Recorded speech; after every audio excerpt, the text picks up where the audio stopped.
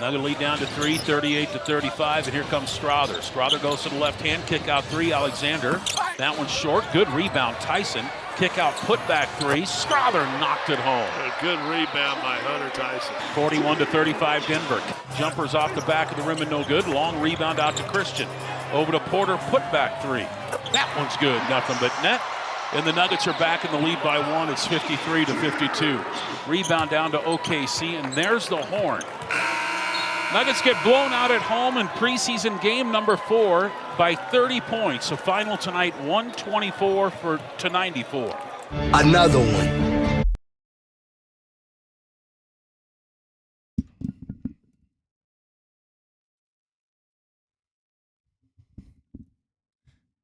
Yeah, I think we just want to win, don't we?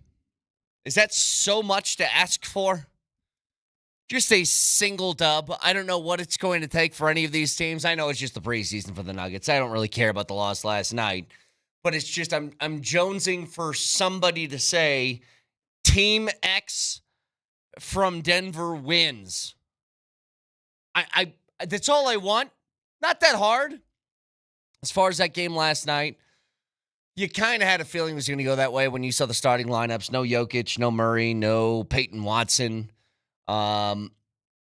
There was a host of starters. I mean, virtually the entire OKC team was playing last night. You had Shea in, you had Holmgren in, you had Dort in, you had Caruso playing, like everybody. Everybody was pretty much in the lineup for them. If there's any good to come out of that game, like I've been keeping a pretty watchful eye on one Zeke Naji, who I think has played at least okay offensively in the preseason. You know, he was a minus 20 last night, but he was 4 of 6 from the field, 3 of 4 from 3. He had 3 blocks in the game. Like, I think there's maybe for the first time in a long time a little bit of hope that maybe Zeke can be an actual contributing piece to this team if you need to in a pinch. Not holding my breath on that. But outside of that, it's like, okay, Strother knocked down a couple more threes. Cool. Porter was 5 of 11 from the floor. Yeah. There just wasn't a lot to the game last night. And I'm not freaking out, but you got a game here in about a week. 8 days. And I just hope that they're ready to go by the end of that. You know, I didn't want to make a big deal about the preseason with the Avs either, and that's just now extended into the regular season where they are 0-3. And we'll talk to Jared Bednar at 8 o'clock this morning and get his thoughts on the upcoming game as Boston is in town for Game 4 of the regular season. Now, something else hit me when I was thinking last night about the Broncos and this game coming up. And I think this is a very important sort of detail to a short week game. We mentioned this yesterday slightly. Here's what it is. There are very few games on the schedule for the Denver Broncos this year in which I would say you would have the expectation of winning with a loss resulting in you being pissed. I think a lot of this is just sort of like, hey, roll it out there and hope things go well. That might sound like a kind of loser mentality, but it's, I think, a byproduct of the reality that you face in a post-Russell Wilson dead cap world with a rookie QB. You didn't have the expectation of being a 12-win team. I actually think that a 3-3 record at this point in the season is ahead of schedule of what I had for them. But when you look at the Saints, they are not going to have Derek Carr. They are not going to have Chris Olave. They are not going to have one of Carr's favorite targets this year. He's actually had a pretty good season in Rashid Shaheed. They're out a whole bunch of offensive pieces, which means that even with an absence of PS2, which is, I don't know if it's official, but it's likely going to happen. odds of him clearing concussion protocol, just a few short days after he was diagnosed with one on Sunday, is almost impossible. You have a whole bunch of key players for the Saints that are out of the lineup. And really the only part of the lineup that really, really matters, which is the offensive side. Their defense is already one of the worst in the league. You are facing in back-to-back weeks the worst defenses in the NFL. If there is any time for this offense, and specifically this quarterback, to prove that they are capable of operating at a high level, it's in the next couple of weeks. You know, you've got a pretty good chunk into the season now. 6 weeks. That's enough time to shake off rust, to shake off some of the beginner nerves, and start to find a little bit of a rhythm. But the last thing that you wanted was maybe PS2 was out. We've seen that Saints offense operate at a high level earlier this year. They're certainly capable of it.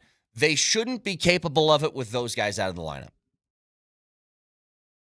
You still got an Alvin Kamara to worry about. You still got a couple of things. But what we're discussing here is a backup rookie quarterback in his second start that didn't play great in the first one, turned the ball over, and a whole bunch of his weapons are going to be out of the lineup. Like, I don't think that that's a small detail. And I'll tell you this, I am far more intrigued in putting far more of the pressure on Sean Payton than I am Bo Nix. Like, the job of the coach is to put your quarterback in a position to succeed. At times it's happened this year. I think he's taken a super, super conservative approach because his idea of success is, what can I do to get us to a win no matter how that occurs?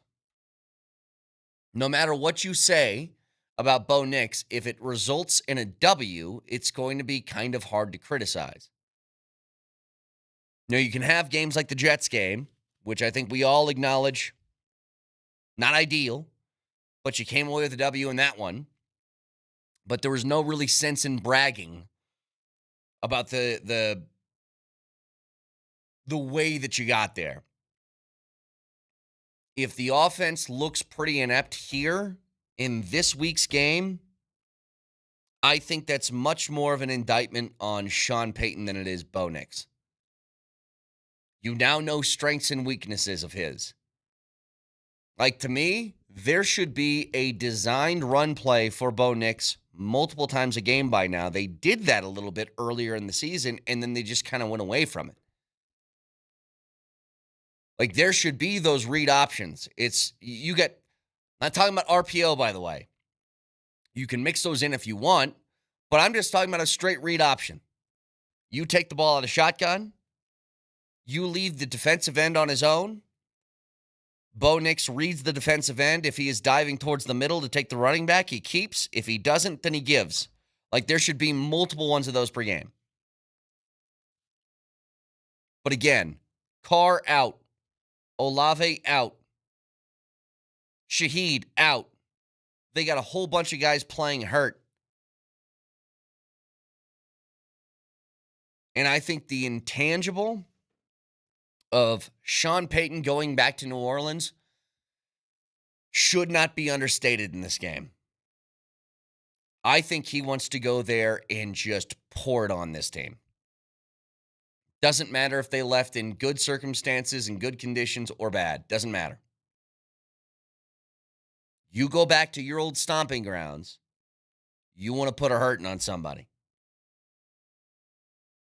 You go back, you see your ex-girlfriend, you would love to show her pictures of your beautiful wife and children. Okay?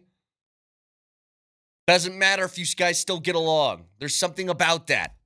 Competitive nature, competitive fervor. But I think that he's going to go out, and if there's ever a time that he has a game plan that he fully and wholeheartedly believes in, it's this. You want that guy, or you want yourself, to be able to look everybody in the face that's part of that old organization that, let's be honest, they probably laughed at him last year. They did. Offensive genius goes over to a place that was struggling offensively with a borderline Hall of Fame quarterback. We'll see with Russell Wilson. But he was, at the time that he came over, borderline Hall of Fame quarterback. And it was offensively inept. And for a good half of the season, you were the laughing stock of the league. Memes, jokes, all of it directed towards you and your QB and your offense as a whole. That's not what he wanted to cook. But now you go back to your old home. You have a hand-picked guy under center that you... Look, man, they said in an article before the season started, Bo Nix was the number 2 quarterback on their board. I don't know if that means that Jaden Daniels was one. I don't know if that means Caleb Williams was one.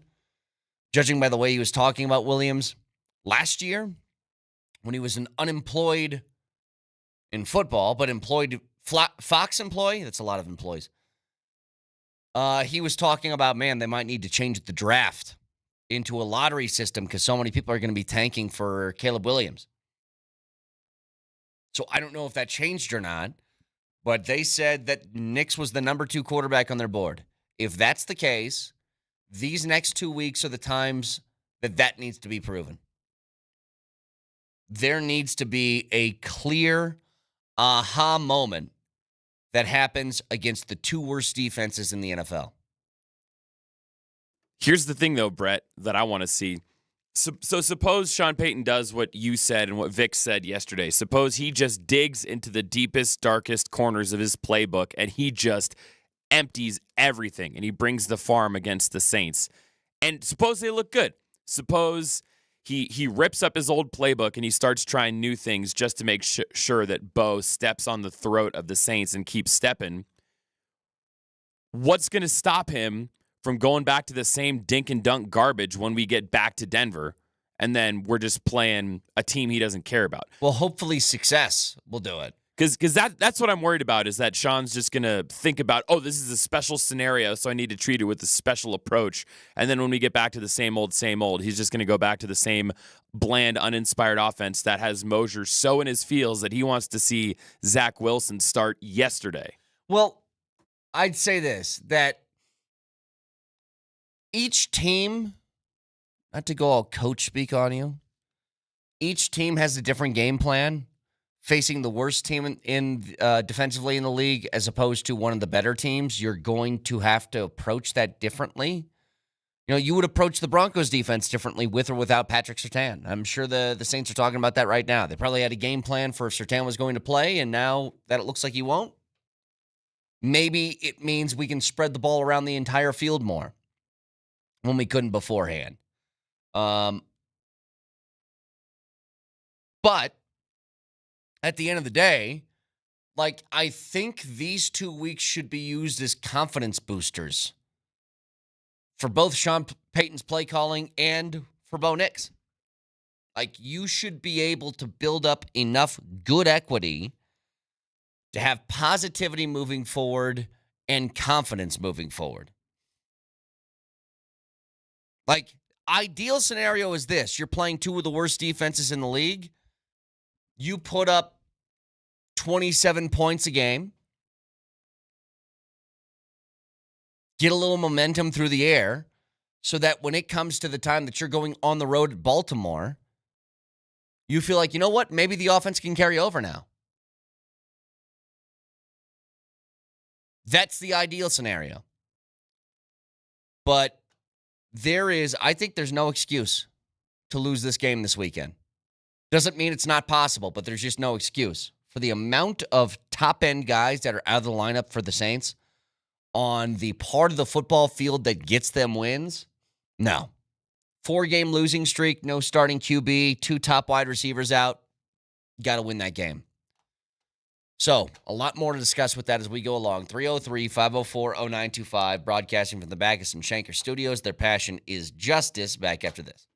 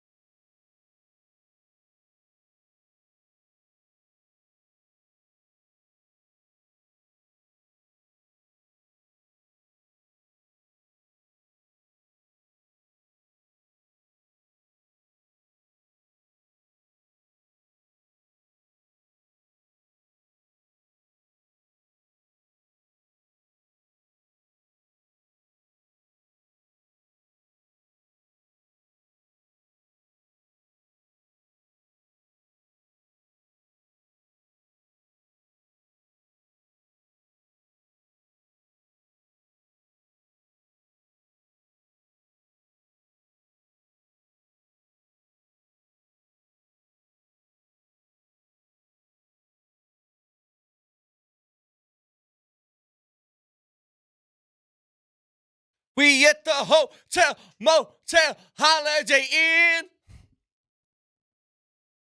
If you hear this song and you don't yell that, you aren't a human being. You're one of these lizard people. You're one of these aliens.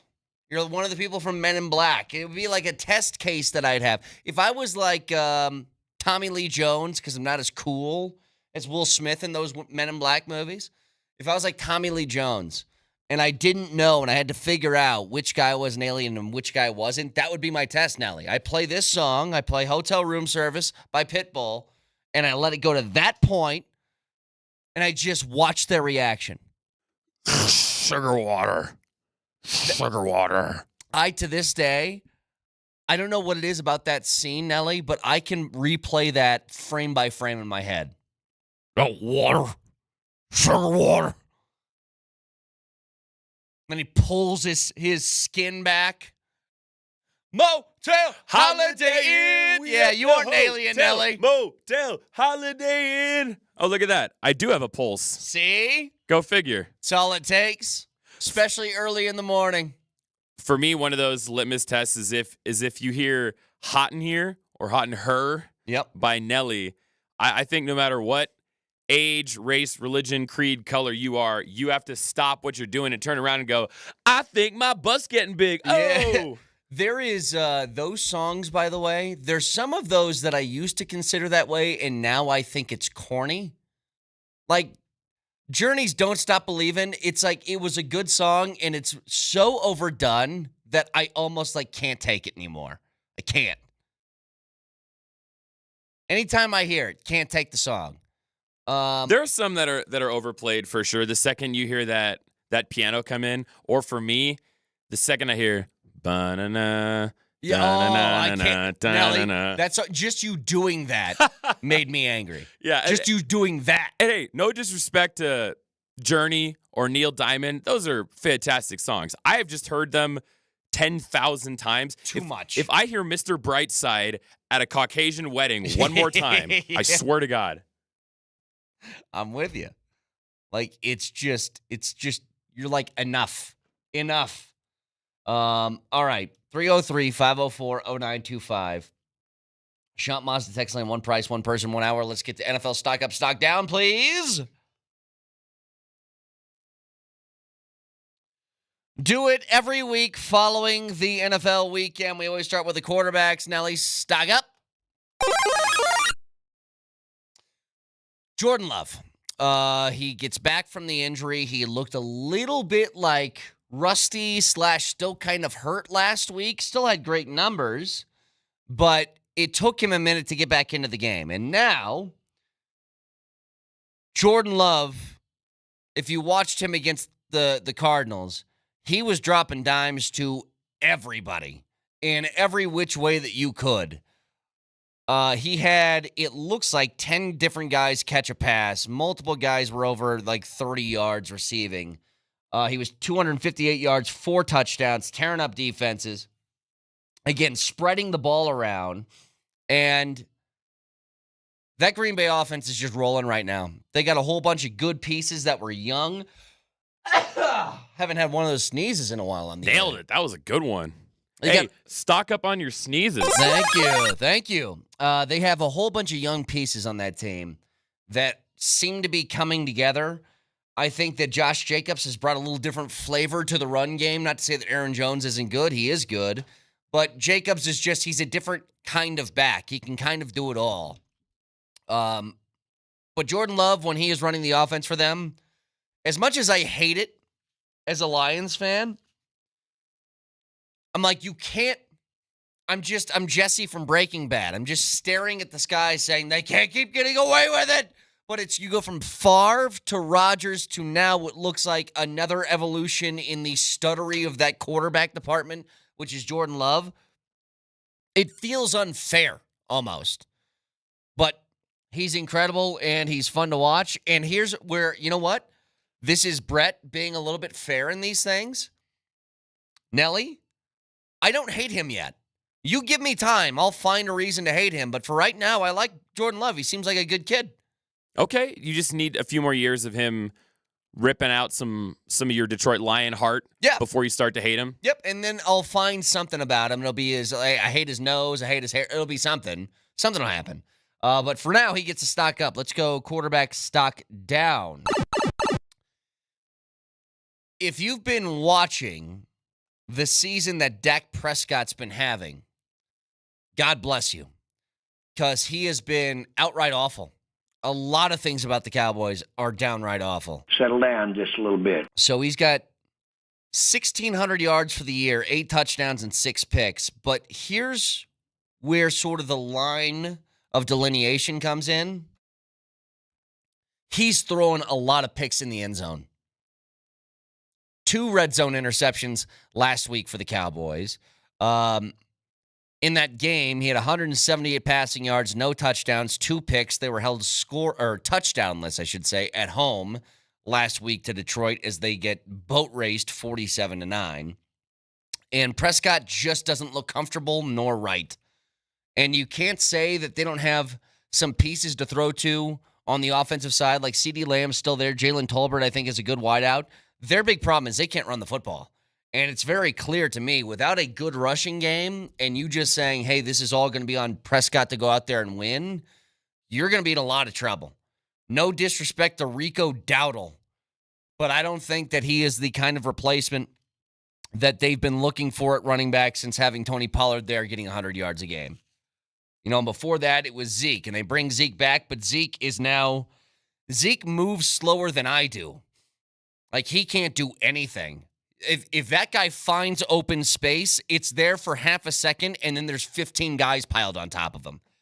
It's sad to watch because Zeke used to be really, really fun, but age has gotten him.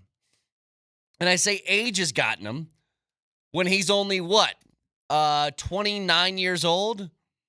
There's another guy that's around that age that we'll get to in a little bit. But Dak has just had a miserable season, and I don't see this getting any better if they can't get him a rushing game. So he gets the stock down. Let's go non-quarterback stock up. Other side of the football in that game. It's an interesting stat about David Montgomery.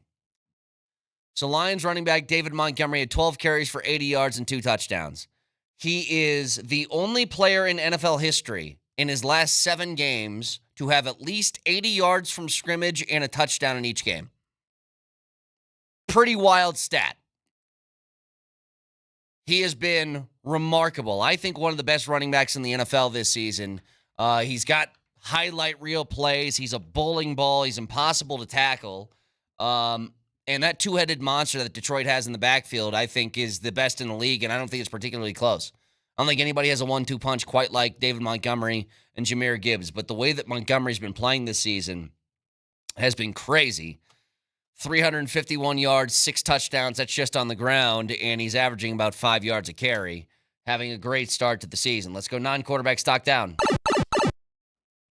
So this one's got a little bit of a homer flavor to it, but with what we know about expectations for guys that we wanted to step up for the Broncos this year, I'm putting Greg Dulcich on this list.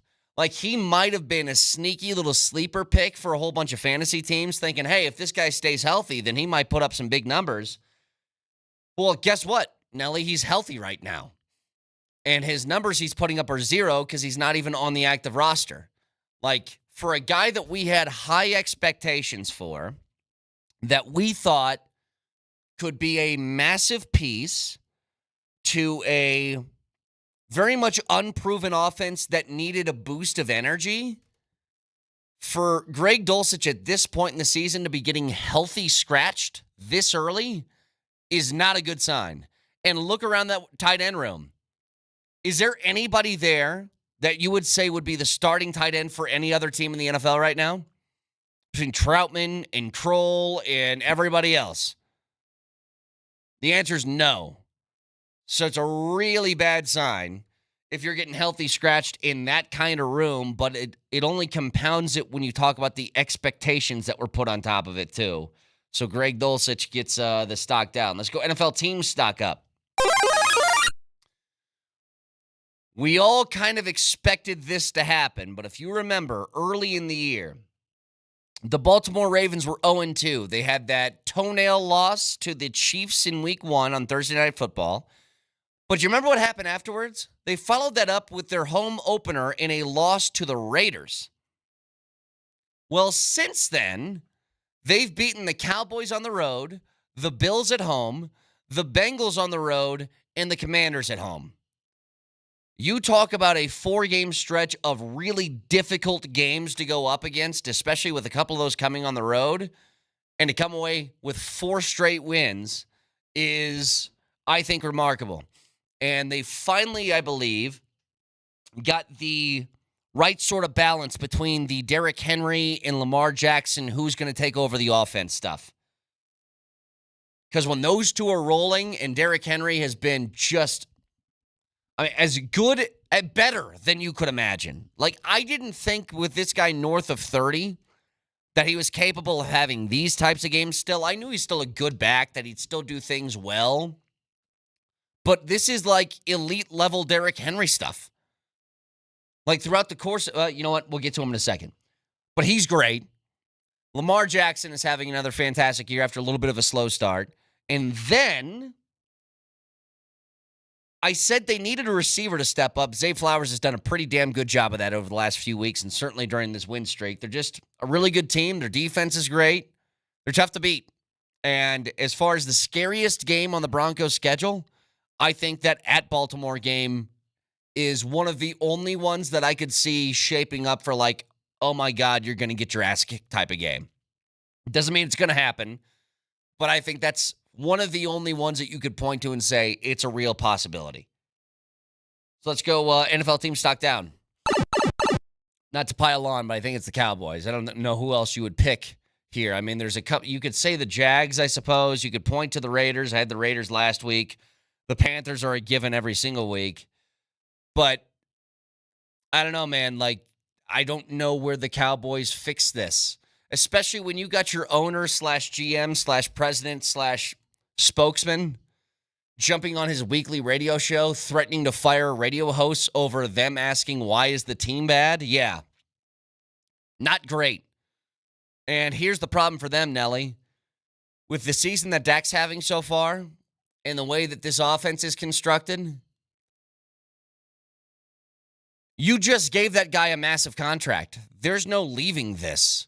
You're now pot committed, at least for another couple of years. And so with that being the case, you have to ask yourself, well, how do we get better? I'm sure they're saying, well, when Micah Parsons and Deron Bland and some defensive pieces get back in the lineup, things will change.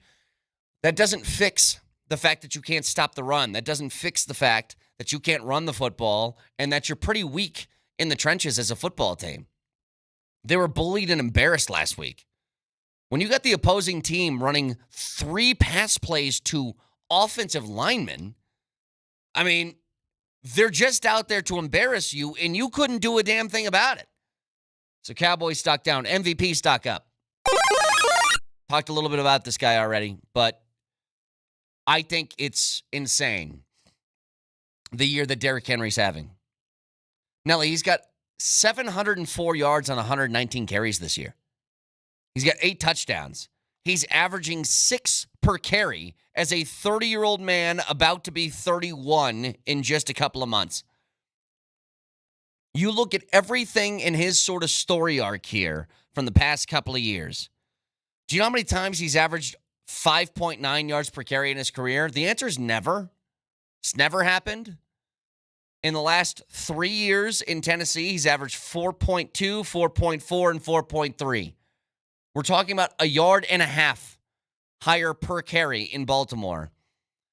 Byproduct of a better quarterback, byproduct of a better team overall, but he's just been insanely good. And if he keeps this pace through 6 games, he's got 704 yards. He's going to be hovering around that 2,000 mark, and if he does that, he should be firmly in the MVP discussion. So Derrick Henry gets the MVP stock up, MVP stock down. We'll see what happens after this move yesterday, but for right now, it's Aaron Rodgers. I think he was maybe not such a dark horse pick, but he was just a guy that people are thinking, okay, he's coming off the Achilles injury, but he's one of the greatest spinners of the football that we've seen in NFL history. I mean, why wouldn't this guy take an AFC East that's kind of up in the air and give themselves an opportunity to win it? And thus far, they've been bad, and he's looked not great. At times, okay. He still makes a couple of throws that you go, wow, there's Aaron Rodgers. But he also is missing a lot of throws this year. Missing them short, missing them high. Just very inaccurate in a way that I've never seen from Aaron Rodgers before. Now, he's in his 40s. I guess you can expect some sort of drop-off, but certainly not the year that was expected from him when it started. Best game of the week. Ravens, Commanders. I thought it was fantastic. Jaden Daniels going up against Lamar Jackson and Derrick Henry. Very good, very entertaining game. Some offense, some defensive plays made. I thought that was by far the best of the weekend, so let's get to the worst. Boys ass! You had a couple options here. I mean, you could go with the Jags and the Bears. You could go with, Bucs Saints was just weird. I don't know if it was bad. It was super weird. But the game was over from kickoff, Lions and Cowboys. So that's the worst game of the weekend. That is the NFL Stock Up, Stock Down. We do it every week following the NFL weekend. So a lot to get to here. Going to preview, or I guess recap, again, that preseason game from the Nuggets last night. I don't think there's a whole bunch of substance here just because it was a full roster of Oklahoma City's players against a lot of your backups with no Westbrook, no Jamal, no Jokic, no Peyton Watson. We'll talk to Jared Bednar at 8 o'clock this morning, get a preview of the Boston game tonight and a game that they desperately need to win at home. We'll ask Jared Bednar some of the things he expects to see tonight that haven't been seen over the first 3 games. So we'll do all of that in just a bit. Stick around.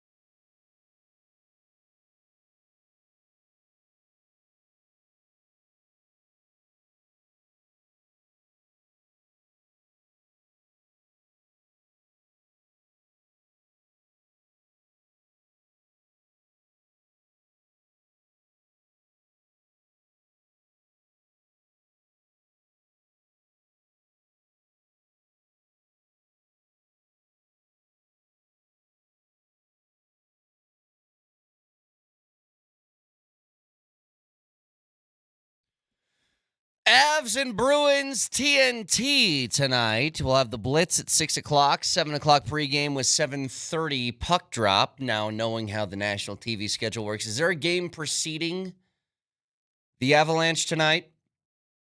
I would assume there is. That's a good question. If it's going to be one of those TNT doubleheaders. Yes, it looks like it is. Buffalo and Pittsburgh is going to be at 5. So Tonight. let's just go ahead and ballpark this game for 7:50. How does that sound? That's optimistic, yeah. I wonder how McGahee does this, by the way, when he starts his pregame show for a game that is going to be televised on national TV. Does he just prepare his pregame show for a good 50-minute pregame show as opposed to 30? Yeah, I can actually tell you. TNT gives us timing sheets ahead of time, so we have insider information about when puck drop actually is. And so we know how When long is we- ahead of time? How far ahead of time are we talking? Like that day, earlier that day, the only time that things get weird is when we're doing NBA games and TNT can push back tip-off. They can slide it, and it's something like they have to let you know a certain time before tip-off and have to decide how many minutes they're going to slide it. So sometimes things get squirrely, but pretty much for any national game, Berto assumes that chat with Connor McGahee at the start of the pregame show is going to be epic. Yes. So they chat for 20 minutes. Connor makes as many puns as possible. And then maybe Connor interviews Jared Bednar for a little bit longer that week. So they kind of treat the beginning of that like when you say they make a judgment how much time to delay it. It's like a ref in soccer for how much extra time they're going to get at the end of a half. Yes, we already know how long stoppage time is going to be going into a pregame show, unless there's a slide. And so there are times where Berto and I are watching the early game. If it's, Knicks, Celtics, it's tied with 3 minutes left at, 101. We're like, oh, God. Right. They're going to push our tip back another 10 minutes. Stupid East Coast. A lot of things to get to this morning. So, one, the Yankees take a 2-0 lead over the Cleveland Guardians. I think that this series, I know it's still a long ways to go. I think it's over. Like, the Guardians just don't have the horses. You see them just match up, and you're like, okay, I don't know what you're going to do if they're throwing Torres and then Soto and then Judge and then Stanton and then Chisholm and then, you know what I mean? Like, it's just wave after wave of really, really good player. Like, the worst player this postseason for the Yankees has probably been Judge. Probably, as far as, like, marquee names. And still, he's capable of doing what he did last night, which is just, how about a 2-run bomb to put this game sort of out of reach. Again, you just don't have the firepower that's on the opposite side. They can just throw wave after wave at you. So that one feels like it's probably reaching its conclusion sometime sooner rather than later. On the flip side, the game tonight that's going to be on at 6 o'clock on FS1 is a 1-1 series tie between the Dodgers and the Mets. That one, I don't know. I don't know what direction that'll go in. If I'm just doing sort of the same sort of game, which is you take teams on paper, stack them side by side, you tell me who's better. Like, it's the Dodgers, but it's not nearly as vast of a contrast as it is in the American League side. The Mets have spent a whole bunch of money, too. And they've done that to try and shore up a pitching staff that is at least competitive with what the Dodgers bring to the table. So that game with a 1-1 series tie as it heads into Game 3 in New York. And Brett, let me ask you. You're more tuned into the baseball world than I am. I understand why people hate the Dodgers. I do too. I understand why people hate the Yankees. I do too.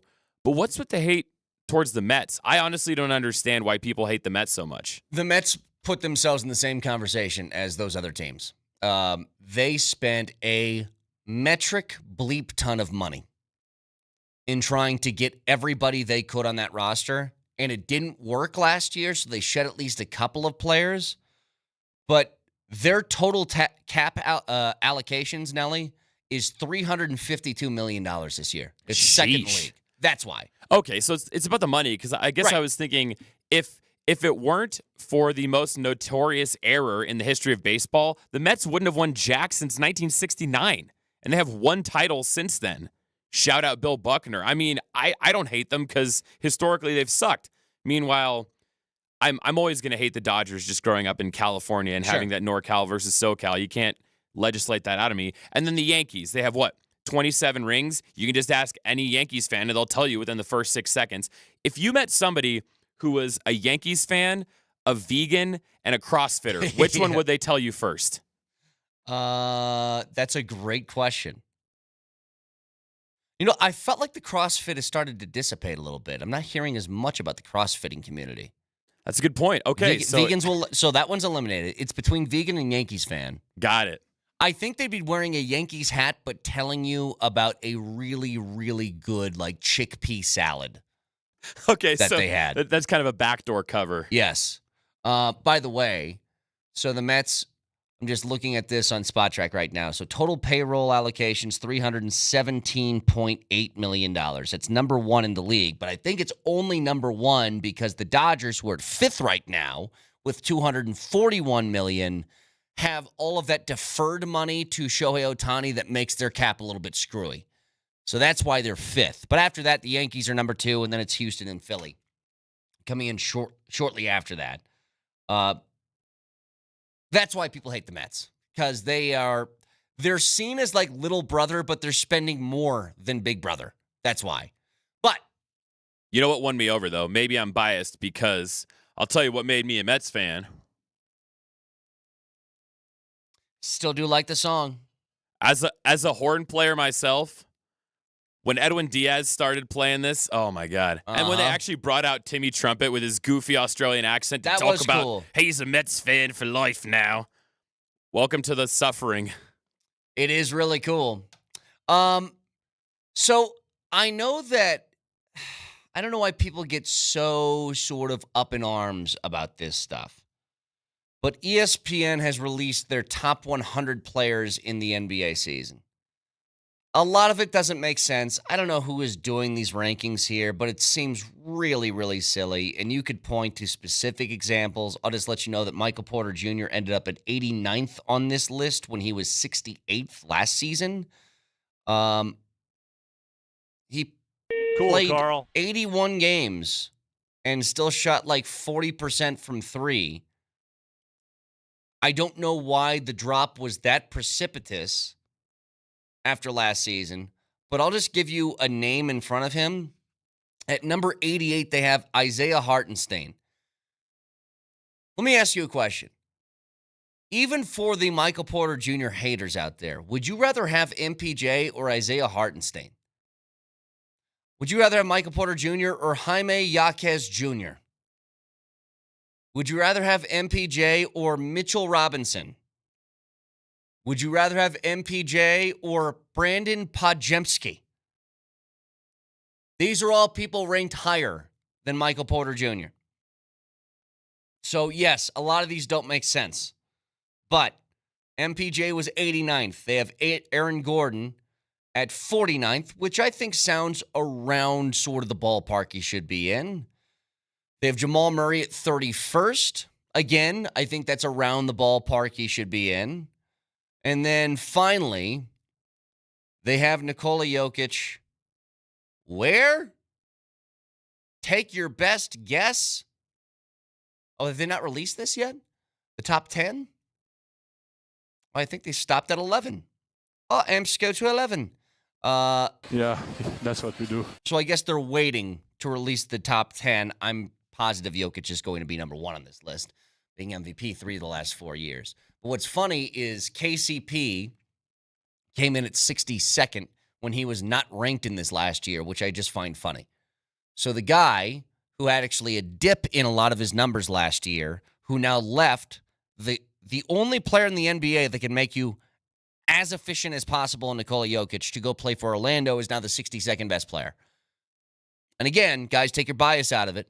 If I gave you the option to keep KCP or Michael Porter Jr., who are you keeping? It's MPJ and it's not close, right? Young MPJ, old KCP, who was already starting to, I think, show some Dwindling effects? Yeah. So 303-504-0925. Can get more into that later. Texture says, watch LeBron be one. There's no way. They will not do that.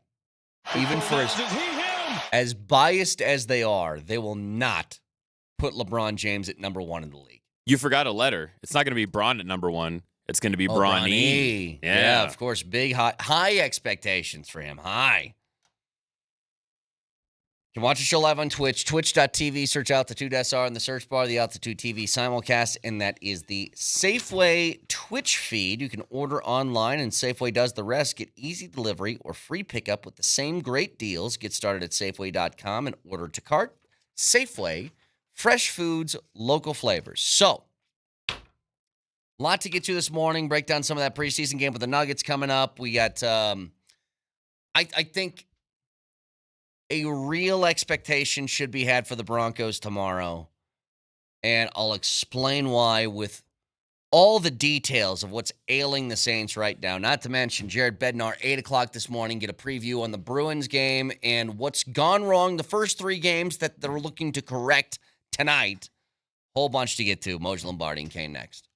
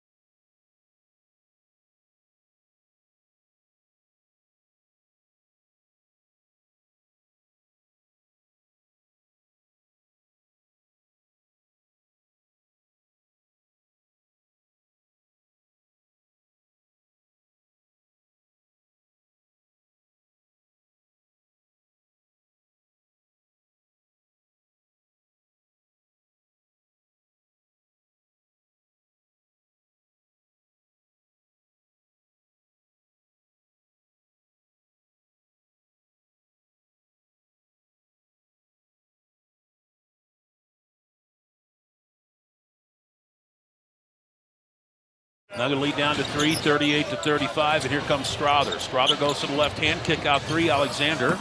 That one's short, good rebound, Tyson. Kick out, put back 3, Strother knocked it home. A good rebound by Hunter Tyson. 41-35 Denver. Jumpers off the back of the rim and no good. Long rebound out to Christian. Over to Porter, put back 3. That one's good, nothing but net. And the Nuggets are back in the lead by 1. It's 53-52. Rebound down to OKC, and there's the horn. Nuggets get blown out at home in preseason game number 4 by 30 points. So final tonight, 124-94. Another one. I just want to win. I don't care if it's a preseason game or whatever. I just want to win a game. I haven't felt that way in a while. Really What want is that music, Nelly? What's that music you're Mad using? Mad World, right? Yeah, it's Mad World, the version by Gary Jules.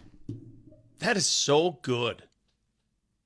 It's like very introspective, right? It makes you wonder out loud, why are you such a loser? It really does. Why are you just incapable of saying I succeeded tonight? Why is it? Brett, Why is pop that? quiz. Do you know what movie this piano version was specifically made for? Was it a I've heard serious this movie? is where I heard it. This is where I heard it. I heard it in a movie. Early This 2000s. is where I heard it. Jake Gyllenhaal. Okay, hang on. It's not La La Land, is it? No. No, it was like 15 years before La La Land. Jake Gyllenhaal? Yep. Young Jake Gyllenhaal. Donnie Darko? Donnie Darko. All right. How about that? Nailing that movie trivia. I thought for sure that song was played in La La Land when he was really sad. I mean, you could really do that for any movie. Somebody is sad in pretty much every movie, and you could do that. That Anyway, could be Mosier's soundtrack.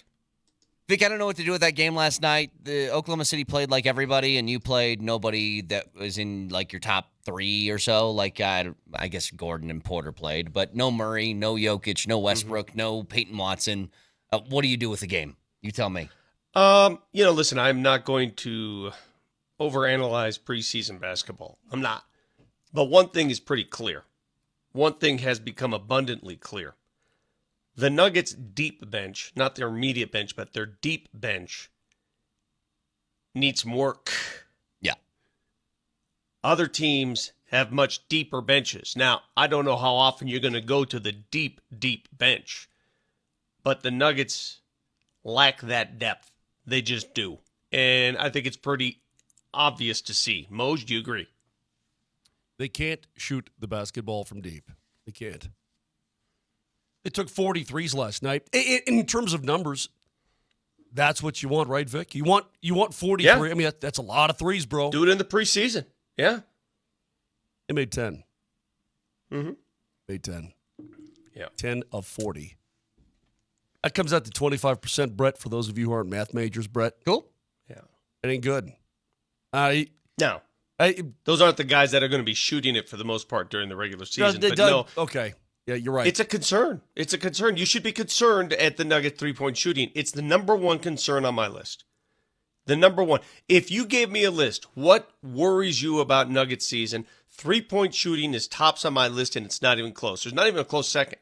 Do you know who shot really well through 4 games in the preseason? Surprisingly, Zeke Naji. Yeah, Zeke's shot the ball really well from 3. Yeah. I don't know what to do with this information. I don't know if I doubt he's going to be a guy who actually plays, but you know what? It would be a nice little emergence if the guy who was, what is he, Vic, like the 5th highest paid player on this roster? He is. If he could step up and be an actual guy that maybe gets a few minutes Anybody. and contributes a little bit. Anybody. Any human being with a Nuggets jersey that can fire from deep, I'm in.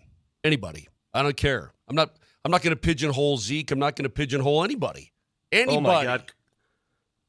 Caruso's face is going to give me problems this season when they play OKC. Yeah, that face would look good with a Nuggets uniform, though. It would look really good it'd look good in every uniform. That guy is so smart, so savvy. Mm-hmm. Such a savvy player. Such a great pickup for OKC. Just what the doctor ordered. They were already good defensively. Now they go get him. Wow. So I'm with you, Vic. I don't overanalyze preseason games. I will say, though, Moj, like, when the Avs lost all those preseason games and then it just kind of carried over, I don't want to say there's a correlation there, but it starts to mount on you a little bit, right? Like it starts to wear and wear and wear. Yeah, there's Caruso. There is that face right there. Mm-hmm. Yeah, that's He gonna and get to you. DiVincenzo would be on my all stupid face team, Yeah. stupid hair team, bad hair team. Well, he doesn't have hair. You can't say that about him. No, but if he had hair, you could envision it growing out. Well, I know he did, and he does. He just doesn't let it. He doesn't let it hair. That's the look he has to go with. I mean, it's a smart move on his part. Just bick it all the way off. You know what I mean? Hey, listen. Here's a conclusion I've come to with one preseason game left. The Nuggets' top-end guys have to be better than the top-end guys of the opposing team. Otherwise, we have a problem. They usually are, though. Yeah. Like, that's and they been the usually theme. are. That's Yeah. been the theme the last few years, actually. Yeah. Yeah. Yeah, so if that's what you're relying on, it's like, well, you know what? I've seen that before, and they're usually pretty good in that category. And look, let's be honest here, Vic. The starting five, if you combine that with Westbrook and Saric and Strother and Watson, hopefully is he getting close to playing again? Yeah, he's fine. They're just playing it cautiously. He's sprinting at practice. He's moving around perfectly. They just don't want to risk anything. He may even go in the final preseason game just as a warm-up. Yeah, I like the way the Nuggets came out actively. If you watch the game last night in the first quarter, Michael Porter Jr. had some bounce in his step. That is the most athletic I've seen Michael Porter Jr. ever. And I'm not exaggerating. This is not hyperbole. I've not seen him that active athletically as a Denver Nuggets player. Well, wasn't he asked the question during media day, you look like you're stronger, and he just stops me and goes, oh, thank you. Thank you very much. He put on an estimated 20 pounds of muscle. Looks bigger. I'll tell you one thing, Vic, and again, I'm not going to do too much of this today, but one guy that I just think is, we're done. Pickett can't play. He can't play. I know he's got the guaranteed contract, right? They did that from the draft from the very start. I don't see any reason why Pickett should even be there. I mean, you got, if nothing else, Alexander could be your emergency backup point guard. Yeah. I mean, are you with me on this? Not to beat the kid up, but it's just like he's not an NBA player. There's three different fives. You got your starting five, top-end talent. You got your second five. And I don't want to make a determination on the Nuggets' second five yet because I haven't seen them in their entirety, right? Yeah. Then you have the third five, the deep bench. The deep bench has some problems. Yeah. Okay, you saw OKC's deep bench last night, and they looked like they were just having fun. Couple things here as we move along. Good news for what the Buffs are going to have on Saturday. So they have a game against Arizona. Arizona is, I thought they would be better this year. They've gone through a little bit of a rough patch here in their schedule. But as far as guys that you need on the field for the Buffs to be operating at their full sort of potential, it's obvious it's guys like Travis Hunter and Jimmy Horn. Here's the update yesterday from Dion. Injury, Travis should play for certain on Saturday. Jimmy as well. Timmons, Marion, those two guys are probably out, and Will Shepherd should play as well. I heard, correct me, Lindahl, I think it was on Monday, they had this question. I think it was a good one. Who's more important to their team's success? Is it Travis Hunter or is it Patrick Surtain? And I think it's kind of hard to get a read totally on Surtain with him out of the lineup because he hasn't missed many games. He just missed that one. But you guys, it's Travis Hunter. We all by noticed a mile. We all noticed the impact, though, when Patrick Surtain was off the field, how much more of a difficult time the Broncos' pass defense had. Well, the question... Yeah, but one it guy gets down impacts to, both sides. Yeah, but Yeah. he does. And it gets down to the question of what's the ultimate goal this year? If you're talking about bowl eligibility or winning more games and so on, for the Buffaloes, Travis Hunter is that and more. For the Broncos, Pat Surtain is that and more. He's their best player. But the season wasn't based on, okay, you got to make the playoffs. The season was based on, excuse me, hey, grow the kid, right? Growth season. This is a maturing season for your young quarterback. To me, it's Travis Hunter all day and all night. Kreckman actually summed it up pretty succinctly in that conversation. The answer is Travis Hunter because he's two players. You're losing 2. That's a pretty good answer there, one. Cracker. Pretty good answer. Here's the thing, though. Do you guys have any concern at all? Or do you think they're beyond this and they're a better version this year than last year? The record last year after 6 weeks for the CU Buffs was 4-2. The record this year for the CU Buffs is 4-2. Totally different. So you I don't think have they're any better because- concerns that last year is still... No, I don't. Okay. No. I think they're I think they're better a for different two team. reasons. Two reasons. They've already shown that they've shorn up some of the things in the trenches. They've proven that they can get work done in the trenches. Although they didn't do it against K-State, we saw it against UCF. We've seen it against other teams. That's number one. Number two, the remaining schedule isn't as intimidating as the remaining schedule was last year for them. Yeah, last year, I'm trying to think here, because they had the 2 really tough ones out of the gate. But you're right. They had 3 consecutive weeks in which they played ranked teams. UCLA was 23, Oregon State 16, Arizona was 21 at that time. I mean, look at it this year. Arizona is beatable. They've proven they're not what they were a year ago. Utah has dropped down a lot. Yep. They are not what they were a year ago. Okie State, what are they? Their coach is getting beaten up by his own cattle. So these guys are beatable. It's a beatable schedule. Yeah. I think we said this last week heading into the Kansas State game. I'm just taking bowl game now for granted.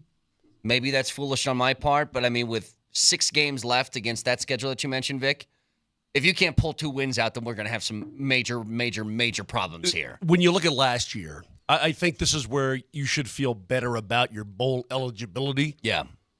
That Stanford loss was a total joke. They would have been 5-2. Mm-hmm. And then the rest of their losses, they got blown out at Wazoo. That was a bad game. Everybody was out, so on and so forth. But everything else was virtually a 1-score loss. Oregon State was by 7. Arizona was by 3. Utah was by 6. Right. Okay, we're talking about a score loss. The UCLA game, and again, that was coming off the Stanford game. They lost by 12, but it was an ugly football game all the way around. Yeah. I think they're better this year, and I think that they're going to win some of these 1-score games. They're going to be on the other side of it. They're going to be on the right side. So I think they're okay. Here's Dion talking about being 4-2 last year and being 4-2 this year. Well, let's start with the coaches. The coaching staff is tremendously different, very talented, truly smart, intelligent, and understands what we have inside this locker room. The young men we have on this team is truly different. I think you could tell that by at least 5 scouts coming to practice every day. So I don't compare yesterday to today, and I would hope that you wouldn't either in your personal life, because it's a whole new day, whole new year, whole new time, whole new thought process, whole new outlook on life. And I don't look at yesterday and compare those two, not whatsoever.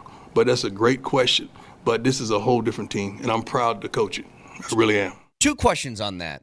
And I'll apply this over to Sean Payton, too, because Sean Payton says the same thing sometimes in comparing previous year's team to this year's team. First of all, do you think that's true? And do you think that's a correct path? Next question. Yeah, I don't think there's I do. I don't think there's anything wrong with looking at what your team did last year, even though there's a whole bunch of different stuff, different players, different coaches. I don't think there's anything wrong with, hey, we did this last year, we probably shouldn't do that again. Or we did this last year and it worked, we should continue to do that. If the variables were consistent, then I think you can do that. But it's a lot different. Coach Prime is correct about his team. You got a rookie quarterback in Bo Nix. There a lot of guys are gone from the old Broncos team as well. It's totally different. Okay. I just don't think that there are a lot of comps. I mean, there's some comps, but not a lot of comps. It's a whole different feeling. I mean, this is Sean Payton's team now. The culture is different than it was last year. Well, there's a big game tonight in which look, man, it's game 4, Moj. I'm feeling just personally desperate. I know it's not a desperate situation, but I'm feeling personally desperate because I need some good stuff to happen in my sports life right now with teams in this town. We'll talk to Jared Bednar at 8. You? Yeah, me. I feel it tonight. Moj, I feel it. That's good. Moj, That's Moj. good. Wait, It's coming. do you feel it here? It's coming. But you're so listen to you. You're so selfish. I feel said so it was special selfish. Vic, listen to him. Listen to him. He's so selfish. I need a win. I do. I can feel it down in my plums. Well, listen. I do. Moj. Well, look here's your boy. Look here's your boy. What's my face look like? Do I need a win? Yeah, you look miserable. Thank you. Look at Vic's Moj, you going to stupid- skate? No, I'm not. I'm going to the Air Force Academy. That's an odd choice. Are they having skate there? They are not having skate there, but I'm doing a little something for Military Appreciation Night on Friday. Oh, good for you. So shut up. Look at your face. Nelly, for God's sake, your face every single day, even if you had a win, you look like you need a win. So you're, Well, you know you're what? permanently desperate for a dub. So yeah, Brett, we all need it, bro. Listen This to calls for desperate action. I want you may to- go. I want you to go stand on 470 during the break. listen. You go stand on 470 and look at the faces of everybody driving by. Would you listen they to need Vic? wins. Listen to what Vic's trying to tell you right now. What, Vic? I'm going to go sit on the ice a little bit. Oh, I like it. You should do that. Go ice that butt. Vic might got some Every force time a he little bit ices later. that butt, good things happen. Jared Bednar will talk to us at 8 o'clock about that game tonight, so stick around.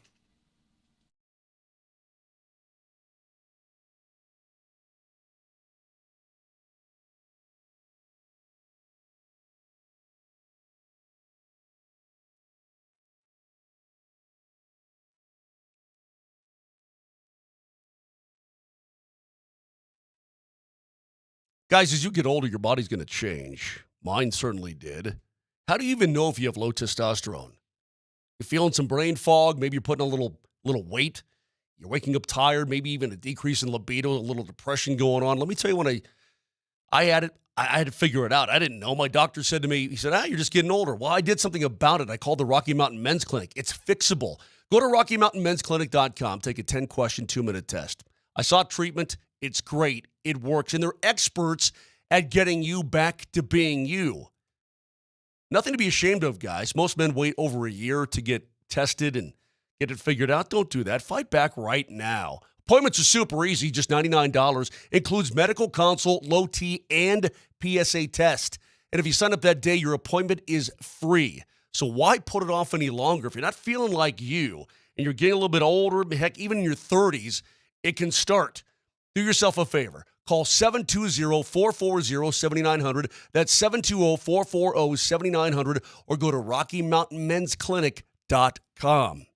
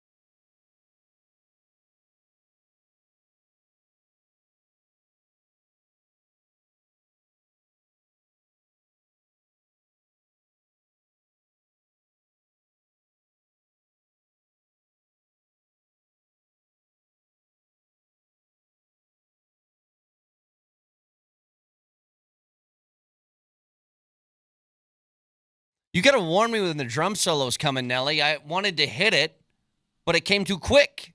You want me to go back? We can Yeah, start go over. back again. I want to Rewind, hit the bro. drums. I want to Come hit the on, drums. I want to hit the drums. Come on. Ready, Vic? I hit it.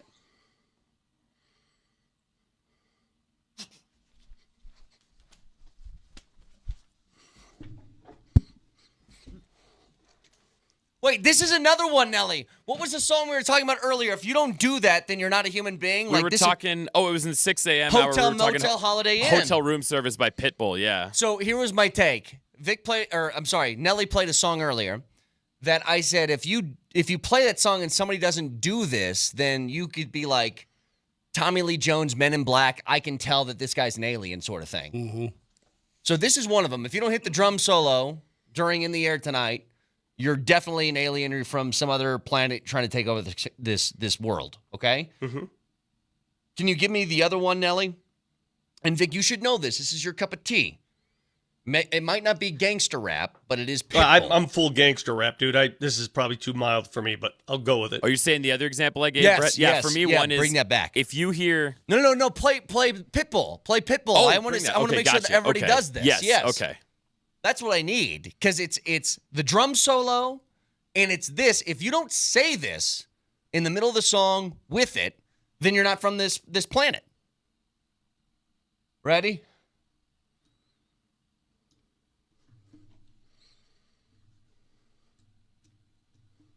Wait for it. All right, here you go. Here you go.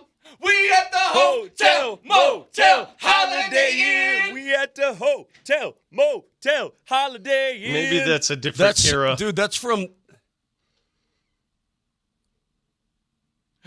But Vic, you watched me. You want to do it. You might not have been aware of it. You Yeah. want to do it now. You Dude, do. You know, we all have songs where we That's want the to do Sugar it. Hill Gang.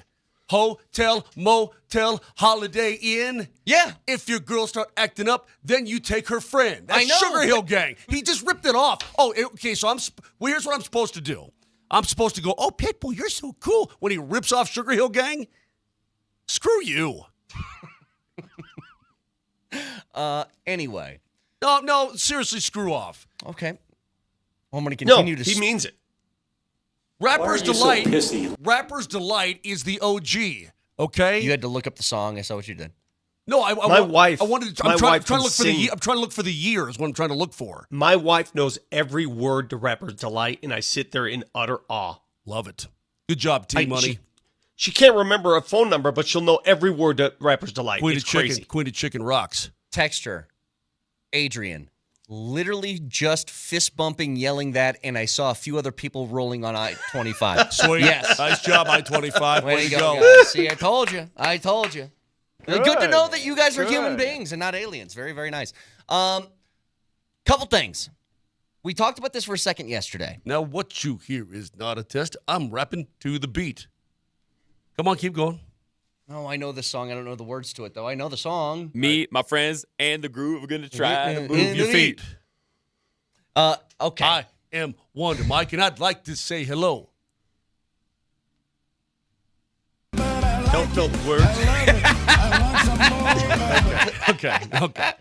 Thank you, John. Let's move on. That's also another one. Yeah, you have to say that. All right. So we discussed this for a second yesterday, but I want to put this in full context. We said if... Oh, by the way, look at your TV real quick. I'm sorry. I'm so sick of Jason Kelsey now. Okay. Since he quit his job, now he's The I'm overexposure. sick of him. It's overexposure. I'm sick of Jason Kelsey. Everywhere. Okay. Yeah, I'm continue. with you. I apologize. They're doing like... What? See, I hate this. No, I'm with you on this. I'm agreeing. They're doing... Like, they're playing a wrestling character everywhere they go. That's what drives me nuts. I just hate it. I hate like, him. you can just be I hate yourself. them. I hate them all. Well, McAfee plays a wrestling character. Yeah, I know.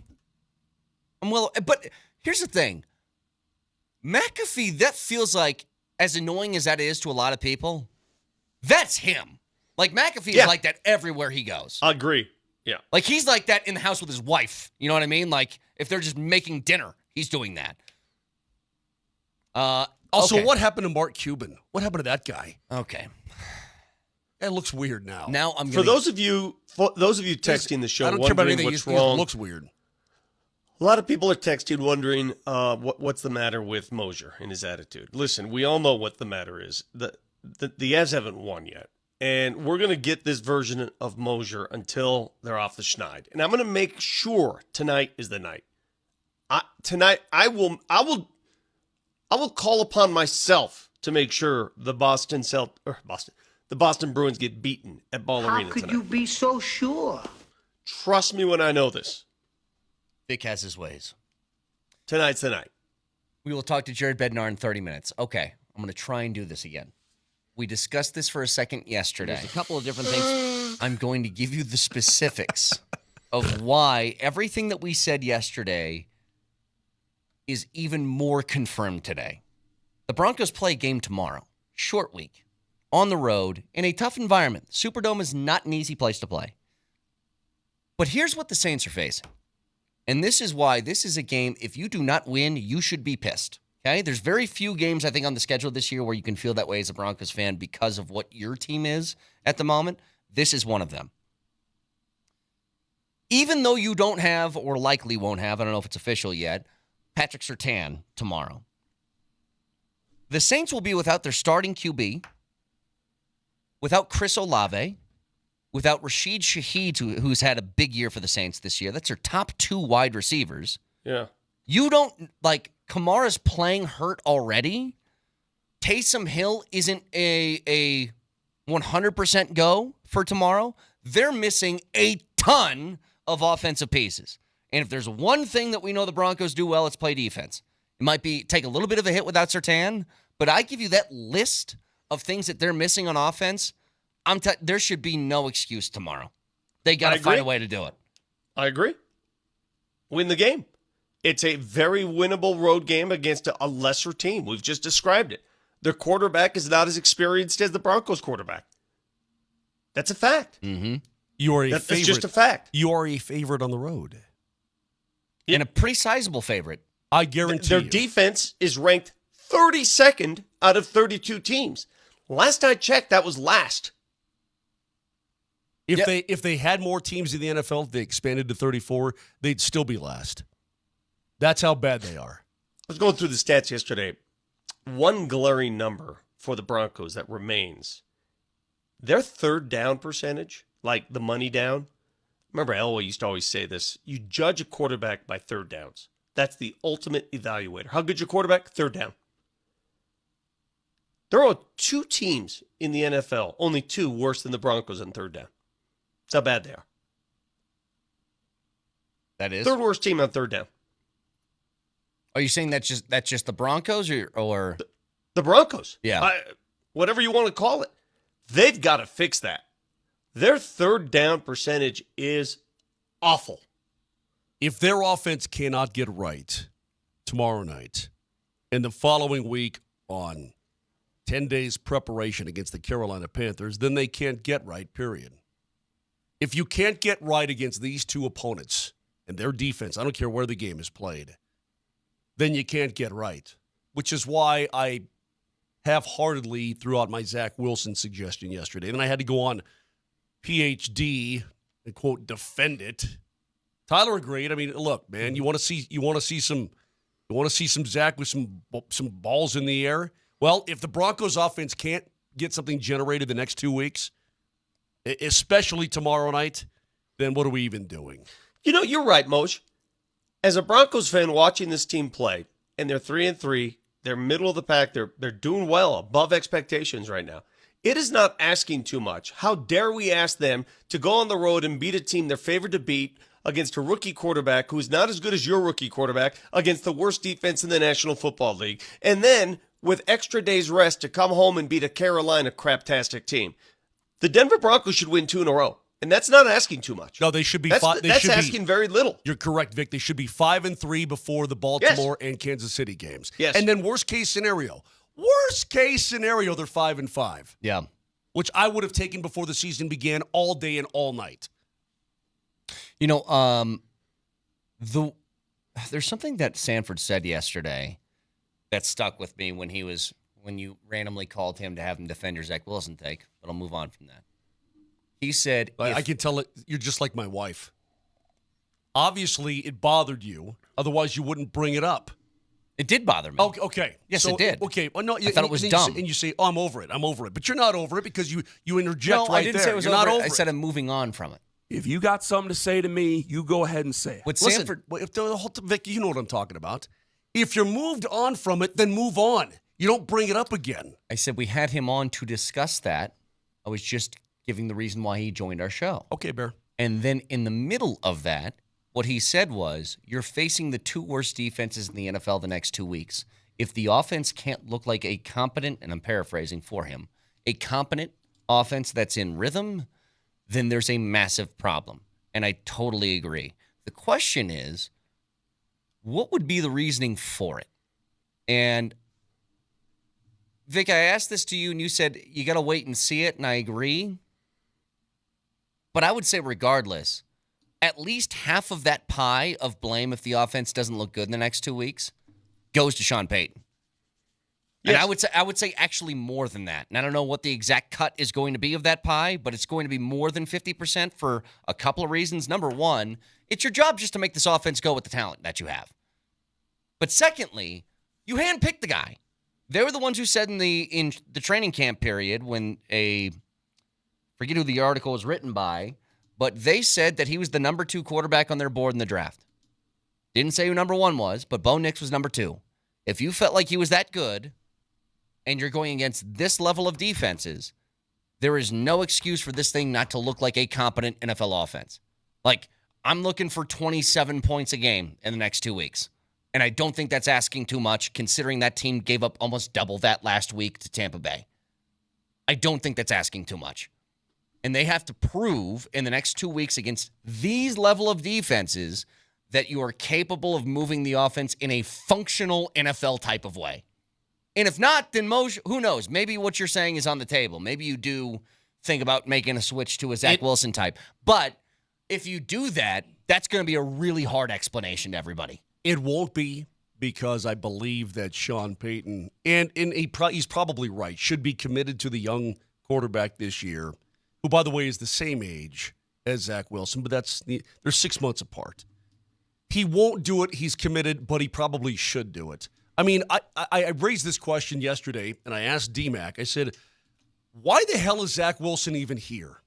What is his purpose in life on the Denver Broncos? What is he bringing to the table? What are they utilizing with Zach Wilson? Why is he under contract in Denver, Colorado? I asked that question yesterday. The backup is Stidham. Stidham is the backup. He's the 3. The hell are they doing with him? Yeah. I mean, if you're not going, he's like, you ever see a guy, Vic, and I'm going to give you credit for your Mustang because you drove it. And it was not that great of a car. I mean, it was kind of beat up a little bit. You had it for a long time and it broke down on you. But you ever see a guy with a classic car, but it's a trailer queen? You pull it on a trailer from place to place. Sure. You don't ever actually drive it. Yeah. Why would you own it if that's the case? Right. Zach Wilson is a trailer queen because you take it to car shows. He's a trailer queen, a quarterback. Are you still driving that Honda? You're parking him in the garage and you're doing nothing with him. And look, it's not my football team. I don't know. But what are you doing with him? What's the purpose? I had this thought in the preseason. I still think it applies because you're still in the first half of the year. I think Zach Wilson was kept around for this. If Bo Nix were to suffer some sort of season-ending injury, Zach Wilson's the guy that you go to.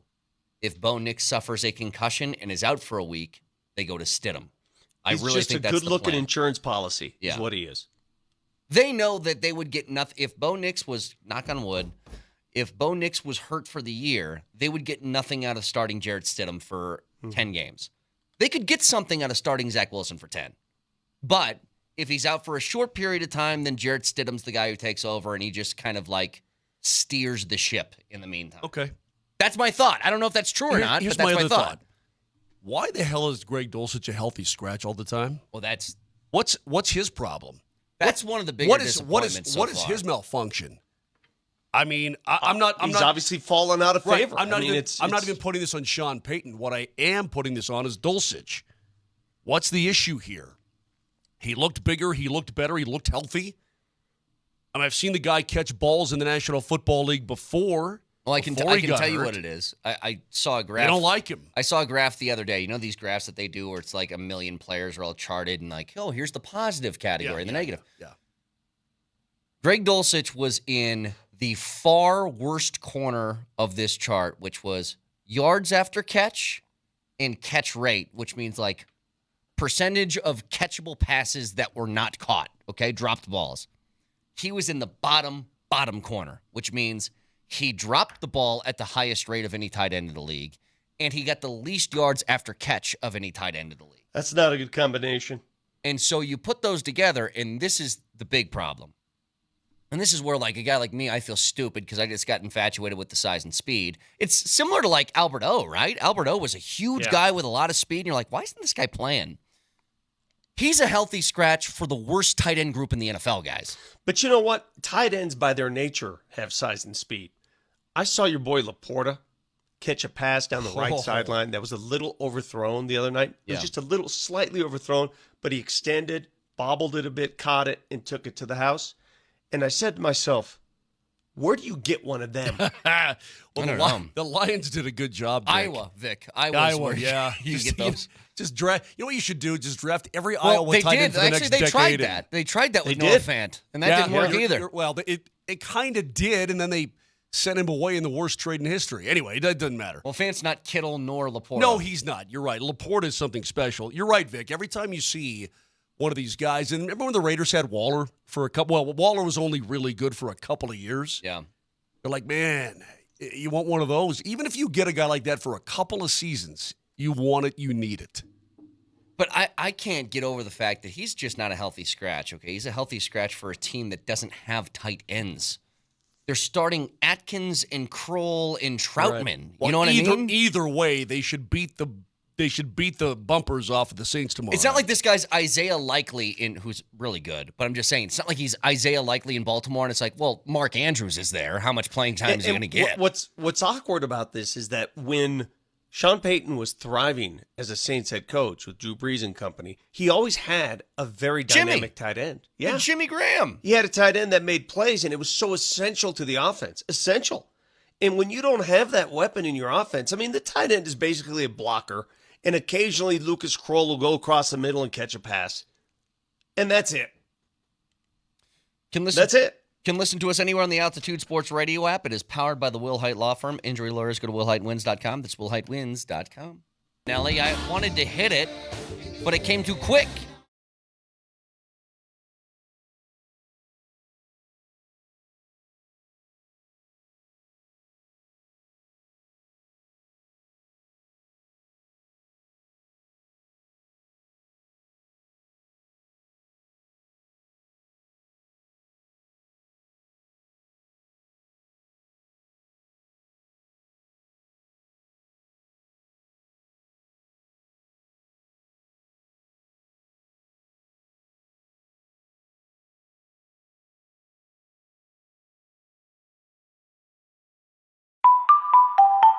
Oh, that number keeps on climbing. Take a look at that Powerball number. $408 million is the estimated jackpot for tonight, and you can get a free credit to play in the Colorado Lotto and that Powerball jackpot if you download the Tulatero app and use my code MAGIC when you do so. Tulatero, it's the favorite lottery app of many. You can play all of your favorite Colorado Lotto games like Powerball, Mega Millions, Lucky for Life.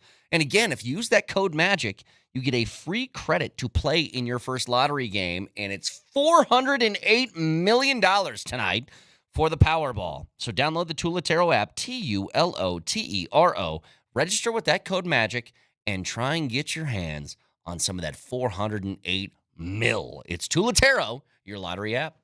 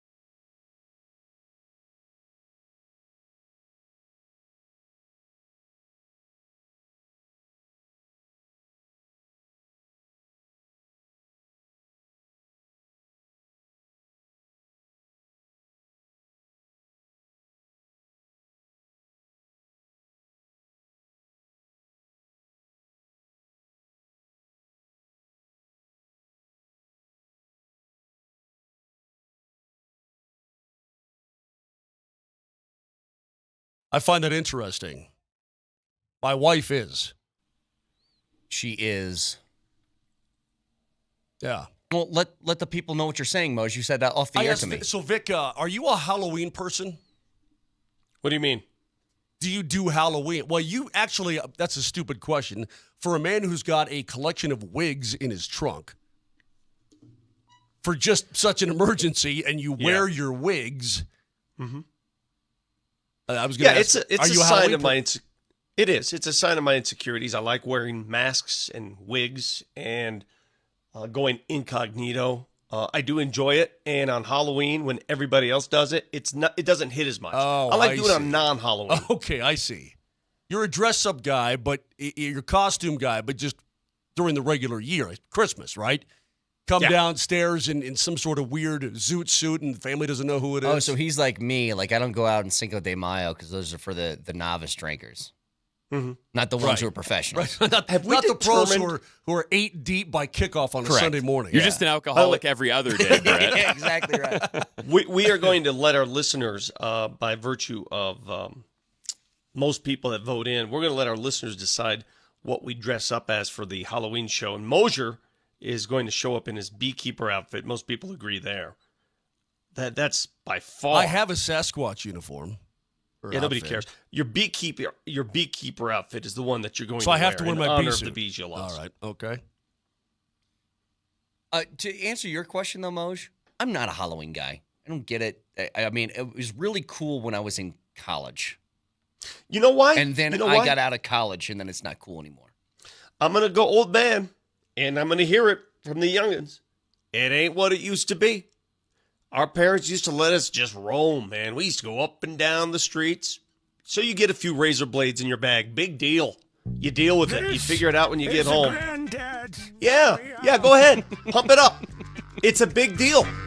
You think our parents... Do you think back in the day our parents went with us when we went trick-or-treating? 7, 8 years old? Not a chance. Nobody joined us on trick-or-treats. Nope. Nobody. We didn't have parents hanging out going, hey, how's it going? Hey, how we doing? Ring the doorbell, son. No, they said, go. Take off. Go. Do what you got to do. Get out. Exactly. And we'd go for hours. Yeah. Hell, I lived in North Denver. I'd walk to Aurora to get trick-or-treat. I'd walk the city. Oh, would you? To Aurora, would you? We'd walk everywhere. We'd go to every door. We wouldn't care. We would eat everything given to us. Again, the occasional razor blade, not an issue. Just deal with Big it. deal. Today? Homemade popcorn ball, I'm in. Let me tell you the worst thing about trick-or-treat today that drives me crazy. It's the parents in the middle of the street that can't stop helicopter parenting. Yeah. That's what bothers me. Baby Jamal Kale, you should just slam the door behind her and let her go. Yeah, I don't think What she's is she, quite 2? at that age. She's yeah. 2? Yeah, let her go. She's fine. I think I need to helicopter a bit with my daughter still, just a little bit. Anyway, my lovely wife used to have, she was great at it too. She had all these killer costumes. She looked amazing. Because she was never like a werewolf or anything like that. She was always sort of like, you're looking pretty good. Hey. And she gave it all up. She gave it all away. Yeah, go ahead. Ladies like to dress up for Halloween. That's what I'm saying. Like, that's in college. That was cool. Dude, my wife is, let me tell you this. My wife is still a babe. And if she does her Halloween thing, hey, Okay, great motion. I'm just saying. What is me and Vic's proper response to what you're saying right now? Yeah, what do you want me to say? Well, his wife was on the bed last Here's my week in New response, York. Moj. Here's my response. Okay. There you go. Well, That's my response. One thing Bear has never done is strut around the room in her bathrobe on camera and then lay on the bed like, that doesn't even matter. Okay, move on. Texture says Brett needs to show up on Halloween in a 3-piece suit with a pocket watch. I would love that.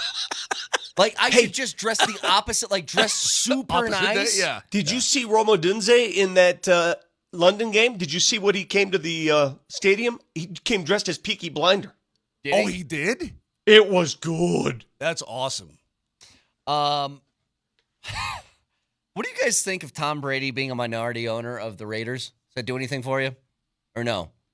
I know it's a weird thing with his job now because he's got a whole bunch of. Well, he's not allowed to talk to anybody, right? Yeah. He's not allowed to. He's not allowed to do the pre-interviews with any of the coaches So or here's- anybody of that nature. Here's the restrictions he has now. He is not permitted to be in another team's facility. That's one. He is not permitted to witness practice. He is not permitted to attend broadcast production meetings, either in person or virtually. He is prohibited from publicly criticizing game officials and other clubs. He is subject to the NFL's gambling policy, and he is subject to the NFL's anti-tampering policy. What happened, Vic? Why are you not on? Yeah, Vic's not on. something happened to him. Yeah, A helicopter parent actually just cut Vic's feed. I think that's Okay, why we then lost that's him what it is. completely. Well, then why would he? How can he even do his job? I don't think you can. If he doesn't have access to any of that, if he can't do any of that, how does he perform his job for Fox The Sports? ones that look, I don't know what all goes into this. Okay, I mean, not permitted to be at another team's facility or watch practice. I know that's a thing that these guys do. Do I think that's a big deal? No, he can analyze the game. I mean, he's not making decisions Yeah. with the Vegas Raiders. He's not going to have any of that kind of pull. the big is he? ones though are like prohibited from publicly criticizing game officials in other clubs. So that means if they call pass interference and he didn't think it was pass interference, can he say I don't think that's the right call? I don't know. Can he even say as like soft as that? As yeah, I don't know about that one. That's Like, kind can he of do iffy. that? That's kind of iffy. We get fined or something. So Or Condoleezza, criticizing other teams' clubs. I guess. Well, he he was doing the Lions-Cowboys game last week. right? Plenty of room to criticize a club in that game. Oh yeah. And I think he just turned the second half into a personal podcast between him and who's his partner that he has the games with? I forget now. Kevin is it Kevin Burkhardt? Yes. Okay. If he legit question, where's Formula One this week? I think they're in Vegas, right? Is this the Vegas week? give a Okay. Okay.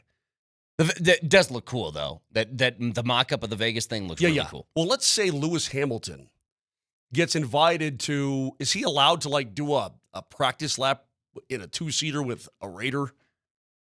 I mean, he's part owner of the Broncos, right? He's got a stake in the Broncos. Yeah, I don't So you're know. telling me that Condoleezza Rice in New York can't roll up to the Giants facility and meet with somebody and say hi? I guess you can't. She has no decision-making process with here's the the Denver thing, though. Broncos. This is something I did. I can see Penner. I mean, I can see the top group, but I don't know. Doesn't make any sense. This is something I did want to get to with the Brady Raiders thing. There are some owners that are just like minority owners. They got the business card.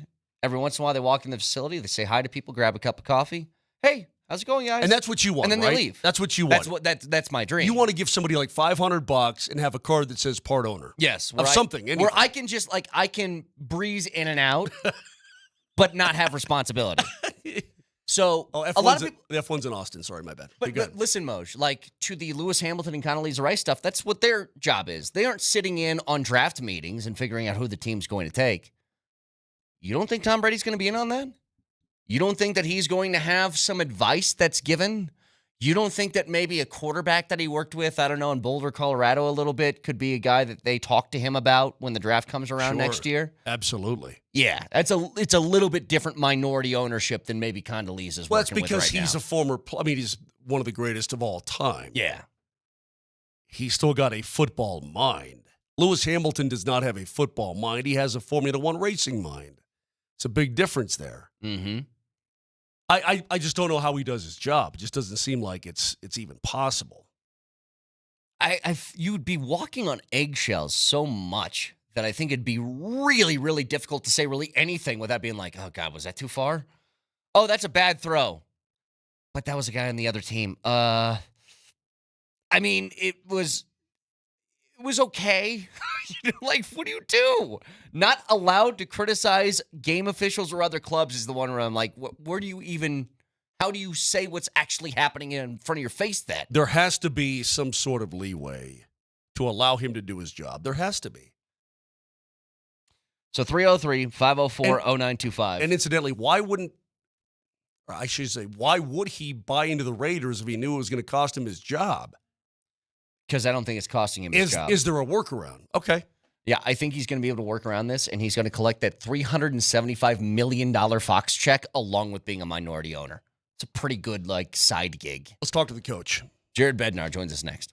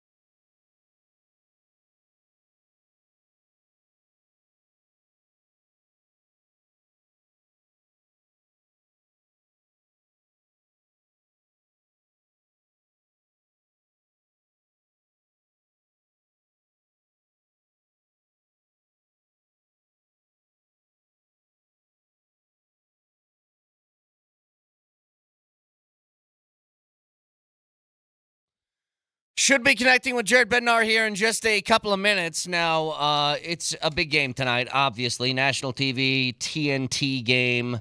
The Blitz will start at 6 o'clock, then 7 o'clock pregame, and 7:30-ish puck drop with the national TV schedule. It'll be after that. I'm guessing the latest it'll go is probably 7:45 for the puck drop. That's my guess.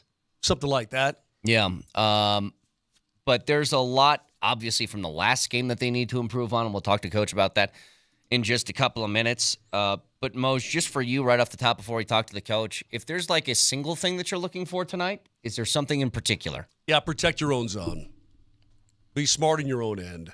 That's it. Just play simple, basic hockey. I mean, you don't have to try to do anything. You have enough ability right now. You're a good hockey club. And the coach always says, and we'll get him on here momentarily, but he always says, look, everything we do stems from our own zone. What do we do on our own zone? Play heads-up hockey. Play on your toes, but play, simple hockey. Don't try to overdo things. You don't have to. Yeah. There's You want a nice, solid goaltending performance, and you want to play good, simple hockey. I know it sounds pretty Pollyannish, but it's the truth. So we've been used to seeing high-scoring affairs, breakout games, lots of goals. Are you saying just let's go 2-1? Listen, I'm saying if you protect your own zone and you play smart in your own end and play simple hockey, Vic, and then move out from there, you're not going to have a 6-goal game. Gotcha. The goals themselves naturally are going to be less. And I think that's it. Do you think there's a pressure that these defensemen or people when they're in their own zone put on themselves because they have a lack of confidence in maybe Georgiev, where it's maybe a little bit less risk-taking? Well, I'm not on the ice, Brett, so I can't get inside their heads. Sure. But as a human being, I might be a little bit more cautious. Yeah, I think I might be. Look, and I think the first 2 games, I think Coach said it best, the first 2 games, there was a lot to like about what they did. A lot. Sure. Right? Even giving up 8 and 6 and with empty netters and so on and so forth. Last game, offensively, they were rolling. Well, sure, but even defensively, I think there were some very good things. There were some major breakdowns, right? And that resulted in the puck in the back of your net. But last game, it was just a lot in all periods. Well, let's head out to the Ramos Law hotline right now. Car accident, you need Ramos Law, medical doctor and attorney, ramoslaw.com. We're joined, as we are every Wednesday at 8 o'clock, by the head coach of the Avs, Jared Bednar. Coach, how we doing? Good. How are you guys? Doing good. I know it's not the ideal start that you guys wanted to this season, being 0-3 right now. What do you think is the thing that's at the forefront of your mind as far as the things that have gone wrong in the first 3 games? Well, I didn't mind our first 2 games. I can't say I liked them when you give up 14 goals over 2 games, but there was lots of things that I did like. Number one, actually in all 3 games, the amount of offense that we generated as far as expected goals for, and being able to finish and grab 4 over our first, 10 goals in 3 games is a good number.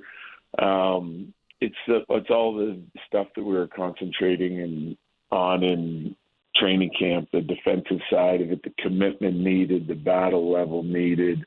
That's the stuff that's hurt us over the first 3 games. Getting back above pucks in the offensive zone to make sure we're in position to shut down the rush attack is kind of where it starts for me, and hasn't been good enough, and especially last game.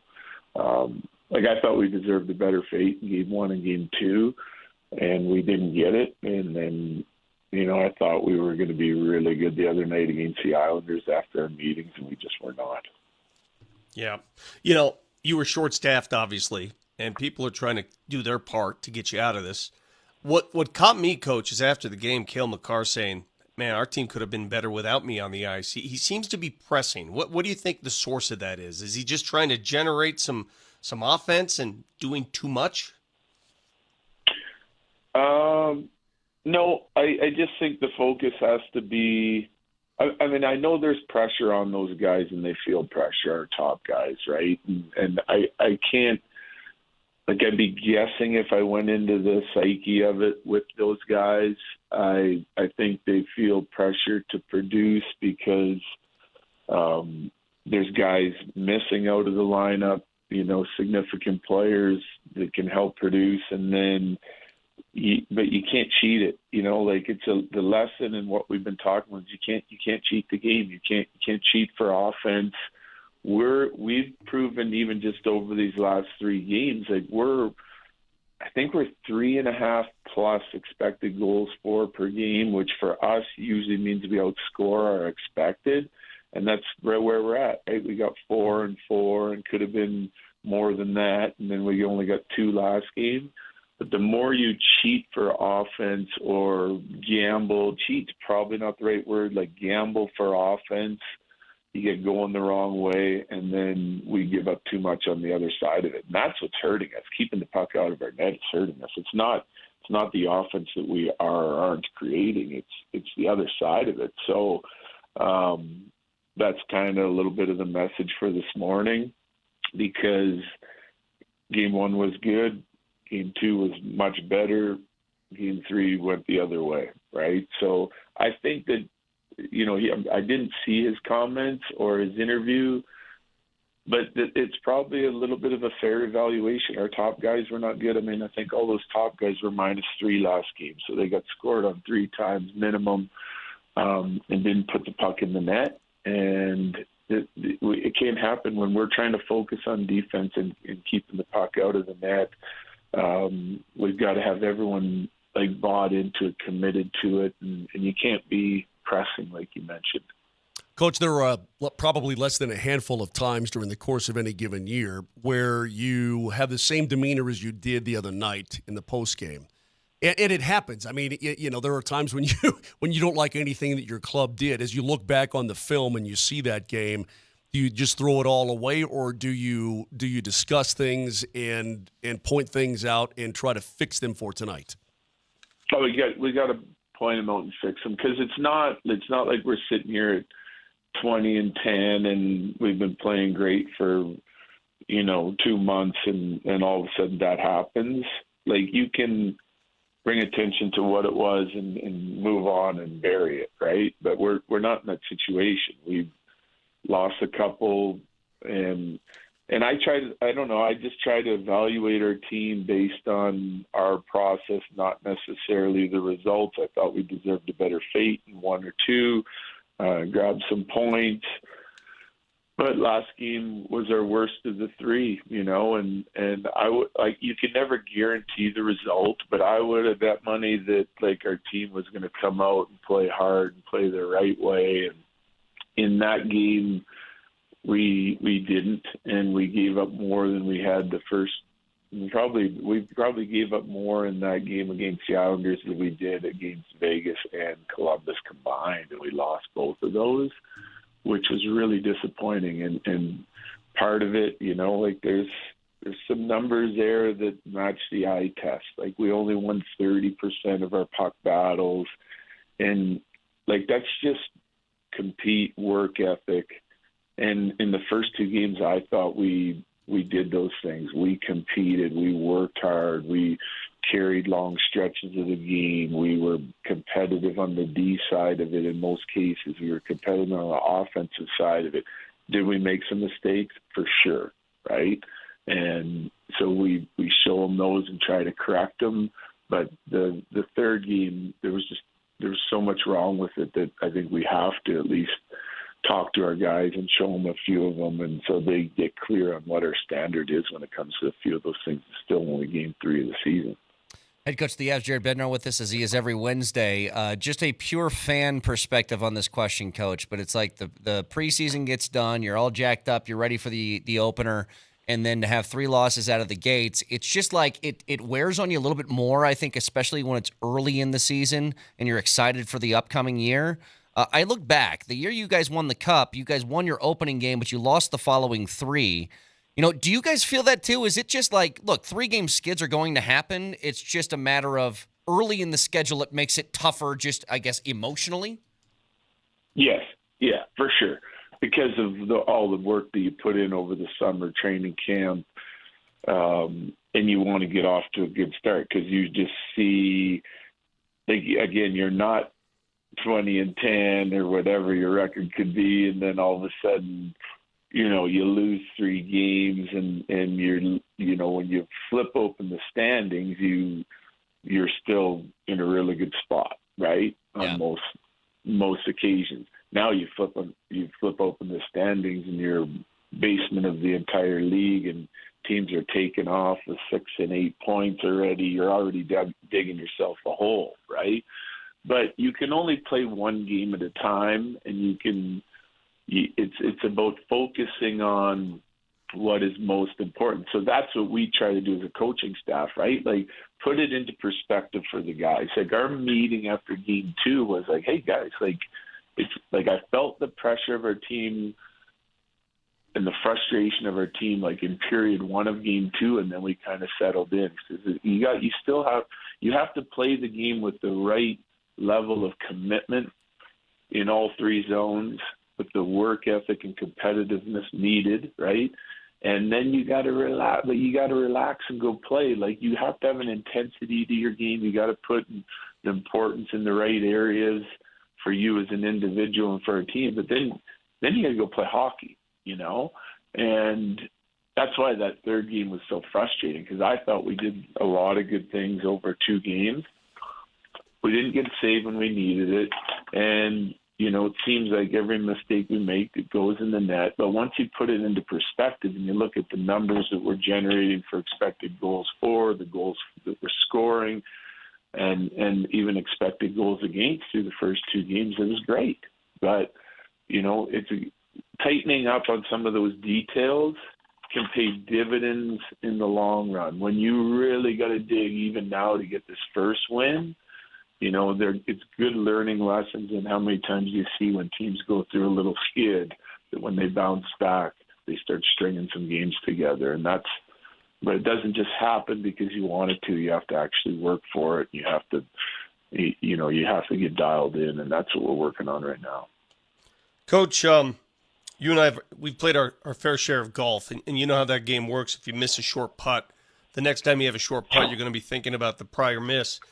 And for a goalie, it works the same way. You just think about things that happen. You got to forget it. How do you deal with the delicate psyche of a goalie? Because they're different than the rest of the players. How do you personally deal with that?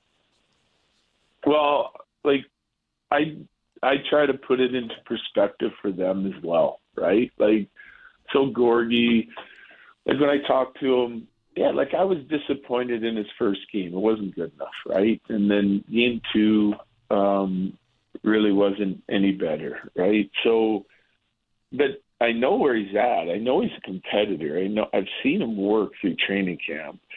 And so did his talent go away? No. Did his work has to go away? Is he putting in the work? You know, that's the first thing I'm going to evaluate. Yes. And he has that skill and ability, and it's at that point it's just all between the ears, right? You're trying to do too much, you're trying too hard, you're pushing out of your structure. It's no different, honestly. It's no different than like what we just said about our top guys game. I said you're trying to get results, but the focus isn't on your process or what's the most important, right? So we get away from our checking, we gamble a little bit on the offensive side of it, ends up in the back of our net, right? If everyone's not on the same page and doing the right thing, it's going to end up in your back of your net. And it's the same for the goalie, right? Trust your skill, trust your ability, reset. It's all about stay in the moment, the next save, the next save, the next save. Like, our team has belief in them. It's not like we're not in panic mode, but we do need to turn this thing quickly. So you got to control what you can control. And sometimes if one goes in or someone makes a mistake, you can't get mad and frustrated. You got to turn the page and move on and stick to your process. And you know, it's a lot easier said than done, but we've seen him bounce back in the past, and we'll need him to bounce back tonight. Coach, real quick, where are you at health-wise with your club? Well, it's not good. It's not good, right? You got the original 3 out, Landy, Lecky, Val. Drouin's missing some time here with an injury, and Taze will be a question mark for tonight again. Haven't seen him yet this morning. So not great, but again, I think we have the ability. Guys are getting some good experience. We've got the ability in the lineup that if we play the right way, that we can win, right? And it certainly makes it more difficult when you're missing 5 top guys like that. But you know, it just means everyone else has to be incrementally better in order to get the job done. What's the time frame, by the way, for Lehkonen again? Well, you got that evaluation right at the end of the month here. I think it's the 28th. He gets evaluated, and then we'll get like a short-term plan to figure out how and when we can get him back in the lineup. Gotcha. Head coach of the Avs, Jared Bednar. One last question for you, Coach. We were just talking about this before you jumped on. Are you a Halloween guy? You get in costume and hand out the candy to the kids? No, I like seeing the kids come by, but our street's pretty quiet. We live at the end of a cul-de-sac down a little bit of a dark road, so I think the kids sort of work their way through the neighborhood on the other side of it. We're trying to get Mosier. I know it's not on Halloween, but the day before Halloween, we want Mosier to call a game with his beekeeping suit on. What do you think about that? Yeah, I like that. I like that outfit for you. It kind of fits your personality. Yeah, it certainly does, Coach. You're right about that. Head coach of the Avs, Jared Bednar, joins us every week. Thanks, Coach. Appreciate it. All right, appreciate it, guys. Thanks. There you go. Head coach of the Avs, Jared Bednar, joins us every Wednesday at 8 o'clock. Again, yeah, that's not an ideal injury situation. We knew the original guy's out, but having Taves, obviously, he said he's iffy for tonight. Mm-hmm. Didn't sound very optimistic about it, and then not having Drouin either. They're sort of scrambling to find some bodies that are reliable, I guess, in that lineup right now. Well, sure. And you're going to have to. I mean, it's not like there's a choice, right? Yeah. I mean, these guys are on the roster. They're going to have to perform at a level that is going to get you wins. And he just said that he's got guys that can do that even with the injuries that they're dealing with right now. And the Drouin one, obviously after game one, you're like, wow. Already? That was quick. And then and with Taves is probably less serious, but it's a day-to-day type of thing. You're like, dang, man, it's all you need. He just said it. If you play the game the right way, and he'll always preach starting your own end, defend well, you're gonna be fine. You're gonna be totally fine. Well, I just just so people are aware, saw this yesterday. That Val is eligible to be reinstated by the NHL on November 13th. Now, it doesn't mean he's just going to jump on the ice and start playing right away, but he can be back on the 13th. And it feels like that's kind of the time frame for a lot of these guys, correct, right? Like Lehkonen, Val, Landy are all kind of that mid-November, maybe we can think about getting these guys back on the ice type of time frame. And so it's like, can you just keep everything afloat until then for another month? I wouldn't even ask about Landeskog otherwise, right? I would just say, you know what, pretend he's gone until, but this is his window. This is his time. This is where hopefully he can start ramping it up, and will ramp it up and determine whether or not he can continue his career. I mean, it seems kind of harsh to say that, but that's the reality. Mm-hmm. If this doesn't work in terms of being able to get back to being at that level, then that's it. There's no other alternative. There's no magic wand you can wave. So and he himself came out and said, could be game 1, could be game 20. By the time we get to Thanksgiving, that will have elapsed. So you'll figure out exactly where he is or if he's even capable. We'll have clarification on that. 7:30 face-off for the Avs tonight. A little later start, correct? Mm-hmm. 7:30. Probably more like 7:45, 7. Okay. Yeah. I'm going to keep one eye on that, Moj, and I'm going to keep another eye on the Chicago Bulls preseason game. Because in that game, Lonzo Ball tonight will make his, 2-year, from a 2-year absence. It's been more than 2 years since he last played a basketball game. He's going to make his return tonight, and he's going to play for the Bulls on that same injury that has messed with Gabriel Landeskog. We'll see what happens with Lonzo Ball if he can return from that. 303-504-0925. Get in touch with us on the Voice of the People on the Altitude Sports Radio app. It is powered by the Fricky Law Firm. They're in your corner.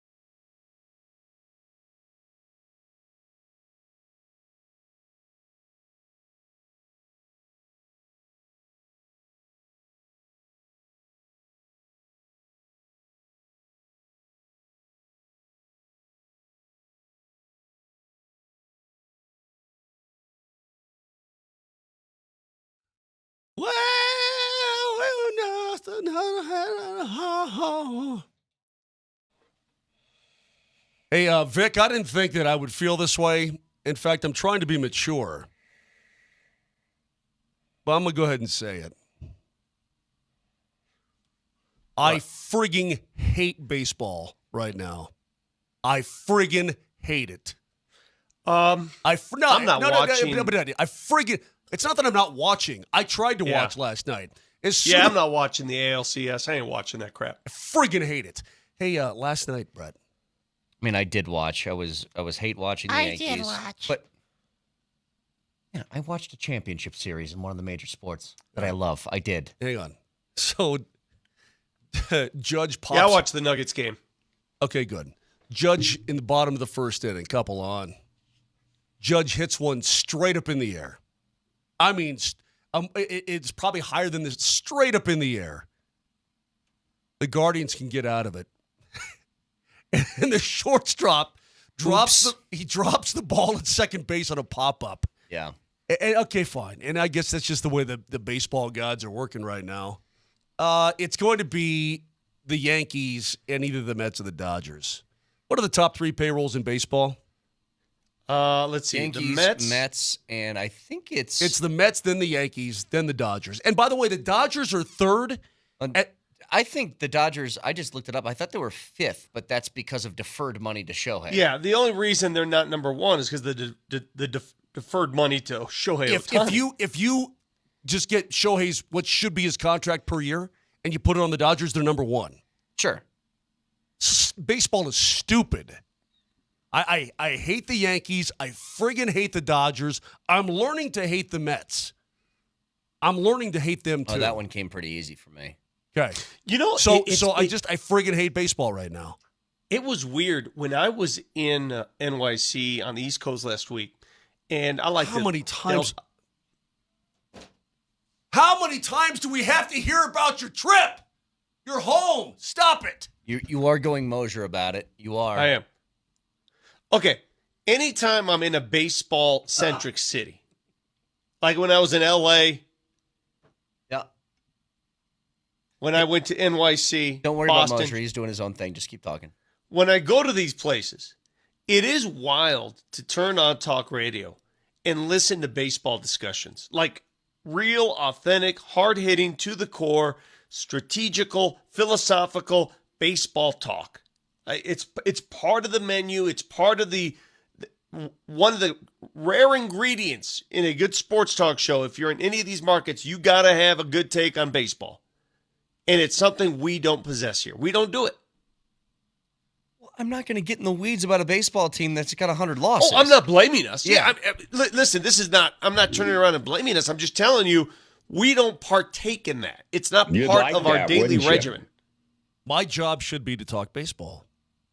We don't do it. Hold on, I know we don't. I mean, my job should be to talk the NLCS and the ALCS and then the World Series. That should be my job. Time we've I talked? Probably should talk it. I mean, I feel like I'm not doing my due diligence. They've taken it out of us. I tried to watch it last night, and I got about 3 innings Not in, doing and it. I said, I can't do it. When's the last time we got into deep baseball discussion about the local team saying, God, I just think this guy should be I think he should be number 2 in the batting order. I take him, let's move him around. Or, God, I think he's stuck with that reliever way too long. Or maybe don't go back to that start. When's the last time we've actually had that kind of talk? Look, I've tried, and then I watch your guys's, and I can see the text line's eyes glaze over the second I do. I've tried. Just there's no point in doing that right now. I've tried to tell you that as much as I love JK, he has no business being in the lineup right now because it makes no sense for where the team's at. And when you try say to that, tell you that Tyler Kinley when you was say that, they kept trotting him out there late in games for no reason, and that made no sense. When you do say that, Brett, unfortunately for me, my eyes glaze. I know. My eyes just I'm glaze just saying, over. the reason I brought in these other cities, it's as much a part of their sports talk radio as anything. It's a huge diet of that. And we don't have that in our diet. We're missing that fiber. It's not in our diet. We need a full season of KB. I wouldn't say I'm missing. I wouldn't say I'm missing it, Ron. Nelly, let me tell you something right now. You hit that any time we talk about baseball, and if you keep doing that, I'm going to walk in that room and I'm going to wring your neck. Okay? I can't keep hearing that every time. I can't because it angers me. It angers me so much. Because he knows it angers me. That's why he does it. I love it. Listen, we need a full season of KB. No, we don't. Never do I need that again. No. Listen, we just I don't know. I guess I'm less of a person because I'm not watching baseball right now. But it gets back big. But I can't escape, and I want to get back to the Broncos. And we're going to momentarily because Pat Surtain has been officially ruled out for tomorrow night. But that's not a surprise. Yeah, not at all. But that being said, I maybe I'm a lesser person, but I can't separate the lack of cap or the unfair relation between big spenders. I thought you meant cap like the way that the no kids cap. say it. Yeah. Like no cap? Salary cap. I can't separate the unfair nature of the top spending clubs. Somebody on the Twitch just mentioned, their Dodgers are owned by that one venture capitalist guy in all of the capital. I mean, they can throw. I mean, they got so much money. They can throw money at every single problem. What is the venture capital guy in all of the capital? I mean, they in got all of the capital. They in got the capital city. Yeah, they've got billions and billions. It's the same kind of thing where you can buy the SEC and the Big Ten and make it your own college football and all this crap. Can I say something to you guys that will not shock you at all? I have no idea what venture capital means. None. Give me 1,000 lifetimes. Couldn't tell you what venture capital means. It's like asking you. What about some financial terms that you know nothing about? What's a write-off? Anyway, so that's my take. That's my take. No, Moj, at least with a write-off, I kind of understand the concept. All right, so give us venture capital is I couldn't even begin to guess. Give us your best definition. Like if seriously, your best definition. Brett Kane. A guy. What is the definition of venture capital? Go ahead. Ventures to capitalize by buying a bunch of businesses would be the best. You know what? That's actually a pretty good. That's a pretty damn accurate layman's term description. Yes. Flax, you're on to something. Brett does finance. Brett, what is fiduciary responsibility? Oh, I know this one because I watched a lot of Succession. It means you have a responsibility to the people who invested in your company to make sure they get their top dollar. That is correct. A fiduciary responsibility. You can't do things on your own because you feel like it makes you happy. You have a responsibility to other investors. It's a moral duty. That is correct. Good job. Keep going. Right. I'm actually doing pretty good. What is a corporate raider? RATER or RAIDER? RAIDER. Like a Vegas Raider. The fact that you asked knows you have no idea. So let's move on. Let me take a guess. I'm pretty good at the guesses so far. So hang on. You said a corporate raider? He raids corporate offices of all of their funds. Close. Okay. They'll buy a business, strip it down. Like what happened to Frontier? Like liquidation. Like what happened to Frontier? No, they buy it and they strip it down. Okay. And make it more valuable to them. Correct. Right. All right, ready? Remember Southwest, I mean, not Southwest, but Frontier Airlines? We got animals on our tails. It was a great little airline until it was purchased, and they stripped that mother to the bone, I think. Okay. Moved out of Denver. All right. If I delve in derivatives, what do I do? 1,000 lifetimes. No idea. Derivatives. Those are, let's say, as a guess, those are like side projects for a major company. Like expanding the portfolio. Is that remotely close? All right, and this is one that Wait, was that remote? What is a derivative? I don't know what the hell derivatives are. I'm asking you. I've heard it too. Someone's trying to explain that to me. I dropped stats 3 times. Hey, I do know this though. In the Wolf, I do know this one. Yeah, go ahead. What is a hedge fund? A hedge fund is. I know it's bad. People don't like them. What do you mean bad? People don't like them. People don't like them, but it doesn't make it bad. Think of Bernie Madoff. No, I know, but that was more like You're a Ponzi painting scheme. a bad. Yeah, but what you do is you get people's money, right, and then you invest it for them. Yes, but you put it in that's a stockbroker. You put it. Why are you getting mad at me? I don't know things. Don't get mad at me. You take borrowed money and you put it into high risk. Mose, you're wrong too. I am. You have no idea what you're talking about. I thought you put it into high risk ventures. No, you're completely wrong. Then what is it? Hedge funds are basically, they stake their claim on betting on the short. They short stocks as much as anything. They take over companies. They short stocks. Well, that sounds risky to me.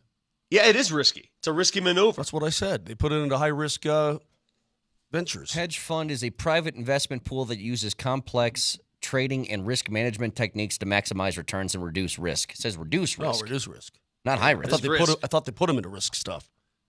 Anyway, I'm sorry. So that's the guy that owns the Dodgers. Are you happy? Are you friggin' happy? Texter says, I need Margot Robbie in a bathtub to explain all this to me. Yeah. Just like in Was she in a bathtub The in Big Wolf of- Short. Oh, The Big Short. I think it was The Big Okay. Short. She was. That was a great scene. Yep. Wasn't she in Wolf of Wall Let Street? me tell you something. I didn't learn anything from what she said. I was distracted See, this is by bubbles. what we would rather talk about the ins and outs of investing than even say one thing about the Rockies. I know, That's the it's state of awful. baseball. I know. We have delved more into what Brett doesn't know about money than we have baseball strategy. Like, I'm going to make a quick list, all right? What topic do we talk most about on this show? Football, right? Yeah. More often than not, football. Football. Topic number but two? we talk a lot of hockey, a lot of hoops. Hold on. I'm just going to, Oh, in order, okay. I'm just, Okay. in order, let's be our own judges. What number one is football. Mm-hmm. Then what's a secondary sport? What sport do you think is basketball, probably? Probably hoops and hockey the same about. Yeah. I think we probably talk a little more basketball than hockey, to be I'd fair. agree with that. Maybe. I'd agree with that.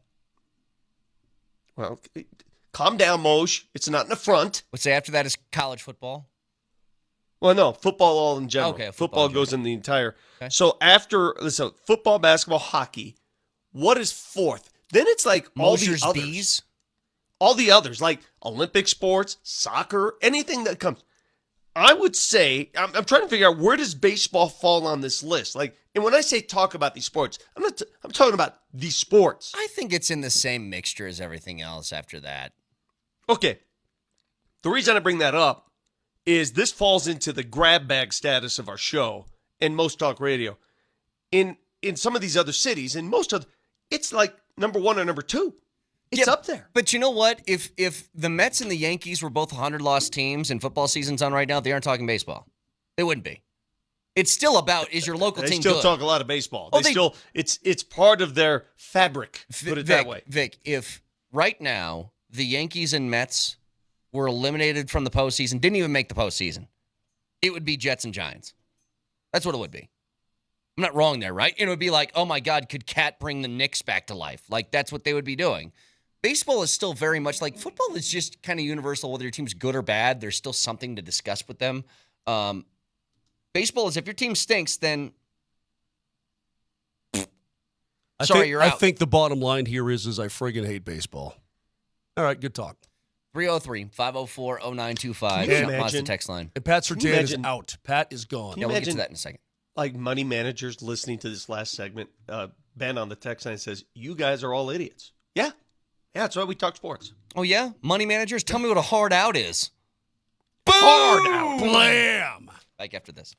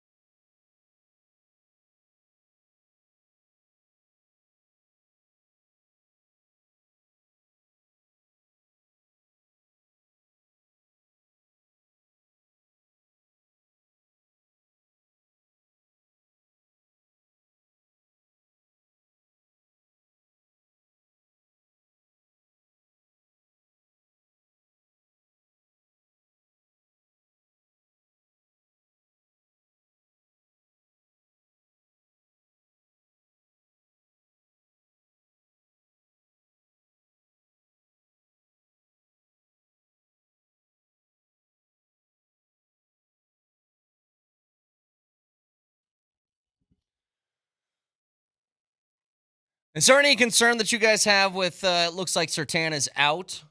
I saw one person saying he's officially out, but it's not a super reliable thing. Oh, okay. But So win a high-scoring game. So you just dreaded me, right? You told me he's officially out. Well- you dreaded me. I mean, look, man, there's you get a concussion on Sunday. I think it's pretty difficult for you to be in the lineup on a Thursday. But it's I not don't- official yet. Yeah, I guess it's not official, Vic. I don't expect him to play at all. I don't. Brett told me. Brett told me during the previous break that it's official. He's out, and so you dreaded me. Okay, it's fine. Yeah, it would really devalue the protocol that the NFL has in place for concussed athletes. If you miss a game and it takes days, and then all of a sudden 4 days later he's playing, doesn't it just sort of, yeah, okay. Yeah, he's not practicing. He didn't practice yesterday, so if he's not practicing 2 days before the game, he's not going to play. Right. Right? You know, and another thing, any other situation, I might be a lot more nervous. I'm just, as big of a loss as Surtain is to not playing on that side of the football for the Broncos, with everything that the Saints are missing, this should not be an issue. Like, this is not something where I get here on Friday and the Broncos lose and I go, well, if they had Surtain, no, doesn't matter. Don't care. Yeah. Don't care at all. Like, this is a game you need to take care of. I agree. From 0594, the reason you clowns don't talk baseball is because you know nothing about it. Okay. Whatever. Is baseball the one with the 2 pucks?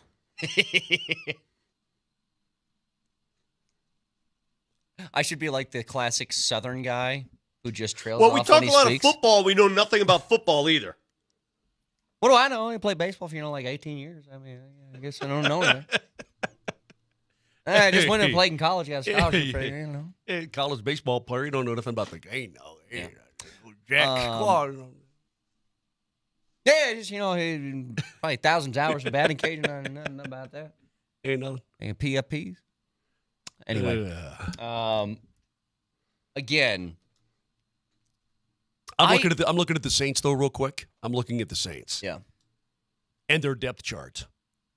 First of all, it's not great. Second of all, there are so many red Qs on this thing, or O's, or IRs. I know. They're Dude, beat up. It looks, look. No, it's a mash unit, man. Dude, That's what I'm saying. are, not only are they not good. And, on offense, it's like everybody on offense is questionable. Including Kamara, he's also listed as questionable. He's got a hand. You guys realize that the Broncos own the New Orleans Saints. Yeah. You know their overall record against the Saints, one of the best overall records against an NFC team that they have. They're 4-1 on the road against that team. Do you remember the last time the Broncos and Saints got it on? Do you remember that game? Very notorious game. Very memorable in Broncos lore. You should remember this. Everyone in Broncos country should remember this game for who wasn't there. Who wasn't there? 2020, Mile High. Oh, Sean You Payton remember wasn't now. there. Yeah. They did not play a quarterback in that game. Oh, that's what they you're turned talking a about. receiver into a quarterback. That's right. Phil Lindsay started the game in the Wildcat. Wait, and didn't they start Taysom Hill on the other side too? Wasn't it Hill versus Kendall Hinton? At least he played quarterback. For a second? Yeah. Honestly, Vic, It was that game, and I'm sorry to go, that game was the most preposterous representation of professional sports I can ever recall. What a joke for the National Football League to do that to the city of Denver and its fans, to give us a game in which you do not field a quarterback. You just simply don't go to a game with a quarterback. That is a joke. Now that I think back at that they've made the Broncos play that game. You're a joke. Hey, NFL, you're a joke. I actually remember my feelings heading into that game. I'm not kidding. I was so pumped. I was like, I can't wait to watch what this is going to look like. How do the Broncos strategize a way to get around this? And then about terrible. 4 plays in, I was like, I don't want to see any more of this It was game. terrible.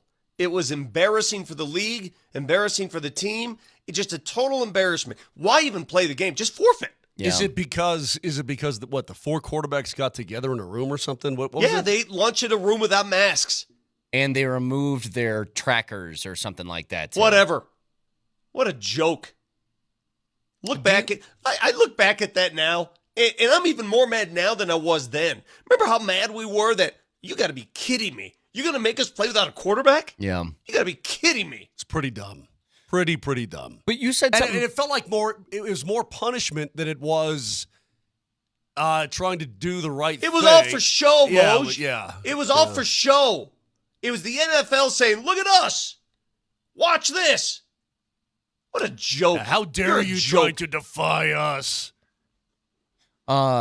You said something before that, though, Vic, where you said historically they've dominated the Saints.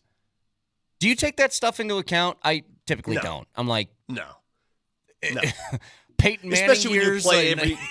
yeah. Nah, you play once every 4 years. It doesn't matter. Yeah. Nah, an NFC team, that historical stuff. Now, if you got to run against a team, and you just sort of own that team, sure. But I don't think it matters. I just found that curious that the Broncos have played so well against the Saints, especially there. Played very well against the Saints in their place. You guys remember how this season has gone for the Saints, right? That they jumped out of the gates. Remember they put up, wasn't it like 90 points in the first two games? They were 2-0, and Carr was throwing the ball all over the place. I think he threw 4 touchdowns in week number 1, if I'm not mistaken. Yeah, they scored 91 points in the first 2 games, and since then they have been awful, like really, really bad. They are really, first of all, they're not a great football team overall.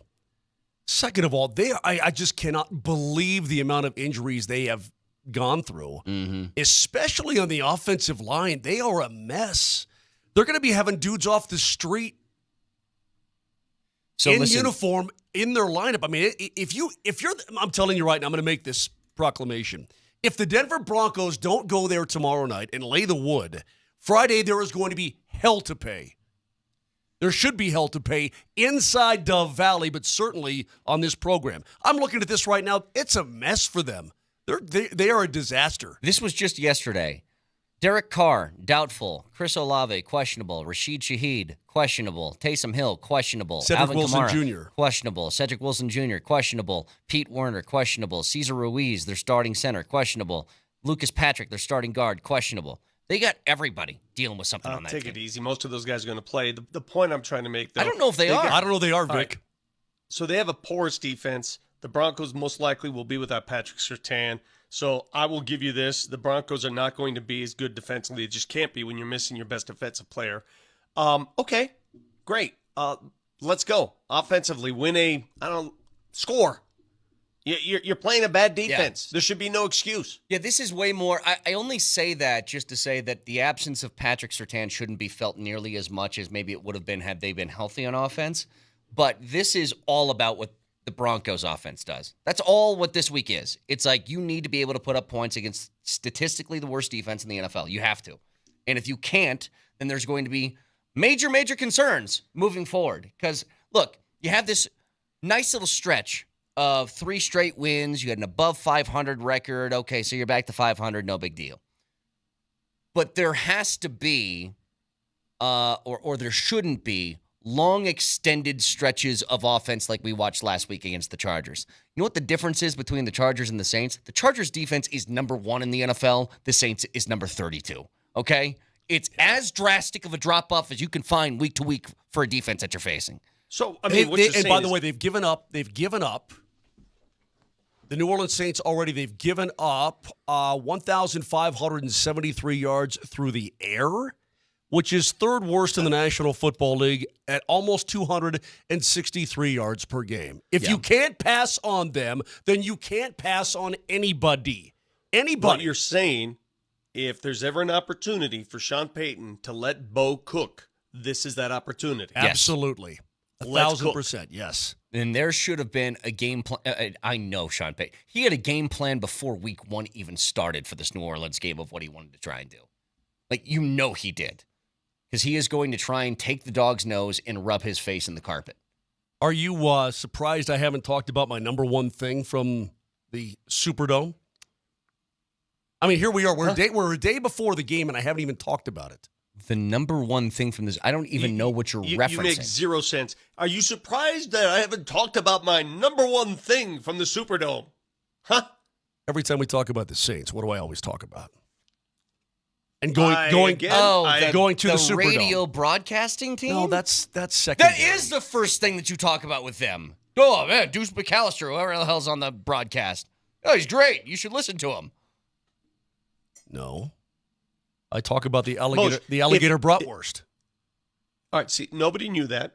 That's the first I've literally, heard. I've mentioned it literally 1,000 times on this show. You know what you're like, Moshe? You're like that person who always references their, like you don't know this person really well, and they always reference their wife or daughter or son by their first name as if you know their first names. I hate that. Yeah, I hate that. Brett, I have no idea what you're talking pick up the gavel. $2. No one has any idea what Moshe's talking about here.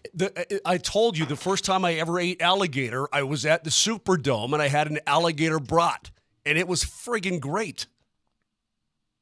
That's been a thing on this. Did I just drop in from Mars? This show. That's been a thing on this show. Your other show. Vaguely. That other show Dawson. you do. Are you doing, Moshe, are you doing 6 podcasts a day like D-Mac? Maybe it's on one of his 6 podcasts per day. I'll have to go back and listen to D-Mac's podcast. Maybe I mentioned it there. You guys know about me, my number one thing when it comes to going to King Soopers. You guys just know. You know. Yeah, you go right to the produce aisle and squeeze. I know you. Nailed it. Don't you? I can find somebody that's in that You know produce aisle. somebody on the text line mentioned this. Mommy! You know what's crazy about this game, and that we forget this too. We just forget this. The Denver Broncos had to pay a price to get Sean Payton. They had to pay that price to the New Orleans Saints. It cost them. Yeah, it did. It cost them. Vic, I'll share more tomorrow. My last thought on this hour. They should go in there and wax them. Beat the bumpers off those guys. They should. 303-504-0925. Back after this.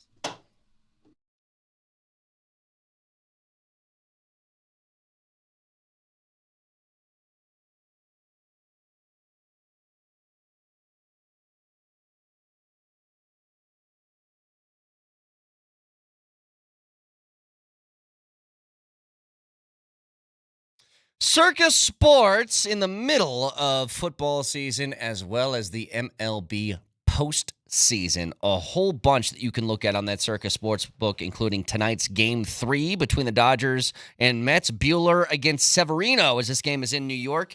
Dodgers minus 113 on the money line. But also, why not get an early look at tomorrow's game between the Broncos and the Saints? One of the rare games this year in which the Broncos are favored. 2.5 points on the road. That over-under still 37. You expecting an offensive output unlike any we've seen so far from the Broncos? Maybe take a look at that over-under at 37 points. That and so much more. You can find all the props there that I'll go through tomorrow leading into this Broncos-Saints Thursday Night Football game. So download the Circus Sports app. The best odds in the game. Tight money line splits and excellent customer service. Download the app or go to circusports.com. And always remember, any gambling problem, call or text 1-800-GAMBLER.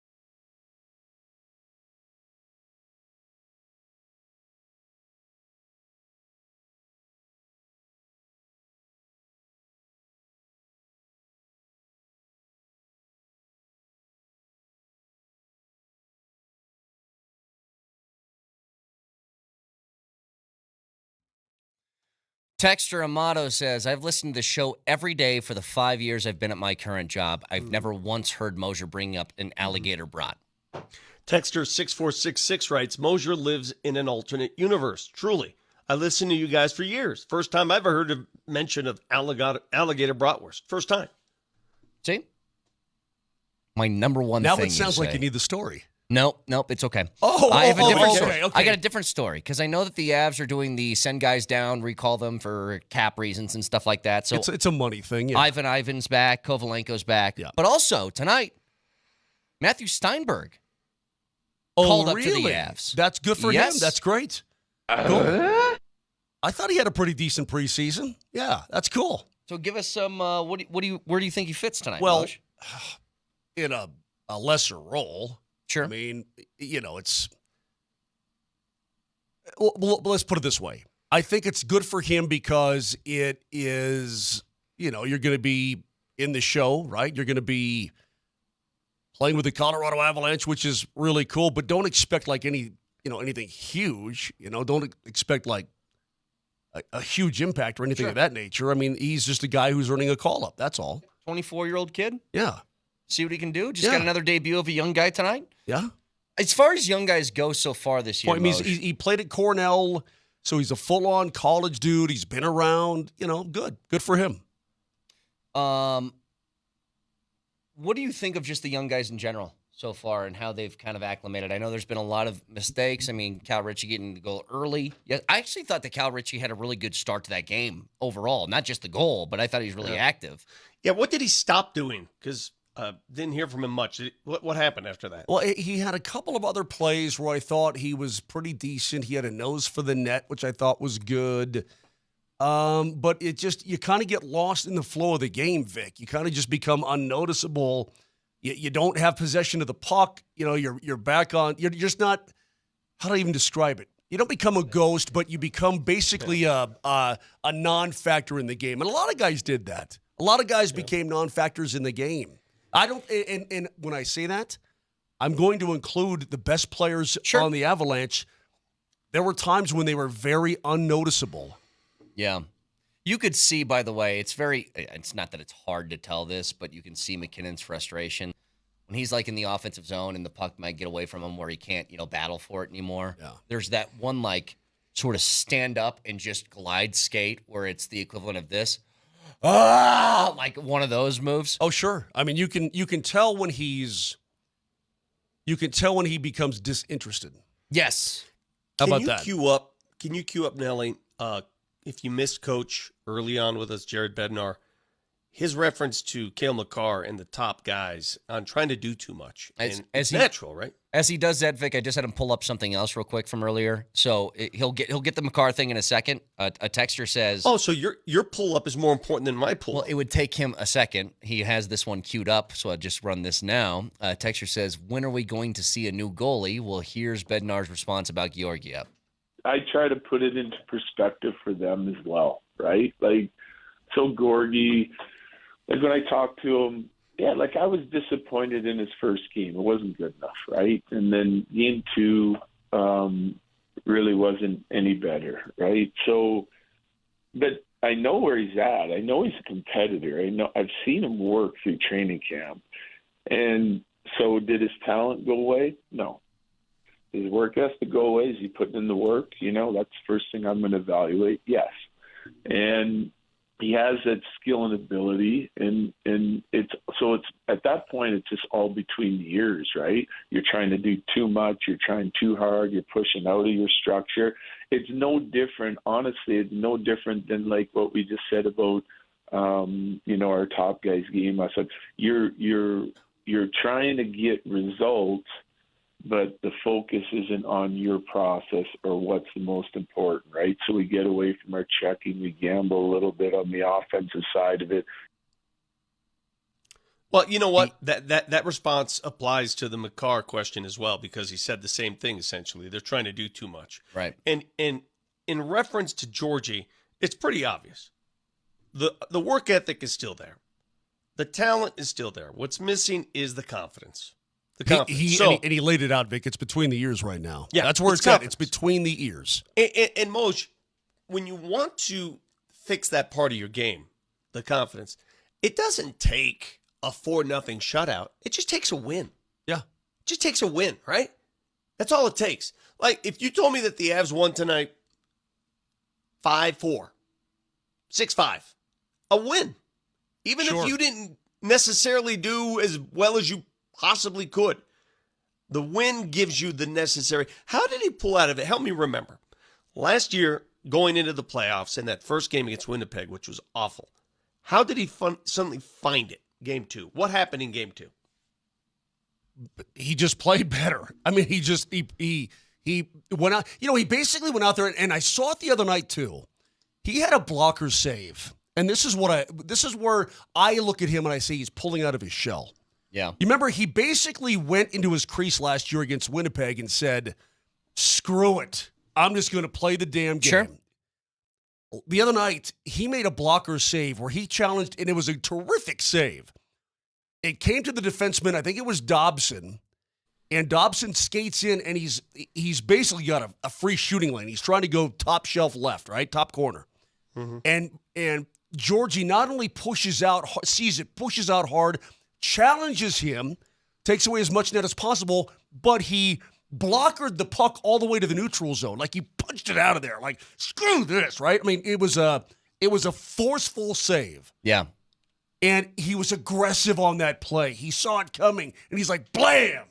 And he looked like the Georgie that we all know and love. And that's basically what happened in Game 2, Vic. Basically, Vic, he said, screw it. I'm going to go on out there and play goal, and that's whatever happens, but I'm going to go play my game. I'm not going to worry about a damn thing. Well, what's crazy, against the Islanders, I thought he was aggressive when Palmieri came crashing down and he poke-checked that puck. It wasn't the wrong play. I'll argue that. That's what I'm saying. I agree with the play. The cows come home. I agree with you. I like the play. It was an aggressive play. Get out and stop him before he gets to me. I agree 100%. And then the worst possible thing happened. The puck bounced off his leg. All right. Nobody wants to hear about bad bounces. The first goal, again, should he have sealed up that post? Yeah, I think the answer is yeah. Okay. But also, Anders Lee shouldn't get 2 kicks of the can there. Okay? Sure. There are 2 guys standing in front of the net and then trying to get there, got there a split second late. And Lee got a second kick at the can. Okay. The poke check, I think, was absolutely the right move. Was it a bit of a gamble? Sure it was. But you know what? He actually won the gamble.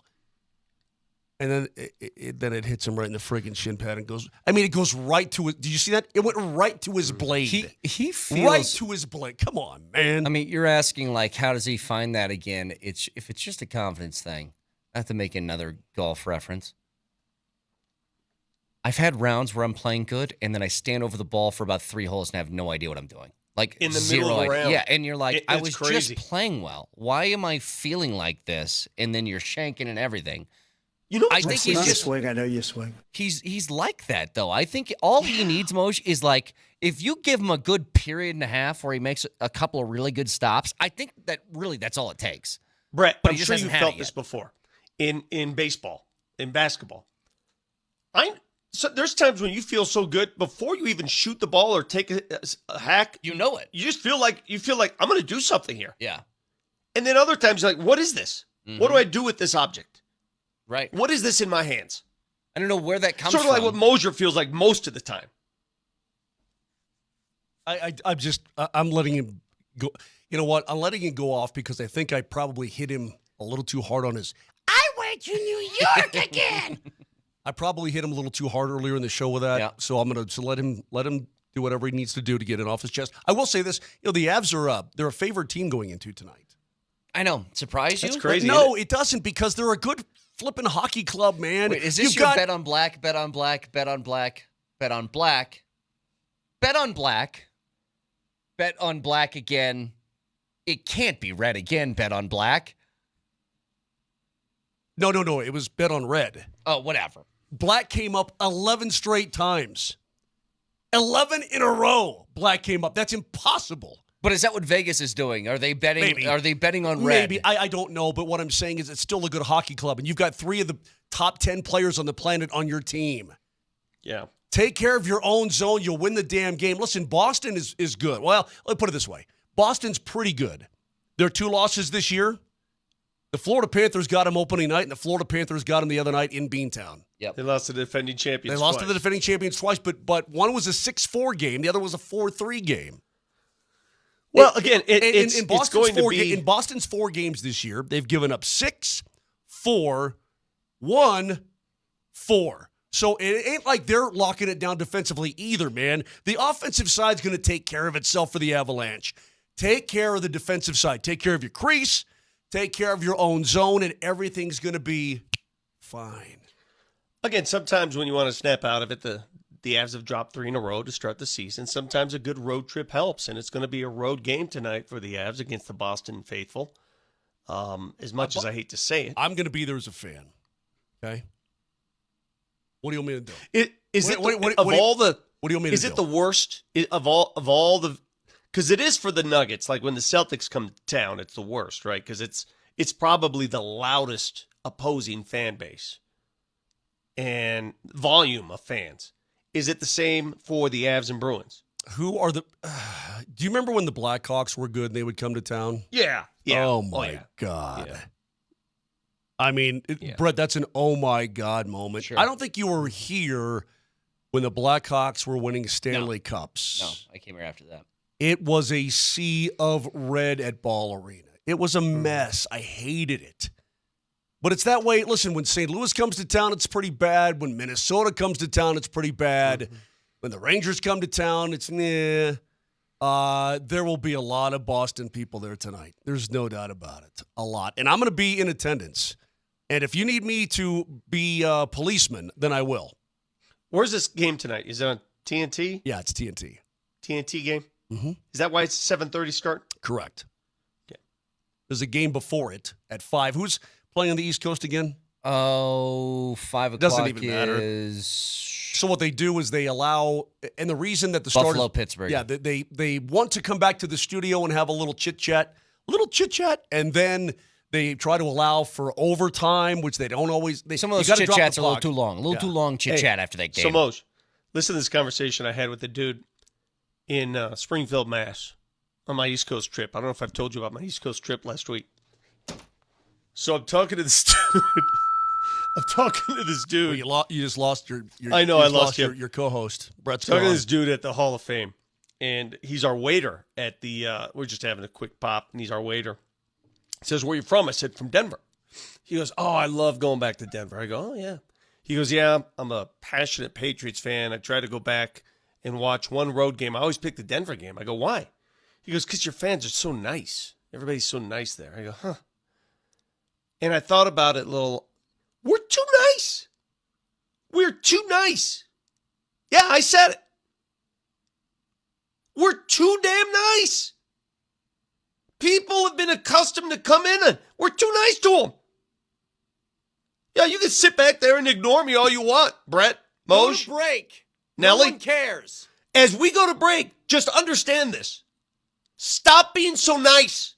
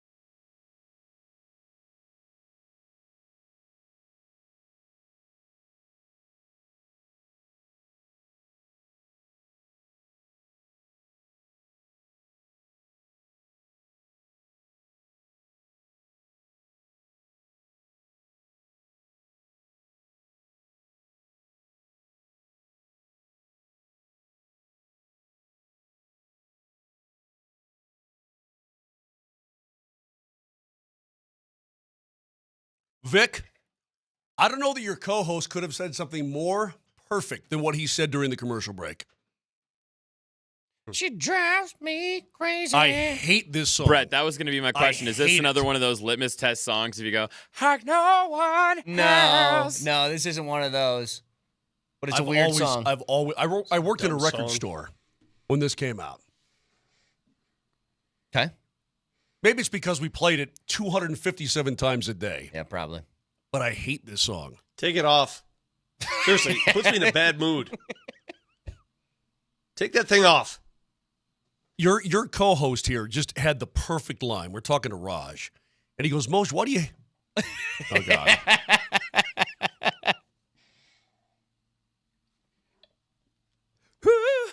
That is like... Just take that thing off there. I hate that song. That voice is an insane voice. Stupid. Sounds like me doing it sounds like me doing a bit. It sounds like you're trying to pretend you're Barry Gibb. Something like that, yeah. Hey, Barry Gibb is a No, I love talent. the Bee Gees. I'm just saying if you were to speak like Barry Gibb, that's what he would sound like. See, when Remember Barry Gibb does Jimmy Fallon's Barry Gibb impression when he had the talk show with Justin Yeah. Timberlake? He goes, Yeah. I put you in ground. It's great. All right. Right, and the sorry, way he Raj. goes, I can't help myself. Exactly. All right, go ahead.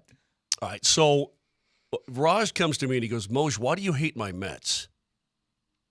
And I said, because you've got a payroll over $300 million. Shut up. He goes, yeah, but we haven't won. He goes, we're lovable losers. You used the term lovable losers. Hold on a second. Didn't Raj grow up here? Yeah, I don't know what the heck. I have no idea what His happened. Mets? I don't know. So The hell's his problem? Hey, you went to Syracuse, man? you know I what don't Brett called them? He goes, Raj, he called them, and he's so right about this. They're crackheads with a trust fund. Yeah, it's not my fault that He goes, you're addicted to crack. He goes, I don't care if they screw it up every year, but you got a trust fund. And finally, I guess they got clean this year. How much right? more we got to lose? Yeah. Somewhere during the middle part of the season, they got clean. Okay, good for you. It doesn't mean I'm feeling sorry. Brett's like, I'm not feeling sorry for your Mets because they suck. Their payroll's over $300 million. They can buy their way out of any trouble. Yeah. The thing that people have to understand about baseball and why it's so stupid is, yeah, occasionally do low payroll teams sneak through and make noise? Yeah. Uh-huh. But when you have such an enormous payroll, you have more room for error. That's all. Absolutely.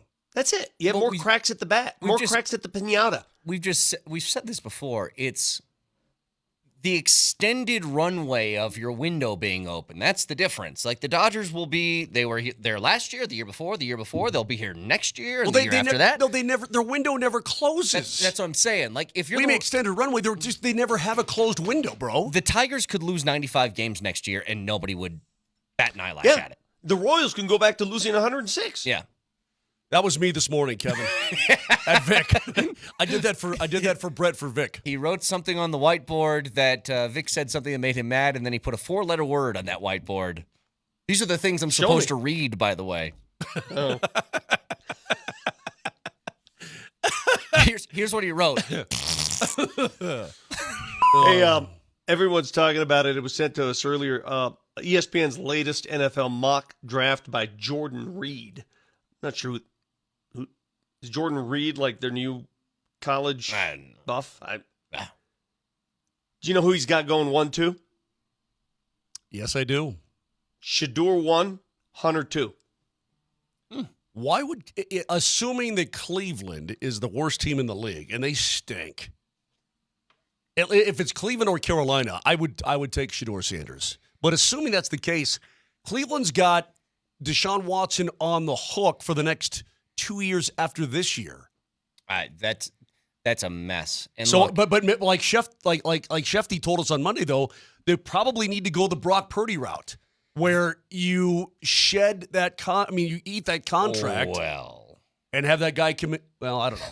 You draft somebody number 1 that's not going Brock Purdy. That's correct. But you know what I mean. Bringing a young guy on a rookie contract, although number 1 is still a lot of money. Decent chunk of change. Yeah, but you bring that guy in and then you sit Deshaun Watson. Hey, listen, I think that Cleveland is already sort of prepping the waters here for doing something pretty drastic. I don't think they can just cut him. I don't think they can. Well, it's guaranteed money. They've shifted his money this year to where next year his cap hit's going to be like $76 million. They're going to obviously do something about that. That can't happen. But like, think about Russell's dead money this year.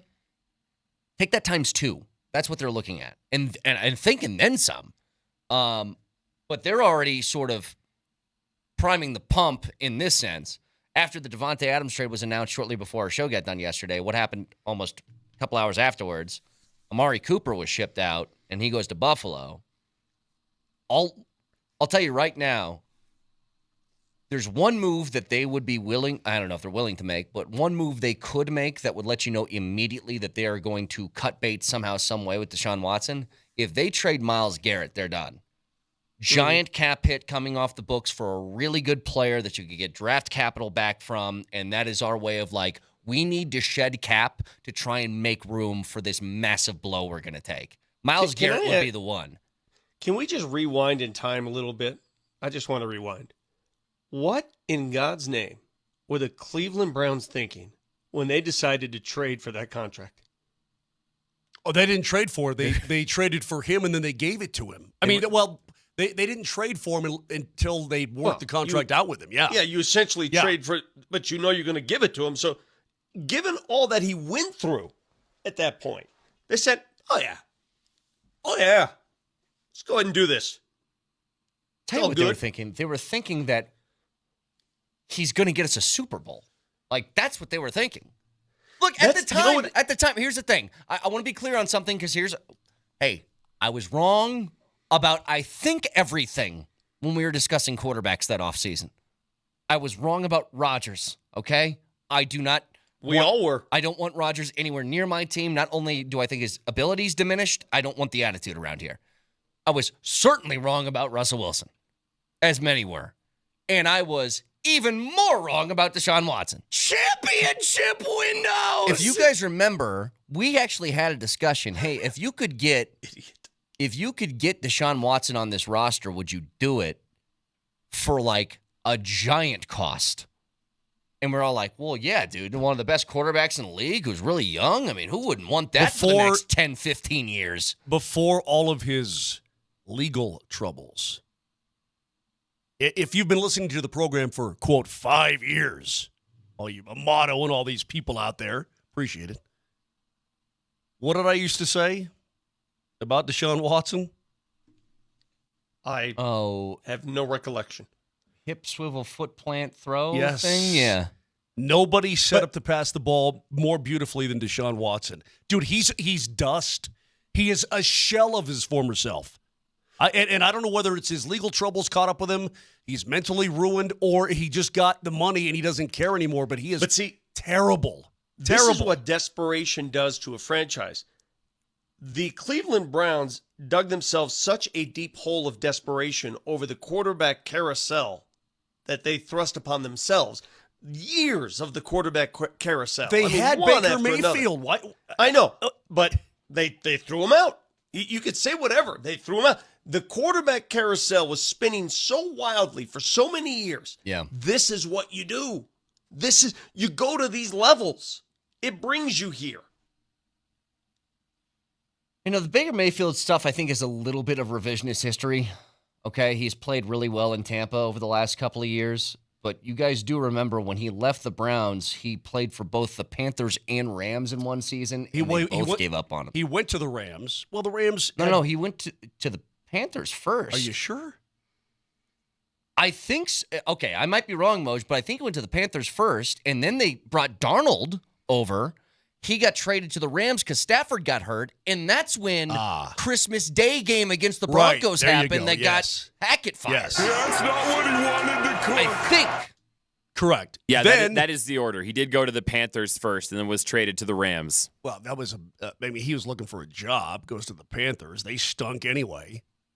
He looks pretty. He looks pretty good in Tampa. Baker had a really good year in Cleveland where they went 11-5. They didn't win more than 6 games in any other season he started for him. He unlocked all the beer. Well, yeah, he did. Here's something else I think might really surprise you. Do you guys. remember how many games in a row they had lost before he unlocked the beer? It was in the 20s. Yeah. It was a lot. But here's something that might surprise you guys. I don't watch cartoons. It was football. Anyway, here's something I think it surprised me when I read this. So the Broncos have never said they're going through a rebuild, and if you look at their record, I mean, a 500 record wouldn't say rebuild is happening for a team either. Mm-hmm. But they never said it out loud. But we kind of, by some of the moves that they made, we kind of thought, okay, it looks like they're in the beginning stages of one of these. Where do you think the Broncos are as far as average age in the NFL for their roster? I think they're middle of the pack. What do you think, Mo? Maybe average age for the Denver Broncos? Yeah. Maybe younger, skewing a little younger. I think they might be 12. 28? No, 27? As far as 27 being the youngest or oldest, I guess. No, I mean, you're talking about average age. Yeah. 27? I'm putting it in ranking for the rest of the league. So their average age Carpet is a shade over 26 years old. Okay. That's the third youngest team in the NFL right now. Wow. The only teams younger are the Rams and the Packers. That's it. You want to hear another number that'll shock you? Not really. Remember how we said all off season that Give me some of that. huge That was good. this huge dead cap that they have to face is just going to paralyze them, right? It's going to paralyze them. They're 3-3. The top 6 teams in dead cap space, the top worst faded teams right now. Broncos number 1, they're 3-3. Buffalo number 2 in dead cap, they're 4-2. Minnesota number 3 in dead cap, they're 5-0. The top 6 teams all have winning, if not 500 records in dead cap. So maybe that cap crap is crap indeed. You know what really doesn't make sense in that So yeah, list Cleveland, either? eat it. Well, I'm just saying, we all throw our hands in the air. Oh, yeah, you can't get caught with all that dead cap space, huh? Really? Really? Because I'm looking at these numbers right now. Minnesota's got the 3rd most dead cap, and they're 5-0. Here's the big difference. Out of all of those teams that you just mentioned, there's 6 of them of the top 6 highest dead cap teams that are all over 500 or have 500 or better records, I should say. The Broncos are the only team that's getting bad quarterback play, like subpar, I guess I should say, subpar quarterback play. Because say what you want, like Darnold isn't a sexy name. He's having a good year. Josh Allen. Jalen Hurts, not having a great year for his standards, but Jalen Hurts is a good quarterback. Baker Mayfield's having a good year. And the Chargers, even though the Herbert's not lighting it up, it's Herbert. I guess what I'm getting at is this dead cap stuff, this, oh my God, these big numbers. Is that more fabrication than real? Is it? I mean, because all you have to do is rework contracts. All you have to do is, I mean, we've seen this time and time again. But that's pushing it down the line. I think. So what? Here's what the Broncos have done, though, Vic. They've gotten I'll say very lucky in this sense. They get very lucky that Riley Moss is a player.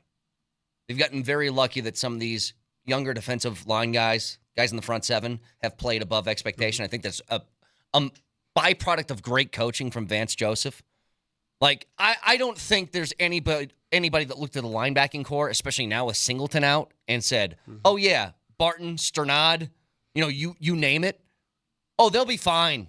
I don't know anybody would say that at this point in the season. Vic, you push it down the line, right? You want to just keep pushing it down the line. So what? Push it down the line. So what? Mm-hmm. Where you lived, doesn't your neighbor have a chicken? Yeah. Okay. Several.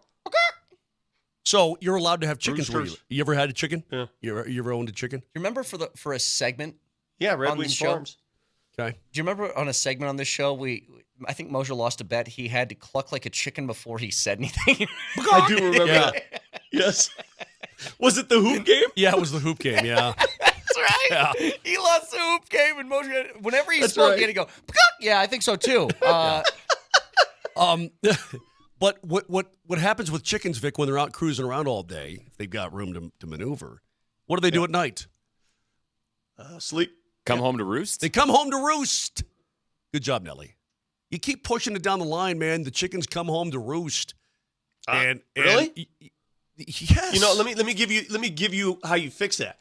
When you have owners with extremely deep pockets that don't care, you know what?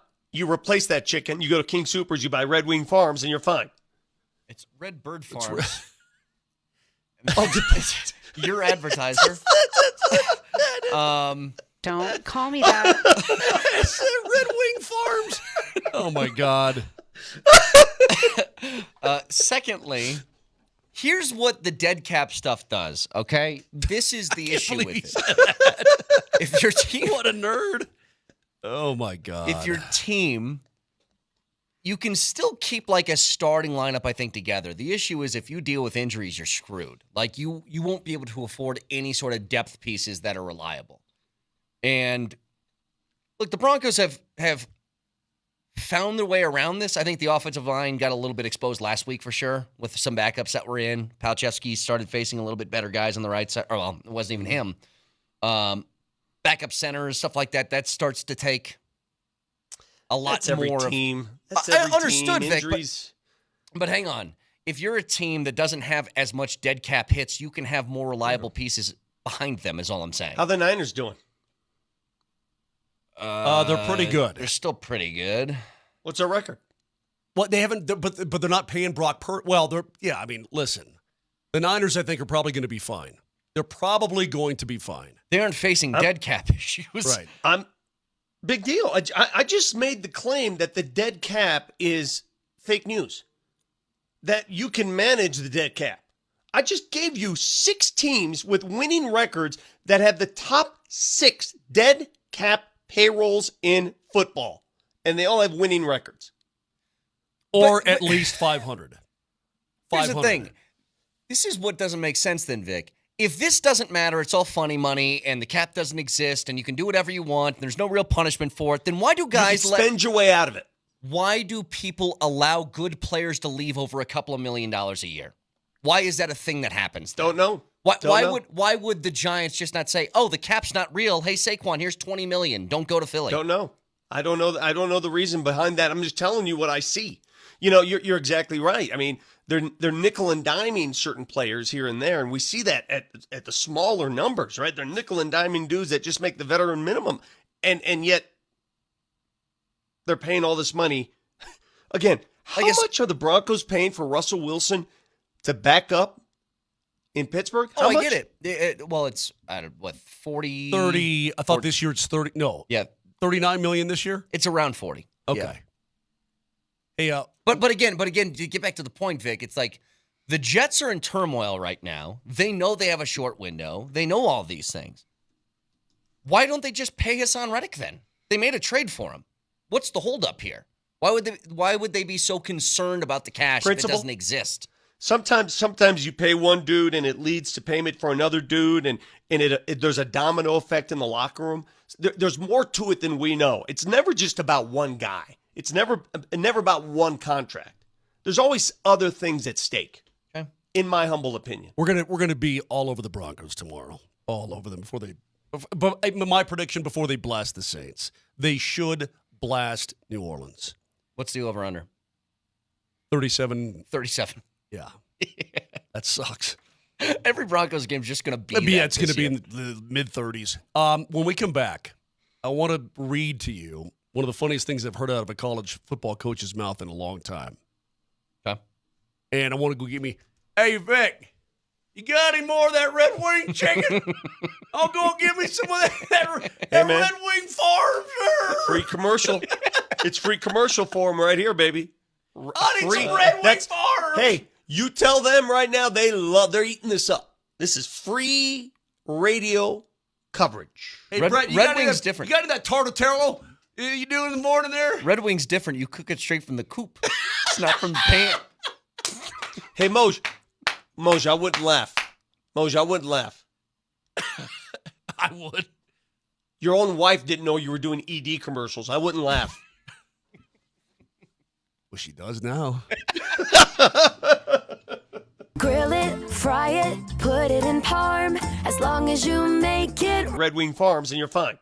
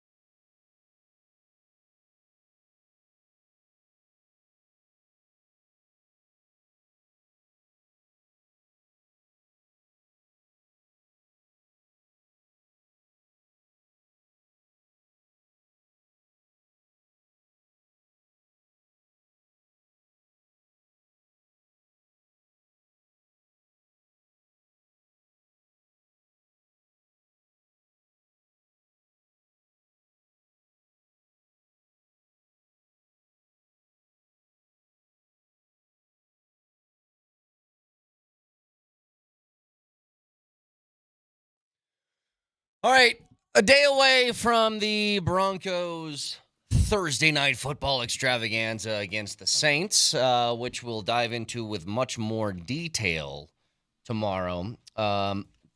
Just quickly, Freckman and Lindahl discussing Travis Hunter returning from injury for this big game for CU to get back on track against Arizona this weekend. Here's what they said. Good on Travis Hunter. This guy, and I know there's considerable NIL deals contingent upon, I'm sure many of them contingent upon him continuing to play at the University of Colorado. Are they up to the level of NFL riches? Probably not. This guy could pack it in and be a top 5 pick in the NFL draft if he wanted to. Yeah, he's proved it. Yeah. Matter of fact, they'd probably love him being that fresh. Right. He absolutely could do that. The problem is, I'm sure he feels a massive loyalty to his team, to his teammates, to his coach, to his coaching staff. He wants to be able to go. I think he's a competitor. I think he recognizes right now the competitive side of him, recognizes he is in the midst of an historic college football season, and he doesn't want to miss the opportunity to be able to do that. I think the other part of it, too, is I think the guy just loves playing football. Oh, yeah. Nobody plays both ways for 1,000 plays. Right. You know what I mean? Yeah. If you're playing 140, 130, 140 snaps a night, I think you like football. It's actually a really good point. He leaves the game with a right shoulder injury against Kansas State, cannot return to the game. And I don't know the severity of the injury. I don't know a lot of details about it, but it was bad enough to where he couldn't return. And a week later, he's already been cleared on a Wednesday to return to the game. Dion said he's going to be totally good. I don't think I'd blame him at all if he took his time on this. I mean, you guys mentioned it. The latest mock draft from ESPN has Shedeur 1, him 2. Okay? Yeah. That there's a lot of risk in him playing right now. Now, I've said this before. For when games matter, I think if you were to, bug out and leave your team in the middle of that, that would be a bad reflection that I think Scotts would take notice of and might drop your stock a little bit. I mean, if you get to a position where you're regarded as one of the top 10 players in college football, you just quit on the season? But he's got a legitimate injury right now. I'm not saying quit on the year. I'm saying, take another week, really make sure you're okay, that sort of thing. Maybe he's really okay. Maybe he's really okay. He is a baller. I mean, does he really have to play all those snaps? Does he have to play both sides? Could he focus on one side? He loves the game. I mean, how much more abundantly clear does Travis Hunter need to make it for us? He loves the game. He loves it, values it. Will do anything to get back on the field, man. You don't have to. There is zero selfishness in this kid. Mm-hmm. It seems like none. Play football. Yeah, this kid is. I couldn't love him more than I do right now. I also can you guys give me a negative, just as a thought exercise? Give me a negative quality about Travis Hunter. He's not as good at video games as he should be. I don't know. He's probably really awesome at those too. I don't know. I can't say a single bad thing about him. Well, here's what he says. He goes, I do football, all my football. I go home to my family and I play video games. That's my life. Yeah. I'm like, and he watches a boatload of film. I mean, I love everything about him. Love him. I love his personality. Apparently, he goes to school too because he's got great grades. Yeah, I love it. Academic All-American. Yeah, I love everything about him. But the interesting thing about this, too, with the NIL situation, I was reading Dan Walken in the USA Today, that the idea is now being floated for players who, I guess you just otherwise would bench them, right? There's going to come a time when coaches in college are going to be able to fine players, find them. And he relays the story of Houston Nutt back in 1998, right? He's coaching Arkansas. And they're getting ready to forgot about good old Houston Nutt. Yeah. He said, I met with the team 48 hours prior to the game, just myself and them. I said, guys, let's be in bed early. Let's get ready for this Tennessee game. He goes, then my starting kicker goes out and get a DUI that night.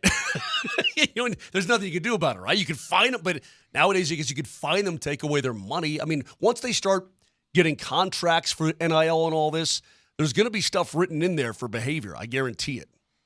And so if a kid says, I'm going to be top 15 in the draft, I'm going to quit on my football team. But that's only if the money's coming from the school. You can't fine him for money he's making outside of school. Agreed. It's going to be interesting. Hey, that one thing I wanted to tell you about from the West Virginia head coach, Neil Brown. Vic, this cracked me up. So West Virginia's 3-3 on the year. Saturday night, nationally televised game, they lose to number 9 Iowa State, right? 8th consecutive loss against a ranked opponent for the Mountaineers. Now they got K-State coming up. He says, Brown was asked Monday if he had a message to fans who are upset with West Virginia's uneven performance this season. He says, quote, I get that they want to win, but what I would say is, did they have a good time? Did they enjoy it? Is it a pretty good atmosphere? You know, I'm assuming they probably had a pretty good time tailgating. So they're in the deal for enjoyment. Then I'd come back. The weather's going to be nice.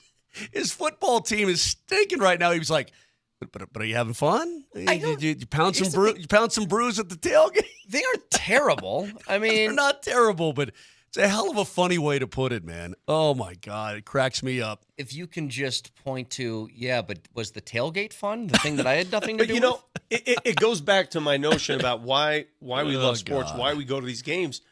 You go for the entertainment. You go for the camaraderie. You go for the community. You don't want to snore through a game. No, but you want to go for the wins, too, don't you? I mean, you sure, want the dubs. I mean, listen. You're not going to win every damn time, and you're going to have heartbreakers. That's part of the allure of sports. You know, it makes those wins even more. I mean, if you won every time, think about it. Being just a Nuggets fan, all the pain you had to endure of Nug life to win the way they did, that made it even more beautiful. Made it beautiful. Yeah. That's what you need. You need that balance. You need that adversity. You need that climb. You guys want to do Lookout Mountain? No. Pass. Did you see Unicycle Boy there lately? Haven't done it in a little bit, no. You're supposed to throw a stick out in front of his unicycle for Come on, man. Come on, man. On the downhill. Come on, man. Come on the downhill. The Broncos should go in tomorrow night. We'll get really into it tomorrow and more things, and we'll see if anybody's even upgraded to probable on the Saints side. But they're beat up and they're not good. The Broncos should win this football game. They're a favorite on the road. I can't stress it enough. If they lose, I'm going to be incredibly disappointed. Well, hey, Moj, the Avs are going to win tonight. Should come in here and beat that ass. Yeah. Yeah, Avs are going to win tonight. Yeah, they're a favored club. It's very interesting. Yeah, Vic, I think they're going to come out tonight. I think they're going to. I think you're going to see an effort tonight. Effort. I really do. They're good, man. They're going to win eventually. And I asked this to Bednar because I think that this is it's a byproduct of having the start the way it was. And somebody said to me, stop bringing up the cup season. I'm telling you and giving it in perspective.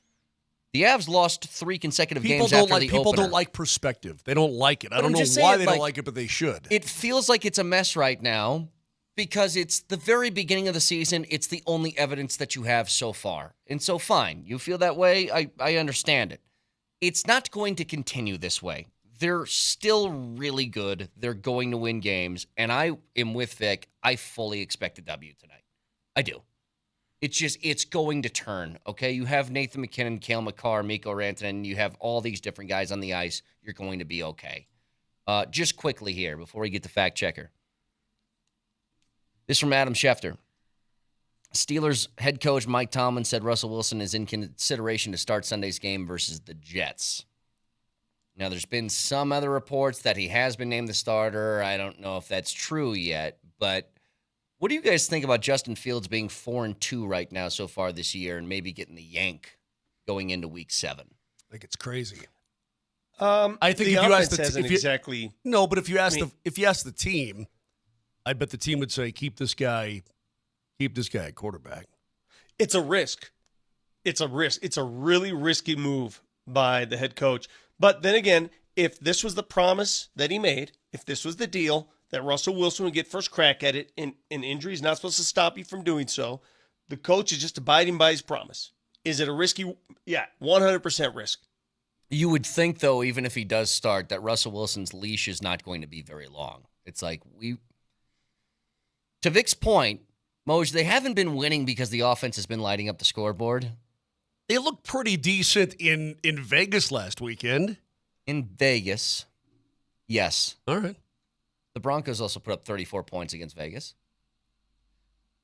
It's the other teams, their actual competitors. Like if they want to be a playoff team, what does it look like? And it looks like they need to win games like 13-10 right now with Justin Fields. So you want to make the move? I think that, yeah, you can. It's risky. But if it looks worse, I mean, I think it's going to be pretty quick back to Justin Fields. But the last thing you want to do is do the yo-yo game where it's like, oh, Fields look bad, put Russell in. Oh, he looks bad, put Fields in. Can't do that. Got about a minute left. Let's get a fact checker, Nelly.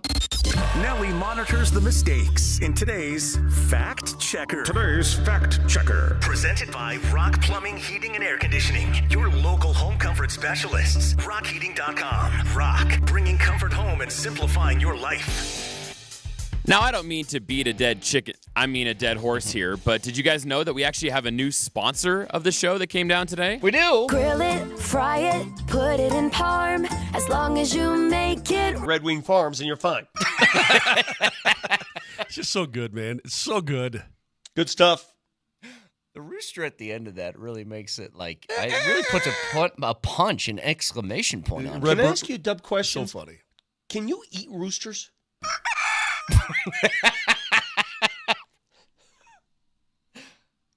I don't know. Mosher, do you know the answer to that question? The answer is yes. Of course you can. Yes, you can eat a rooster. Yes. Eat roosters. Hang on a second. Well, because this one keeps making noise every morning next to our house, and one day I'm going to eat it.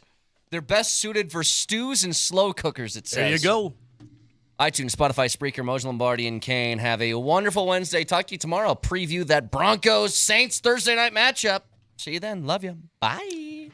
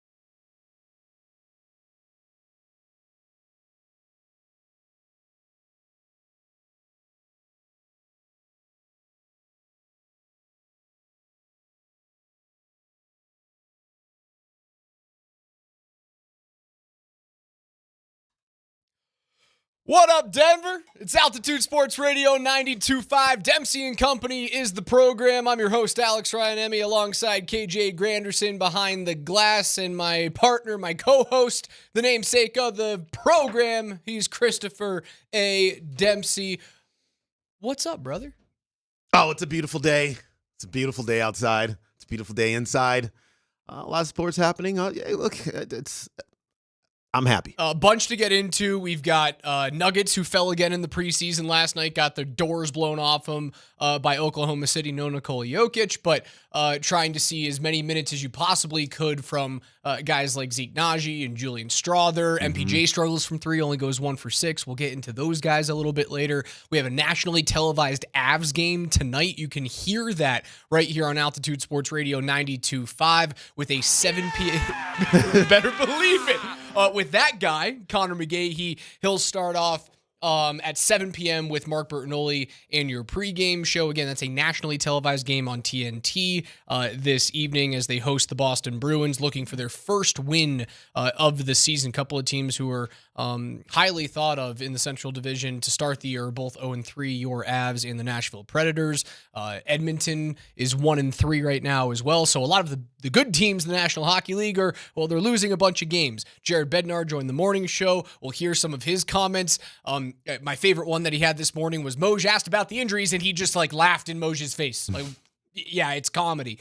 We've got Broncos taking on the Saints tomorrow. News from Broncos camp is where we will start.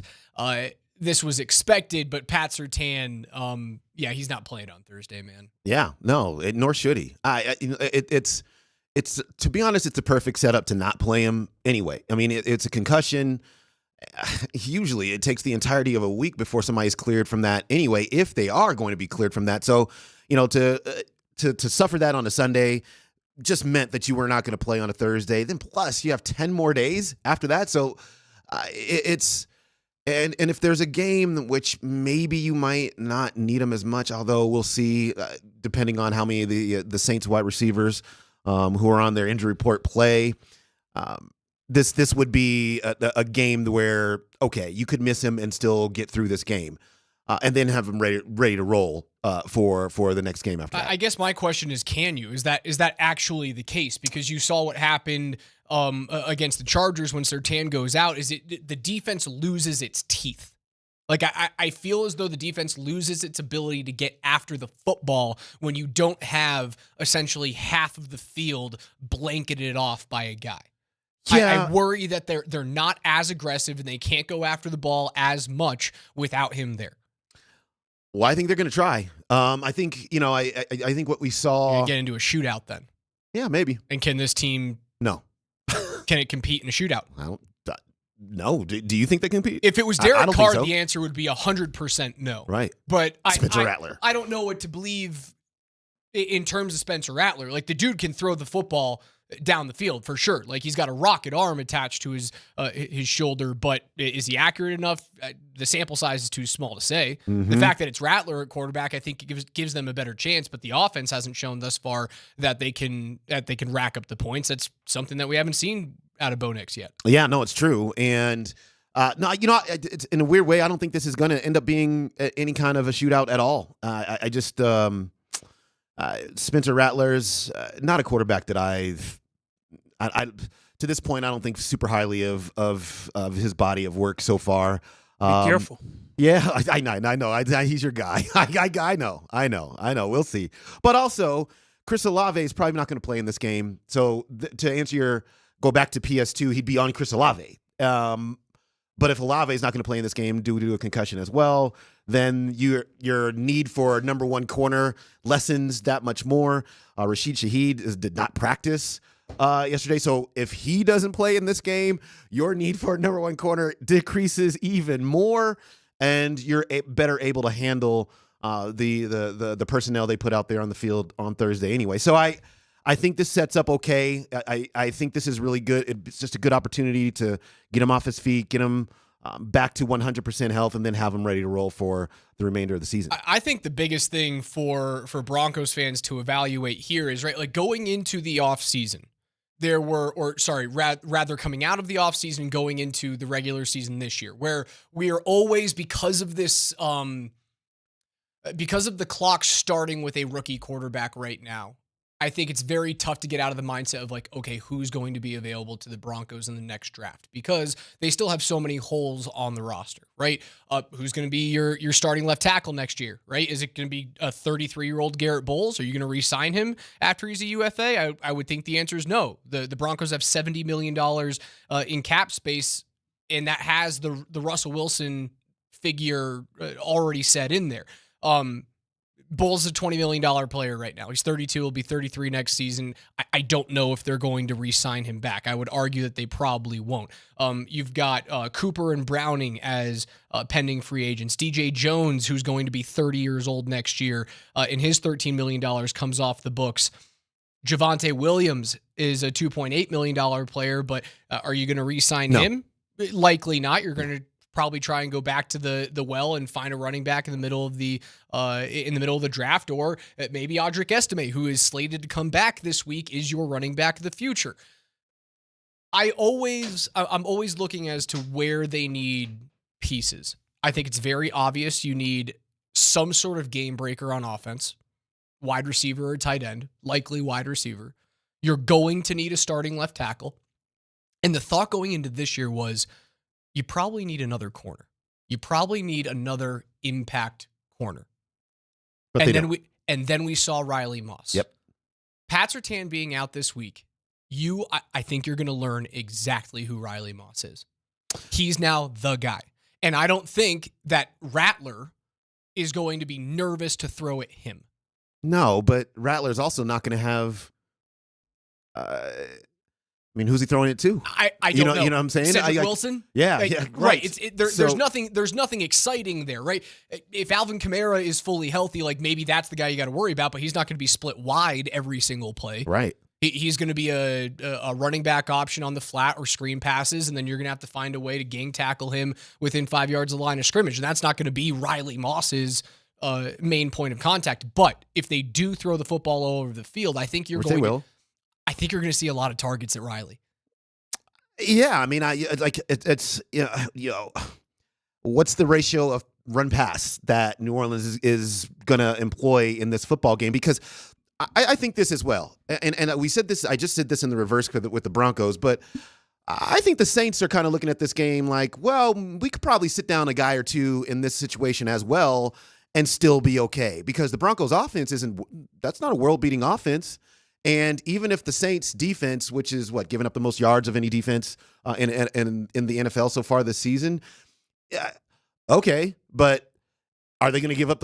Are the Broncos the team to take advantage of that? Like I think both of these teams are probably going into this game with similar views of the other one, saying, all right, well, maybe this is a chance to sit some guys down. I think what we'll know about Riley Moss is, look, I think he's a gamer, man. I just do. And we saw some of this against the Chargers after PS2 went down. The Chargers weren't scared to go after him either. And as a matter of fact, they had a pass-heavy game plan installed. And so we saw them test him a little bit. We've seen some other teams test him when PS2 certainly is on the field. So I think Riley Moss I think we know. I think he's ready. And again, he's not going to have to guard. It doesn't appear as if he's going to have to cover a super top flight receiver in this game. As always, you guys can join us 303-504-0925 on the Shop Mazda text line. One price, one person, 1 hour. You can also jump in on the Twitch chat room presented by our friends at Safeway, twitch.tv/altitudesr. And Loop's got a good point here. Riley is played to a level that gives the other guys on the defense increasing confidence because, one, he never gets beat in crazy fashion. And I completely agree with that. Like he's an impact player, but I've never seen a play, at least through the first few games this year, where you're looking around and like, dude, that guy had 7 yards of separation on you. Right? He's always there. He's always right there. Yep. And I think that's the reason why when I was talking about holes on this team and what you have to do next offseason, I think corner's locked up right now. And this is the game where he is going to be the one guy that can make an impact play on defense.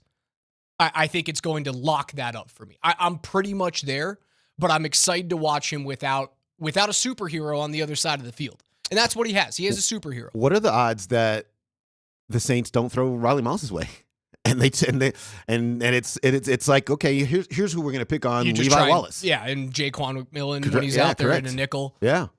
I mean, are you going to try and throw him in the middle and test Brandon Jones? But Brandon Jones has been damn good this year, man. He's been good. Yeah, he's been good. And I don't think the Saints are going to do that. I don't think they're going to be scared of Riley Moss or anybody else in the Broncos secondary without PS2. But, all things being considered, all things being equal, Riley Moss will make a play on the ball.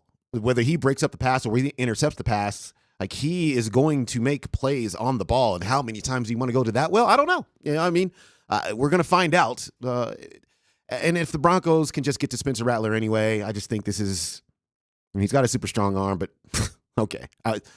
They're not scared of Spencer Rattler. I promise you that. New Orleans defense is garbage, but are they scared of Bo Nix? No. No. And look, when you – like Tampa Bay rolled up so many yards and obviously 51 points against the Saints just a few days ago. They still picked him off 3 times. 3 times. Now, if you're going to pick Baker Mayfield off 3 times and he's still going to roll up those points, okay, that's one thing. If you pick off Bo Nix 3 times, is he then still scoring 51 points on the backside of that? See, I think that answer is no. And that the one thing that scares me in this game is the Saints defense isn't good, man, but they will turn you over. And if the Broncos offense gets turned over, it has shown you that will equal a 10-point game, 13-point game by the time it's all said and done. And the turnover, if you don't turn the ball over, you can score on them, but they're pretty good at intercepting passes. And if that's going to be a part of the equation here tomorrow night, it could get a little dicey for the Broncos offense. That's Chris Dempsey. NFL Notes coming up at 11:15. We'll be joined by Rapids head coach Chris Armas at 10:45. On the other side, Nuggets fall to 0-4 in the preseason. They continue to struggle from three-point. Is that an issue that's going to extend into the regular season? We'll ask Chris that on the other side. Also, you'll hear from Jared Bednar, his weekly hit with Mosier Lombardi and Kane. He had some interesting things to say about the goalies and also his reaction to what continues to be a myriad of injuries for the Avs. It's Altitude Sports Radio 92.5.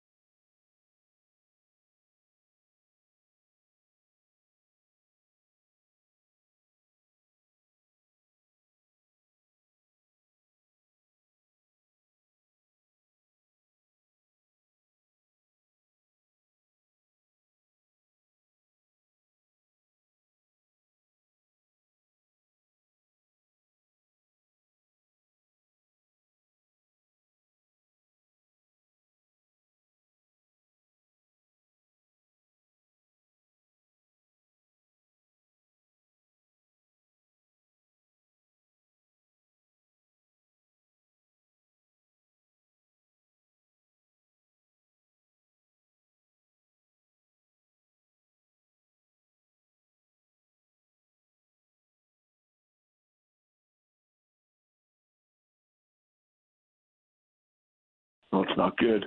It's not good, right? You got the original three out: Landy, Lecky, Val.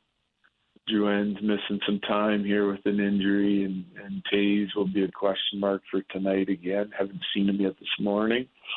So, not great, but again, I think we have the ability. Guys are getting some good experience. We've got the ability in the lineup that if we play the right way, that we can win, right? And it certainly makes it more difficult when you're missing 5 top guys like that, but you know, it just means everyone else has to be incrementally better in order to get the job done.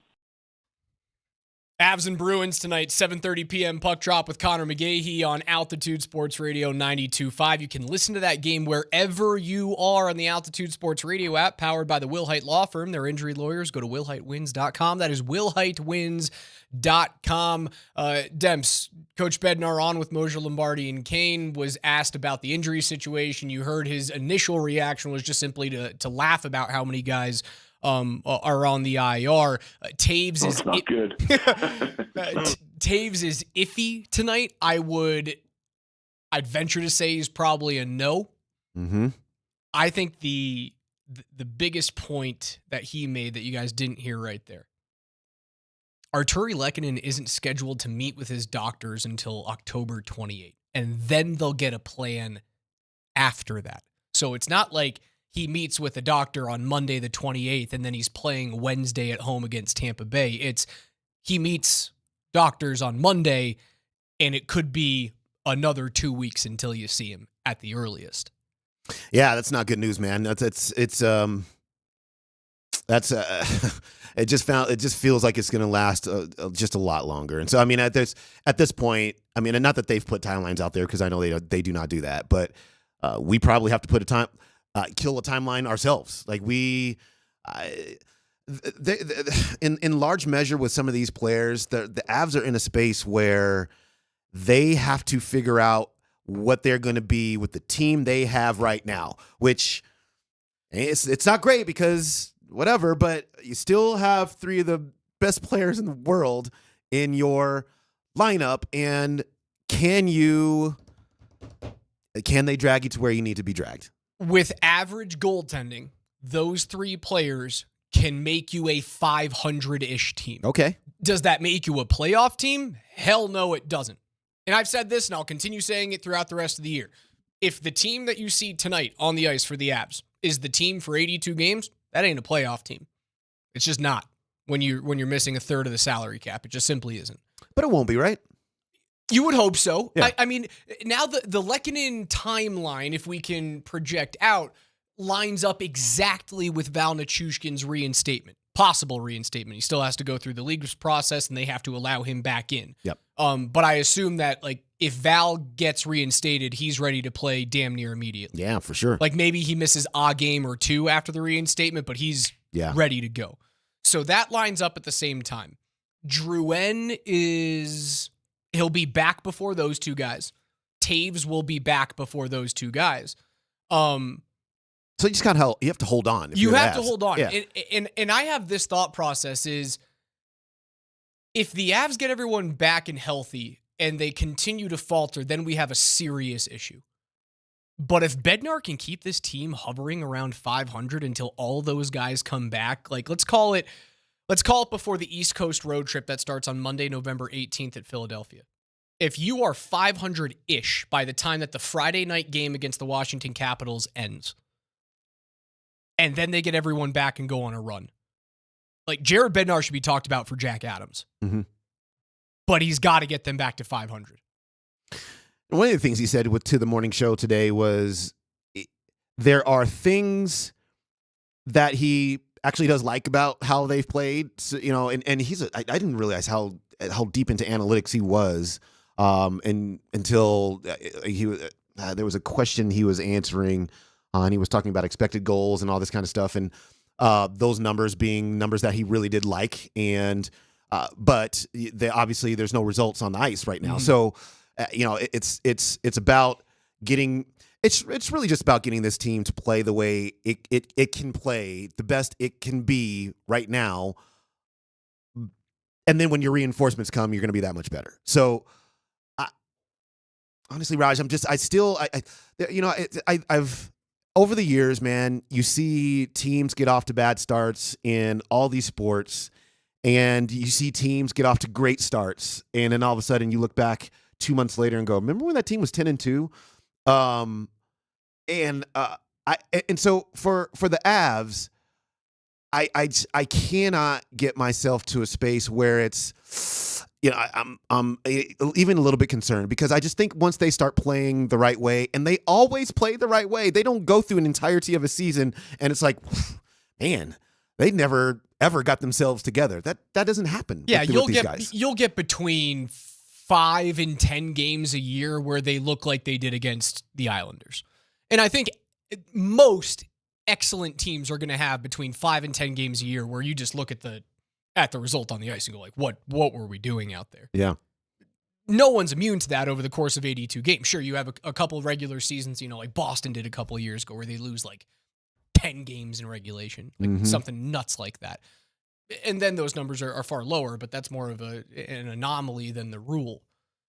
I can sympathize with people who are moving toward panic right now because of this.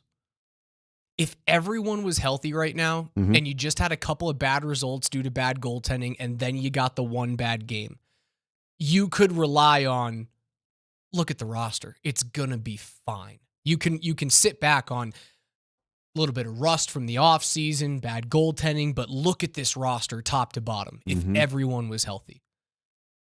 But right now, the people who are in oh crap mode, and I'm not there, but I'm moving there. I think the easy thing to do is look at the roster and go, well, it's not getting any better anytime soon. So you have to bank on above average goaltending, which statistically you don't have. You have to bank on those 3 elite players, Rantanen, Makar, McKinnon, not only playing to expectation, but vastly outperforming expectation. And that's a tough thing to promise yourself. But I think they can do it for, let's call it what are we in? I think they can do it for a month and a half span. I mean, is it too much to ask for those players to just put a team on their backs for 6 weeks? It's 15 games. So I put out the arbitrary date of November 15. You end your 4-game homestand against Washington. Right. That's my arbitrary number. It lines up with Nichushkin. It probably lines up with Lehkonen. Can you expect those guys for 15 games to drag you by the scruff of your neck? Yes. Chris, you're right. It's not too much to ask of those players. Mikko Rantanen, you want to be paid more than Nathan McKinnon? Dude, you got to step up big time. And it's not just scoring, right? I sing Mikko's praises all the time. Yeah. 50 goal scorers do not grow on trees. That's the reason why he gets paid so much money. Multiple back-to-back 100-point seasons, that is not common in the National Hockey League. But you want to be paid as much as Nate, the MVP? Dude, you got to do more than score. You have to use a 6'4", 220-pound frame to a mean advantage. Be a little bit more physical. Nate's doing it. Nate's smaller than you. You saw him throw Alex Romanov into the boards. That was nuts. Yeah. Take a page out of that guy's book. Kale, right? Like I expected Kale to play at least 80 games this season and maybe put up a 100-point season, which has only happened once in the last 30 years. Yeah. Erik Karlsson, yeah, I expect you to do that. But you can't leave Anthony Duclair on the other side of the net and have no idea where he is until the puck's in the back of the net. Unacceptable. You can't turn around and snap a cross-ice pass hoping that it's going to get there, and then lo and behold, the Islanders player goes on a breakaway when your goaltender has no confidence, right? You have to expect more. You expect more. Hell, demand more out of those 3 guys. Yeah, I mean, it's just it's the price of being the star, and for the coach, it's the price of being the coach. I mean, you have to now put the players that you have in the best positions for them to be successful. And because look, these seasons are too long. You're not going to have perfection with your roster the entirety of season. Now, some seasons it's worse than others, right? Some seasons it's like, man, we were just injured the entirety of the seasons, and some seasons it's just chunks. And right now, we don't know what that face is gonna look like for the Avs, but they have a lot of players out already right now.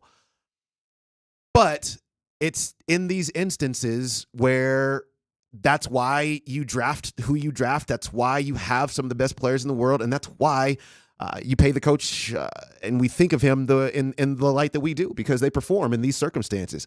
I expect the Avs to perform in these circumstances. I just do. It's not always going to look great. Some of these wins might have to be ugly. Maybe there's more losses on the horizon before they start to really get the thing going. I don't know. But what I think I know is at the end of this season, when we are sitting here in April, it's going to be like, oh, yeah, look at them. You hope it's a distant memory. Exactly right. It was a rough start. It will be a part of the narrative of the season. Wow, what a rough start to the season. The Avs didn't have players, but then they kept themselves afloat. Players came back, and then they ended up being one of the better teams in the NHL. There's a path to being 5-5 here. By the time the Tampa Bay game rolls around, like, you should wax Anaheim and San Jose regardless of who's on the ice. You should wax Chicago. Ottawa's a very beatable team. At Utah and at Seattle are really tough games. I think Seattle's certainly the more winnable game out of those two. But you have to win if you want to get back to 5-5 before Tampa Bay.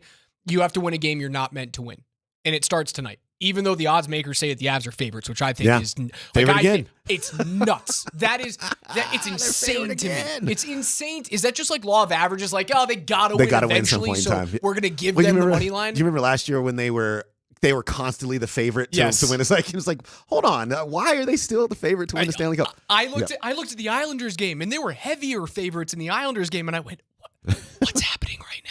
Yeah. Do they not know that there's $27 million of players out of the lineup? Yeah. Do they not see this? And I look at tonight's line and I go,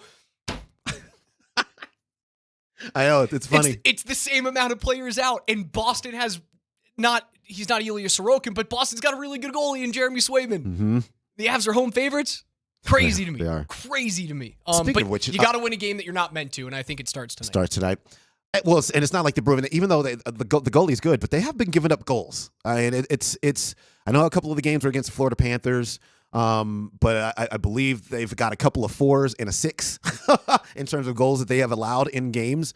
So it's a Bruins team that you probably can get to if you are playing the right way, a little bit. And then I was very encouraged with Jared Bednar talking about Georgiev, and I'll tell you why. Because what he said to the morning show about Georgiev was, it'd be one thing if he's not working. It'd be one thing if we thought that he didn't have the talent, and maybe that's debatable. But for him, he thinks those two things are already in place. So then the question is he just, where's his confidence? It's between the ears right now. It's non-existent right now. Right. So how do you get him back into a more confident space? And if he's putting in the work helps you be more confident over time. I think Georgiev, early last season, he had a bad stretch too. And remember, he was able to get himself back into a workable space, a good space in some parts of the season last season. And I believe in his ability to pull himself up out of this kind of play and get back into a better space, because I think we saw it last year. You're talking about the stretch. Yeah, the Avs rattled off, 6 wins in his first 6 starts. And he was really good the first 4, and then fell off against Carolina and the Islanders, and the offense carried him to a win there. But it was 4 goals against. And then they lost 3 straight when he gave up 4 against Pittsburgh. He gave up 7 against Vegas. He gave up 3 against a bad Buffalo team, right? That's the stretch that you're talking about. But he jumped back after that and held Seattle to a goal, Anaheim to 2 goals, a win against Dallas, and you held him to 3 or fewer. Like, it's there, but the confidence doesn't exist. Speaking of confidence, before we get to Coach Chris Armas of your Colorado Rapids is going to join us at 10:45. What is your confidence level in the Nuggets' ability to shoot from 3? Because they go 10 of 40 last night. MPJ goes 1 of 3. Yeah. Julian 2 of 5, I think, is like, if you get a 2 out of 5 night from Julian during the regular season, I think that's a win. Yeah. But it just feels as though, and I'm not worried about results in the preseason. Mm-hmm. They feel like they feel like they're not a threat from beyond 3. They're not at all. They're really not. And obviously Jamal wasn't playing last night, and he's was percentage-wise your best 3-point shooter last year. But it's one of the, it's a little concerning. The question is, you have to ask yourself in the way basketball is played right now, at what point does lack of three-point shooting really start to damage your ability to win games? And I think the Nuggets are going to flirt with that theory this season. They've tried a lot of it's it's funny, Raj, man. It's over the years they have tried to collect guys who can make three-point shots or guys who had proven in the past they could, or guys who shot it well in college, and then they get here and it's nothing has worked out consistently. Is it part of the offense? I don't know, man. It's a good question. It's a really good question because it's not for a lack of trying to collect shooters. It's just when they get here, they just don't perform consistently. And I'm not super sure why that would be the case. And should be even easier with this configuration of the Nuggets, because the minute the ball is thrown to Nikola Jokic, the entirety of the other team's defense either has bodies near him or eyes on him. And then that just makes it so that your three-point shooters have even more open shots, because Nikola's going to pick out the right pass. He's going to put the basketball on him right there in the shooting pocket, and you're going to have an easy attempt. And there's a lot of inconsistency still. And I don't know. Other than you have to keep trying to collect shooters, I don't know how they pull themselves out of this three-point rut, because there's just going to be too many instances this year. More teams are being able to shoot the three-point shot, and more teams are leaning right into it than ever before. And the Nuggets aren't a high-volume three-point shooting team. You got to be a high-percentage three-point making team. And right now, they just don't have the consistency in that area. Just look at the teams last year that were in the basement of three-point shooting. Portland. Memphis. Granted, no Ja for a majority of the season. That's going to change this year. And then Memphis, because a drastically different basketball team. Right. San Antonio. Mm-hmm. Building, but not a very good basketball team right now. By the way, Wemby clocked in at number 11 on the NBA ranked top 100. Already. Not in the top 10. 2 Nuggets in between numbers 11 and number 50. Mm-hmm. Aaron Gordon, Jamal Murray. Jamal Murray plummeted this year. Mm-hmm. 15 spots. Yep. Toronto. Yeah. Orlando. Yeah, they can't. Detroit. Yep. Washington. Houston. All the bad teams. Utah. Yeah. All of the teams that are not a threat to do anything. Mm-hmm. Yeah. And you're talking about getting closer and closer. Like, Denver wasn't there last year. Denver was 12th. Yeah. Like, they were middle of the road. Mm-hmm. But it feels as though you remove KCP from the lineup and you're bringing in Christian Brown. Yeah. Those numbers go down unless Christian magically turns into a reliable three-point shooter. Mm-hmm. Now you're talking about being in the same conversation, granted just three-point shooting, with bottom-of-the-barrel basketball teams. Mm-hmm. Yeah, the Nuggets are going to – there's a reason why – we talked about this the other day. There's a reason why I think they're emphasizing pace a lot, because I think they want to play more toward the rim. I think they know they're not going to be an overwhelming three-point shooting basketball team. So how do you create more higher percentage looks over the course of a game so that your offense is A, efficient, B, scoring enough points to be able to win night to night? And it's a concern, man. It is because at some point you have to hit that shot, and you have to hit. It can't be 10 for 40. You got to hit 12 to 14 of these things most nights to make sure that you're keeping yourself in a good competitive space, or you have to turn the other team over so many times. You have to get so many more possessions to make up for their three-point shooting that you. I don't know. We'll see. We'll see if the Nuggets can do that. Again, Nuggets winless in the preseason thus far. They will play their final preseason game of the year. What is that? On Thursday evening at Minnesota. And then we're right into the thick of things with the Nuggets. On the other side, we've got playoffs coming up in Major League Soccer. Rapids head coach Chris Armas will join us.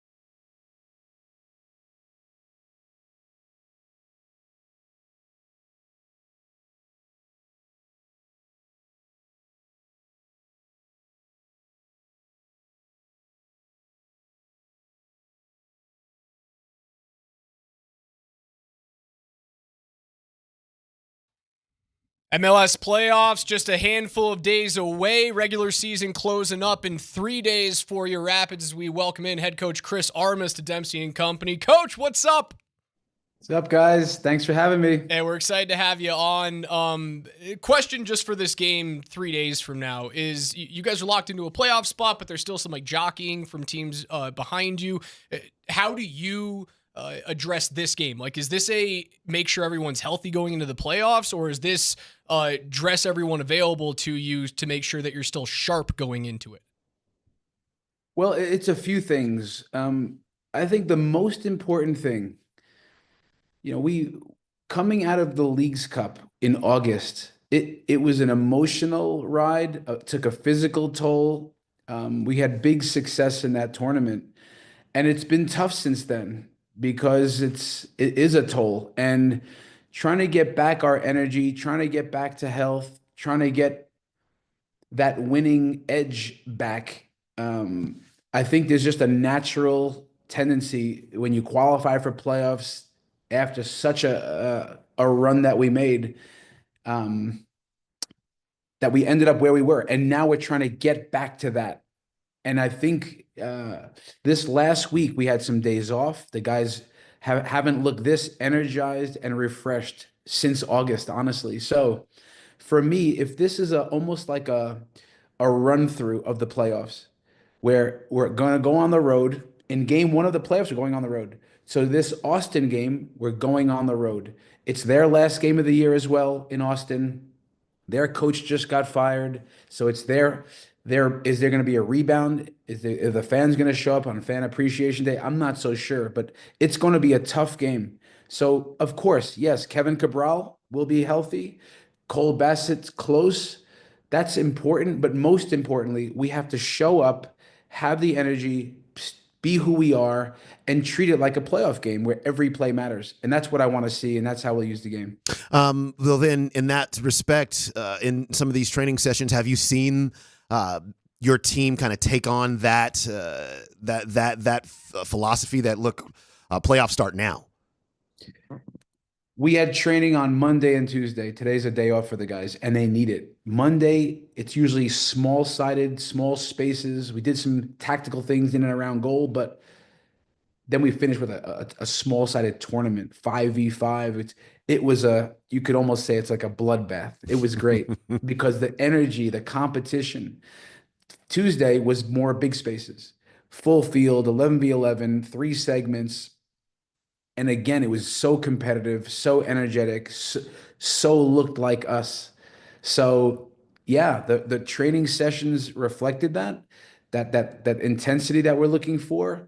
And part of it, I think, is that everyone wants to play. And now guys are getting healthy. The internal competition that always drives the best teams, we have that as well.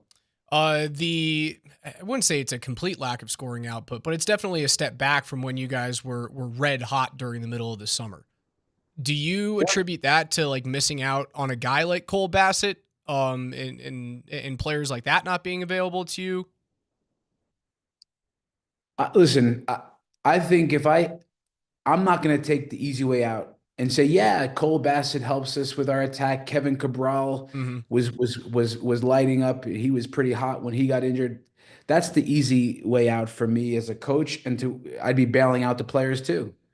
So for me, in these last games, well, a few of them that we lost were on the road, Kansas City, Minnesota. Then we come home, let's get the results at home. Then it's LA Galaxy, the best team in the conference, and Seattle, a team that hadn't lost in a bunch of games. So I think the type of opponents we've come across, a lot of those teams sit in the low blocks. Trying to break down a low block for our team is not so easy. For most teams, it's not easy. And then in that, I think there's still discipline to do the things that got us all those goals. We've talked about it. Shot distance, upgrading the shot. In the NBA, it's extra pass. Can we get closer? So those things, of course we have quality, Mihalovic, these guys up the pitch, Rafa Navarro, but sticking to the principles, sticking to the discipline. That gets us penalties. All those things, I think we got a little bit away from. So no, for me, it's not who we're missing. It's us sticking to who we are and executing. Coach, we'll get you out here on this one. I just give us a preview of. You talked a little bit about Austin. Obviously, they have coaching issues, and maybe they just play above their pay grade against you guys. But stylistically, what are you dealing with? What are you going to have to face against them? Well, there's a few things. One, they're a possession-based team.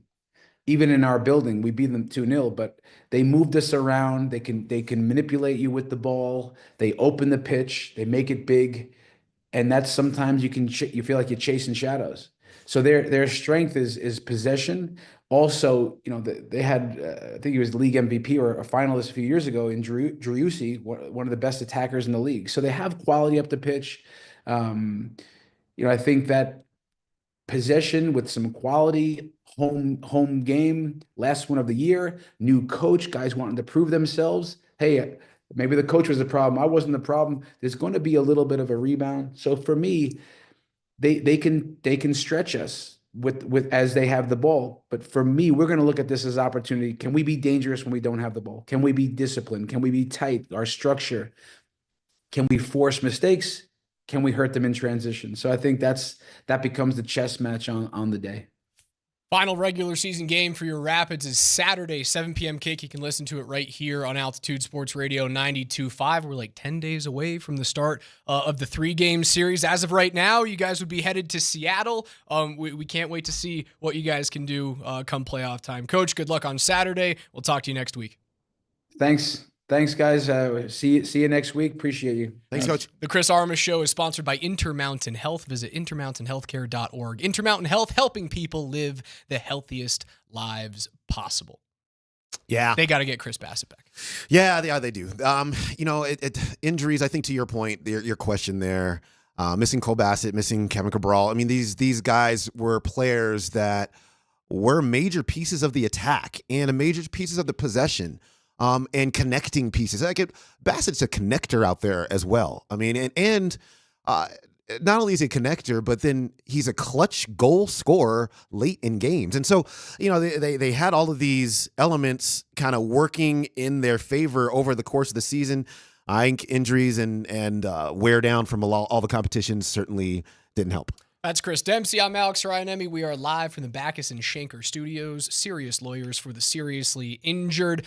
Much more to get into. KJ's NFL notes are coming up at 11:15. We've got shout-outs. It's a Wednesday, so text those into 303-504-0925 if you have any personal shout-outs that you guys want us to read. We'll do those coming up at 11:50 before we hand things off to PhD. Big day tomorrow on Altitude Sports Radio 92.5, by the way. All of our shows will be giving away a 4-pack of sweet tickets to the Avs and Anaheim Ducks game on Friday evening. You'll have to listen to a keyword. Better believe it, Cause. Better believe it. So listen all day tomorrow, starting at 6 a.m. with Brett Kane, all the way through the afternoon show with Kreckman and Lindahl. You can win a 4-pack of sweet tickets for the Avs and the Ducks on Friday night.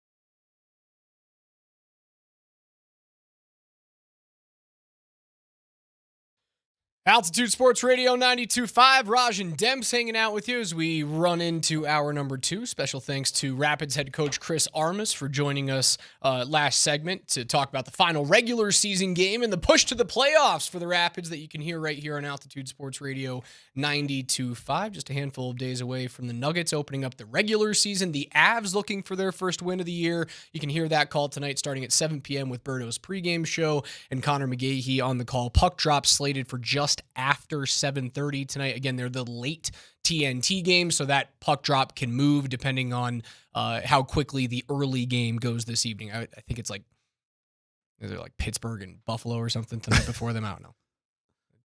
Two not good hockey teams. You know what? I hate this, and they do this on, this is ESPN and TNT do the same thing.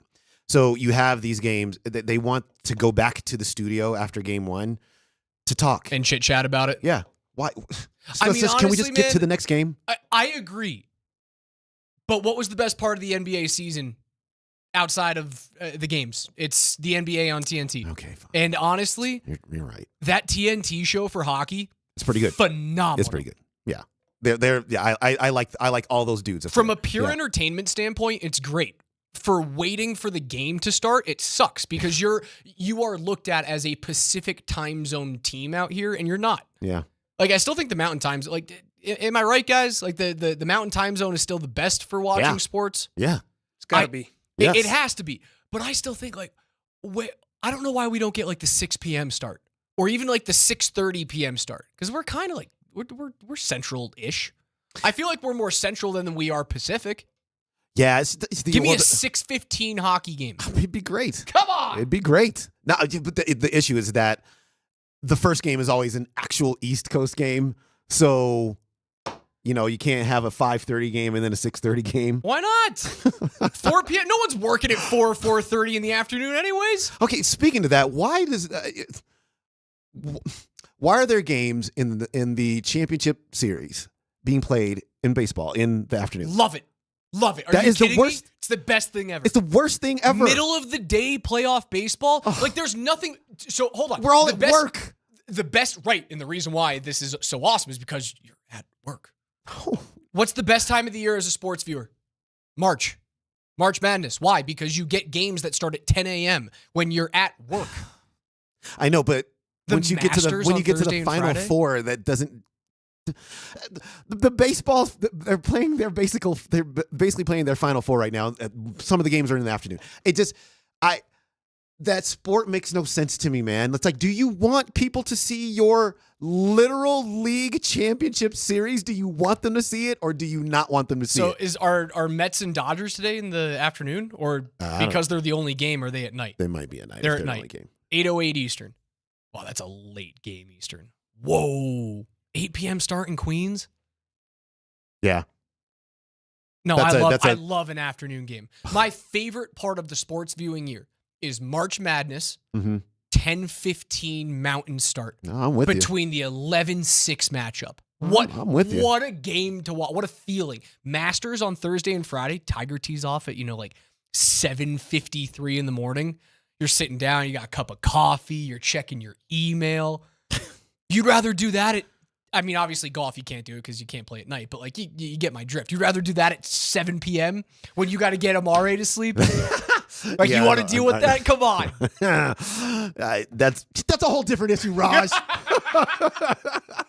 It's like, you don't have kids, shut up. I don't know, man. I think that it's great. So look, you bring up a good point with March Madness. It's one of the things that I love about it. I just watched basketball games all day long. But when we get to the Elite Eight and the Final Four, they're not playing them at 10 in the morning. They're playing them at night in the prime afternoon time. Games are in the middle of the day in the Elite Eight and the Final Four, but they're on a Saturday. But they're on the weekend. Yeah. Like a Monday morning, Monday at 2:00 that the Men's and Dodgers are playing. Could you imagine? National championship game tips off at 1:15 Central. That's so dumb. Baseball, man. It matters. Again, it's not the World Series. It's Game 2 of the championship series. You can space these things out so that they're just the NBA and the NHL does this all the time, right? It is you just play the American League Championship Series on this day, the National League Championship Series on that day, and it's just every night you have a game. Well, it's very clear that like no one on the East Coast watches our teams anyways. We always talk about the East Coast bias in terms of awards. Yep. So if they're not going to watch the game anyway, why not start it earlier out here? They'll be dialed into it now. Come because it's all the New York teams and an LA team. And then you have Cleveland. Like one of these things is not like the other. Cleveland. Dion told us that Jimmy Horn Jr. and Travis Hunter will be in the lineup this weekend as CU travels to Arizona. Kreckman and Lindahl were discussing Travis's health. And if he were to sit out, does that hurt his draft stock? Good on Travis Hunter. This guy, and I know there's considerable NIL deals contingent upon, I'm sure many of them contingent upon him continuing to play at the University of Colorado. Are they up to the level of NFL riches? Probably not. This guy could pack it in and be a top 5 pick in the NFL draft if he wanted to. Yeah, he's proved it. Yeah. Matter of fact, they'd probably love him being that fresh. Right. He absolutely could do that. The problem is, I'm sure he feels a massive loyalty to his team, to his teammates, to his coach, to his coaching staff. He wants to be able to go. I think he's a competitor. I think he recognizes right now the competitive side of him, recognizes he is in the midst of an historic college football season, and he doesn't want to miss the opportunity to be able to do that. I think the other part of it, too, is I think the guy just loves playing football. Oh, yeah. Nobody plays both ways for 1,000 plays. Right. You know what I mean? Yeah. If you're playing 130, 140 snaps a night, I think you like football. Would you hold it against Travis Hunter if, let's say, he comes back, and I'm knocking on wood here, that Trav doesn't experience another injury? Mm-hmm. Let's say he comes back against Arizona, goes out with another injury, he's out for 2 weeks. Would you hold it against him being like, yeah, I'm out, guys? No, I wouldn't, because his future is so bright. Has he given you enough as a Buff alum? Yes. Like, because that's very different than me, right? Yeah. Like, as just like a guy who watches and talks about the team, but doesn't have a distinct connection to it. Has he done enough for you as a Buff fan and alum to say, hey, thanks, we hope you get drafted high, but we don't need you again? Yeah, he really has. Travis Hunter, it has been a great pleasure to be able to watch him work. And I think that Nate is right about that. I think he just loves playing football, and we love watching him play football.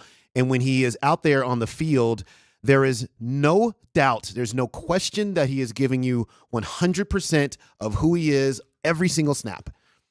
And that's all we can ask for. And as an alum and as just a CU fan, like, it's so gratifying that there's a player that is putting his heart, soul, sweat, blood, tears on the line every single time that he takes the field. It's great.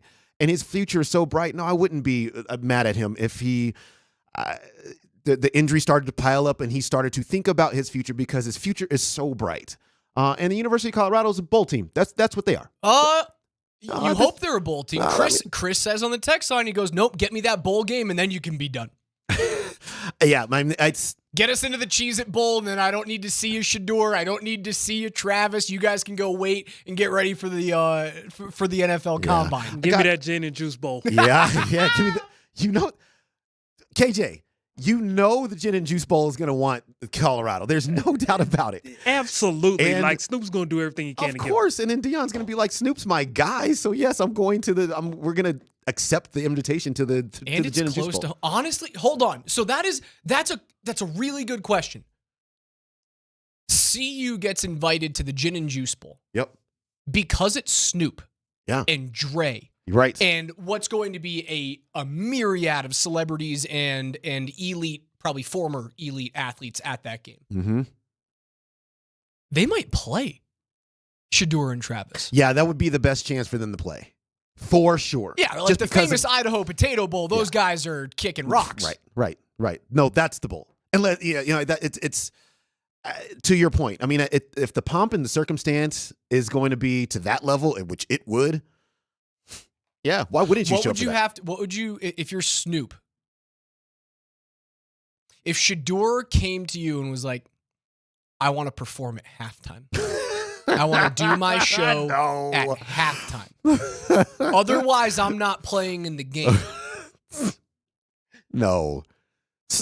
Isn't Snoop going to perform at his own bowl? I don't know.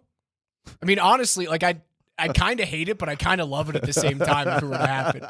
Just doesn't take off the shoulder pads, comes out, raps a little bit, goes back into the line. Well, again, it's a made-up game that doesn't matter. The only bowl games that matter now are the playoff games. Well, everything else is just like, no one cares about it. You still want to win. You still want to win. Like, you still want to win, but like most elite guys are sitting out these games because they don't want to get hurt. No one wants to be Jake Butt. No, it's true. No, it's look. But for the players that are playing in the game, they want to win. The elite guys want to get drafted. I got that, and I just look. I think for CU, it's first of all. Let me just to the textures point. I don't think that they need Travis Hunter anymore to qualify for a bowl. Can you win two more? Can you win two more times on your schedule without Travis Hunter? If you cannot, then what are we doing here? And what's the talent? What's really the actual talent on this football team? And they're a top heavy team right now. It takes years to build depth. It doesn't take years to get elite players onto the team now. No, but we're talking about two more victories. Two. I think it's almost guaranteed they're going to get it. I think so too, and I don't think Travis Hunter is a necessary cog for them to get two victories. I don't know about that. I think he's a necessary cog. He's two players. They have good players. Like when Travis Hunter and Jimmy Horn went down, Omarion Miller just magically appered out of the clear blue sky again. That is a 4-star wideout, right? I mean, they have these dudes growing on trees there. I mean, I think Travis Hunter is the he's the unicorn of all unicorns, but they have really good skill players behind him. You saw what happened in the secondary when he was gone. Against a team that doesn't throw the football well at all. They got thrown over their heads. Yeah. 3 chunk plays. Yep. Maybe the defensive scheme wasn't great, stacking the box with 8 players in the middle of the hash marks. Like, not a great idea when you have to force them to go the full field. Like, maybe sit back a little bit. Yeah. And see if you can, bracket some wide receivers there and force a guy who doesn't throw the football well to actually fit it into some tight windows. Yep. So maybe it was a coaching decision there that killed them. True. Wink, wink, nudge, nudge. But not having Travis was a very close second. And you do that against Kansas State. Yeah, Kansas State's the front runner to win the Big 12 right now. Them and BYU. Like, to your point. If Travis is on the field and are they throwing that long bomb? If Travis is on the field, they win the football game. If Travis Hunter is available, they win the football game. Probably because you probably don't get a 50-yard long bomb thrown over your head because he makes a play on the ball. So you're not scoring on that play. But even if they did score on that play and then you get the ball back, 4th and 5, if you're going to ridiculously throw it down the field, which I still think was a terrible decision to throw it. Yes. Insane. But if that wide receiver is Travis Hunter, maybe he just comes down with that football anyway. So to your point, if Travis Hunter's playing, they probably do win that game because the types of plays that actually lost them the game were directly he would have been directly involved in both. And if he's directly involved in the play, he's probably going to succeed more often than right. So therefore, you think you can show up at Arizona, at Texas Tech, and at Kansas. I know those are all very winnable football games, but without him, you're still a bowl team. You still got to rattle off 2 wins. Like Oklahoma State's a tough game. Utah, depending on who's quarterback, is a tough game. You get all those things which at home, it won't be Cam Rising because he's done for the season. Oh, he's done. Yeah. Mm-hmm. Yeah. So that whole 8th year of eligibility thing is actually real. All right, Utah's a way more winnable game now. Right. Way more winnable game. They're a vastly different team than they were at the beginning there. That was my team to sneak into the playoffs this year too. with a 7th year quarterback. Mm-hmm. Well, that's out the window. Yep. Dude, but it might be another team from BYU from Utah going. It might be BYU. My season-long predictions have been so bad. I know it's 3 games into the NHL season, but I had Nashville winning the Central, and Dallas looks like a wagon. Nashville's 0-3. I chose it's early. I chose Jacksonville to win the AFC South. Mm-hmm. You did. And that that one's blown is up in your face. Dumpster Yep. fire. Like, that is what a dumpster fire. That's I not think good. I think as a result, I had Doug Peterson winning Coach of the Year. Gosh. How bad am I at this? Dude, how crazy do I sound? Florida Panthers, Dallas Stars in the Stanley Cup final. I mean, it's very feasible. I think we're on track for it because it's looking like that right about I'd now. be upset about it. I mean, it would actually be fun because I would root heavily for Florida, and I love rooting for the Cats. Yep. Go Cats roar! That was always spring break for us. We had a buddy on the hockey team up at Syracuse who was like from the Fort Lauderdale area, and we go down and there's like 3,000 people in the arena for a preseason game. And you're walking in and no shoes, barely got a shirt hanging off your shoulder. You're 7 margaritas deep as a 21-year-old college junior. What a time! Yeah, So the Cats have a special place in my heart. Okay, I know I got But that. Dallas in the Cup final, man, you can't do that to me. It's I just think that it's like Vegas in the final. Yeah, I just think that in these sports where you play at least 82 games or 161, 162, I just think that the first month of the season doesn't matter ever, unless there's like a catastrophic injury situation. So it's you're gonna have teams that are super hot. Remember, I said 10-2 earlier in this program. The reason why I said 10-2 because that was the Utah Jazz record last year after the first 12 games. Where'd they finish? Yeah, you see what I'm saying? It's bad basketball team. Correct. So it's like there's so much not even fool's gold. It's just smoke and mirrors in the first month of a season of these NHL, NBA, Major League Baseball seasons. That you just got to get through the smoke and mirrors month to get to the actual real stuff, and that happens later. With the way that my predictions are going, Dems, I should just say that the Avs are going to be like the worst team in the Western Conference. And then they'll win the cup. Yeah. Oh, yeah. Okay. We should do that for sure. Yeah. Say it. Do it. I predict that the Avalanche will be the worst team in the Central Division. All right. Then they're going to win the cup. That's all we need. Thank you. That's all we need to do. Yeah. 303-504-0925 is where you can reach us. KJ's NFL notes are coming up next.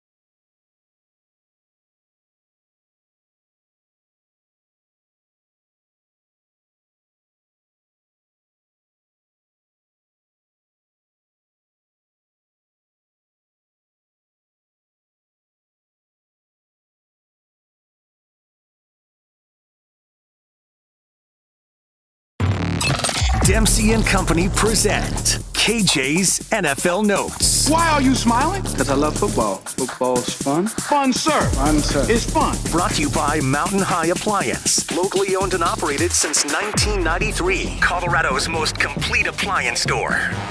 Every day on Dempsey and Company, we go through the biggest stories on the gridiron with KJ's NFL Notes. Mr. Granderson, what you got?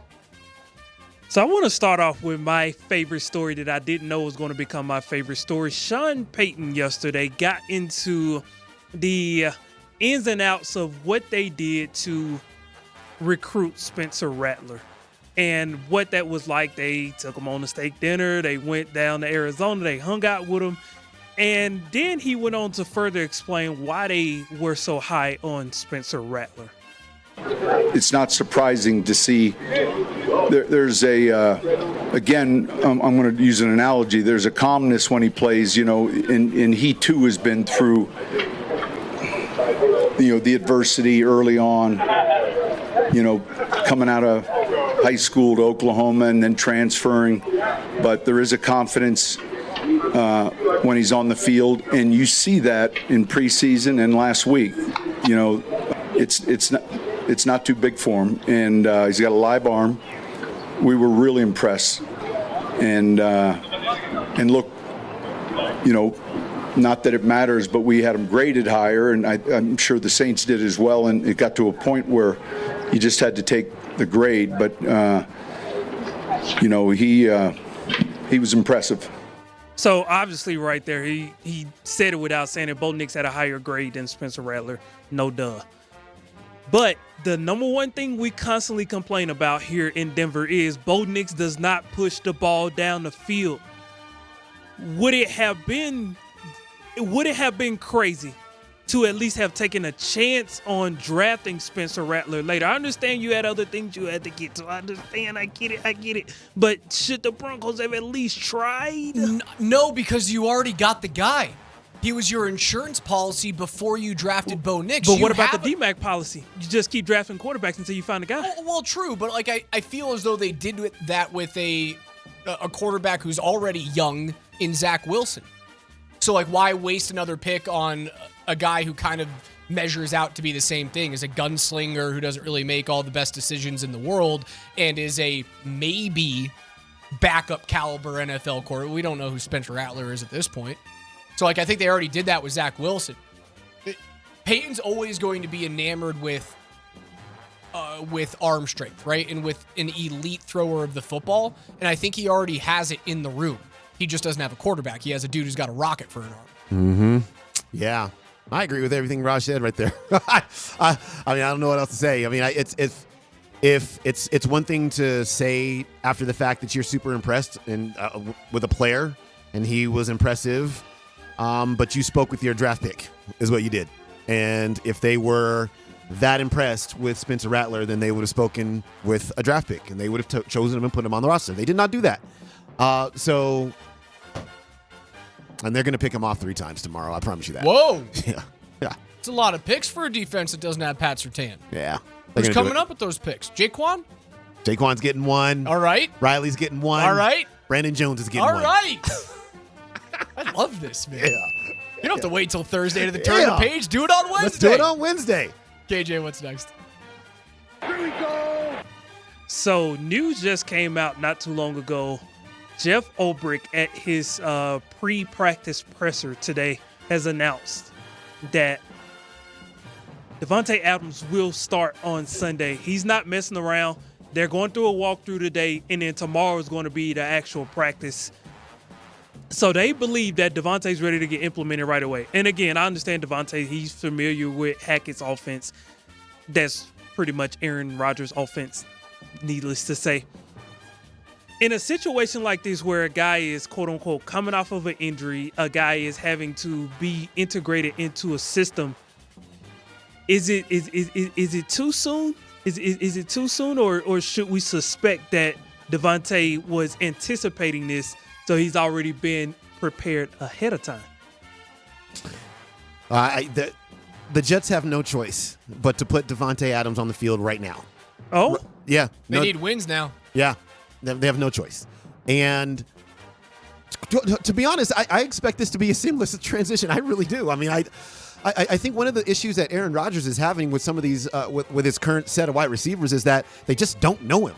You know, so when you get up to the line of scrimmage, Davante Adams and Aaron Rodgers are seeing exactly the same thing. And then when he's out on the route, he knows where Aaron is going to throw him the ball. There's not going to be this, well, you should have zigged and I zagged and I threw it here and you threw it short and all that kind of stuff. And that is eliminated immediately with those two. And so I think that's why it'll be a seamless transition. And then, it's just they do not have time to groom wide receivers in the ways of Aaron Rodgers, because Aaron Rodgers is 40. I mean, he's not going to be there for their window. They feel like is right now, and they got to get to it as quickly as possible. So yeah, I mean, this is a no-brainer. He has to play, and I think he'll play well right off the top. You also have to get him in there because I think Davante's the one guy that Aaron Rodgers won't throw under the bus like he did to Mike Williams. And he backed the bus over Mike Williams, saying that he ran the wrong route. And it's not like Mike's a rookie. Right. That is an entrenched vet who had a damn good career in Los Angeles with the Chargers. Like a really good career as a number 1B or number 2 wide receiver, depending on what you thought of Keenan Allen there. Mm-hmm. Certainly the possession receiver for the Chargers. He's not going to do that to Davante. So I don't think you have to worry about creating like a rift with him. Throw him in. Magically, Davante Adams is healthy now, right? And he was there. He was there minutes after Schefter said that the trade was completed. So literally in Aaron Rodgers' house. Yeah, just nuts. Literally in this house. It's just creeping over Aaron Rodgers' shoulder. Also, that was so good. Jeff Ulbrich. Does he have the best beard in the NFL? That's like it's a good looking beard. It is the most perfectly manicured beard I maybe have ever seen. It's good. It's really good. It's solid. It is. It is. And this is a guy, I can't grow a beard, so I'm just envious. I wish I could do that. I would go gray right now. Right now, at 31, I would go gray if I could grow that beard. Grow that beard? Dude, I'm 26. I'll say the same. Right now. Like, are you kidding me? Salt and pepper? Actually, like Deion's beard, I was noticing that in the press conference yesterday. Like he trimmed that bad boy right on down. It looks pretty good on him as well. Looks pretty, but he's prone to getting it super bushy. Yeah, he likes the Ryan Fitzpatrick beard. Yeah. Oh God, yeah, that's a bad beard, Ryan Fitzpatrick. No, that's the best beard in professional sports right now. It's unbelievable. Yeah. KJ.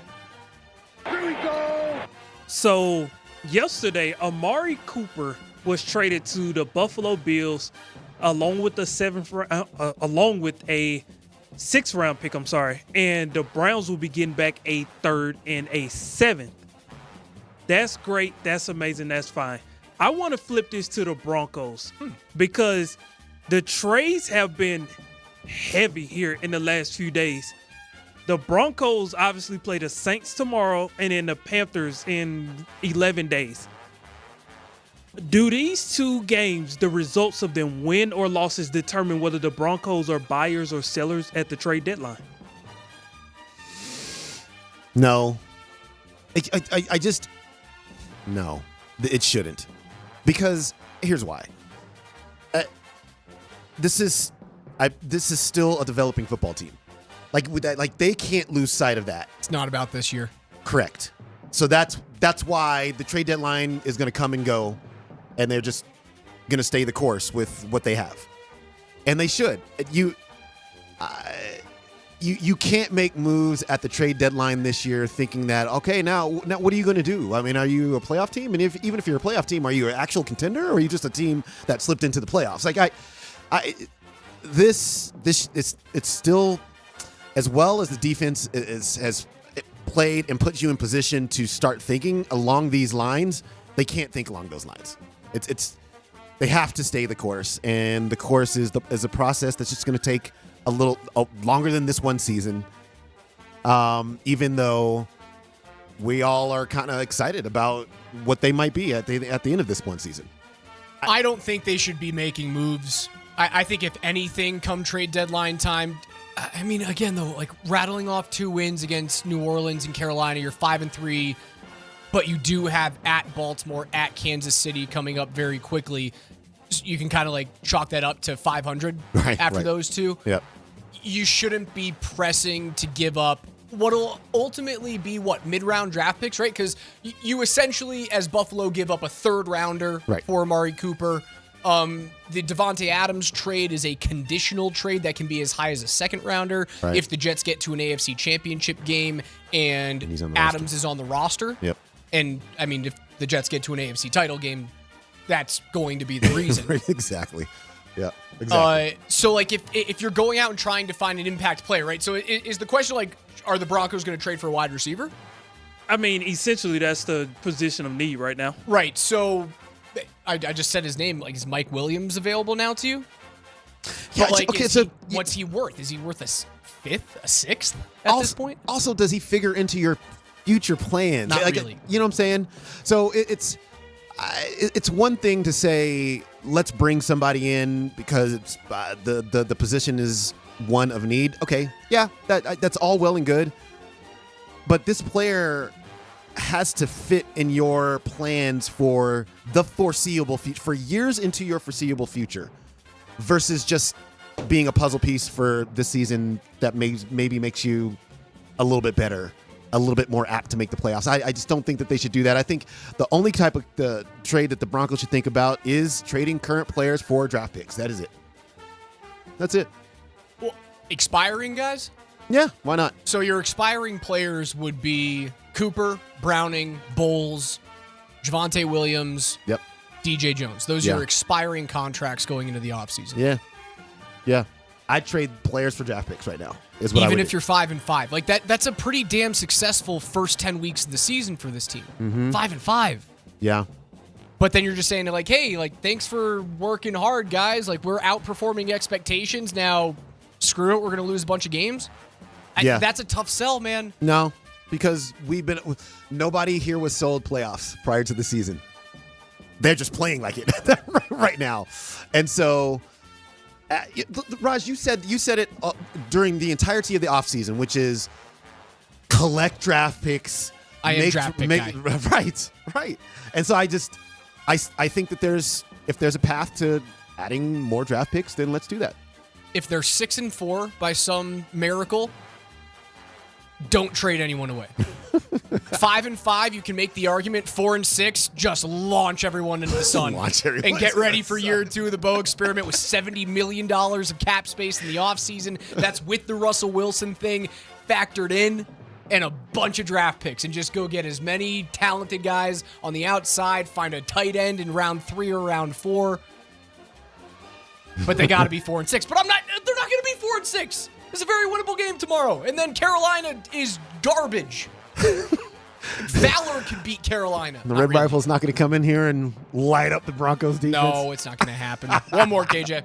Here we go. This segment is sponsored by Mountain High Appliance, your local appliance store for all things appliances. We want to thank Mountain High Appliance for being a sponsor of KJ's NFL Notes. They have locations in Denver, Louisville, Littleton, Colorado Springs, and Glenwood Springs. They offer every major appliance line and brand. That is mountainhighappliance.com. Tom Brady's official ownership stake has been voted by the owners yesterday unanimously. Oh my goodness. His 5% has been approved. All right. And Mark Davis is obviously happy about that. Mark Davis joked about the fact that he can't play, but he will have a role in helping choose the next quarterback and helping usher them in. So that's one side of it. But if there's one player, because I like theories. That's my thing. If one player could force the NFL to change their rules to allow a player to own a team and play at the same time, it would be Tom Brady. With that being said, who's more likely to play and own a team at the same time, Tom Brady or LeBron James? Yeah, it would be LeBron. I think it would be LeBron. It would? Yeah, it'd be LeBron. Because he's still actively playing, and I just think that LeBron is such a... I will give him this, man. It's to be able to play offensively at the level that he continues to play at his age is craziness. It's craziness. Shockingly healthy. Yeah. I mean, it's just it's insane. And so because he's still playing, I would say him, because the NBA is going to expand. They will. It's going to happen. And he wants to own one of the teams. And I think the NBA He's got to have more money than Brady too, right? Like Yeah, that I think divorce with Giselle probably was not great financially. Let's be completely honest about It probably wasn't. It Although probably the prenup must have filled this room with Yeah. with paper. Yeah. LeBron's think gotta have LeBron's- more cash. Yeah, I think LeBron. I think for sure. Yeah, because it's not just at this point his NBA salary. I mean, he's not even spending that. I mean, he's got endorsements. He's got 1,000 other ventures off the court, and it's all just collecting dough for him. And so, yeah, no, I think it's an interesting question. I think LeBron would be that answer. Yeah, it's far and away LeBron. LeBron has an estimated net worth just north of $1 billion, and Brady's around $300 million. No, there you go. Which, like, it's good for you. It's still amazing. That's a massive chunk of change, but like that, it's so far away from $1.2 billion. Right. Yeah. Like a ridiculous amount of way Yeah. from $1.2 billion. Like what Tom Brady's a minority owner of the, like LeBron would be majority owner of whatever team. Like that's the kind of money he has. Majority owner money, liquid assets. You've been Between him, Rich Paul, and Adele, I agree. Cha-ching. You've been following the Bronny thing, man. Yep, I have. It's ugly. We can get into it on the other side. That's Chris Dempsey. I'm Alex Ryan-Emmy.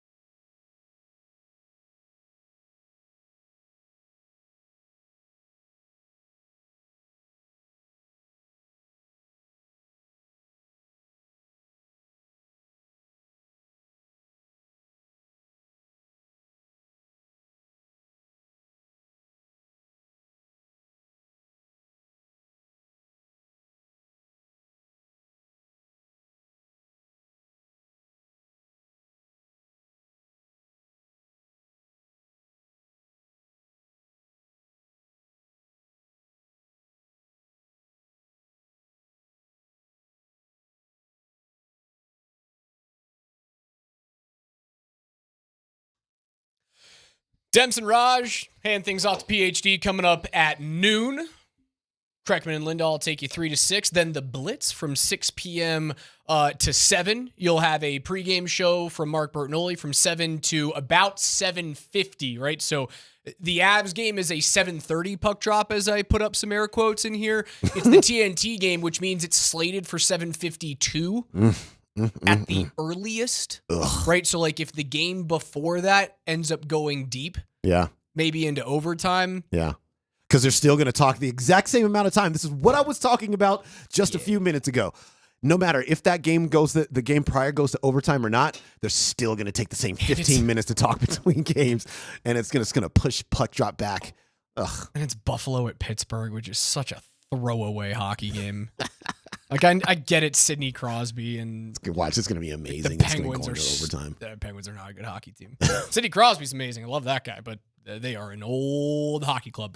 So 7:52-ish puck drop with Connor McGahey, so it'll be like an extended pregame with Berto. You guys can log on to Twitter, to Twitch, to YouTube to watch Between the Pipes tonight with myself and Mark Springer. So again, Between the Pipes is going to look a little bit different this year. Same thing within the paint. Yep. We're going to have some marquee games where Spring and I are on live on 92.5 and also on Twitch.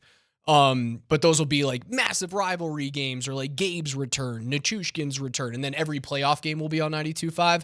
But the majority of the season, Berto will go off. We'll go live on Twitter, on Twitch, on YouTube, and you guys can hang in there in the comments, and we'll do the same thing, interact there. So that's where we live. If you're looking for Between the Pipes after Avalanche games, that's where we are. At Altitude SR on Twitter, at Mark A. Mark, at Rajan Radio. It's cool. It's like an expansion of stuff. Yeah, it's D-Mac's been doing it for the past few weeks. We call it Altitude After Dark. Yep. Coach Sanford goes on there and Vic, so we're doing the same thing for Avs and Nuggets. Yeah. I didn't think I was going to talk about Bronny James today, but did you see his lines so far? Because we were talking about LeBron. This is your fault, KJ. You brought up LeBron James. What are you doing to us? 44 minutes. 4 points. Yep. 5 turnovers. Yep. 2 of 16 from the field. Which is like 9% or something, if my math is right, which I guarantee it's not. 0 of 7 from 3, 0%. I know I have that one. And a -40 plus minus. Yeah. So see, here we go. When Bronny James, I feel bad for the kid. Well, it's not his fault. I kind of feel bad for him too, only because I feel like he probably felt pressured to enter the NBA draft. See, when all that ridiculousness was happening last year and it was all Bronny might be a first-round draft pick, and I got on these airwaves and I said, this is not an NBA player. Not even close. This is what I was talking about. Those numbers. Because those numbers will persist for much of the season, even in G League, where he'll play a bunch of G League games. He should still be in college, Raj. He should still be in college. He had a stroke, like a cardiac episode and then that cost him basically. He couldn't train for the college season. He went to USC. That's a dumpster fire there of a basketball program, and then he entered the NBA draft because he felt like because LeBron Dad's not getting any younger. Exactly, and that was the disservice. The disservice done to him was the advice from probably his own family. Because even if you transfer out of USC, which he most certainly should have done, you stay in college for one more year. You have the entirety of an off season to train. You hit the ground running. You play a full season for a real coach. And then you come into the NBA draft because you know who's going to be playing next year still? LeBron James. He still will be playing next year. I don't know, man. Do you feel worse? I think it's sad, man. Do you feel worse? Because again, like I'm not knocking on Bronny. He's just not an NBA player, but he's now thrust into this situation where honestly, like it's almost going to like force a lot of hatred on him, and it's almost not up to him. It's not up to him. I wonder if I feel, and Bronny's going to be fine. Like he's the trust fund that's coming to Bronny James is that's an enviable trust fund. He was not a draftable player. No. Do you feel worse for Bronny or do you feel worse for JJ Redick having this forced on him? Well, and JJ, that's your first job in the NBA. I know you don't, but like you got the job, and you were in talks for other jobs. But the LA job is there because LeBron James likes you, and he also knows that if I bring in JJ, who's my friend, I don't have to listen to a head coach. I get to do whatever I want, and I think that is a losing proposition. Well, JJ had to know that going in, right? I guess. I mean, yeah, we all see LeBron pretty much run that show, and JJ had a front row seat. He was color commentary for ESPN. And if they suck, Right. does he throw JJ under the bus and then JJ gets fired? Or if they have great success, is it really because JJ Redick is such a great head coach? That's why being head coach of the Lakers is a bad job, man. Because when you win the title, wasn't because of you, it was because of LeBron. But when you lose it, like Darvin Ham took that team to the Western Conference Final. Way farther than they should have gone. Exactly right. So, but that was all LeBron and Anthony Davis or whatever, however you want to describe that. But the minute that they had a subpar season or just an average whatever season, Darvin Ham's the worst coach ever. Like that's the Lakers experience until LeBron James is not on that team anymore, and then it becomes a decent job again. But right now, Godspeed to JJ Redick because the Lakers won't be that great this year. I promise you they won't. And I mean they're headed to me. They look like a play-in. Let's try to get to the play-in type of basketball team. And I don't know how long JJ Redick is going to last in that light. All right, it's Wednesday. On Wednesdays, we have shout-outs on Dempsey and Company. Let's get to it. Who's killing it? Who's crushing it? I love you, man. You're my boy, Blue. Who's absolutely ballin'? We just become best friends. Yep. Baby, you are so money and you don't even know it. Dempsey and Company present. You want to go do karate in the garage? Shout-outs. Cody says, shout out to King Supers and the Nuggets for choosing my pops as the hero of the game last night against OKC. Wow. So shout out to Cody. Shout out to your dad for his service to our country. That's awesome. I absolutely love that. And he also had a question. Raj, would you trade Sam Girard for Eric Johnson? No, I would not. I would trade him for an Eric Johnson type of player who's 10 years younger. But no, not Eric Johnson. Those knees are falling apart. I love EJ. And I can't wait until he retires to come back and live here all the time because he's hilarious. But no, I would not trade Sam Girard for him. I'd trade like a 6th round draft pick for him, but not Sam Girard. My shout out is to the 5A boys tennis dual team championship game. The number 1 seeded Regis Jesuit Raiders, right? Regis? I think I've got that right. Yeah, I don't know. Raiders? Am I wrong? I don't know. And then Cherry Creek. Text a lot and let us know. And I should. Cherry Creek are the Bruins. Yeah. I think Regis the Raiders.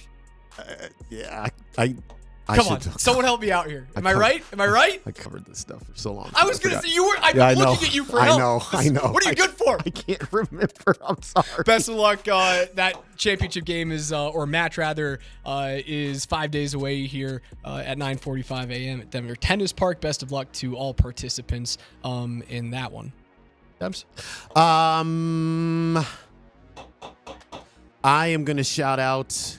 Well, I want to shout out Julian Strawther for having a really good preseason. I'm very excited for his future with the Nuggets. I think it was 5 of 12 yesterday, but still, he has. I think he has shown beyond a shadow of a doubt that he's really ready to have a big role in this basketball team. So shout out to him, and I'm just going to shout out Raj just because I like to shout out Raj. Thank you, Raj. That's all I'm going to say. KJ. Love you, buddy. You guys are awesome. This is bromance you guys have. It's just amazing. I can feel it oozing. We through wear the other the side same of the shirts gut. to the show. I know. We did. I wear a small. He wears an XL. It's not because his muscles are bigger than me. No, not at all. Not at all. It's like big shirts. It's not like he. It's not like he works out 6 hours a day or anything. Saying I don't. Well, I don't. No. All right. I want to give a special shout out to the Colorado Rockies. 3 particular players: Brenton Doyle, Ezekiel Tovar, and Ryan McMahon. They've all been nominated as Gold Glove finalists, and they potentially will be either awarded or announced in which order it came in on November the 3rd. 6:30 p.m. Mountain Time on Baseball Tonight, which will be broadcast on ESPN. So if you want to find that out live, that is the time and place to figure that out. I believe one of the three will get it. I don't know which one of the three, but I do have faith that one of the three will get it. And then we can have something to celebrate in regards to the Colorado Rockies. So shout out to them. Shout out. It's going to do it for us. For Demps, for KJ, I'm Raj. PhD's coming up next.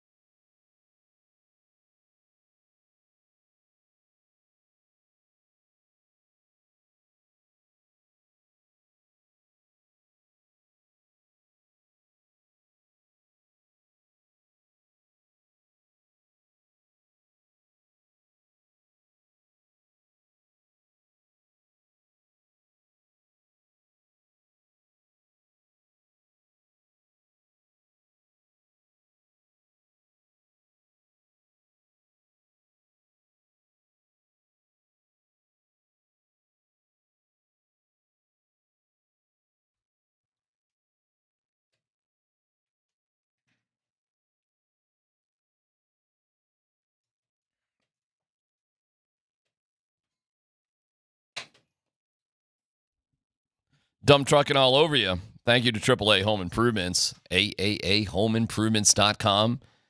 Yeah, the Broncos and the Saints, CU, what they got going on against Arizona. Let's see if the Avs can bounce back, man. We'll hear from Bedsy, who's on with the boys this morning, and they're wrapping up their skate or whatever they're doing, although their skates have been interesting. They just have been all sort of voluntary game days, so we'll get you updated. Did not go to the preseason game. Scotty, you're on the broadcast. I had some I like going to the games and seeing what's what, and I decided not to last night. Kind of a busy week with a bunch of stuff, and then I turn around and I'm following it, and that's my best way to sort of sum it up. Just okay.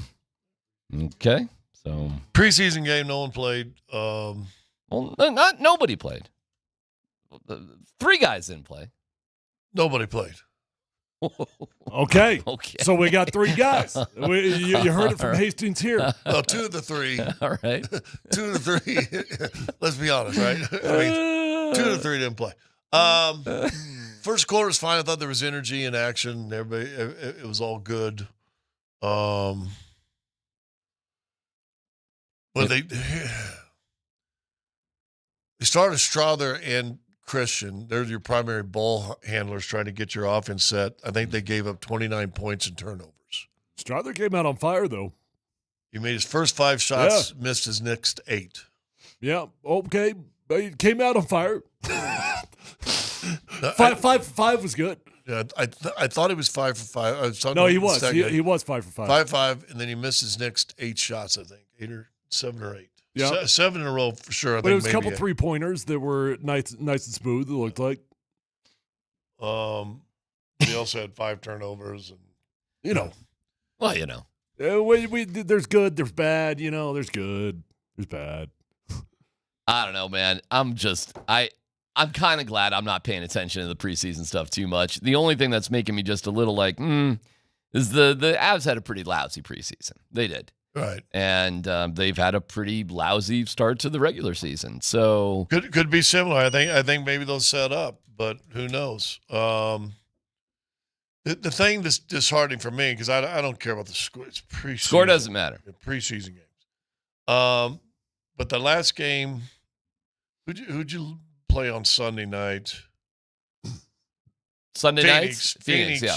Phoenix, you're minus 33 from the 3-point line. Last night, I think you're minus 24 or 27. Something at one time late. Now, Chanchar actually hit a couple threes late, so it may have boosted that. But at one time in the fourth quarter, you're down 27 points from the 3-point line. You're also minus 25 in the turnovers, points off turnover. You're supposed to get beat by 30.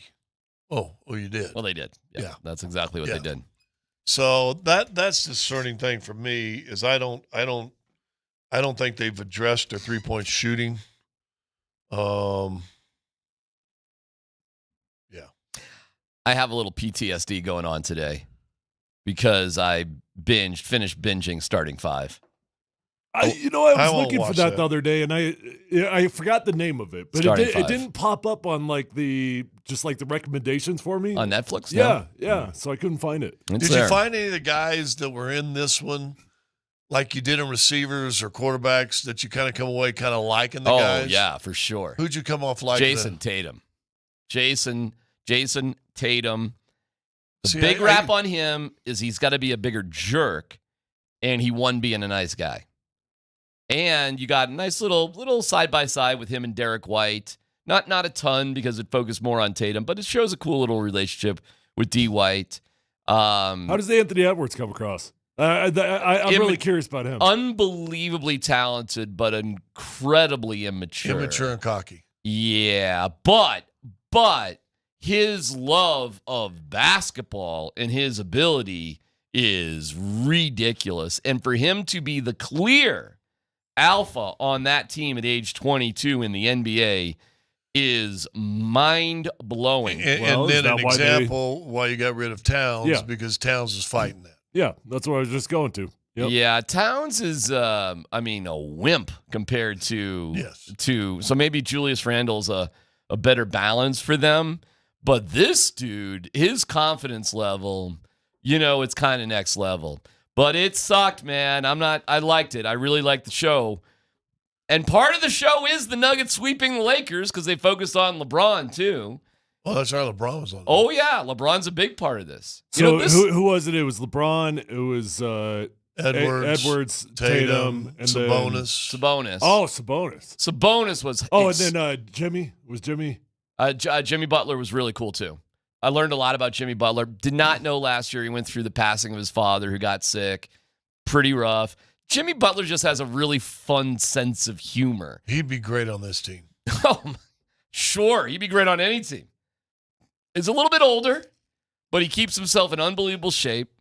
When Anthony Edwards decides to treat his body the way it needs to be treated to be an NBA superstar, look out. But he's still in the, fried chicken, French fries, fried this, fried that, fast food sodas, sort of. Hey, Ocho Cinco made a career out of McDonald's. Well, but it cost him, and he admitted it in the series against Kyrie Irving. He ran out of gas trying to guard their best player.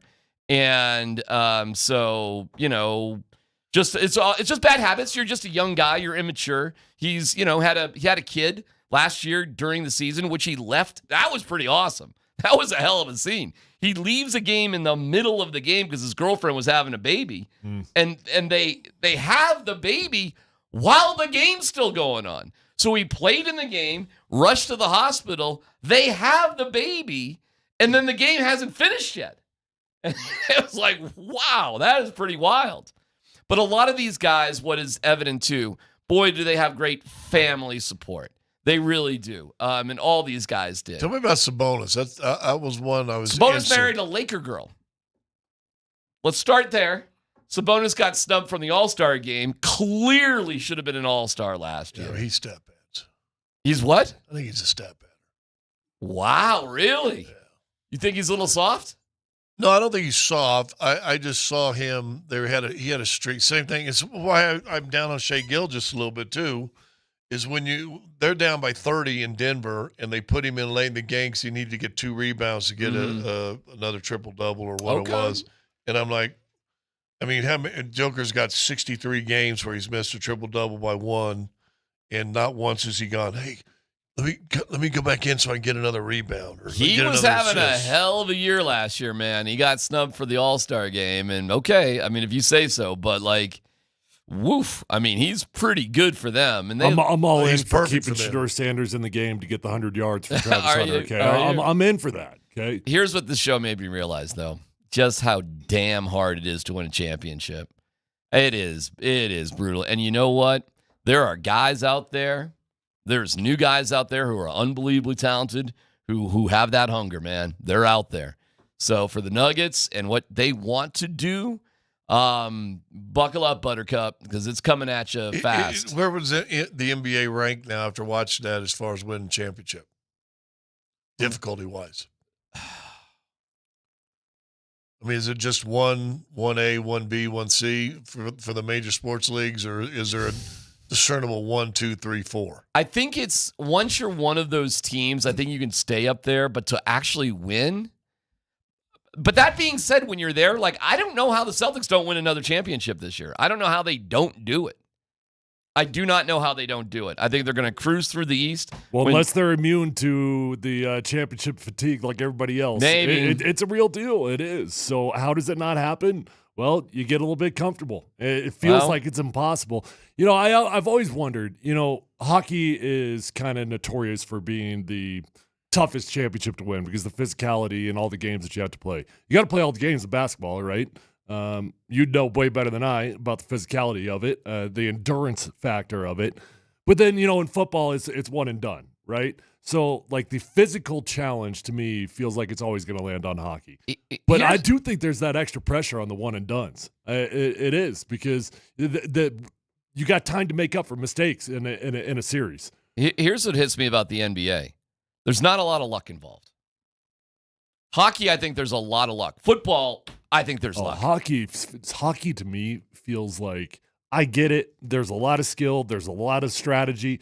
At the end of the day, put the puck on the net and hope it goes in. I think there's a lot of luck in baseball. You hit the ball hard, you might hit it right at somebody. Basketball, not so much, man. Not so much luck in basketball. Pretty much the better team's going to win a series. They are. And that's why when you're up by 20 in game 7 at home, like, you had it. Like, that's not, bad luck that the Nuggets lost. That's what kills me. That's not bad luck. I wish it was. And Jason Tatum says it's easier to lose a game by 30 than by 1. It's easy. And I know the Nuggets lost by 8, but they just were empty in the second half of game 7. And I actually don't even get it. I get it. Long season, but dude, it's 24 minutes, yo. I mean, it's this. Well, what happened is, and it goes back to, we talked about this week, I think, about the urgency is a mental and physical effort that coincides together. And to me, they got up 20, and their mental urgency just completely left them. I think they still, if you watch the game, they still played hard. But now, you know what's easy? It's easy to get down their ball, 1 pass, 2 pass, chuck a 3. Yes. Because it's harder to get to the and hole. Here's how Dallas... And that's the respect of the game comment. That's where that stuff comes into it. When you've got the lead, are you going to give the proper respect to the game that it still deserves? 2, respect and/or / understanding thereof. I'll tell you this, too. The reason why Dallas got over on Anthony Edwards is Kyrie wore him out. And Edwards tried to take on guarding him, wore him out, ran him around. Kyrie is in unbelievable shape. Right. Now, the Nuggets have a way of managing that. But nobody on the Nuggets made Anthony Edwards tired. Work. Nobody made him work. And that's funny you said that. When the Pistons won championships in the Jordan era, that was part of our thing. You hear the Jordan rules: don't let him get the ball, knock him down when he gets it, or don't let him get layups, blah blah blah. But part of them also was when he's on defense, whoever's on defense, you got to make him work. You're running him off screens. You're putting tap on him. You're boom boom. You're moving him wherever you can. And that sounds what they did to Edwards. And guess what? That's not what Jamal did to Edwards in this series. Well, and guess what they did to Jamal? Jamal couldn't get the ball past the half-court line. I mean, that dude couldn't get 5 feet up the court. They were all over that guy. You know what kills me, too? We would have beat Dallas. They just weren't. See, it's matchups. It is. You're right. It's all about matchups. And the Nuggets would have had a hell of a shot against Boston. They really would have. Because if you remember, Porzingis didn't play a lot in that series because he was hurt. But matchup-wise, against Anthony Edwards and the Wolves, it just kind of sucked. And it's why they've scared me 2 years ago when you got them in the first round. I don't know about Oklahoma City, man. I mean, that was ugly last night. You see them to open up the season. I think they're going to be something. And it does tick me off that you lost that dumb game against San Antonio in the second-to-last game where you could have cinched up the number 1 seed, and you wouldn't have had to bother with Minnesota. But that game was indicative of the fourth quarter in Game 7. Yeah, I guess so. The same mental shutdown, because you got up 16 in that game. If you remember, you were up 16 or 18 in the third quarter in that game, and it looked like you're about ready to blow them out. I remember that. And then all of a sudden, Wemby, who was terrible, hits like 3 threes in a row, and all of a sudden now you're in a game. So I'll tell you this, man. There's a lot of turnover with the Avs. A lot. I don't know who this team is or what they're going to do. Seriously. There's not that much turnover with the Nuggets. Not really. Not really. You're returning 4 of your 5 starters who won a championship. You're developing your bench, hopefully your depth a little bit better. Like, I'm telling you, man, like this is kind of a now or never season right now, man. It's kind of a now or never season. So when I see you lose by 30 in a preseason game, and I get it, but it's just a little like, Yeah, but let me tell you what. No panic buttons, but just the fourth quarter, that was 2 G League teams playing. Okay, but you trailed 62-53 at halftime. And what was the first quarter? 33-30. Denver was up, and that's where Denver's starters played. Denver's starters didn't hardly play in the. Then fine, then cool. Or 3 of their 5 starters played. All right, listen, we got some numbers for you with the Broncos that are interesting with the Saints. Could they really be this bad? And there's a twist. There's a weird number shift with the Saints that doesn't make any sense. Details next.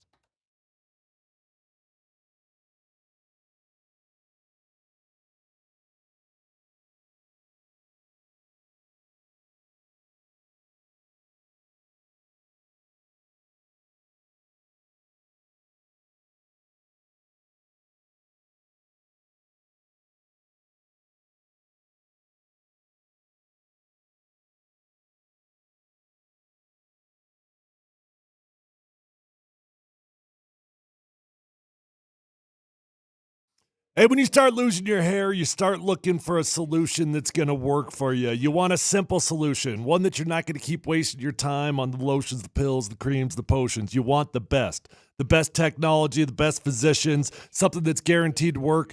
That's my friends over at Advanced Hair Restoration. You are going to love your experience at Advanced Hair. Guys, the Advanced FUE has completely redefined hair restoration. From the experience itself to their unmatched results, whether you've got a receding hairline, bald spot, or thinning hair, Advanced Hair will address all of those issues with their simple one-day treatment. You're going to be in a calm, relaxed environment with the most experienced professionals. Guys, Advanced Hair has performed tens of thousands of these breakthrough treatments, and now it's your turn to get your very own natural hair start to regrow the very next day. Guys, Advanced Hair guarantees it will work for life. Your hair will grow for life. So call and get a free consultation today. Call 720-459-HAIR.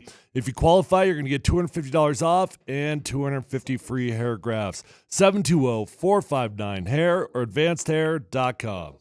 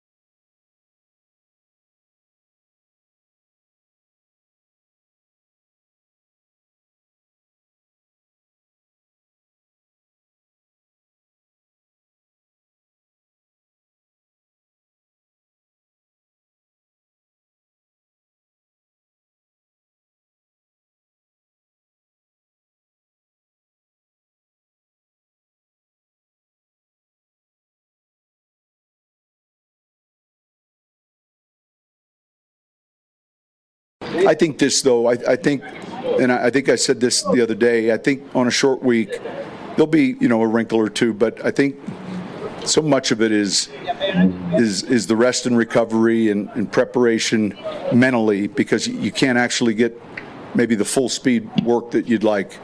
And that's Thursday night football. I mean, that just is what it is. And yeah.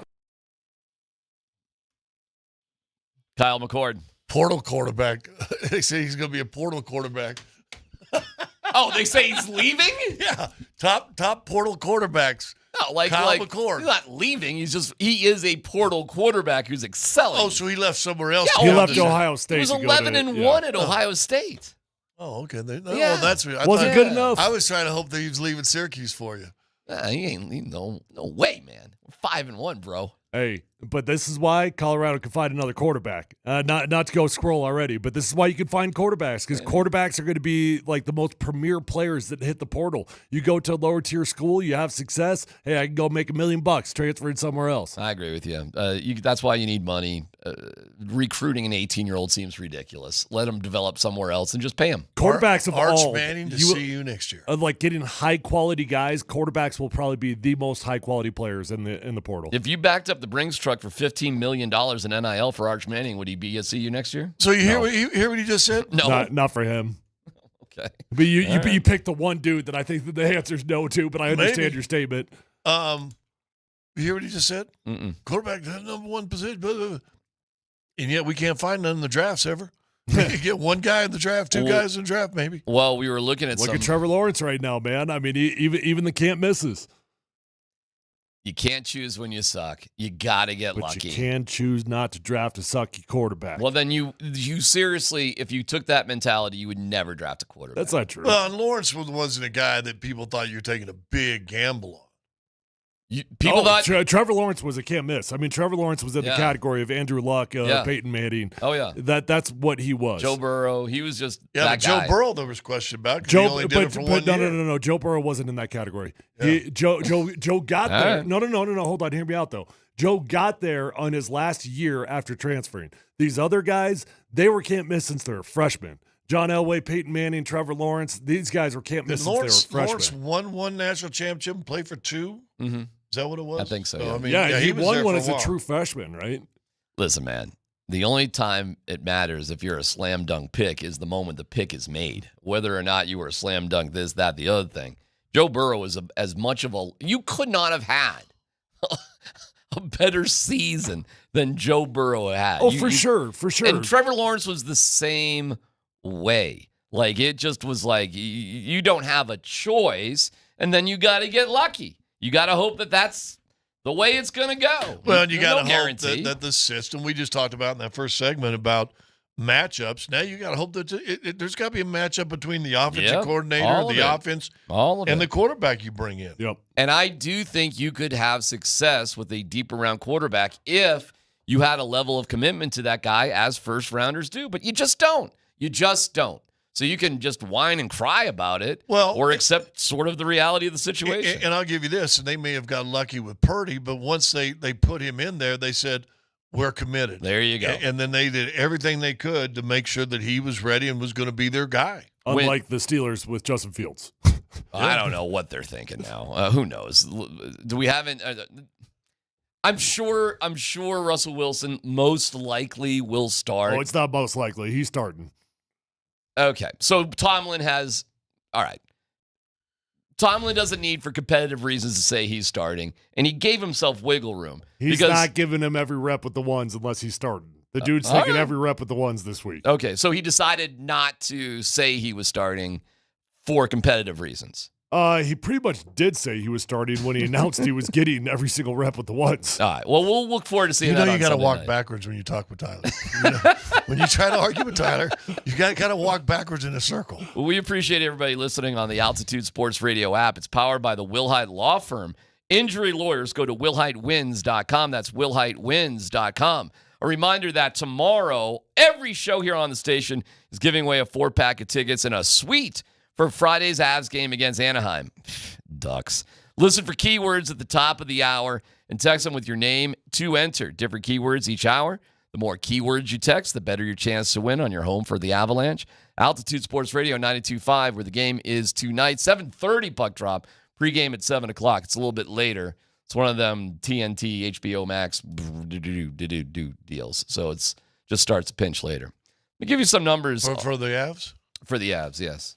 Yeah, the Nuggets home opener is another one of those deals. Yeah, Starts at another 8 o'clock. Yeah. Thanks a lot. Nuggets do this the entire year, though. That's what kills me about the National Nuggets. TV does it The Buffs are killing me, but I only got to watch this about 6 or 7 times. Nuggets do it like 50 times. No, they did it in that one year, the playoff run. They were the 8 o'clock game, the whole playoffs, it seems. Sucks. It is what it is. And then TNT always puts them as the late game. The Saints have a really weird number. They've lost 4 games in a row. They arguably have the worst defense in the NFL. But they're +3 in giveaway takeaway. That number was weird to me. Like, how, if you're so bad, do you still end up on the positive side of things? And this is another indicator. Guys, Bo Nix has to have a great game. Yep. Okay? Here's why. You don't have to win the giveaway takeaway battle to beat the Saints. You don't. You can make mistakes against the Saints and still win. How about that one? Well, they literally, and you just said this, but I mean, the most literal sense, they are the worst defense in the NFL. That they rank number 32 in the NFL. You've got opportunities, and whether they turn the ball over themselves or not. When you've got a team that's that bad, this is a great time. This is a moment for Sean Payton. First off, he's going to want to do this anyways because he's going to want to beat the brains in on the Saints because it's his old squad. But great time to take the reins off, take some chances, push the ball down the field. If you make a mistake, don't worry about it. I mean, the turnovers or whatever. You just know the next opportunity, you're going to have a good chance to go march down the field again. Let me give you some matchups numbers. You talk about the +3. Yeah. Ready? You know what they average, and what'd you say, they've lost 4 games in a row? Yep. You know what they average on the season points-wise?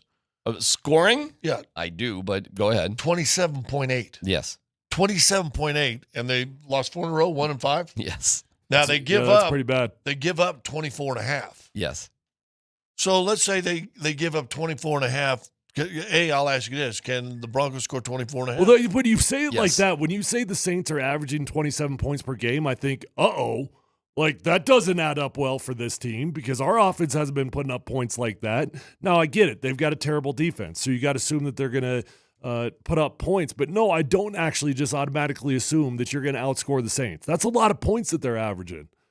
Yeah, well, but they haven't played our defense 27.8. either. Yeah, they haven't played our defense. Yeah, and our defense is giving up 16. Their defense is giving up 24.5. Right. Yeah, they had a fun game last week. They put up 27 points in the second quarter, and then they lost by 24. Dan's just pulling up I was just about to bring this up. Dan just pulled up the injury report. It's insane. You thought the injury report was long when we played the Raiders? Look at this thing, man. I mean, you've got Cedric Wilson, questionable. Alvin Kamara, questionable. Rashid Shaheed, Chris Alive, Derek Carr, Taysom Hill, Pate Warner. But every Cesar time, Ruiz. I will say this. Every time you played New England, you saw an injury report of 50 dudes. That did happen. You know? Max Crosby was hurt until he was playing. You can't go too much on. I understand what you're saying. They're bumped up, but you know. Well, it's not, here's what you look at. Olive, is a big time receiver. Concussion. Okay, he ain't gonna play. Right. Just like Surtain, That ain't is gonna right. play. Correct. Derek Carr oblique. It's only the second week out of that. He ain't playing. He ain't playing. Taysom Hill ribs missed the last couple weeks. Maybe. He's liable to play. What I understand. Now you look at Kamara hurt his hand. Is it broken or did he get a bruise on his hand? We'll see. Yeah, you can play with a broken hand also. And, a little bit tougher running Cedric back. Wilson got an ankle. Does he want to play? I tell you what, guys, I'm with you. See what Denver's injuries are. I know it. It's Patrick Surtain's out. That's it. There's nothing. There's a couple guys who are limited, but that's like McGlinchey's coming back. Baron Browning's coming back. I'd be Palczewski's coming surprised back. if McGlinchey comes back in this game. He's eligible to return, yes, but coming back on a short week, he hasn't practiced yet. Well, So- but that's what I mean. Like you can see it here if you put it up. I mean, it's. I know, but I'm just saying on a short week without the opportunity to practice, I'd be shocked if Mike goes out there on Thursday. So they still got McGlinchey and Browning listed injured reserve. Don't they have to? They're eligible to return this week. But don't they have to dedicate it by when? I don't know. They were on the field practicing yesterday. Or then they already have. If they were on the field, then they already have. What can I tell you? Broncos are in pretty good shape overall. It sucks with Surtain, obviously. Listen, man, I'm with all the Bo haters on something here. Not only should he go out and have a impressive game on this one, and he needs to, but you can make mistakes and it's okay. It's not necessarily going to kill you against the Saints. The only question is it okay for Bo? Because we don't know that part yet, right? Not every player is built the same. I know as a young player, it's really hard for me to flush mistakes. So it's one thing to say, hey, man, go out there and take chances, and you can overcome it. Well, sometimes you take a chance and you just fold mentally. And I'm not saying that's who Bo is, but that's who the majority of young football players are. I'm just saying, go out, play fast, go for it. Make things simple. This is where you've excelled in the fourth quarter anyway. Is it time to do it? What's that?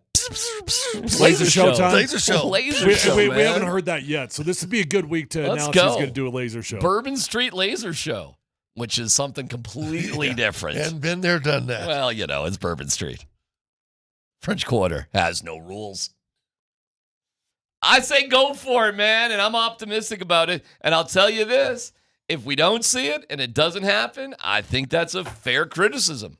Next week against Carolina, I don't know. We'll see. The Chiefs coming up, the Ravens, I don't know, dude.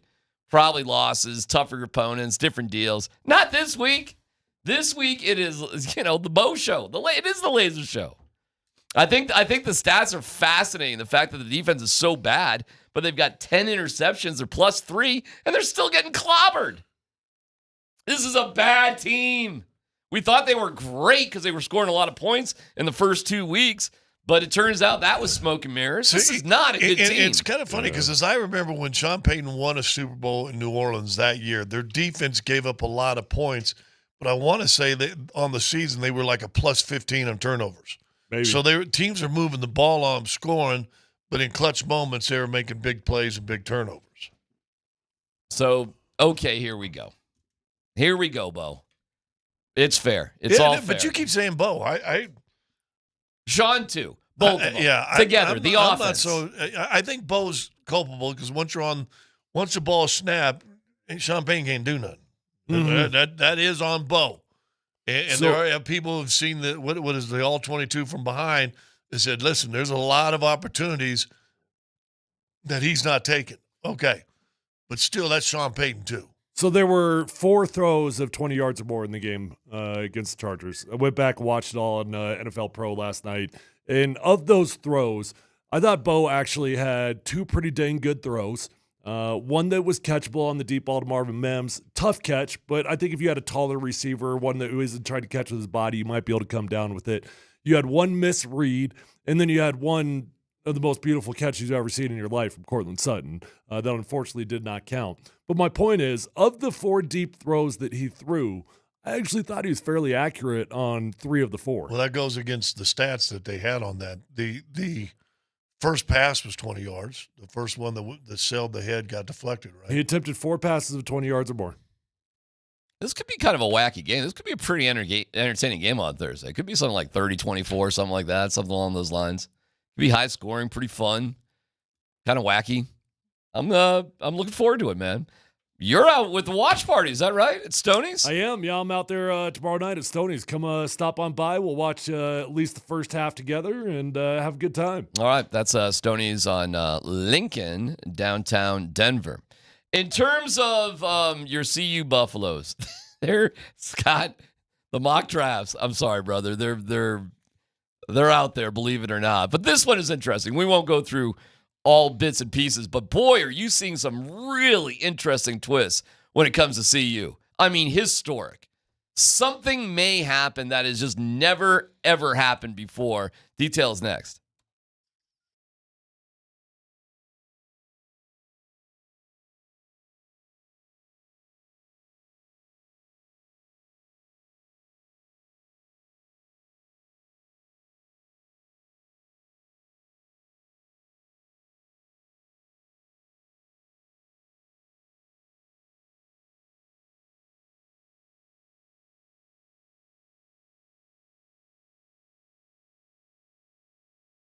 Hey guys, Tyler from my friends here over at Revitalized Health. They're going to help you look better, feel better, sleep better. And don't you want all of those things? Don't settle in life thinking you don't have good energy anymore and it's never coming back.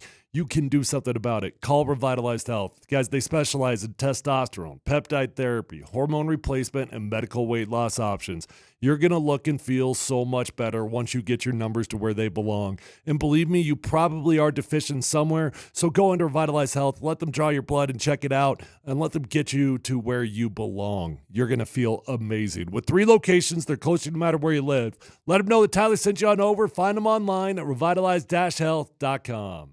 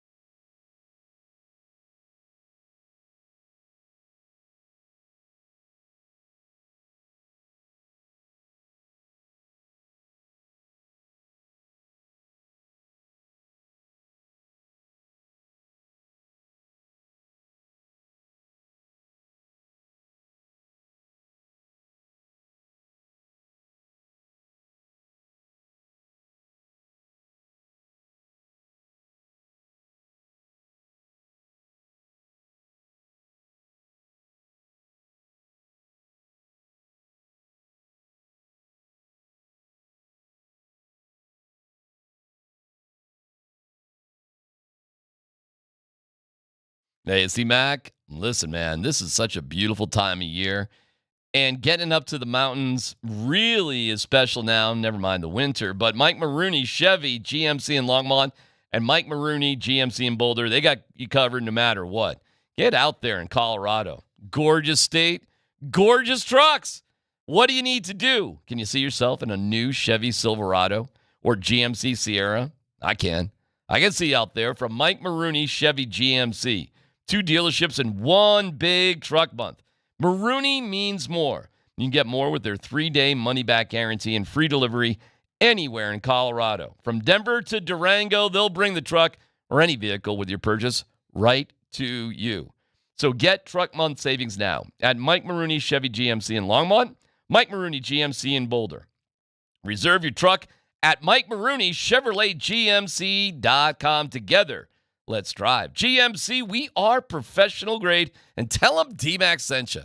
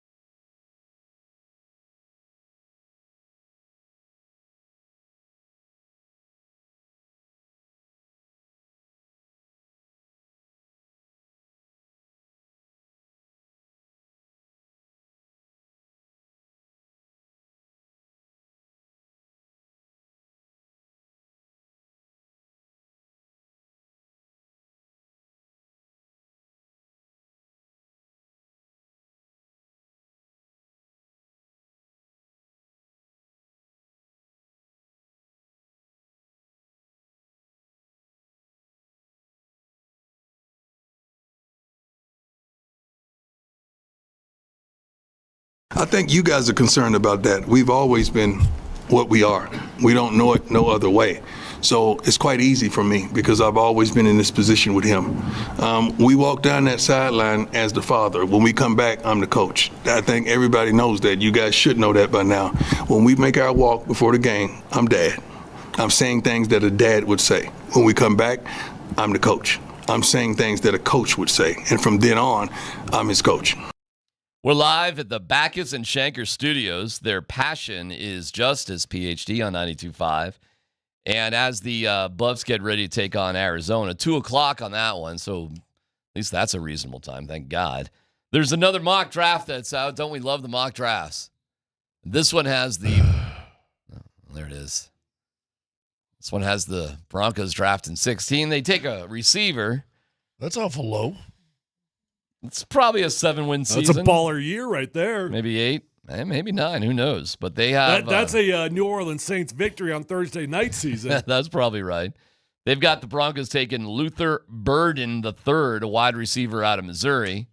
Can't say I'm all that familiar with Luther Burden III. I do understand Missouri's got a good team and is playing well, but I watch Missouri football as often as I take a hammer to the head. Well, it leaves a hell of a burden on the defense. Great player.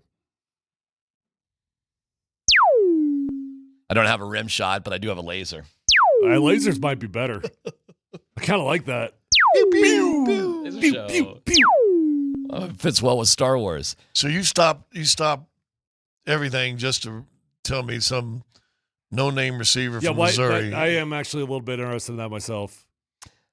The Cleveland Browns, number 1 in this mock draft, are taking Shedeur Sanders. The New England Patriots at number 2 in this mock draft are taking Travis Hunter. And you're going to win 5 games.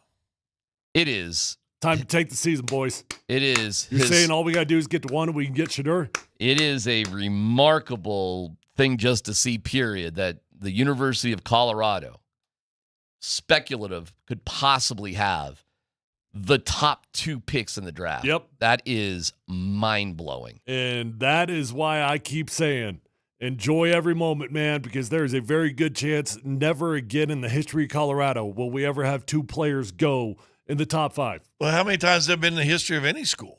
1, 2. Well, probably more than you think. I got to think Miami had some years in there. I mean, maybe Alabama, but I don't. I'm not saying it hasn't happened. I just cannot think of it. It probably has. You can hit the Google machine. Maybe it has. But if it has, it doesn't happen all that often. If it has, it had with a team that had 10, 11 wins. Yeah, it's a Georgia, it's an Alabama, there it's you go. something like that. Yeah. But CU? Dude. By the way, wow, Shedeur, that Carson Beck and Cam Ward are, eating your dust in terms of evaluation, like who you are. And there's only 3 quarterbacks speculated in the first round in this mock draft. Despite the fact that we're getting to see some of these quarterbacks in college, it is not a great quarterback year. It's not. And maybe that helps Shedeur too in terms of this.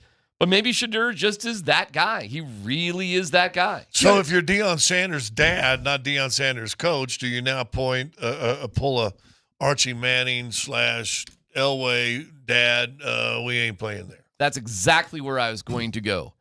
And maybe because the next team that they're speculating to draft a quarterback is the Raiders doing a deal with the Jaguars to move up to 4 because they're speculating if they like it or not, the Jags are still stuck with, or they're going to stay stuck with Trevor Lawrence.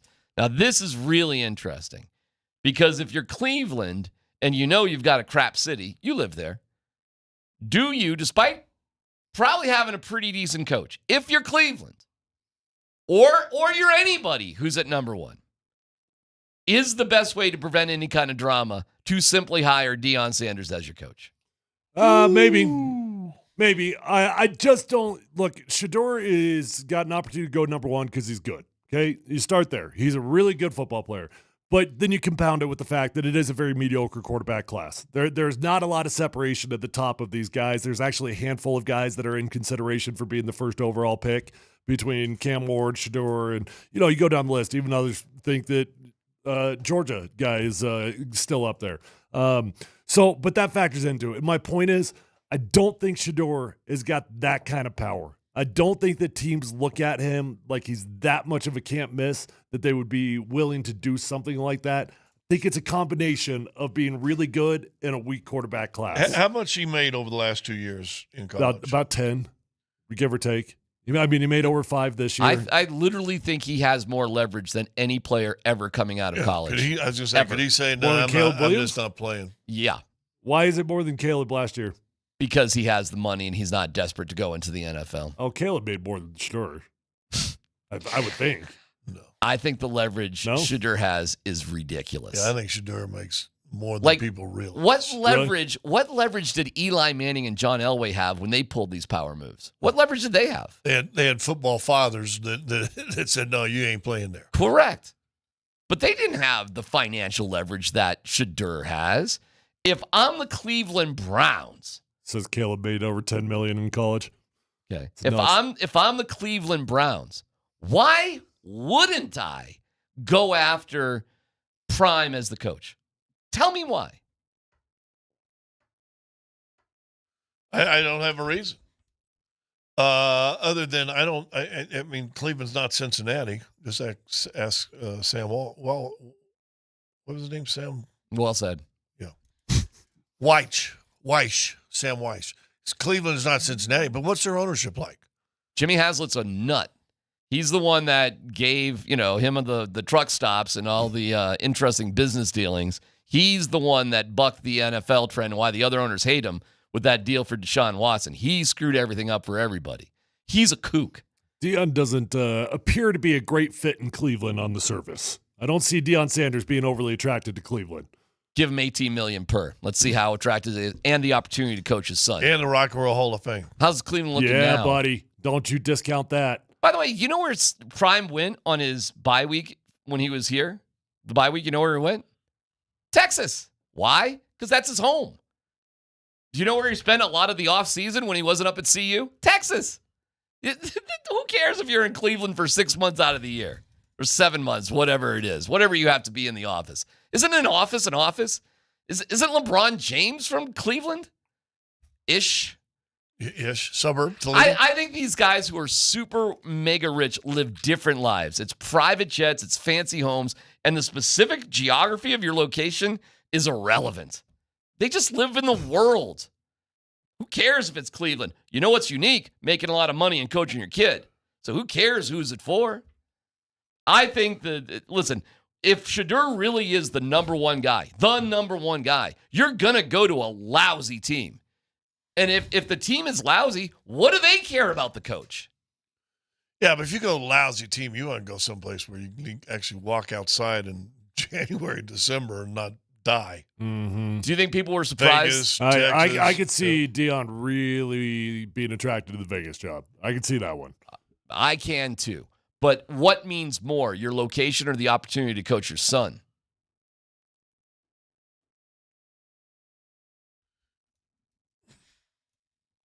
I would, 18 million changes the whole thing, but I would kind of like to watch my son as opposed to we are making to deal with. And I'm gonna tell you what, some of this stuff flies in college, ain't gonna fly in the pros. And that's what I was just getting at here. I mean, I think we're taking a gigantic assumption here and assuming that NFL teams want Deion Sanders as their head coach. Oh yeah, that's a gigantic assumption that I'm not so sure is as accurate as you think.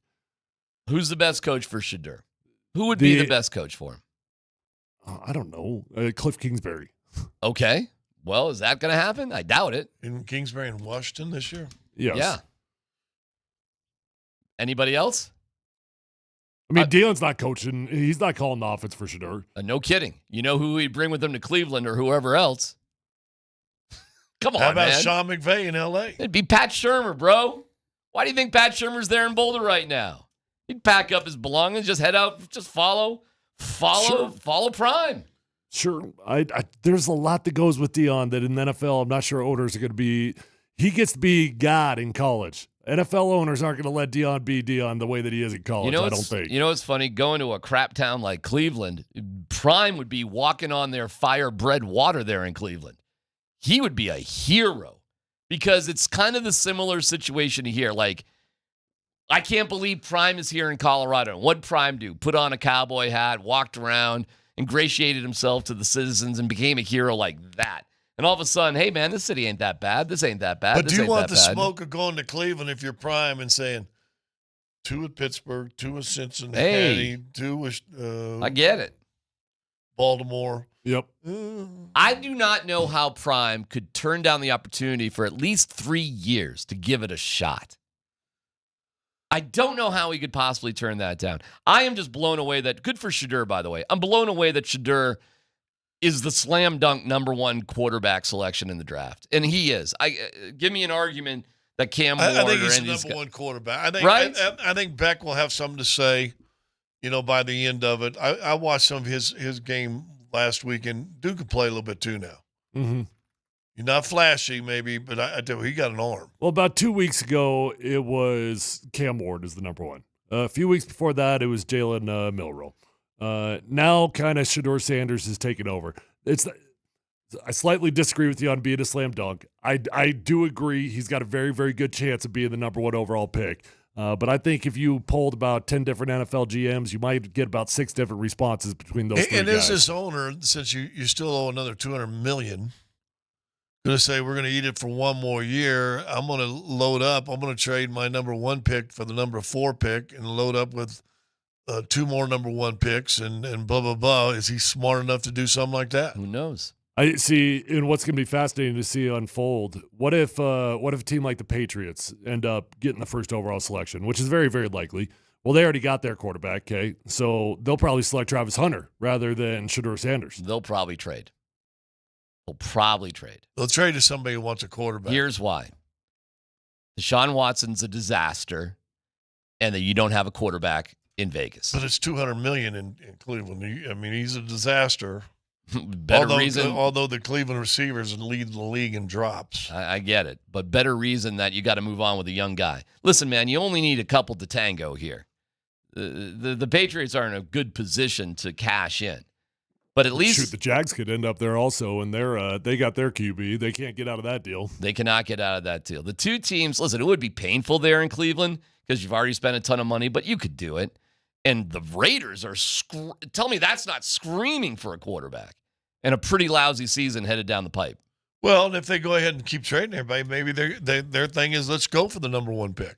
Listen, man, it's exciting days for CU. If you see Cleveland dump a dude, I heard it was somebody on the station might have even said this. I forget. If you see them dump Myles Garrett, a guy like that, now you know that they're moving on. Yeah. Now you know that we're into full time because Amari was that could have gone either way, right? Like that's a highly paid wide receiver that's had a lot of drops. You pointed out that could be a frustration, but once they get the big salary dumps, now you know it's on. Well, what does this say for the rumors coming out? Now Davis dispelled them today, but said Max Crosby's on the list. If Cleveland tries to dump Max Crosby, you said that the other day. Remind me where that one came from. NFL.com. Oh, okay. You know, man. But Davis did come out today and said, those rumors are false. Yeah, and Max seems like a pretty loyal soldier out there. Yeah, absolutely is. But I think Miles Turner is in Cleveland too. Oh yeah, you're right. All right, so keep your eyes on it. There's 2 weeks till the trade deadline, and will the Broncos be buyers, sellers, or just stand pat? Either way, it's going to be a lot of drama. Sean Payton talks about going back to New Orleans. Does that matter? That's next.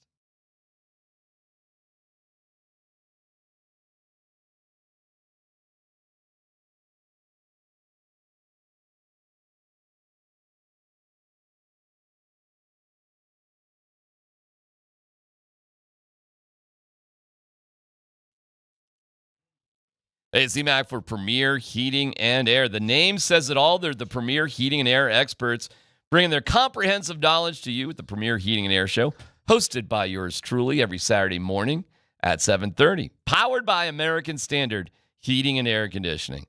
Love working with Reed and Tom. Do it every single week. And if you're in need of heating and air experts, call 720-547-8009. 720-547-8009. Incredible deals going on, Reed, man. Doing such a great job. $49 furnace tune-up, offering $1,000 trade-in credit, 0% financing for 60 months. I needed a whole new system, and that financing deal was perfect for us. They're even offering a gift card up to $500 if you sign up for a free estimate today. Call 720-547-8009. PremierAirColorado.com. Throw my name in for exclusive offers. Premier is an independent American Standard heating and air conditioning dealer.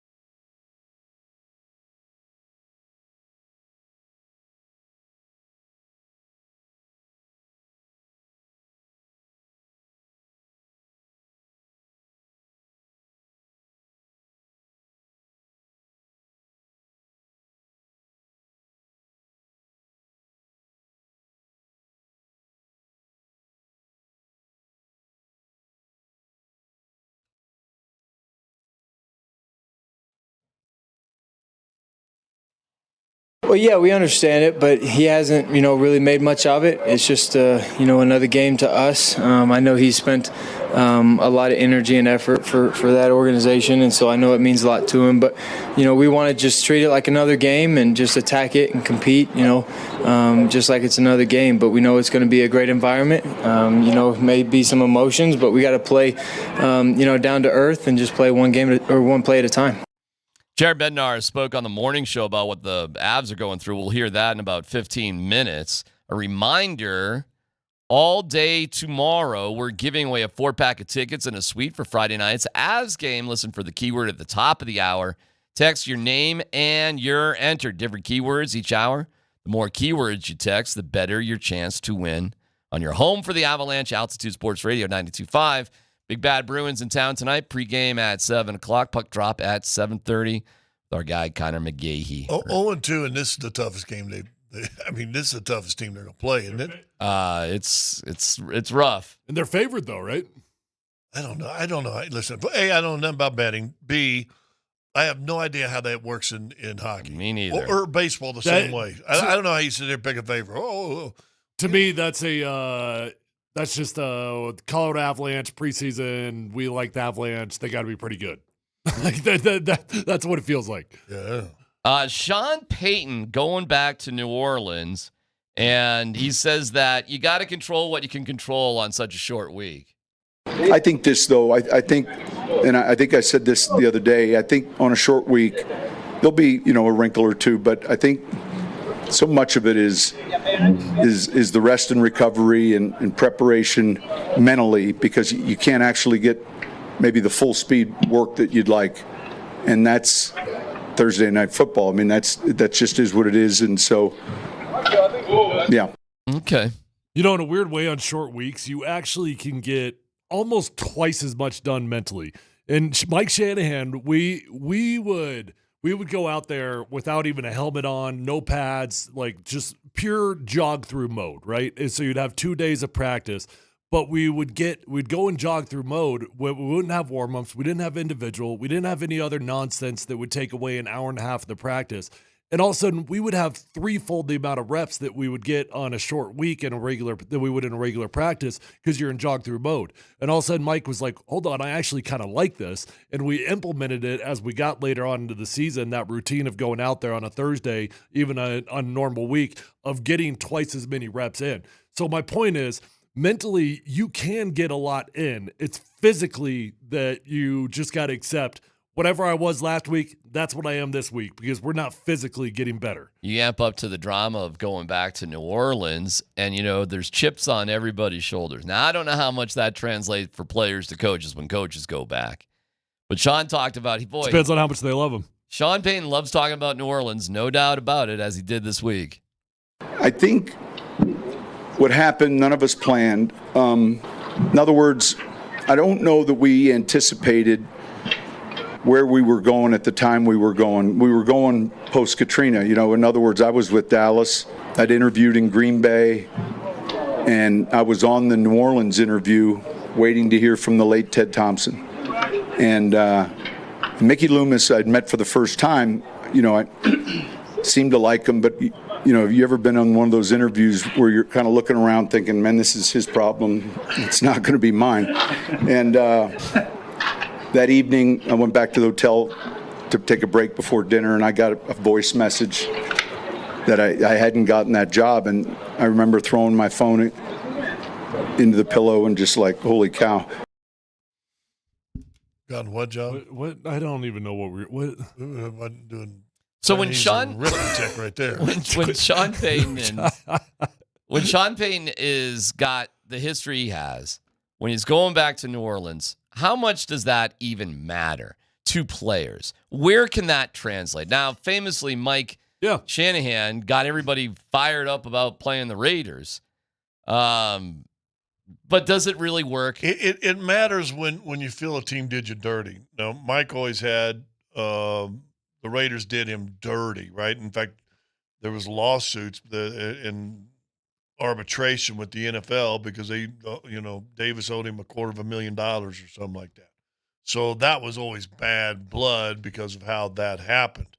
He was an assistant offensive coordinator in San Francisco, and it was more of a joy going back there because the situation of why he left is a whole lot different. Peyton didn't leave New Orleans like bad. He just, like they couldn't get things going. He was kind of burned out, and it was just, I need to step away. And so I don't think it was necessarily bad. I think it was just time. There were a lot of people that said that he ran from the challenge because New Orleans got in cap hell, and it was bad. They were in severe cap hell. And a lot of people said that Sean walked out once the job got hard, right? Once he could no longer go get his guys. But I agree with what you're saying. It really depends on a couple things. How much does your team love your coach? If you really, really love your coach, then that helps. And then it's specifically what Scott's saying. There's got to be a story. There's got to be something. I'll tell you this, though, in a weird way. And, gosh, what year was Josh McDaniels' first year? 2010. In 2010, when we played the Patriots, we all didn't really know how much we hated Josh yet. like we hadn't quite figured it out. Like we knew he was grinding on us, and we knew that even though we were winning games, this wasn't as much fun as it usually is when you're winning games. But we were winning, right? So we were all in still, right?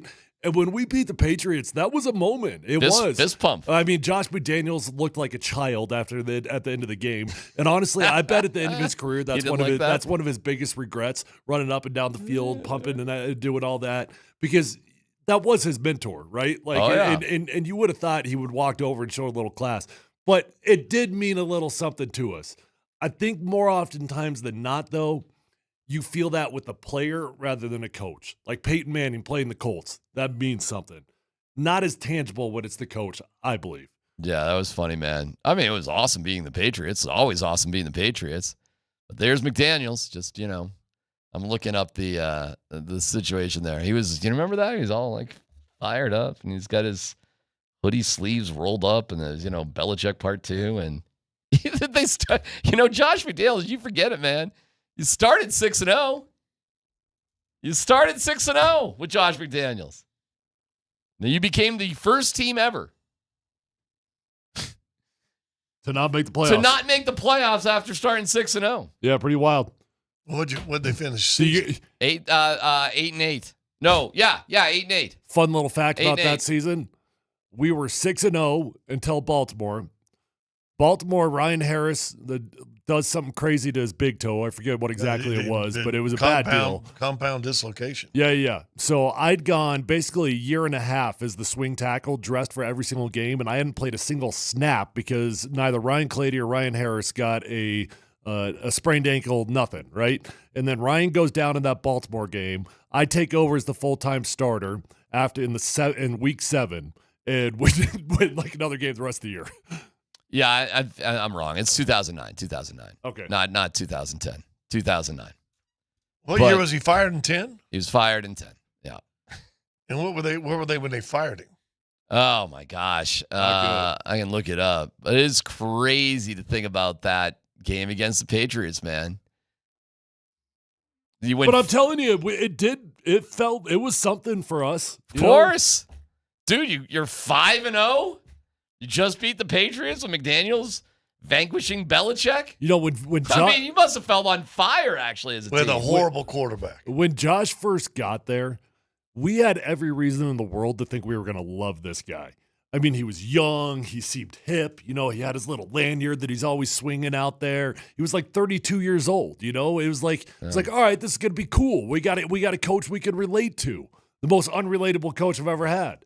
It's funny. I mean, we call it the curse of Brett Kern because at the bye week, you guys are 6-0 when you cut the punter. Why? Who knows? You lose to the Ravens, lose to the Steelers, lose to the Redskins, lose to the Chargers, beat the Giants, beat the Chiefs.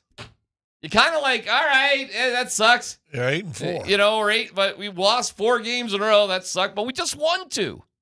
We're 8-4. You must have felt like, we're all right, right? Like, we're good. Yep. We'll be fine. Well, you got to keep in mind also context of the situation. It's crazy. For us as a team, it was really 2 years in a row of the same story because the year before with Mike, We had 3 Right. games left in the season. All we had to do was win one of 3 games, and we Remember were that. guaranteed a playoff spot. Cutler. Guaranteed. Yeah. We had 3 games left, and I can't remember. I remember the last game was the Chargers. I can't remember the 2 games in front of that. One of them was the Chiefs, wasn't it? I don't One recall. of them was the Chiefs, and you went in there as a favorite and kind of got hammered. Yeah, we went into the Chargers game as a favorite also, I can look it up real quick. but we lost all 3 of those. Didn't make the playoffs that year either. Yeah, but at 8-4, there's no way you think you're going to dump 4 games in a row at that point. Yeah, that's crazy, Tyler. In 2009, lose to the Panthers, and you got killed in Carolina. But that's when Cam Newton was kind of cool, right? Lose a home game to the Bills, and then, get your ass handed to you by the Chargers, 52-21. There was no fight. Yeah. And that stadium was full of Broncos fans. Full of it. Sunday Night Football, bro.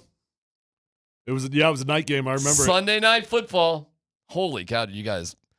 I was so blind. That sucked. I was so blind to any, there was no way Mike Shanahan was getting fired after that season. We flew home. My family, our best family friends, actually live in San Diego. So they came out to that game and they were staying with them. So I actually, I flew home back to Denver after the game. My family stayed put in San Diego to be with our friends. So the season was over, do my exit interview. I get on a plane and I actually go back to San Diego to hang out with my family and the family friends, right?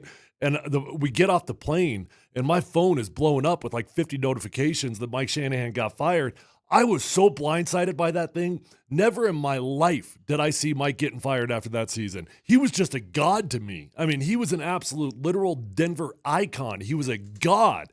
Mike Shanahan got fired? What? Not many guys get fired and you have a press conference. No. You have press conference when you hire guys. I They was had a there. press That conference. was the most surreal day of Dan all time. Hawkins got one. Unbelievable. So Mike comes down and they're in the big Broncos room.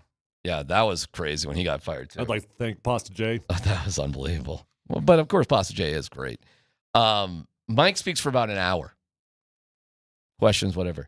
He walks after an hour. He walks out. Pat Bowlen walks down. He answers questions for an hour. It was the last time Pat Bowlen took questions, open, anybody just ask him a question. Surreal. Could not believe it was happening. One of the and then I don't really remember that press conference from Pat very well. He cried. Okay, I do remember that, but how did he seem cerebrally? Not great. Especially hindsight being 2020. At the time, did you feel it though? Yeah, but I couldn't tell because I didn't know Pat Bowlen that well. So I couldn't tell if he was just a little distant from people. But looking back on things, I don't think he was distant from people. I think he was in and out. I think there were good times for him and there were bad times for him in 2009. I remember the next year was the first time that I kind of felt like I could see something a little bit, right? And he was an interesting owner because he was hands-on to the degree of he was present. He was around the building all the time. He was at every practice. He was in the workout room all the time. In the workout room, and that's actually exactly where I was going. But he used to work out in the weight room, which is a separate building, the way it used to be set up. Still is, actually. But then in the Josh McDaniels year, he transferred his workouts into the training room. There was an elliptical that he'd be on. And I swear to you, man, he would be on that thing for 2.5 hours. He'd crush it. 3 hours. And so even when he was allegedly losing it a little bit, man, physically, he was in incredible shape. But I would walk in there and it was just distant. It was distant. And I didn't know at the time. I didn't know if that was just because I was a little peon or whatever it was. But you could see it was just not quite the same. I think hindsight being 2020, why did Mike get fired? I think people were talking to Pat that were having influence that if he was just as sharp as he once was, might not have had the impact it did. And I think that's fair to say. And I think that's what happened because it doesn't make a whole lot of logical sense. We got to take a break. Jared Bednar spoke about what they've got facing tonight against the Bruins on the morning show. Details next.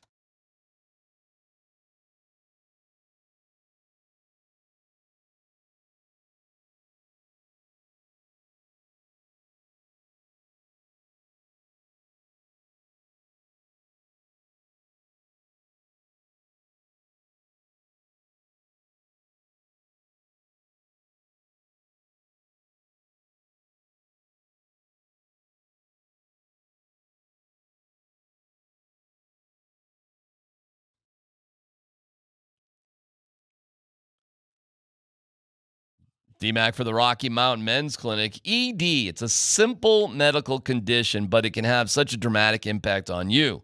If you're going through these types of things, if you're not performing the way you once did, and you're wondering, is this just how I have to live life? I'm here to tell you no.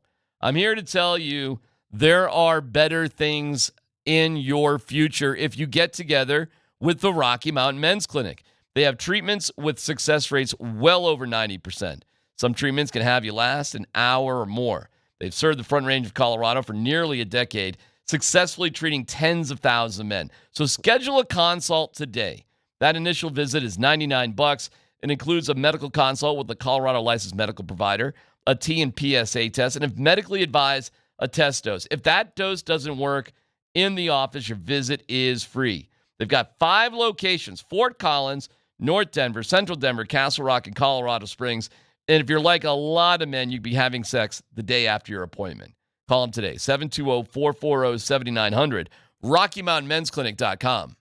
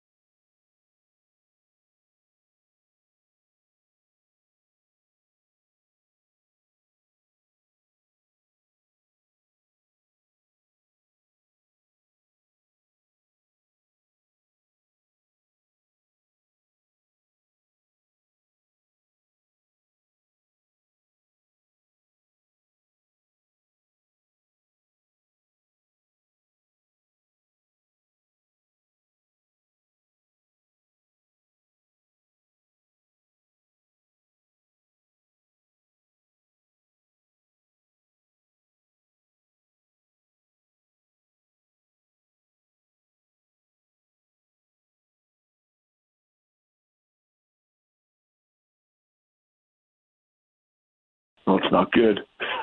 It's not good, right? You got the original 3 out, Landy, Lecky, Val. Drouin's missing some time here with an injury, and Taves will be a question mark for tonight again. Haven't seen him yet this morning. So not great, but again, I think we have the ability. Guys are getting some good experience. We've got the ability in the lineup that if we play the right way that we can win, right? And it certainly makes it more difficult when you're missing 5 top guys like that, but you know, it just means everyone else has to be incrementally better in order to get the job done. Jared Bednar was on with the boys in the morning. We have No Dumb Questions coming up in 5 minutes. Bruins tonight, 7:30 puck drop, pregame at 7 o'clock. How big of a game is this for the Avs? Little heat check right now. Worst start they've had since 08-09. Bedsy said that, listen, man, you go through losing streaks. You just don't really do that at this time of year. And they haven't for a long time. How big is this game tonight for the Avalanche? What do they need to do tonight? I think it'd go a long way. I don't know if it means anything if you lose because they have played poorly overall.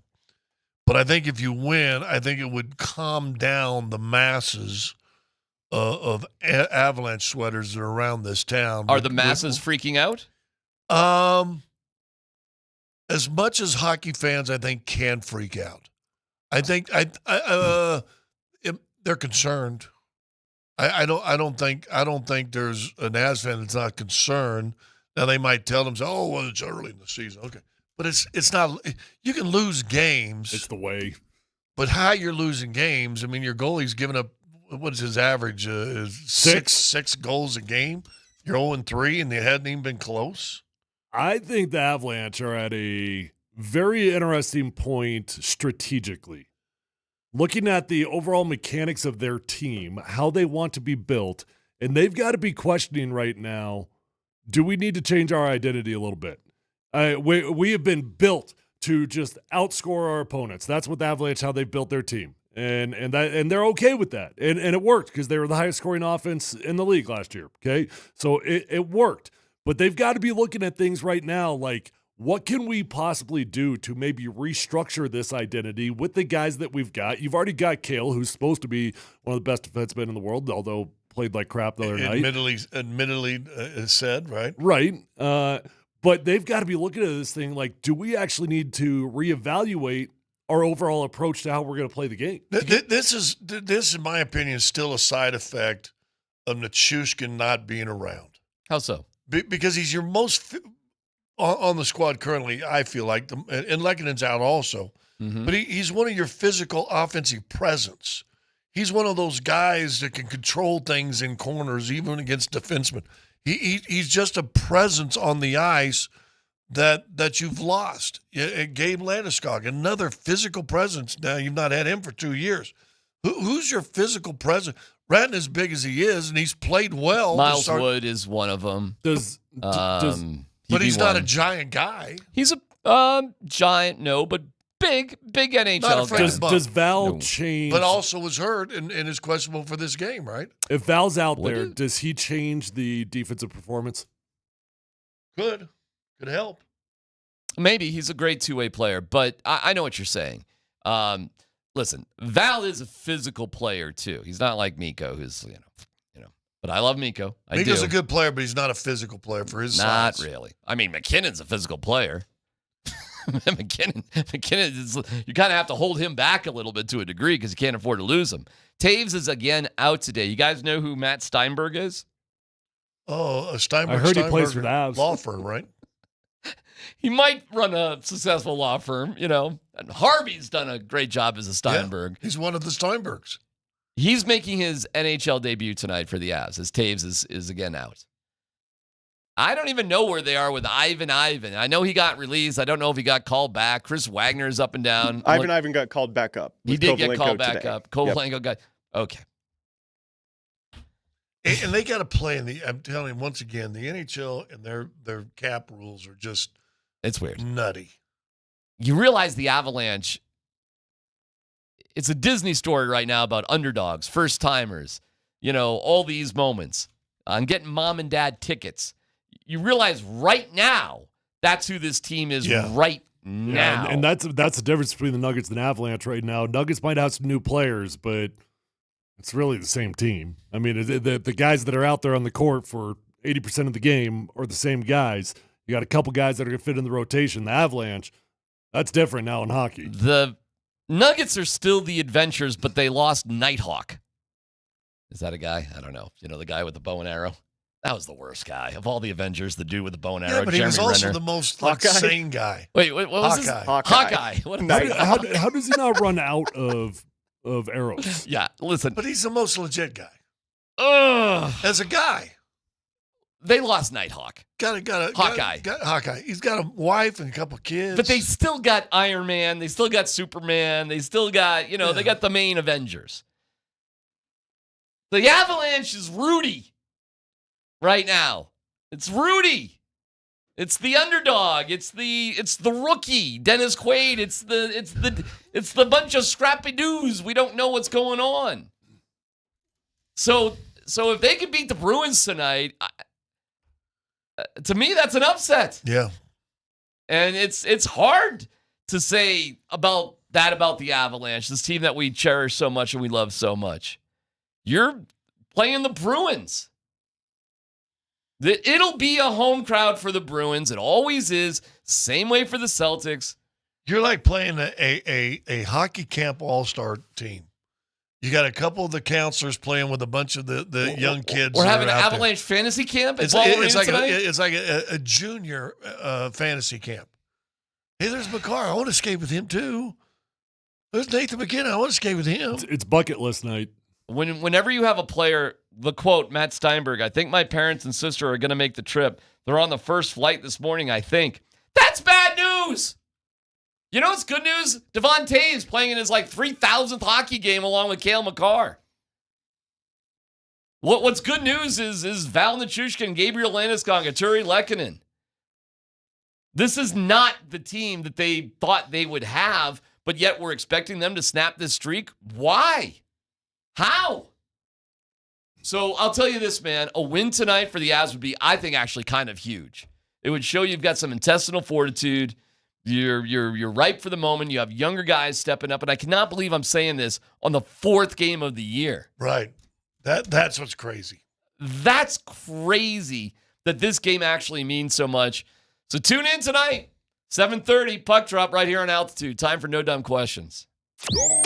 Columbus, Hastings, and DMAC present No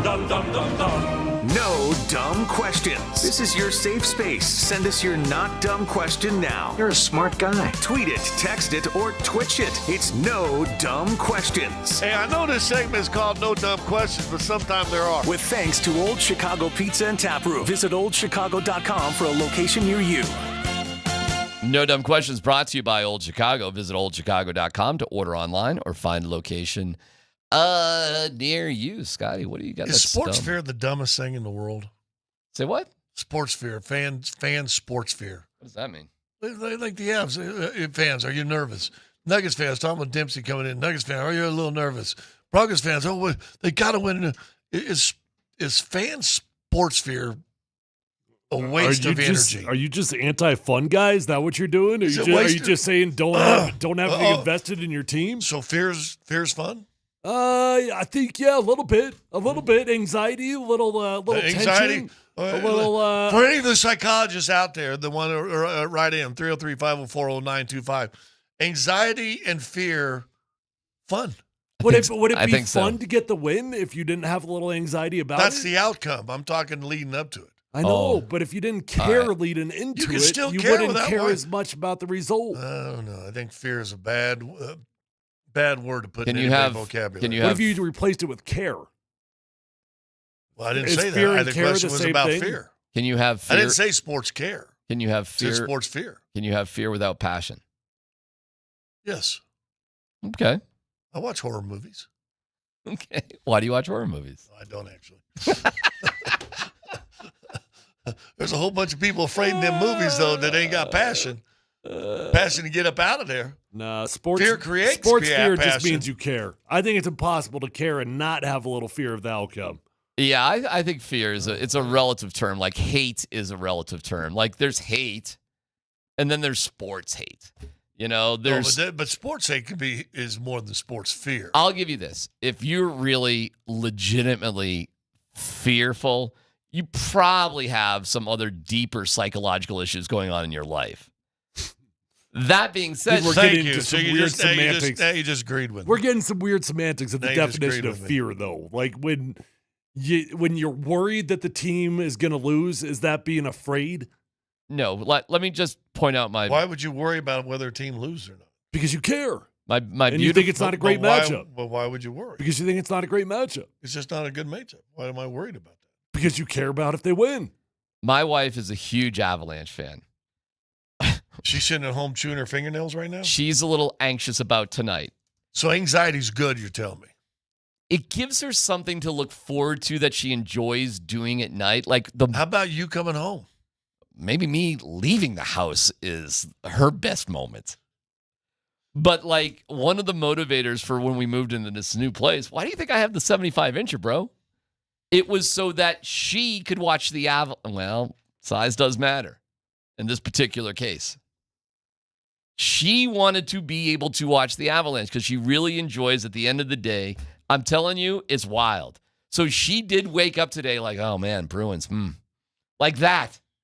I don't think she's like afraid or anything. I think she really enjoys it. It's part of her life. The semantics of fear is what we're getting into.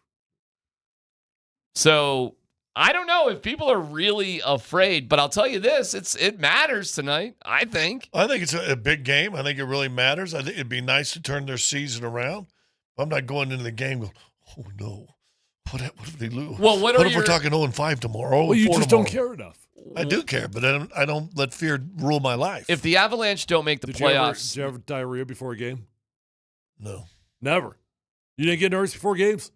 Not like diarrhea. Diarrhea. No. Oh, I got it. I got the runs before games.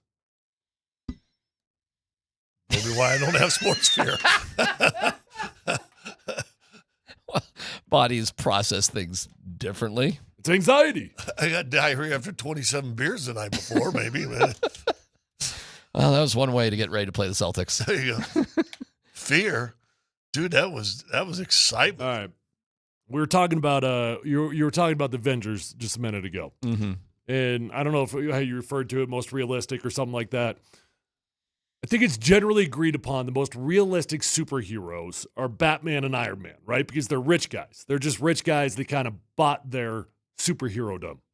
Which is more realistic, though? Iron Man or Batman? If you think about it, I think there's a clear answer. There was a guy Probably in Batman. Eastern Europe, maybe Serbian, someplace like that, actually made an Iron Man suit. Yeah, I saw that.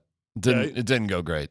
No, but he got a laser or something. It was shoot pretty out cool. and stuff. But hold on, in 15 years, it might be pretty realistic. In 20 years, Well, I don't know. The military has these devices which are pretty amazing that you can just put, you kind of have, it does look like Iron Man. You can float above Exoskeleton type things. Yeah, you can float above the water. You can fly. You basically can fly. You can. Now, it doesn't look like Iron Man with just two hands and here we go. It is, these are outrageously big powered jets that you hold on to that you can move amongst water. But they're not very flexible. So you land and theoretically you would just get slaughtered. Maybe you could float around a little bit. But that alone is kind of like realistic for and if you think about it, Batman is just like this super rich dude that just is randomly into like cool gadgets, So and if you're also being- he also happens to have like brute strength that he relies on. So Hawkeye would be the most realistic. He'd be way more realistic than Batman. Yeah. Hawkeye? He's just a dude no. with a bow and arrow. No, but his bow and arrow can like fly around corners and do crazy things that you can't really I've do. never seen him do around corners. Iron Man, Tony Stark, like his whole business is technology. All right, That actually adds up. But he's in an iron suit. Right. That somehow he can fall from 400 feet in the air and land on the ground and he's okay. Well, somebody told me superhero we land. landed on the moon one time. Yeah, I don't know, man. If you're just asking the more realistic guy, I'd say Batman's more realistic Iron than Man. Iron Man's more realistic? Yeah. Okay. Because he's got the technology. Bruce Wayne, he's just a rich dude that just randomly has gadgets. Yeah, I don't know how it all works, period. I mean, I think you should go home tonight, contemplate this answer, and raise your anxiety because it makes you happy. Might give him the squirts, though. I'm happy. They might get the squirts. Do you get squirts for the show? Do you not care? Well, I think you do. Wow. I think you do. Because you go to the bathroom about 12 times a day. All right. Batman is more, of course, people are. Dan, you want to weigh in on this one, pal? Well, Tyler's right. They're both rich, but they didn't have to like take an injection or whatever to get their superpowers. It's just technology. Really? Because didn't Iron Man have to have that? Well, that's true. He does have the heart thing. That's true. That powers his suit. Everything. But he created that. Hey, he did it to save his by life. the way, isn't Iron Man dead? Technically, yeah.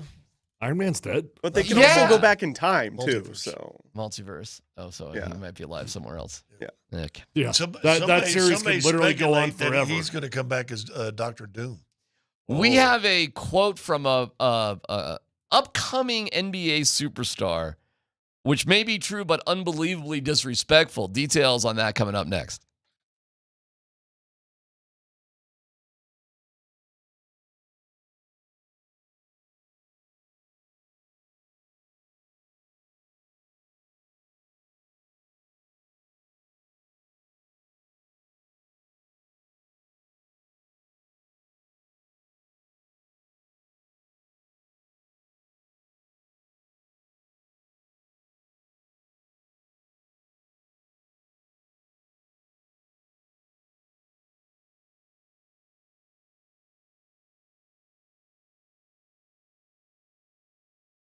Hey, it's C-Mac for Old Chicago. Old Chicago has beat the buy one, get one with the 3-for offer.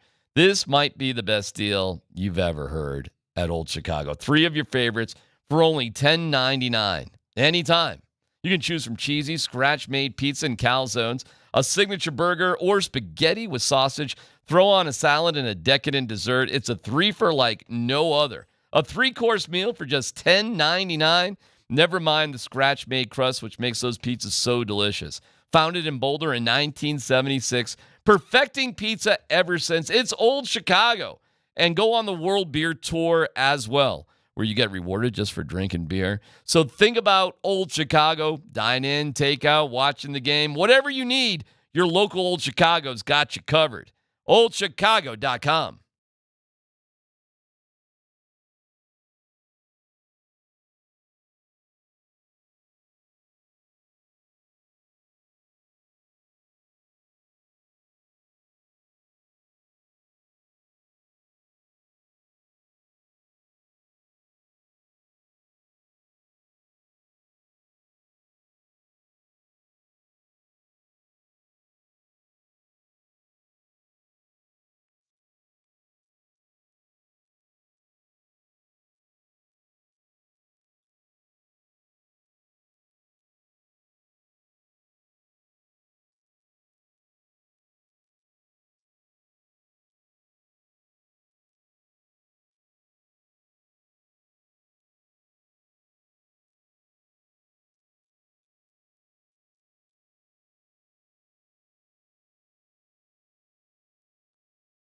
Hey, it's C-Mac for Mike Maroney. Mike Maroney Auto Group's Truck Month is happening now with their lowest prices of the year. Whether you're tackling mountain roads or city streets, they've got the perfect truck for you.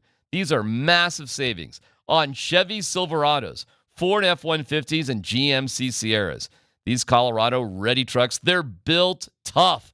From hauling gear for any adventure from bike racks to ski racks, they do it all. Plus, every vehicle comes with a 3-day money-back guarantee and free delivery anywhere in Colorado from Fort Collins to Pueblo and all regions in between. You can browse from their huge inventory at MikeMaroneyColorado.com. It's quick. It's easy to find your ideal truck at these unbeatable prices. But hurry. Truck Month and these lowest prices of the year do end soon. The deals are moving fast, and you want to get on it as soon as humanly possible. So what are you waiting for? Head to Mike Maroney Auto Group online at MikeMaroneyColorado.com. That's MikeMaroneyColorado.com.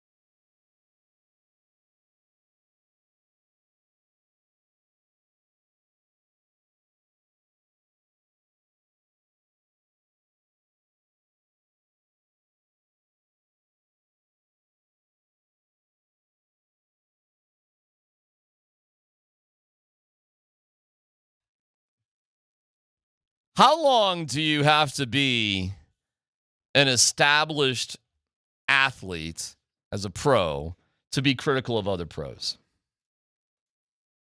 While you're playing, you mean?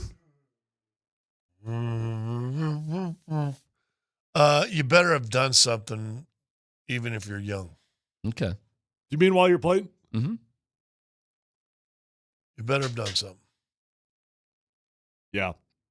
I think you can be critical a lot earlier than you think, but you better be a dog. I present to you Victor Wembanyama.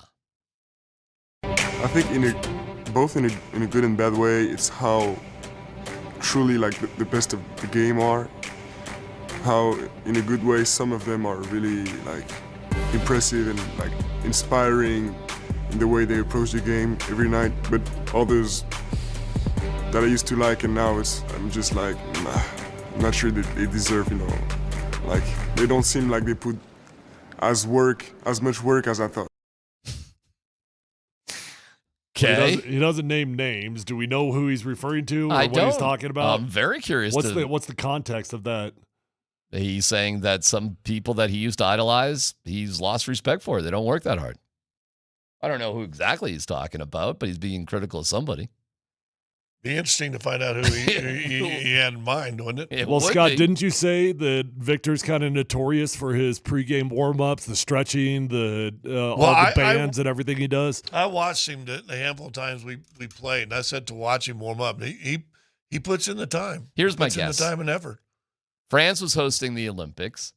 It meant a lot to them, no doubt about it. My guess is that he saw certain, probably American, superstars not taking things all that seriously while they were over there in France. Probably saw some guys having a good time and whatever, and that's my guess. Yeah. So I think that's a little like, these guys sort of moments. I doubt it's any of his teammates, and I don't know how he would know players on other teams what they do or don't do. But you may get a peek at it over the Olympics when you're all playing the same place. I think he probably saw the Americans and thought, these guys just like to party and have a good time. I think that's what that is. Yeah. Sure that wasn't the Serbians? No, but they take it very serious. When they have fun, they have fun. They partied, though. Do you think the American players who are over there in the Olympics were really putting in the time these other teams were during the Olympics? Or do you think they were wine tasting with LeBron James and doing whatever? You're probably right, but I remember watching it and feeling like I was surprised by how much it looked like it mattered to those guys. To the Americans? Yeah. Yeah, I'm sure during the game, but how are they in between the games or whatever? I'm sure you're right. I just remember having that thought when I was watching those games. I mean, they cared, at least when they were playing. I think this is Victor Wembanyama calling Americans lazy. That's what I think that is right there. Well, newsflash. Isn't that what the world thinks of us? I don't know. And they won French anyway. do, for sure. Yeah, I could see that. Well, what else could it possibly be? I don't know. But he also, he starts off soft because some of these guys, really, but also some of these guys realize I don't need to honor him as much as I did. All right, let me get back to my bigger question. Is he put enough in to have statements? Is he that guy that can say that? And He can say whatever he wants to say. I would agree with Scott. Yeah. He's a dude. He's there? He was the first pick in the draft and had all the pressure in the world, and he stood up to that pressure. And he put the work in, and he probably actually, I'm not a giant fan of Pop anymore, but I think he probably went to the right franchise that was willing to develop him, and he was willing to put the work in. Vets are very guarded about rookies having to earn their keep. I forget who it was with the Bears. One of the defensive backs was calling out Caleb Williams before the draft ever began. Like, he better not show up in this building and think that he's the top dog, right? Kind of similar vibes to how the WNBA was talking about Caitlin Clark. But once you get there, and once you've done it, now Caleb Williams has done it for a few weeks in Chicago. He's officially earned the right to say whatever he wants now in that locker room. Watching Starting Five on Netflix, I'll go back to that for a second. 4 out of the 5 players conditioning work their ass off. 4 out of 5. The 5th guy is Anthony Edwards, who loves basketball. He loves playing basketball. But he does not spend the time conditioning, body maintenance, diet, not even close to Jimmy Butler, LeBron James, Sabonis, or Tatum. Not even close. In fact, if you watch this show, it is a little mind-blowing how those other four guys, what they do every day. It's impressive. These are four superstar dudes who just, and LeBron, you can hate on LeBron all you want. You can. I know people do. And maybe this whole documentary was a little self-serving. It was produced by Peyton Manning, by the way, Omaha Productions. Executive producers were Michelle and Barack Obama. But this is a interesting combo meal put together. But I don't know how you fake doing what LeBron does day in, day out. From the moment he wakes up to the moment he works his ass off. Dude, it's nothing. But you know what? There are guys that even when they're young, they keep those habits all the way through, and it just lasts. And I think more guys than not are probably the LeBron James, the Tom Brady's. Like Tom Brady worked his ass off into his 40s. But there are guys that just make it. I mean, I've told my Champ Bailey story a bunch about when he would just come into the weight room and just check the box on the sheet and then walk out. You know, Trent Williams is a guy that's like that. Trent is fatter than he's ever been. He's never been as big as he is right now. And it's not a good fat. Like he's getting fatter. And he's as athletic and as fearsome and as Natural dominant talent. as he's ever been. I had a dude that, how do I say this without, an absolute legend of an offensive tackle that does not like Trent Williams because he doesn't think he respects the game. And yet he just freaking dominates. Well, maybe Wembanyama. Well, that's has a point. Anthony Edwards too, though. Anthony Edwards is what's scary is if it does click for him about conditioning in his body and all that. If that clicks in for this guy, oh my God. Because he just ran out of gas a little bit. He did at the end of the year. He just ran out of gas just a pinch. And maybe Wembanyama kind of sees that with some other dudes out there. Or maybe it's just petty jealousy that, you're lucky that, look at this team. Of course you won the gold medal. What it would mean to us, that sort of thing. Would have been nice if they'd have the starting five all the way to the Olympics because 2 or 3 of them were in the Olympics. It'd have been amazing. That'd be incredible. There's certain But guys. look how close the U.S. got to being beat by Serbia. Oh my God. Do you remember when Hard Knocks was in Houston with the Texans? Yes. And J.J. Watt was doing all this stuff. Oh, yeah. And I had buddies that coached He was there putting on for the camera. who said that was a lot of camera work. Yeah. So I go back and say, these guys worked there. Like, there is no logical reason to be going in the weight room at 2 a.m. By the way, I'm just going to tell you. Maybe in basketball there is, actually, because of the crazy travel schedules. I don't know. I'm going to give you something. For all the criticism Russell Wilson faced, LeBron travels with his own personal trainer that's separate from the training staff, and so does Tatum. They have their own dudes. They work with the team, too. But LeBron in particular. Who's our guy? We had on a young guy from the Nuggets that does the same thing. Who was that? We had him on the show just a few months back, and you said he travels with his own trainer. Oh, no. What's his name? A guy would meet him on the road a handful of times. Brother's the point guard for Justin Holiday. Oh. I met the guy, and he would meet him on, especially long road trips, he would meet him in 2 or 3 places for extra workouts. That was extra stuff. He didn't travel with it. But I saw him in 3 or 4 different places if it was a long place, and especially when he wasn't playing. He worked extra on that. In a perfect world, those extra guys, those are gurus. Those are not like, I'm not getting my strength training in with these guys. I'm getting in my rehab work with these guys. That's the perfect world. But when you bring in your own guy to do the strength training stuff, that's pretty huge middle finger to your team. I think it'll be interesting with the Nuggets this year, man. And the beginning of the season is going to be, if Malone is calling him out for conditioning and he's using some of these preseason games for conditioning work, and I think they're all going to play in this final preseason game. I think it's going to be go time. You have 7 days between the last preseason game and the first regular season game. Oh, I think the Nuggets got to get a run in on Thursday. I thought they would get a run yesterday and no one played. I'll bet you Porter doesn't play. They may split it up like that. I see what you're saying. Yeah. It'll be, it's interesting, man. You want to win? You really want to do what it takes? It's an easy thing to say. It's an easy thing to play a game. But boy, oh boy. And I think I'm just concerned about Jamal, I guess. I guess that's where I'm going. I'm concerned about Jamal. It's PhD on 92.5.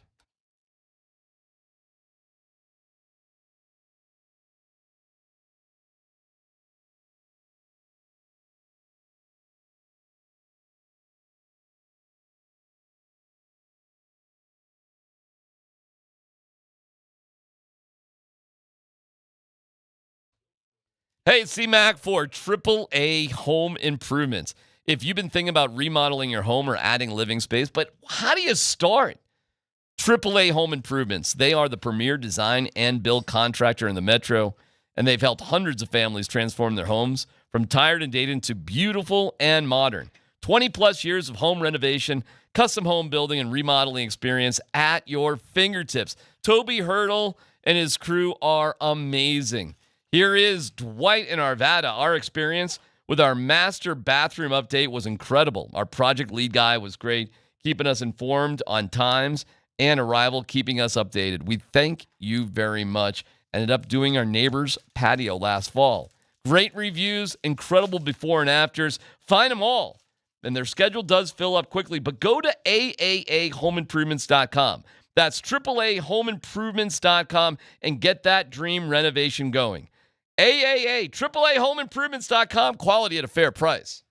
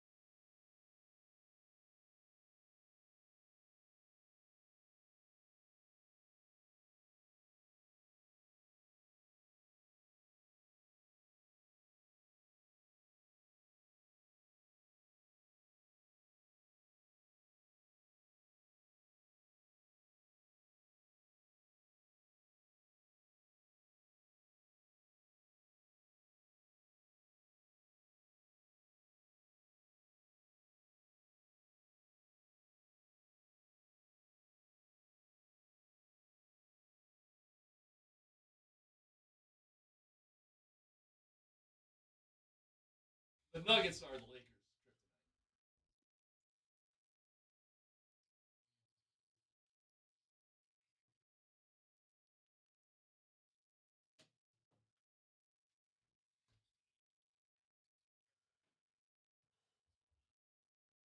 Sean, going back to New Orleans, he said that, obviously there's probably going to be some emotions for him, but do you sense in the building you guys aren't feeling that stress of trying to win one for Coach as he goes back there? I think we try to win every win for Coach. I think every game is equally as important. I think it's kind of been echoed around the building that it's not a Coach Payton versus the Saints. It's us going in trying to win another game and getting to 4-3. I think that's ultimately the number one goal that we're trying to aspire to go get right here. Cortland Sutton about this game on tomorrow. So the big question is, are you mentally ready for that? Do you feel like you physically prepared for the Thursday night game? I'm pumped. The question is, what does this game? Oh, we gotta go to Amazon again, don't we? What do you mean? Yep. Oh, is that a problem? Really? Yeah. Because now if I want to go during a timeout, I want to flip over and watch something else for 2 seconds. Pop out of this, go over to this, get back on the regular. You do TV, get stuck. They do pop over here, get over here. You get trapped when you watch games on streaming. Yeah, I hate that. And you can't pause it or fast forward and go back and look. I can on mine. You keep saying that. I can on mine. You must got a different surface. I can't. I couldn't last time I did it. The question is, how important is this game to define Bo Nix and where he's at? That really is the question. I don't think this game is about Sean Payton. Everybody knows Sean Payton, has its own motivation. But when you're Bo Nix and you've got two other quarterbacks and Caleb Williams and Jaden Daniels doing what they're doing, I'm going to roll with you guys on this. It's time to have some moments at some point. So how big of a deal is it for Bo Nix against a terrible defense on a team that's lost 4 games in a row and has a bunch of dudes hurt and is starting Spencer Rattler? How important is it to have a bit of a laser show there Pew, pew, pew. for Bo Nix? The game is far from make or break for Bo Nix, of course, which I know you're not trying to insinuate that either. But you kind of look at the schedule and strategically you just look at it and you say, where are the opportunities? If Bo Nix is going to give us a handful of games this year where he shines, and I mean, like, dude, you look like a dude. We didn't just survive you. Like, you looked like a dude. Here's the games. Here's the opportunities you got. You got the Saints.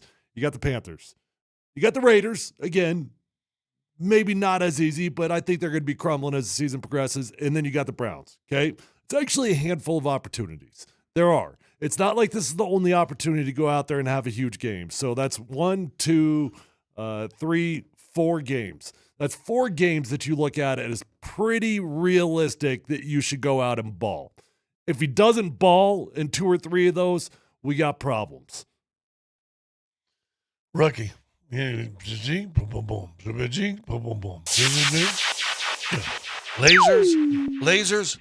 fire. Lasers, oh, fire. But Caleb Williams and Jaden Daniels have had a couple of fire. They've had a couple of shows. And not only have they had it, though, they've strung it together. Even Caleb Williams has strung it together. Bo Nix had that game in Tampa that, let's be honest, it's not like that lit the world on fire. It was a good game, for sure. It was a good game there. It's a good game against the Raiders. Both were good games. The Raiders was not as good as a game as you think. But okay, it's fine. The Tampa one, to me, was like that's a game that I would give it to him at the end of the year. Okay. But he hasn't strung it together, and that's what those guys have done. I'm not saying he needs to be great against the Chiefs or the Ravens or some of these other teams. Listen, we got the big question is this: what are your expectations for this team? If you think they still got an opportunity to win and get to the postseason, then you got to win these 2 games. You're at 5-3. Mm-hmm. You're 4 wins away from really being, who knows, maybe in there in the conversation. And so, yeah, it's a monster game from that. So if you think rookie year, let's just see. For him, let's just see. Hey, let me ask you this. Should we be judging Bo Nix on the same curve that we judge Caleb Williams and Jaden Daniels, or should it be a different bell curve? Same curve. I think it's the same. Okay, I agree with that. I'm actually a little bit surprised to hear you say that. Why? Well, I don't know. Maybe I read you wrong on it. It's not blind faith here, man. You got to perform. It's not just, I supported Bo Nix. I support the philosophy. The vast majority, I have a very boring philosophy. The vast majority of teams have done this. What was the guy that went to Atlanta? Penix. Mike Penix. Oh, would you have been excited if they'd have picked Penix at 12 as opposed to Bo Nix? I'd been fine. So it's more the philosophy than the player. Yes, for sure, because you can't choose when you suck. You're going to have good quarterback years. You're going to have bad quarterback years. It happens. We just did a mock draft. They had 3 quarterbacks this year going in the first round. That's it. Okay? There's 6 this year. I mean, it's an unusual year. 2018 was an unusual year. They didn't have 6 on the board that they thought were going to go in the first round. This year?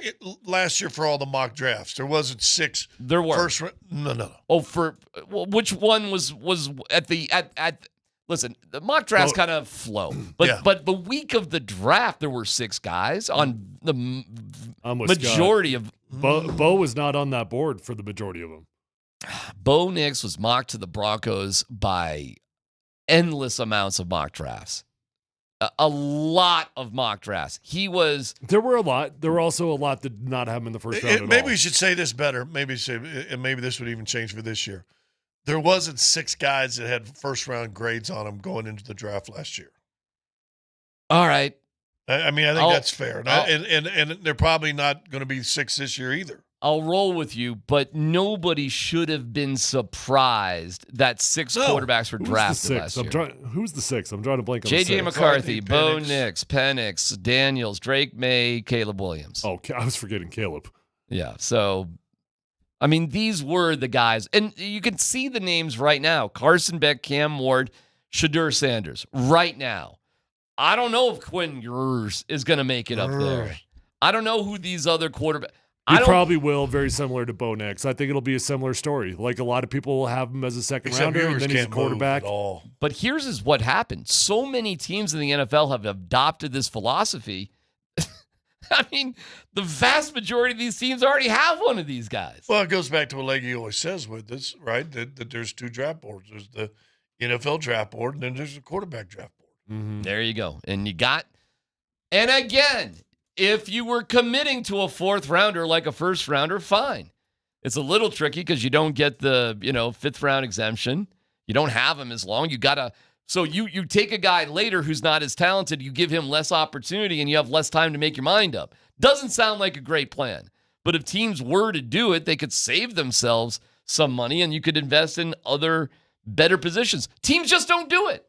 I'm not saying it wouldn't work. Teams just don't do it. That's why taking a quarterback in the 2nd or 3rd round seems pointless. Did they commit to Mahomes right away? Yes. Really? They had a plan. He didn't start till the last game of the year, though, right? They had a plan, man, because they were. I'm with D-Mac on that one. Mahomes was the plan. But they commit. No, I'm not saying it wasn't the plan. They committed to him right away? Yes, they loved him. You see all the plays he got in the first 15 games of the year? That was their plan, though. That was their plan. And that's the plan that a lot of teams are now trying to replicate. Why couldn't have Denver done that with Drew Lock? They could have. Yeah, they should have. Why even draft him if you're not going to? What? Good teams are willing to play the best talent. Bad teams play politics. I did a podcast with Scott McLuhan the other day, and he was out there in Seattle when they drafted Russell Wilson. And I actually asked him about it. I was like, at what point, because Russ was drafted in 4th round, 3rd round, something like that. 3rd or 4th, yeah. I think it was the 3rd. Okay, 3rd round. And that year, they just signed Matt Flynn in the offseason to a relatively big deal. For that time, I think it was like $12 or $13 million a year. And I asked him, at what point did you know that Russell Wilson was going to be starting for you guys? He said 2 weeks in. It took them 2 weeks to realize that Russell Wilson was the best quarterback of the 2, and they just bailed. They bailed on Flynn. So teams do have the ability to do that, but you're right, more teams than not are unwilling to do that. Yeah, and especially when you put the resources that goes into that first-round pick. That first-round guy is going to get 1,000 different chances. Whereas the guy in the 4th round, hey, good Russ was obvious in the first couple weeks. He better be good right away, and he was. But you don't get time to incubate as a deeper rounder pick. The difference is that it would be almost the Simeon coming in here, late round pick, but you could tell, 2 weeks in, he was better than Sanchez. Right? Sanchez was a wreck, and he was better than Paxton Lynch is what really stood out, and that wasn't very complicated either. You ask, why didn't they go with Drew Lock in that scenario? And this is, for everybody who wants to say John Elway was a great GM, this wasn't one of his better moments. What was the game plan, John? Why did you draft Drew Lock in the second?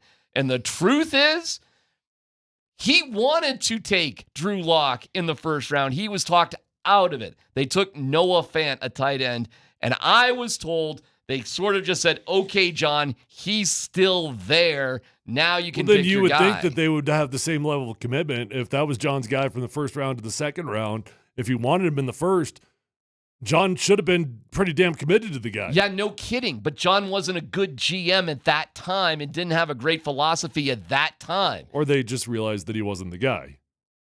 I mean, I think you assumed that they didn't give him a fighting chance. Drew Lock got a fighting chance, man. Okay. But was Drew Lock's rookie year when they brought Bridgewater in, or was that his second year? Second year. Who was his quarterback the first year? First year was... This is you want to talk about puzzle games, trying to figure out the matching quarterbacks with the Broncos? No, it wasn't Keenum. Oh, my God. I'd have to go back and look, who the quarterback was when they drafted Lock in 19. Oh, my God. I don't even know. Keenum. Was it Keenum? No, it wasn't Keenum. Was it Keenum Flacco? was 18. It was Flacco. So it was Flacco. Flacco was the next one. So then it should have been Joe Flacco's our guy for 1 year, and then we're going to make sure this kid gets ready. Come into the second year. Yes. You don't bring in the Bridgewater. This is correct. your starting quarterback. Correct. Unless you bring Bridgewater in, this is our backup quarterback. Don't forget. Isn't that kind of the way it worked out? No, because Bridgewater started. Well, no. I mean, but you brought in Flacco. It didn't work. So then you bring in Teddy the next year. Didn't work. He got hurt, and then so Drew Lock started the last 3 or 4, 5 games. Played well. But you didn't know enough about Drew Lock at that point in time, so you bring in another temporary bridge in Teddy Bridgewater. That's not what they did, though. That's not what they did. It was, first of all, your head coach was Vic Fangio, who's whatever with Vic. He liked Teddy because he was more of a sure thing. They should have quit the day job and just gone with Drew Lock and kept Jeff Driscoll or whatever as your backup quarterback and committed to him. They never did. And if he bombed out at the end of the year, he bombed out at the Here's end of the year. Here's the crazy thing. Drew Lock won 4 out of 5 games when he finally got the start. He won 4 out of 5 games. That was the Flacco year, though. That was the Flacco year. Flacco gets hurt. He goes out. Lock comes in, wins 4 out of 5 games. You drafted him in the second round. There should have been no competition. It should have been, it's Drew Lock's team. Let's go. And that's what would have happened if you had a general manager who knew what he was doing and had a real game plan. And told the head coach what's going on. Correct. But you had dysfunction amongst dysfunction, and that's what puts you in that situation. That's what I love about the Broncos right now. So would I have been okay with Penix? Sure, because I knew the coach, GM, owner would all be on the same page. That's been the problem with the Broncos, fellas, over these years. It's been a trash heap of miscommunication because ownership was whatever, man. It's not been good. Right. It is good now, but it wasn't. You guys are wrong. In 2020, the quarterbacks on the Broncos roster, Drew Lock, Brett Rippon, Jeff Driscoll. They cleared it. They made the path for him. So did he start that whole year? I don't recall, but those are the quarterbacks on the roster. Games. Well, so maybe they did give him that. They damn sure gave it to him. That was the COVID year. They didn't even have a quarterback on the team to compete with them. I forget how the playing time broke down. John Elway wasn't a bad GM. So he did exactly what you wanted. The COVID year was a wild year. And I think all 4 of those quarterbacks started at some point. Go look up their starts. I think if you want to break that down. I've got it right here. Actually, okay. That year, Drew Lock started 13 games. Brett Rippon started 1. Jeff Driscoll started 1. I don't know where the other the one was the Kendall Hinton. Philip Lindsay. Yeah. So they 100% cleared the decks for Drew Lock. You take it back? Good job, John. No, I don't take it back. I don't take it back. It was the same thing. Hold on, you got to be fair. That's what you just went saying you wanted him to do. Why was Teddy Bridgewater here? Well, because they Drew didn't think get Drew it done. Lock got it done. They gave Drew that an year. entire year, and he didn't get it done. Okay, then why was Drew still here? He wasn't for just one more year, right? Why was there a quarterback competition? Because Was Drew there, didn't get it done. Was there a quarterback competition? Oh yeah, supposedly. There wasn't, no. It was Teddy Bridgewater all the way. Hold on, they gave him a full season. Like, they gave him a crack at this thing. Why didn't he continue being the quarterback then? Because he wasn't good. Then why was he on the team? Because he was there and he was cheap and it was a decent backup option. Okay, really? That's your best option then? Listen, man, the level of And that's I think you make a good point. If he's not going to be your guy and you're going to bring Bridgewater, and it would have stemmed a whole lot of headaches, then you just trade Drew Lock in the offseason to somebody else then. Yeah, you could have done that. Right then and there. How'd Noah Fant turn out here? He was all right. He was okay. He was nothing special. He's a first rounder. You got to be special. How's he doing in Seattle? He's doing all right, actually, in Seattle. Playing. He's doing okay. Yeah, I He's think fine. He's get about 400 to 500 yards a year, I think. He's all right. God, they gave him a new contract. I shouldn't even go down these wormholes. I like what the Broncos are doing now. That's the biggest Just live point. in the present. I want to. Darren, live in the present. I got to say, how many though, times does Mama sit there and say that to you? All this time, I've heard you talking about it, and I actually think Elway did exactly what you wanted him to do. Oh, he I definitely. think you owe an apology. You do, though, man. You wanted him to clear the decks for Drew I think you owe Lock, an apology. And that's exactly what they did. Just say, Right, let John, me back up. I'm John. Let me do it. I'd love to hear the explanation of how that wasn't what you wanted. I want to address John Elway right now. Timeout. Hey, John. Just want to let you know that. We got to go to break. It's PhD on 92.5.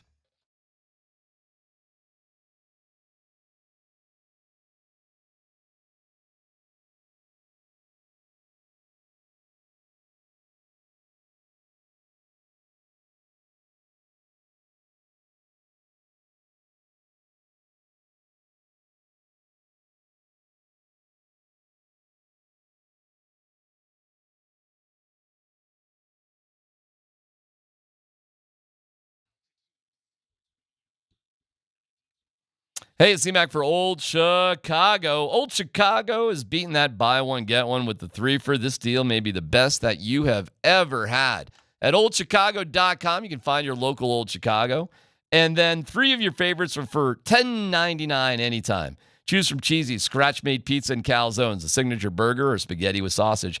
Add a salad with a decadent dessert, a 3-for like no other. A 3-course meal is just $10.99.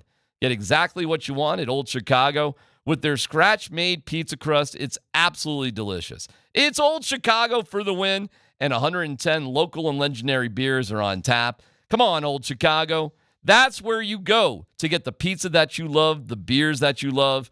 And, man, since 1976 in Boulder, they've been perfecting it. Find your local Old Chicago and get that 3-for at oldchicago.com.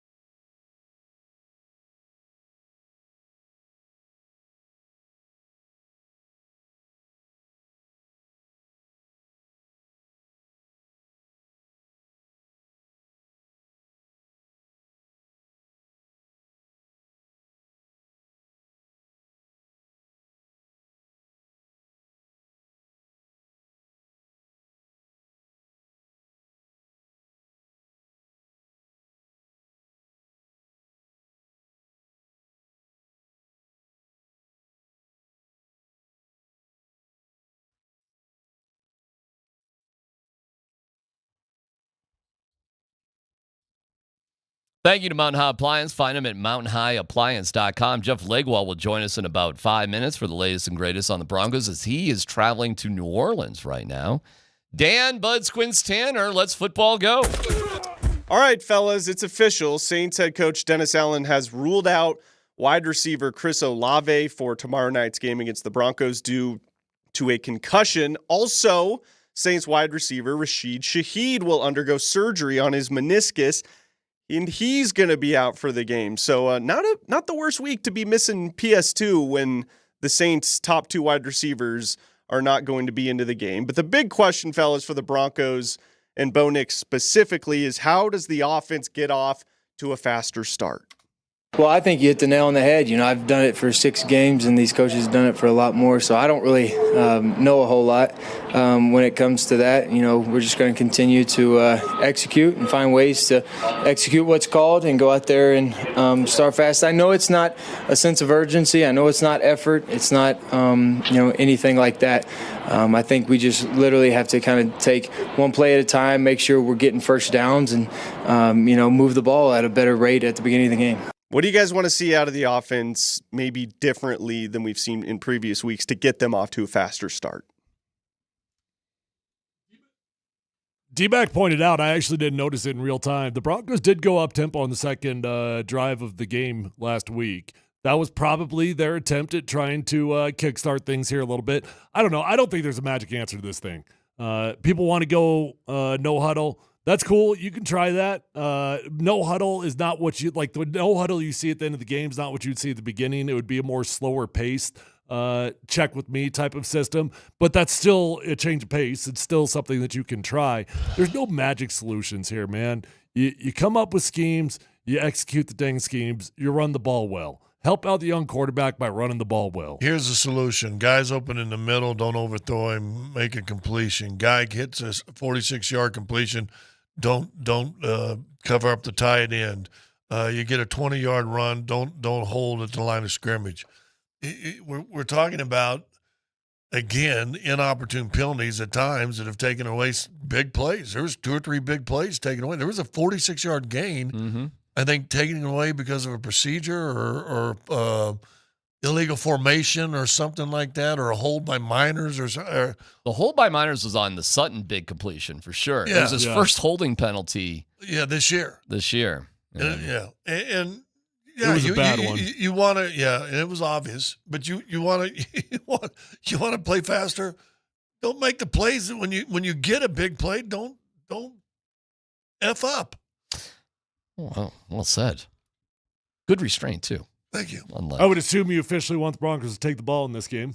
I always do, but I don't scream from the mountaintop on that one because I know the argument the other side is pretty strong. You can talk me into it. I didn't know the stat line that Sean Payton gave us of whatever percentage it is. More. He wasn't specific. He just said more.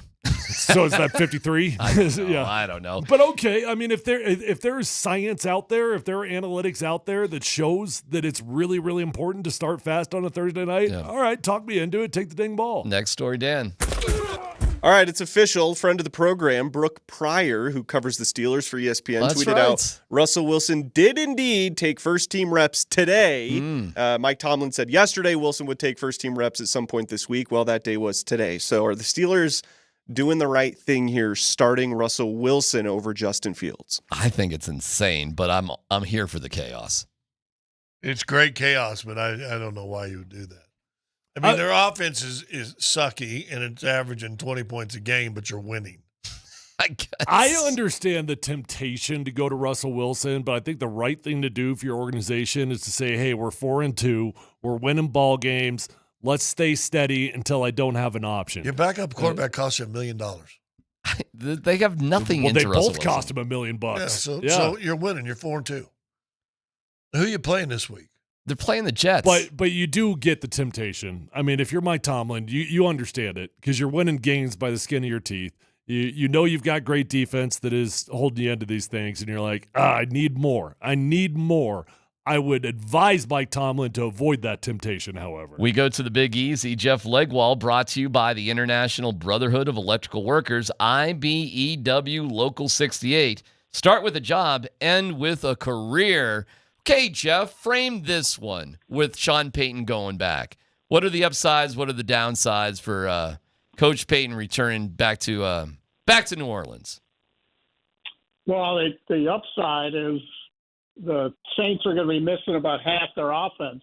So, from the football perspective, the Broncos aren't that healthy, but they're still a lot healthier than the Saints are right now, especially after today. Their top two receivers are going to be out. Taysom Hill's going to be out, and they're already playing the backup quarterback. So I think that's the football part is the good part for them. It's just that managing all the family stuff off the field. I mean, it's a big deal for him, but I would guess it's probably a bigger deal for a lot of his family and maybe his kids and those types of things. So I think on a short week, it's actually better for him to avoid some of the emotion in it all, because he probably doesn't have time to let it all sink in anyway.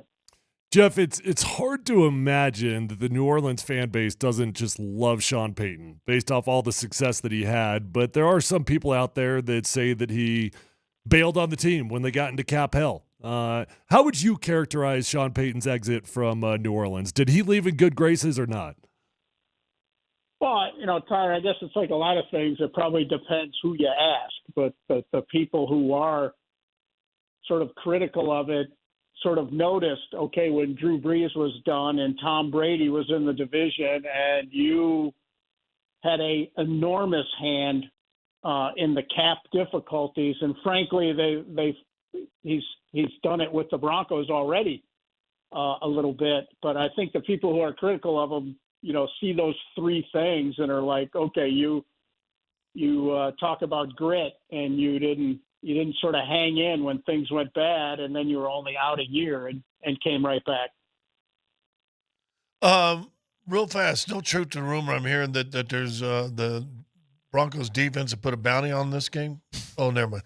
Wow, you went right for the bounty. Went right to the bounty gate. Old news. D-Mac told me we're living in the past today.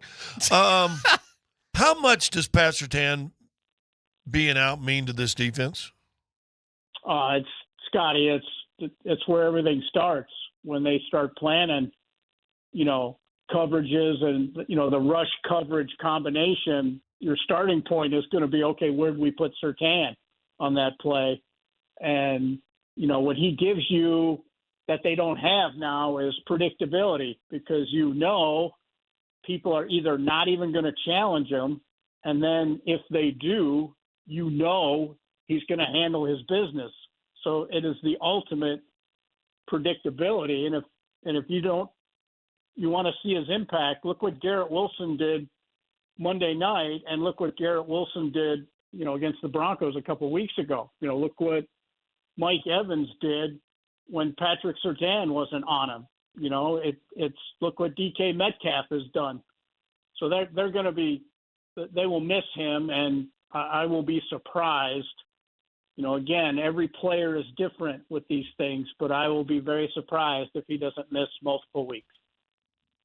You look at that's not great, is it? You look at the next stretch of games here, and you kind of look at a handful of games, Jeff. I see maybe about 4 games on the schedule that are great opportunities for the quarterback to shine. How important is it for the quarterback to shine in these 4 games?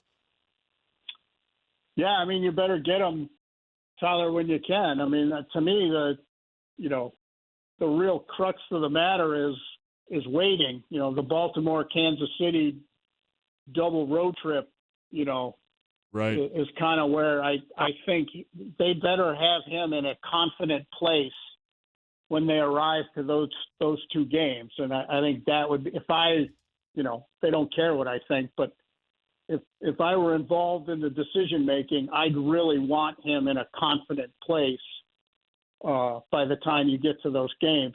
This game, the Saints just almost gave up 600 yards to the Buccaneers last week. So this better be a confidence game for you. Carolina better be a confidence game if you're the quarterback.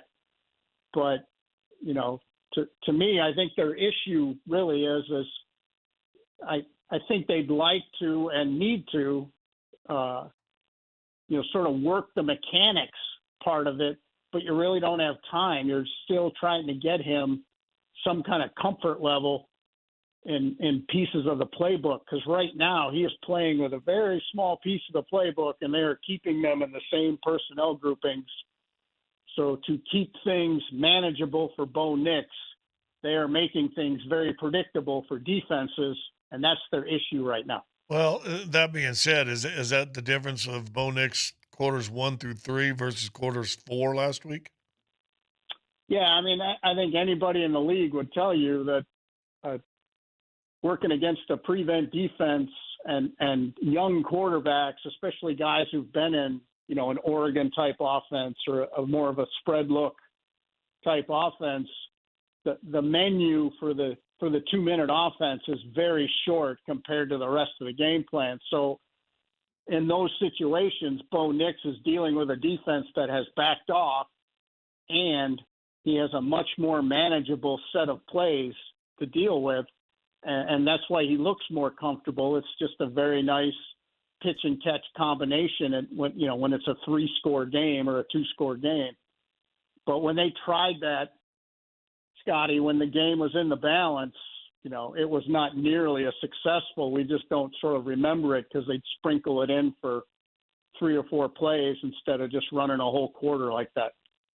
How many beads are you going to try to get for yourself out there on Bourbon Street tonight, Jeff? What's that look like for you in the French Quarter tonight? Yeah, this isn't my first New Orleans rodeo, so I'll probably go light on the beads. I think. Okay, all right. Yeah. Good dinner though. I mean, maybe you'll collect. Yeah, the beads. where's your go-to in New Orleans? I mean, great food there. It is unbelievable. Well, you can't go wrong. Just walk in somewhere and start ordering. Well, I mean, there's a Crystal's down on Bourbon Street too. I mean, always good around 1 o'clock. Crystal? Yeah, that's always go fast food when you go to New Orleans, right? hey, coming up Bourbon Street about 1:30, 2 o'clock. Crystal's pretty good. It's Bourbon Street is French Quarter is amazing though, Jeff. It's it can be some bad things. But you can also see some of the good best things too. Well, yeah, and they're all right next to each other. Preservation Hall for jazz music is unbeatable. Some of the greatest restaurants in the world. And then there's I guess if you don't want to be married anymore, you can go to that place too. It is one of the more unique the places. lake swinging out the front door. it's all right next to each other. And then there's a voodoo store. Right, exactly. Exactly. Yeah. Yeah. So you can just, and then there's always the guy with the, the rolling, it's almost like a podium, like the rolling hurricane podium. He just goes up and down the street. Right. It's a cool place, man. It's an awesome place. And the big-ass beers you can get there. Yeah. The thing is, too, it's the ultimate tale of two cities. Walk Bourbon Street at 8 a.m, and it's a whole different tale. Yeah. I would imagine. Yeah, it's awesome. It's my favorite.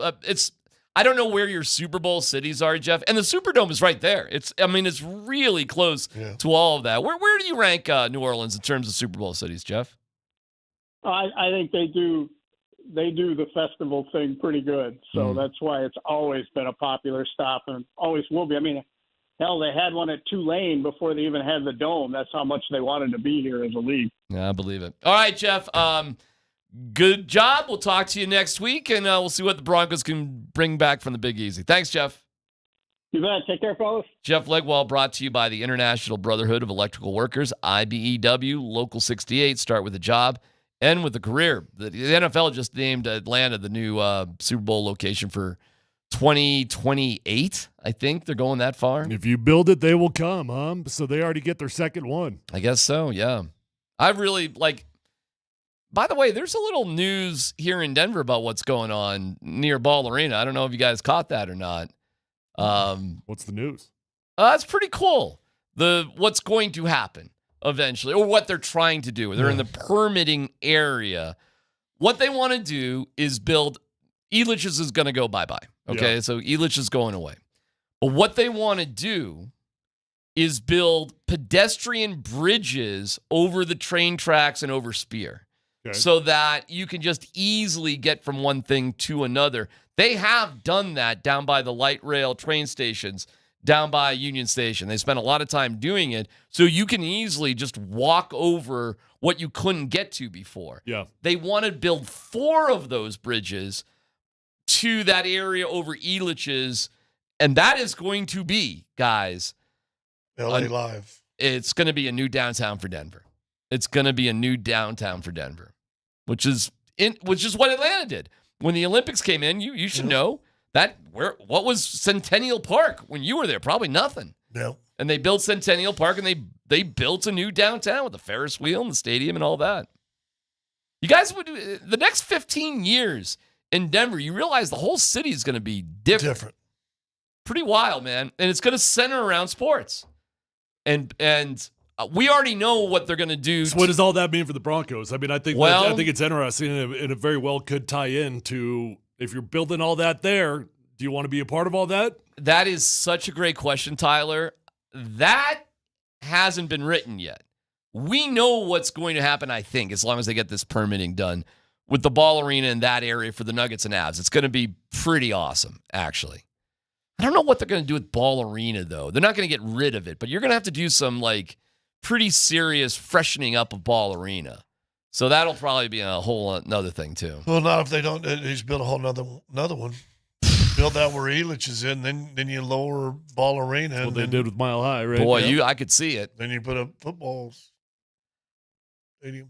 You could have this crazy connection from Ball Arena to Empower Field area if they were to build the new stadium sort of in that direction. It would be pretty awesome. You could do it. But it's already intertwined that's the train station where you get off to go to the Broncos, right? Don't you get off at that same station? You can, yeah. Is there a closer one? I thought that was actually the closest one. No, it's right there. And then there's another one at Ball Arena, too. There's one that's the one I meant. There's another closer one at Empower Field. Oh, there is. Oh, there is. Yeah, there's a stop at Empower Field. And you go right underneath the highway. And there's a stop. Yeah. Okay, I know exactly where it is. But, yeah, that whole area, it's already intertwined. Yeah, downtown Denver is going to be pretty amazing in about. It would be pretty difficult to leave that if you're the Broncos, quite frankly. It is. If you build all that up, but it's not yours. You don't own that. Correct. Right? That's not your city. Correct. You can build your own city. You can build all your own real estate, own the restaurants, own the entertainment district. You could do all that if you're willing to depart that area. My buddy Arn Anderson asked me, we went for a little bike ride. I'm still sort of discovering this area back here. You could put a whole new football stadium and everything in Parker easily. Parker, Lone Tree. You know what I'm saying? Like that, this area right behind us. And do a new little city out there. Dude. What's going on? I am riding my bike around there. I can't believe how much space is out there. Now, it's all rolling hills and everything, but everything can be flattened in construction, the whole thing. It's fascinating what's going to happen here in Colorado, and it's going to be based on the sports teams. All right, when we come back, Bo Nix has given himself a nickname. Did you catch what his nickname is for himself? Do you know what it is? Lasers. We'll get to that coming up next.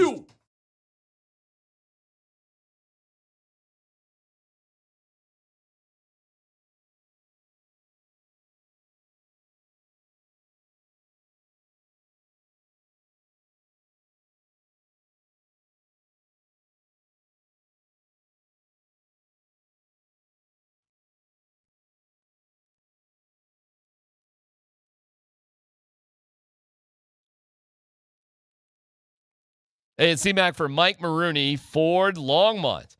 All right, you want to get something that's tough and ready to rock the mountains. Mike Maroney, Ford in Longmont is at 3rd and Alpine, and they've got your back. They've got brand new Ford F-150s being sold with their lowest prices of the year. Truck month is back and bigger than ever. Get ready for the mountains, the ski racks, the bike racks, whatever you need to get up there and have a great time. Imagine that on your brand new Ford F-150 with payments lower than you can even imagine.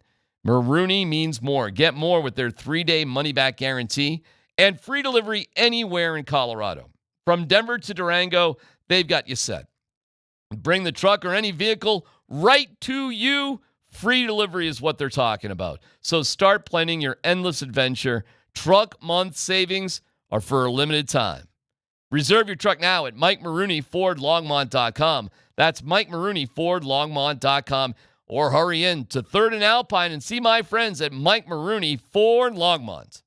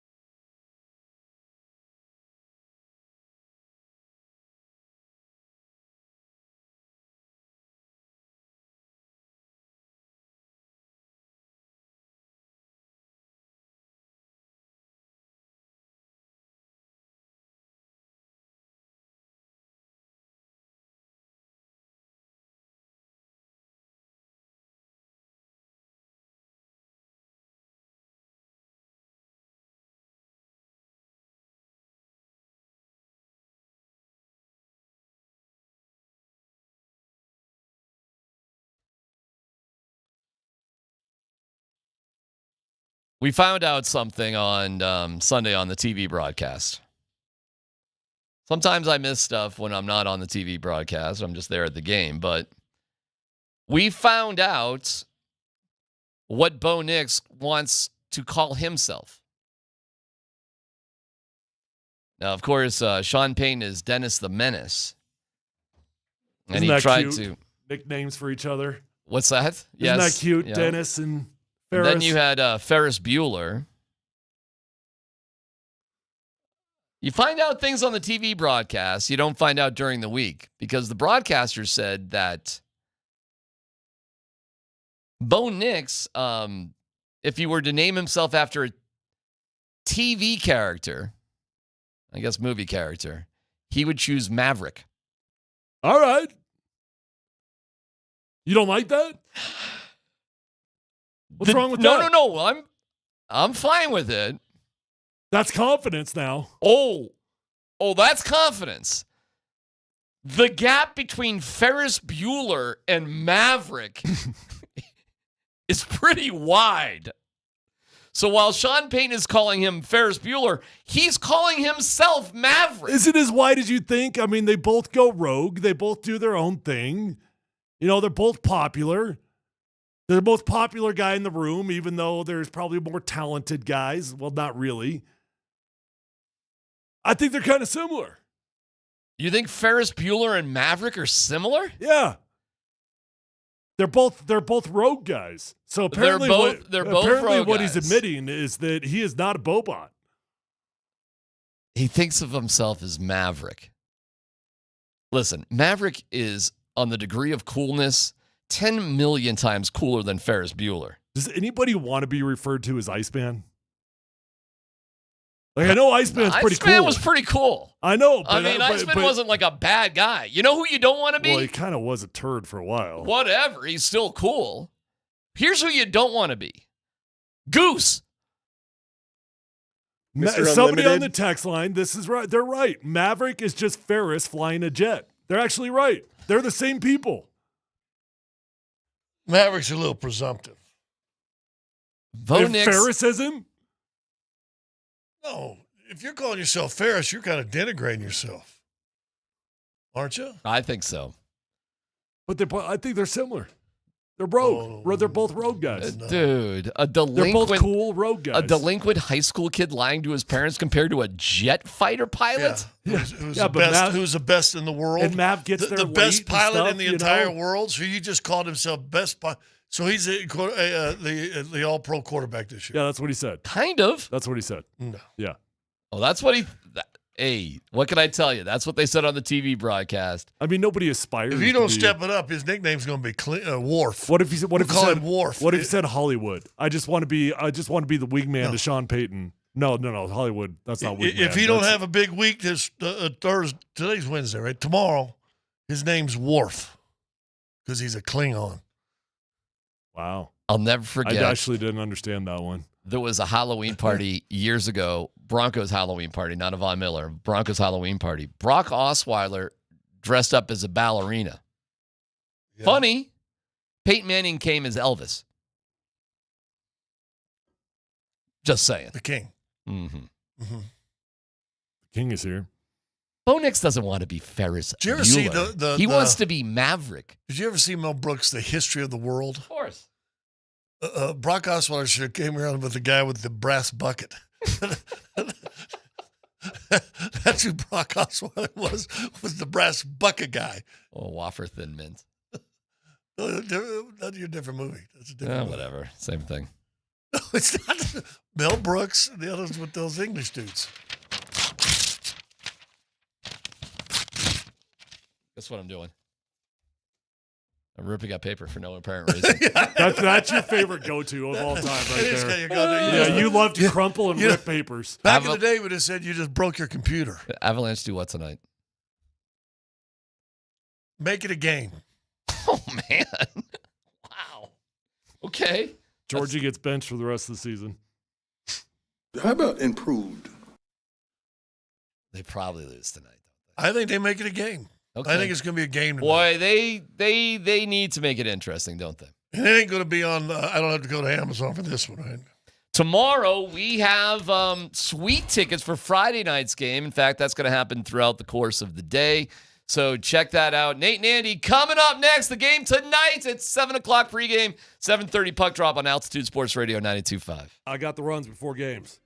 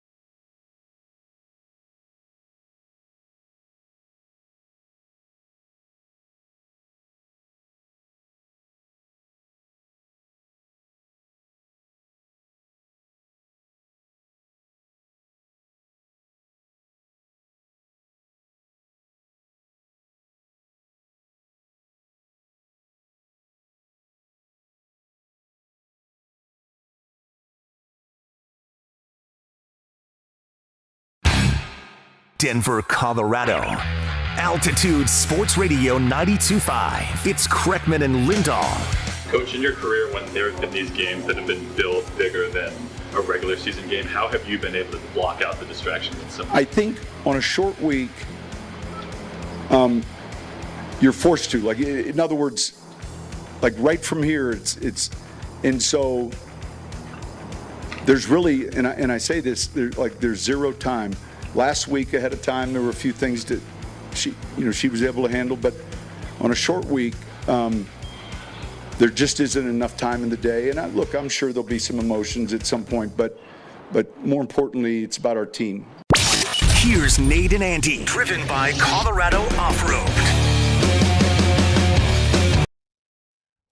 Oh, we got Palace intrigue going on in New Orleans as Sean Payton will make his return tomorrow night. We head there right now. Jeff Duncan has covered the Saints for approximately 17 decades for NOLA.com. Jeff, I may have overshot that a little bit. I apologize. How you doing, man? Nate, I'm doing good. You're aging me, buddy. I know. That's all I got to say. I know. Yet, I'm trying to express to the people you're the man in the know. So I want to read this tweet to you because your column, the paywall, pulled off a successful block on me today, Jeff. But here's the tweet. Some bitterness still remains inside Saints headquarters over Sean Payton's abrupt departure in 2022. So much so that some officials did not want Drew Brees' Hall of Fame induction ceremony to be held on the same night as Payton's return to New Orleans on Thursday. The column on what will be an emotional night there in the Superdome. Jeff, expand as much as you can without giving away all your content, obviously. But what right now is the relationship and what are the feelings? You said some bitterness, but what are the feelings between the Saints organization and Sean Payton right now? Well, obviously, Nate, there's a lot of conflicted emotions, not just in the Saints organization, but I think from the Saints fan base. I put up a social media poll the other day about, should Sean Payton be cheered or booed? And I think it ended up being 58% of the fans said cheered, 42 say booed. I mean, it shows you we're a how divided nation, Jeff. That's how it goes. Yeah, and look, in the organization, the football operations could not be more friendly and grateful with Sean Payton. Mickey Loomis and him are still friends. They talked last week over the phone. He and Dennis Allen are good friends. I mean, he hired Dennis Allen. He wants him to be successful. It was more, and I don't want to overstate this, there's some people in the building that didn't like Sean Payton. I mean, it's probably a lot of people in the Denver Broncos building that don't like him. I was going to say, Jeff, there's people in a lot of buildings that don't like Sean Payton. Exactly. I mean, there's people in the local media here. They're glad he's gone. I'm sure there's people in Denver in the media corps that aren't happy he's tough. He's a tough guy to deal with. He's a tough guy to work for. He's very demanding, and he's also very volatile. So it's not meant to be anything that should be a shock to people. I don't want to overstate this because the Hall of Fame ceremony is tonight, and it's going to be a really, I think, ceremonial time there between Peyton and Brees tomorrow night. And, they're going to have a lot of people in the building that played for Sean Payton, played with Drew Brees, and that's all through the organization setting it up. So I just think there's some people, though, that would prefer to have this night be just about Drew Brees and not about Sean Payton and Drew Brees. Yeah, Jeff, you see, it's so interesting because, look, I'm not going to lie to you. I'm one of the guys with mixed emotions about this thing, and it's not about how he deals with the media. I really don't care about that. But I do think he's an interesting guy. I think he's made brash statements about Bo Nix, and now Bo Nix has to live up to where I think he'd get on people other than himself if they were making the same brash statements or getting quoted in, national papers as much as he had. Is there forgiveness for how what state, how about I'm going to reset, Jeff. What state did he leave the team in? Let's just start there. What state, as far as the salary cap and talent to move on, did he leave the team in, and does that lead to some of these feelings? You're talking about in New Orleans, obviously. In New right? Orleans, yes. Well, look, I would say, and this is no way defending Sean Payton in any way, but there's really never a good time to leave. I mean, if he left in the middle of the Super Bowl run, people would say, what are you doing now? You're ruining our run. I don't think there would ever be a good time for him to leave. I don't think it's uncommon for a coach to burn out and need time away. It happened to Joe Gibbs. It happened to Eric Parsegian at Notre Dame. It almost happened just a few years ago to Sean McVay, who's, I believe, in his 30s and had only coached in Los Angeles for a handful of seasons. It's a grind, and he needed time away. And when's the best time? I mean, he's got to make the call for himself and his family and his own, I think, mental and physical health. So I don't think this was as well thought out as a lot of fans think, or some fans think. I just think he felt like what he's told me is it was time. And I think we've all been there in jobs in our lives when you know it's kind of time to move on. Maybe a relationship, you knew it, right? And that's not altogether different than what Sean Payton had here with the Saints. Talking to our pal Jeff Duncan of NOLA.com. Jeff joins us on the Ramos Law Hotline. Car accident, you need Ramos Law, medical doctor and attorney. Visit RamosLaw.com. Okay, then there's the issue of the current Saints. Jeff, Dennis Allen's crew is Spencer Rattler at quarterback. Chris Olave is concussed. Rashid Shaheed is going to undergo knee surgery. Who's going to be lining up against the Denver secondary tomorrow night? Who are these pass catchers for this Saints offense? And who's going to be blocking for Spencer Rattler tomorrow night? Yeah, it's going to be a ragtag bunch. It's going to be a lot. It's going to be a lot like a preseason game where the regulars aren't playing. I think we counted up 7 starters from the opener on offense that are not going to be in the lineup. So it's going to be very difficult for Spencer Rattler, who's in his second start as a rookie, going against that very stingy Broncos defense. I'm sure they're going to be very aggressive against him. The pass catchers are going to be a rookie, Bub Means, who really made his debut last week. I'm sorry, who's that? Balls. Bub Means. Bub Means. Yeah, he's a 5th-round pick from Tennessee. And, look, he caught a touchdown pass last week. He's going to have to be the number 1 because Mason Tipton, an undrafted rookie from Yale, you don't see that very often, is probably going to be the number 2 receiver. Equanimeous St. Brown, Amon St. Brown's brother, will probably be activated. And they just signed Dante Pettis, a veteran player who might also be activated. It's a tall task for this offense. I think the other key guy that's absent is probably going to be Taysom Hill. Sean Payton, talking about falling in love with Bo Nix. The original love of his life was Taysom Hill. And if he doesn't play, that's really a handicap for the Saints because he does so much for the offense. And then they're missing just 3/5 of their starting offensive line. It's a rough situation. Who needs the game more in your mind? Oh, there's no question Dennis Allen needs it. I mean, if Dennis Allen were to lose this game to Sean Payton, his mentor, I think it's going to be tough to fall to 2-5 and have lost 5 straight games, especially after they kind of raised expectations in those first 2 weeks when they were scoring 40 a game, and then the wheels had just come off. I don't want to call this a must-win in Week 7, but it starts to feel a little bit like it, considering the Saints haven't made the playoffs under Dennis Allen.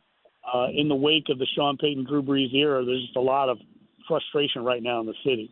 Jeff Duncan, NOLA.com. We're getting you ready for Broncos Saints coming tomorrow night. Oh, prepare for it, America. You can't wait to go to Amazon to watch this one. On the defensive side of the ball, you just gave up 51 points to the Tampa Bay Buccaneers. What is the state of Dennis Allen's defense right now, Jeff? Well, they're reeling. They're last in the league in yards allowed, which is pretty spectacularly out of character for this defense. I think a little bit of that is skewed by giving up almost 600 last week to Tampa Bay. They just really struggled in just the fundamentals, tackling in space. They've given up a lot of explosive plays on just short dump-off passes to the backs and tight ends that end up going the distance. It's just kind of confounding right now because they really don't have a lot of injuries on defense. The only starter that's really out right now is Pete Werner, the linebacker, and certainly you can overcome that. But I expect them to play much better tomorrow night. I mean, the captains of that defense, Cam Jordan and Demario Davis, played for Sean Payton. He's the one that brought them to this organization. And those guys have a lot of pride. I think their pride is wounded right now, as it should be after that performance last week. Jeff, for those that don't know, you're frankly the Jeff Legwold of the New Orleans area, and I mean that as a compliment. A Legwaldian resume. I know you know Leggy very well, and you guys chat. I just want to go. I want to go a little bit broader here. We're looking at this Thursday night game thing, which I didn't know if it'd stick or not. Certainly, it has. You just listed the Saints injury report. Frankly, the Broncos aren't loving their life either with Patrick Surtain. I mean, we knew Surtain and Olave weren't going to have a chance to play Thursday with the quick turnaround. What's your opinion on the 18-game schedule as we get closer and closer to that? You've covered a lot of football. I mean, I can't believe the attrition. Again, the Saints are the perfect example of it.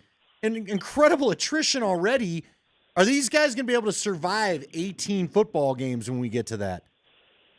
I think it's a great question. I don't think there's any doubt that we're going to have an 18-game schedule. I think it's just a matter of time until the NFLPA and the NFL get together on that. Now, what I think there is a solution if everyone comes together, and what I mean by that is expanded rosters. The league is going to have to change a little bit and give in to the players as well. Everyone's making more money. Everyone will make more money if you go to the 18-game schedule. I think the fans will get a better product, even though I know there's injuries here and you're getting people to watch this game tomorrow night might not feel that way. But I think if you expand rosters and the coaches give a little bit and are willing to play backups a little more, like we see probably in the college game because they have bigger rosters, then I think you can get somewhere where players are still getting maybe the same number of reps in an 18-game schedule as they would have in a 16-game schedule. And maybe you find common ground there, because I do think the fans are getting cheated out of what has become irrelevant preseason games now with the way the league handles the offseason. Players don't need multiple preseason games to get ready. Yet we're all going to tune in to watch these two MASH units tomorrow night down there in New Orleans. Jeff, well done as always, man. We greatly appreciate it. Thanks for joining us. Enjoy a big Drew Brees night tomorrow night, and obviously the return of your old buddy Sean Payton. We appreciate it. All right, guys. Thanks for having me on. It should be great. It should be like 6-3 tomorrow night. Yeah! It's going to be great TV. We said the same thing last week. Thanks, Jeff. Jeff Duncan, everybody. NOLA.com with us right there. Total on this game, 37.5. Was essentially a pick-em. The bettors have taken this thing up to the Broncos as a 2.5-point favorite, mostly probably because, Andy, they're looking at the Saints injury report right now, which, again, the receiving core for Spencer Rattler, Bub Means, Mason Tipton out of Yale, Equanimous St. Brown, easy enough for me to say, the lesser of the St. Brown brothers. And as Jeff said, they're only missing 3/5 of their offensive line this week. Yeah, no big deal. Nah. And is McGlinchey on track to play? Did we see that? Have we got the injury report? I think we did. I'll go check it. But yeah, the Broncos may just be down Wattenberg to this point. Okay, but, that helps. That helps. It's ugly. Okay. Is it not ugly? Okay, so this knowledge of what the Saints are going into this game, what does that mean for the significance of this particular contest for the Denver Broncos, to quote Sean Payton, relative to their 17-game schedule? Andy Lindahl will tell you next.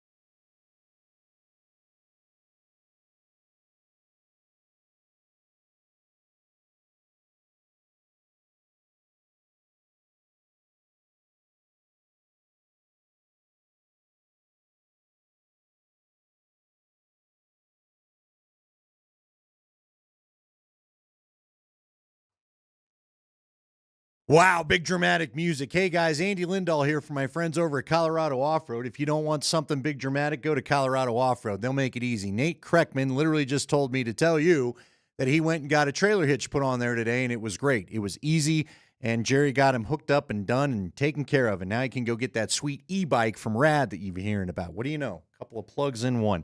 Colorado Off-Road is great. I'm going to have some new videos up there just telling you all about the stuff I've done to my truck, including the bed covers. This is the bed cover time of year. If you haven't peeked at the forecast, the weekend could get a little chilly, could get a little wet. That means these leaves might finally start falling a little bit that we've had around town. You don't want all that in your bed. Or maybe you just want to keep stuff in your bed. I keep things all the time, especially if you're a busy parent. You got the sports equipment back there, right? I remember not wanting to haul the lacrosse bag in and out of the car all the time. You can leave it in there with a bed cover, keeps it safe and secure. They can do step rails or remote start kits, get you set up with some heated seats before the winter gets going. Of course, tires. They can do the alignment, I can't find the word. You know, your shocks, your struts, all that kind of stuff. They can get it all set up for you at Colorado Off-Road. Bottom line is Jerry's a great guy. I know you're going to enjoy doing business with he and his wife, Wendy Jones. They were both great to Nate. They'll be great to you. They're great to my neighbor. I've yet to hear something bad about them. So go to Colorado Off-Road if you need truck or 4x4 accessories. You can find them 3 blocks south of downtown Littleton on Prince Street. They're right behind ACC. Find them on the web at cooffroad.com. Give them a call at 303-761-1264. Colorado grown, Colorado owned. It's Colorado Off-Road.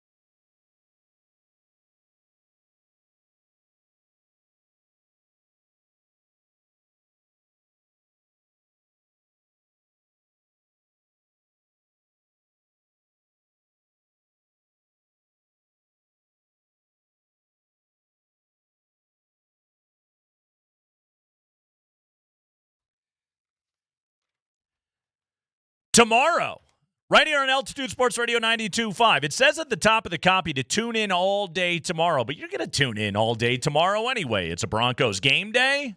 We're going to be reacting to the Avalanche and the Bruins, hopefully dub number 1 on the season. Nuggets have a preseason finale tomorrow night. The baseball playoffs are occurring. It's the magic of October sports. You are going to be tuned in all day to Altitude Sports Radio 92.5. But if you needed any other incentive, here it is.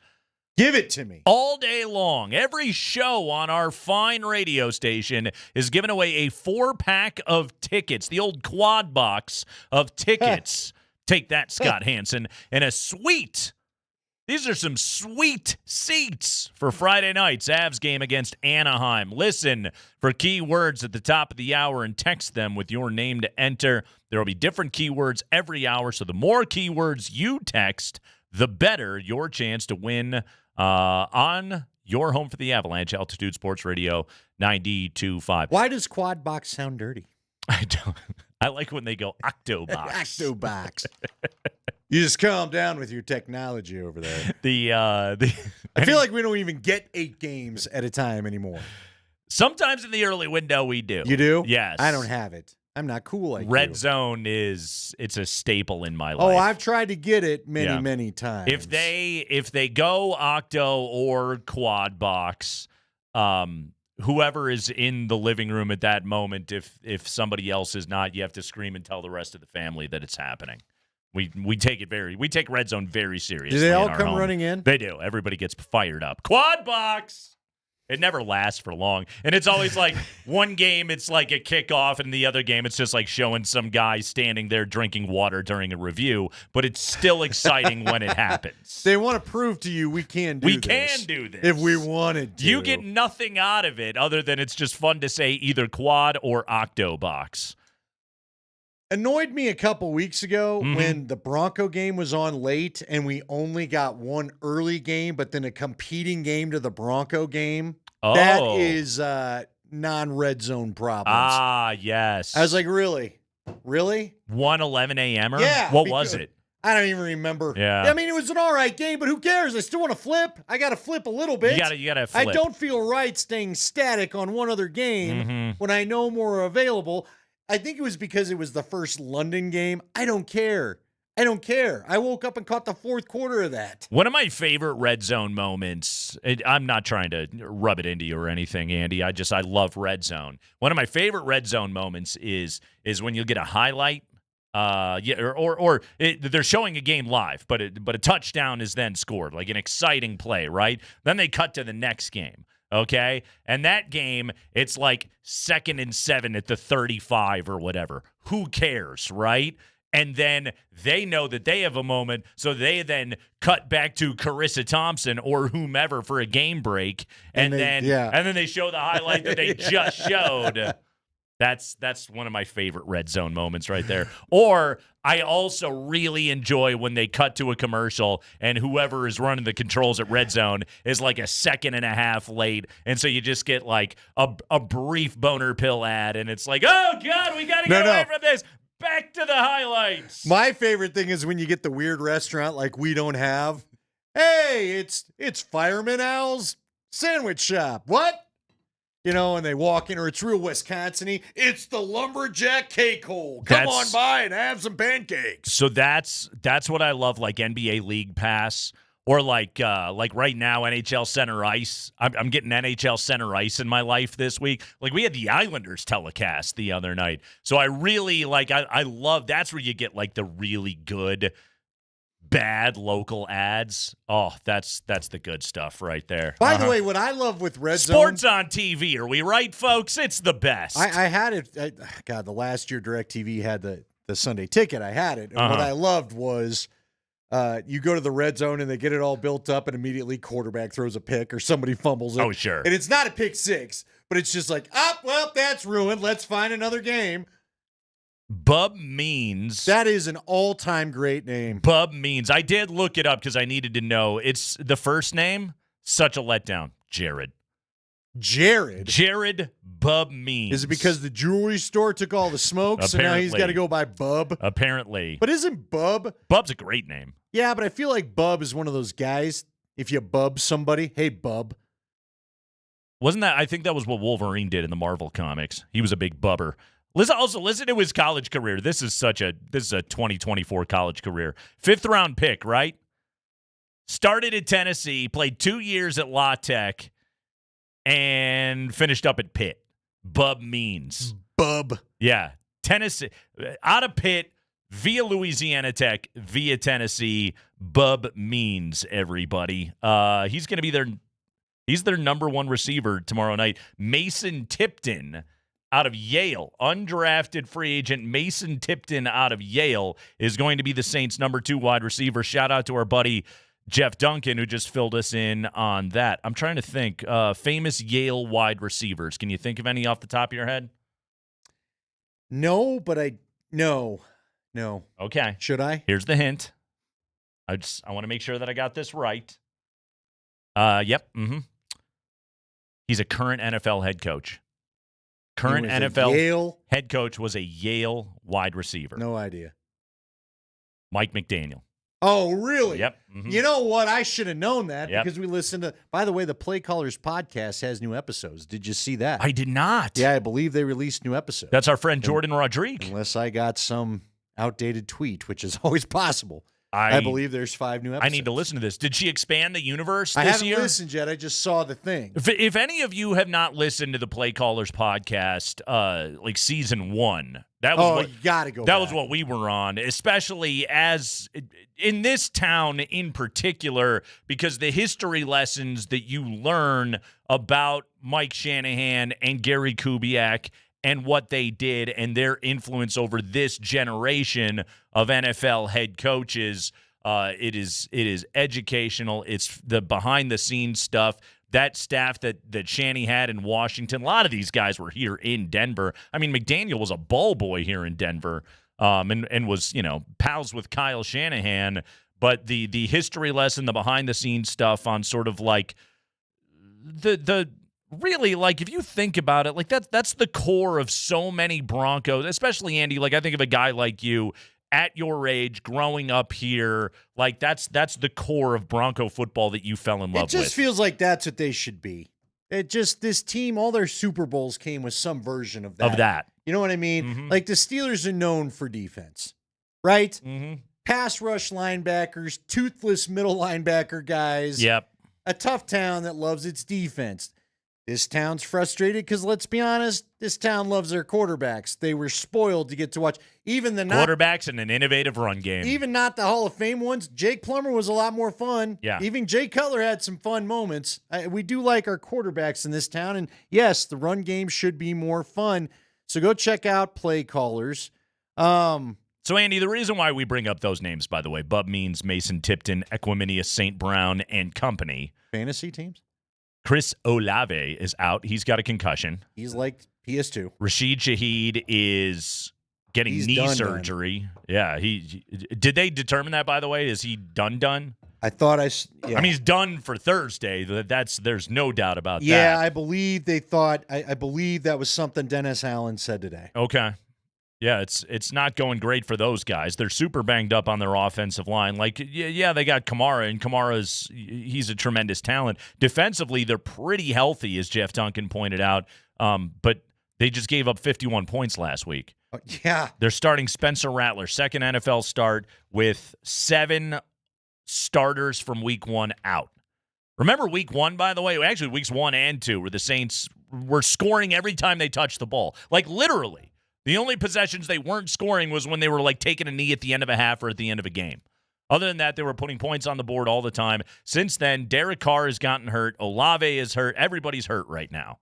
This Broncos team, while missing their best player tomorrow night in Patrick Surtain, they still go down there relatively intact right now.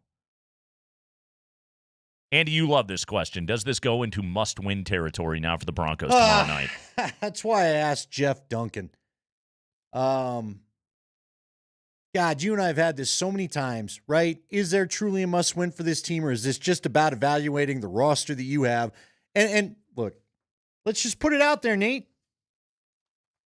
You're going to make some upgrades next year when you have a little bit more cap room. Sure you hope need so. to make savvy upgrades. Yeah, right? sure hope so. Like you said, maybe. I don't think they're going to trade anybody before the deadline because I don't think they have the cap structure to take anybody on. I think that's going to pretty much Not fizzle trade out. for anybody. They could trade someone They away. could trade sure. someone away. You're Yeah. right. But trade for, and look, one of the most logical guys would probably be Cortland Sutton. He's way too valuable to Bo Nix right now to be trading him away. That'd be like getting rid of Brett Maine as the catcher from Mike Hampton, when Mike Hampton basically told you, don't get rid of that guy, and you did it anyway because you wanted to see Ben Petrie. I love that was the analogy you went Like to. I That went was- there. that Everybody was says good. I relate things to Broncos too much. There you go. There There's you a are. classic Rockies out of the bag. It's an extremely obscure classic very, Rockies. No, I bet a lot of people are like, what the hell are you talking about? Yeah, once upon a time, your huge free agent pitcher was going good, and you traded his catcher away, and right into the toilet he went. That happens. Yeah. It's a very real thing. So, look, is there a must-win game? Yes, if you want to be in the playoffs, this is a must-win game. You got to have it. You got to find your way to 10 wins, and this needs to be one of them. They're not a very good team. Their defense is struggling. They're coming off a more upsetting, I would think, loss than what you just dealt with in division. I mean, the Bucs just did anything they wanted to against those guys last week. So I think you got a down team morally and a down team morally, right? The morale, morally? Morale? I mean, they're not running around murdering people, but I'm just saying. Not moral. Not Yeah. morally or ethically. Yeah, not ethically, but morally they're down. They're sad. But they're also beat up. They're a sad They're football also team. really beat up. So you got to take advantage of it. But to me, I mean, I keep going back to what you and I have talked about. It's not playoffs or die for me this year. It's figure out who you're keeping. You know what? Frankly, Nate, now you're going to get me on a speech. And I'm the one that even gave you the question. I didn't set you up for this, I swear. You have a microphone. You have a floor. Yeah, I know. It's yours. I am so tired of trying to figure out who's the core. You know what I'm saying? Like I'm tired of. We had the conversation in preseason. Hey, maybe this receiving core is pretty good. Now it feels like this receiving core probably isn't. It's hey, not. they got some pretty good running backs. Hey, now I'm not so sure. Can we just get some of those I also answered? Let's get it answered. Can I just raise my hand and interrupt your floor for a moment? I never said that they had good receivers and running backs. No, you didn't. But I'm just saying, after we I don't got want to be lumped done into that. with preseason, Uh-huh. they looked all right in preseason. So They did look I all right in started to wonder, preseason. all right, maybe is the receiving core what it thought? Was it really Russ's? No, this looks like it did with Russ. It's not talented. I mean, this core, it's young. Figure out who the hell you're keeping. That's really the only thing I care about from this season. Yeah. So you and I feel the same way. Therefore, there really are no must-wins. But yes, if you think you're going to make the playoffs, the next 2 weeks are must-wins. The schedule gets ugly after we get past October. Sure does. Gets So real you got to tough. have these two if you think you're going to make a run at the playoffs. All right.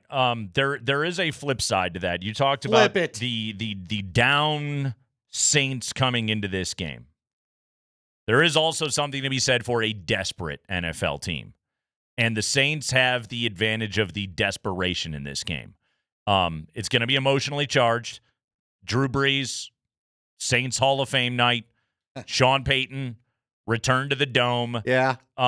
Like Jeff Duncan talked about. You asked him who needs this game more. And I completely agree with him because the Broncos, those people all are going to have jobs. Dennis Allen needs this game. Especially, you start 2-0. You scored 91 points over your first two games. Now, granted, as we've come to find out, Carolina, who is awful, we knew they'd be awful, and Dallas's defense, who is awful, are what you did that against. You go out the following week, you lose a heartbreaker against the Eagles. That's a close game. You lose another close one on the road at Atlanta. That thing was in the balance late. You lose at Kansas City. You weren't even competitive in that game. And that, by the way, was the game where Carr got hurt. It was later in the game, but still that was the game where he got banged up. And then you get shellacked at home by a division rival in Tampa Bay last week with Spencer Rattler making his first start. The Saints do have the desperation edge in this game. One of my favorite stories ever of a setting like you just described. Broncos, Stink told me this years ago. Broncos went in. Do you remember when Bill Romanowski spit at J.J. Stokes Sure. and it got caught? Oh, yeah. Well, before that game, what everybody forgets because that was the incident, Broncos had come off a loss to the Steelers and were starting to wonder, is this thing unraveling a little bit? and they go into play the Niners. And as a Denver fan, I'm like, all right, let's. And again, I wasn't in the media. I was in college. But I'm like, let's make a statement. This is going to be awesome. Stink said pregame, they're out there. He's hurt. Dave Diaz-Fonte's filling in. They're doing their warm-up drills. It's Jerry Rice night. Jerry Rice came back to play after an injury. Joe Montana's being honored, kind of like Drew Brees. All the hype, all the grandeur of the 49er royalty walking around. Stink said he looked around a couple of people and he goes, I do believe we're going to get our ass kicked tonight. And so I hope that's not what awaits, because what did Duncan tell us? Peyton's in the building. The Saints royalty. Can't imagine that's a lot of them. I'd say that the Peyton era was good for them. They'll have some good players. The Saints fans always love their football. Now, they may go at halftime if you don't give them a reason to stay, but they'll have hit the old hurricane stand, and they'll be ready to go. This is what makes this game so fascinating. Can desperation win out over Bub Means, Mason Tipton, and Equiminius St. Brown? By the way, real quick, don't you feel like, here's what I don't like about Bub. Mm-hmm. I feel like legit, quiet, tough guys give you the bub. The guy that is country strong and knows it, so he doesn't make a big mess at the bar. But when things go down, he's just tossing people out the club. I feel like that's the guy that calls you bub. If a quiet dude calls you bub, get away from him. Leave it alone. Get away from him. Leave it alone, young man. Just go home. Don't find out that he's done nothing but throw logs around his whole life in Canada in 3-degree weather. Real quick, I Googled bub, and this is what Oxford Languages Dictionary gave me. Bub, noun, informal, North American, naturally.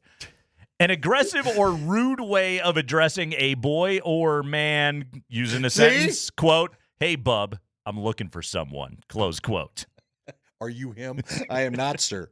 I like North American. Is that code word for white? Exactly. White a-holes White came up term. with this.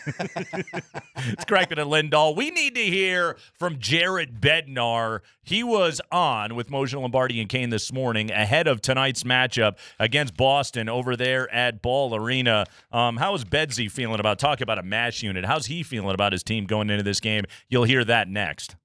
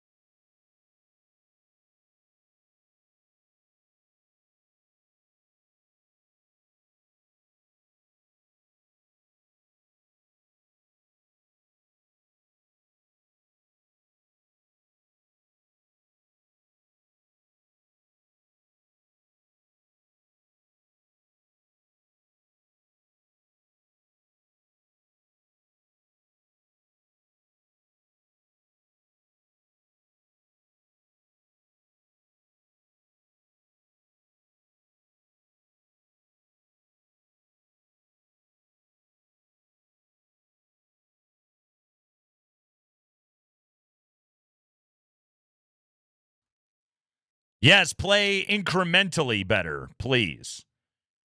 By the way, after morning skate, Jared Bednar reported that Devon Taves is indeed out for tonight. Shillington will stay in the lineup. The Avalanche go for win number 1 tonight against the Boston Bruins over there at Ball Arena. That's a Jeremy Swayman v. Alexander Georgiev affair. Both of them going to tonight's game sporting sub-900 save percentages, although Georgie's is also a sub-800 save percentage going into this matchup there tonight. The Bruins are 2-0 against everybody that isn't the Florida Panthers so far this season. The Avalanche are just straight up 0-3 against everybody.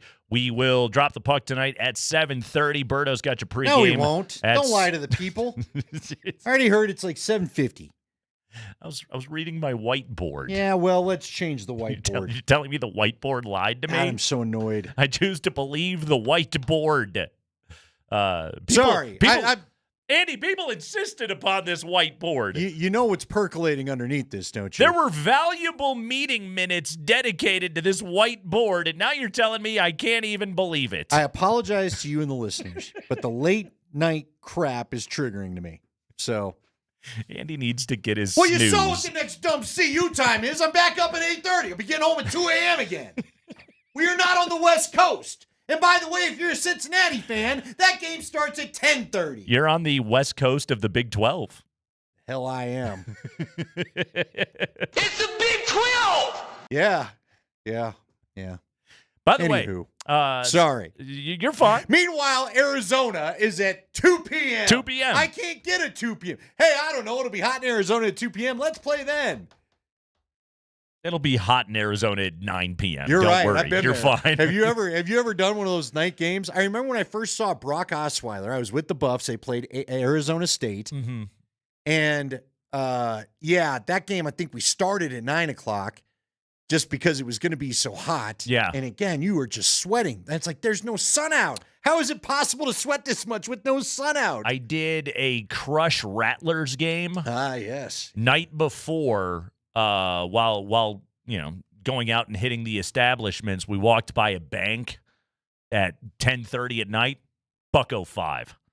Shut up. At 10:30 at night, and this was 15 years ago, 12 years ago, 15 years ago. Yeah. Yeah. That's how long ago that Anyway, was. can we? Yeah, 8:00 Avs start time. You know, who was more angry than me is Connor. Connor McGahee. What's he got to do? Well, he's in his happy place. You know, I'm with you. You'll get home by 11, pal. He's screaming about hockey. Hey, He'll be bub, fine. Calm down. Connor's just check. Connor's probably just out there trying to relax a little bit before this one. He's catching strays on a talk show. He's doing exactly what he wants to be doing. He should be taking a nap. I have this vision of Connor when he's not calling a hockey game, just sitting in a room and staring at a wall until it's time for him to get up and go and describe a hockey game. I don't think that's fair. I see him in a nice leather appointed chair with the little buttons in it, really nice hoity-toity smoking jacket. Toity. Scarf. But he's still staring at a wall. A literally old school pipe, reading some kind of book, War and Peace or something, some Dickens classic, but not quite the Christmas one because we're not there yet. Moving my hips. See, something like that. Yeah, just walking around the house being him. Oliver Twist. Maybe. Okay. Maybe. Okay. Vic Fangio. Maybe. Anyway, about this game tonight. Hey, about tonight. What do you want to know about tonight? I didn't have Are anything. we going to figure out how to play just a little D? Let's be honest. It's October hockey. I didn't have anything. I was waiting to see where you took it. You were good. You did well. No, I'm just trying to figure out, They're all banged up. They're still missing the big three, as he called it right there. Just the missing no three. big deal. $20 million just on the shelf. Nothing. Who needs that? Nothing What's whatsoever. the cap? $80 million? Uh-huh. Good. Quarter of it on the. It's all going swimmingly. How about Coach just laughing almost out of like that laugh that We're makes banged you up. get close to committing somebody? No Joanne. No, we're not healthy. No Taves. All right. Very banged up. Goaltender's bad. So I'm psyched the Bruins are in town. This ought to all go well. It's not going well. You just beat somebody up to say you did. Is this one of those games where if it just goes sideways, does somebody got to get hockey meatball on somebody? Might have to. By the way, did you see any of the highlights from Columbus last night? You're going to make us sad now? That's gut-wrenching. Oh, my goodness. The one wing missing? Oh, my goodness. They did a great job with it. There's no playbook on how to do it well. See Monahan go grab his kid right away to help his wife? He scored the goal. He was pointing at the banner that was up there last night. It was heartbreaking. Yeah, it's a terrible story. Terrible. Please Terrible. be smarter than that driver was. Please. Everybody. For the love of God. We only got a couple minutes. You want me to change it up for you? Want a fun little story? Let's have it. Or you have something What do you got You got for the me? papers out. Is there something on the paper We that were going to needs add to some get in? Bedsy sound, but again, it's what's to depressing. be gained. Okay? What do you got? So I was in New Orleans for the last Bronco-Saints matchup. I've heard. Shindig. I ought to tweet out some pictures. Got some great pictures that game from the sideline. I got Sunshine making a sweet catch over like 3 Saints. Remember him? I don't remember his name. I remember he was Sunshine. Jordan Taylor. There we go. Thank Wearing you. 87. Yeah. The fake Ed McCaffrey is the real Ed McCaffrey. He was doing color analysts in the booth. You know what I had there? No, I didn't have it. But you know what was available to me on the menu? I meant to ask Jeff Duncan if he's ever had it. Local hair. Oh, you had local hair. No, I did not have it. You didn't have it? Oh, I saw it on an Italian restaurant menu. You didn't want to sample it? I was curious, but no, I was not going to make it my meal. Again, radio work to do the next day. I ain't risking the hair not hitting right in the digestive tract. But I did want to know how big is the local Andy. rabbit? Andy, it's a New Orleans restaurant. Where were we? In the quarter? No, are you kidding me? We weren't staying that close. Okay. I had to be out with the Broncos, remember. We were Okay. I don't know where we were. Okay. It was fairly boring. We Ubered down to see Reno Nataro and my buddy Paul Boron, who was working there now. Okay. I always said his name wrong to his sister when Reno. she agreed. I It's know, Reno. but I felt bad. Yeah. Anywho, no, we were in a boring spot, some just Italian joint. Okay. And I was half tempted to try it because at first I'm like hair, and I'm thinking like hair on your head. Spelled differently. Yeah. No, H-A-R-E. H-A-R-E. And then I was like, oh, wait, that's a rabbit. Yeah. I was like, why not then just put rabbit here? You're not fancying it up by calling it a hare. Are we in Tennessee? Just call it rabbit. And why would I want the local rabbit? And then it made me wonder, as I watched some rabbits scatter, I was like, are you talking about those? Are you going to go get one of those? So here's a little, this is something I learned from the locals. In New Orleans? About New Orleans. Okay. Okay. Great restaurant, great food city. Oh, yeah. The food's phenomenal. I wished we'd picked a better restaurant, to be honest with you. Just be aware, okay? Especially if you're anywhere near the river. They got rats the size of dogs everywhere. Really? Oh, they're hanging out in those kitchens, okay? The movie Ratatouille is more realistic than you realize, all right? It's just something you need to know. And again, the buildings are 300 years old. Some of them are older than that. Yeah, they've got some vermin. It's a part of the experience down there. So you can be aware of it, but also have enough drinks that it doesn't bother you Would you anymore. have gone hair? I would have tried it. Yeah, I'm interested. If we would have had it at the table, fine. Like a sampling of hair? Yeah. Something you could poke a toothpick in? Yeah, but what if it comes, like, how's that coming out? Am I getting a hair breast? I think it comes out Or the is same as it- every other animal, Or is Andy. it like the gator? Well, is it splayed? Oh, I see what you're saying. Is it like Bugs Bunny hitting the wall with all the limbs just splat on the, If it's in a pasta, I'm assuming. No, it was hair. I read the dish as like a steak with some potatoes and Okay. something on the side. It wasn't like a hair bolognese or anything like that? No, it was local hair. And that's all it was? Yes. It's worth a shot. Why not? When else are you going to have hair? It's a good time. I've yet to have it, so I don't know. Did you try any gator? No, they No? didn't have that. That I probably would have tried. Okay. Because again, I'm just getting a little chunk of gator. I was worried about seriously, like the pig on the spit of this hair coming out. Just again, just all like a frog. Have you seen the frogs where they lay the frogs out spread eagle? There's like a thing. Andy, they do the same thing with chickens. Have you ever been to a pig roast? Guess what? You're eating animal. All right. No, I'm fine. You got to with get all used that. to it. I don't know why I don't care about that. But a rabbit bothers but you. yeah, I don't. Yeah, I'm not looking to. I don't know. Is it because they're cute? Nah, I just didn't want a rabbit. It's like, no, I'll stick with your. I'll have some spaghetti. We're in New Orleans, and half I'll the have the restaurants you go into, spaghetti. it just looks like it's somebody's. Like this part's the restaurant and Uh-huh. there's the house. You live here, don't you? Sure. That's how you know it's good. Again, we were not in a fancy part of New Orleans because that's not where the teams stay. That's how you know it's good. We drove over some bridge. I'm sure it was over the Mississippi. Mm-hmm. I don't know where we ended up. Is there Gary any Kubiak wasn't messing around. We weren't near the French Quarter. I can tell you that. 504-0925. Is there anywhere in Denver to get a good rabbit? A hare? Let us know. Buckhorn Exchange still around? That probably give you one. 303-504-0925. They very well could. Are they still around? I don't honestly know. Do they have rabbit up at the fort? I don't know. We got to go check it out. The fort's still there. Oh, it sure is. 303-504-0925. I love Shakey's Pizza. That I love still the exists? picture. The picture in the fort of the bear getting drunk at the bar. I'm not rich enough to go to the fort. You never been to the fort? I haven't been to the Oh, it's a great time, man. I've Yeah. been to the organ grinder. You have no idea what that is, do you? It was a pizza place. The organ grinder? Yeah, as a kid, you go there. Oh, that's fun. That's fun. Yeah. You thought of something else, didn't you? I did. No, it was a pizza place. Okay. It was a lovely place to have a kid's birthday. Andy, you can put anything on a pizza. It's Craigman and Including hair. Lindahl.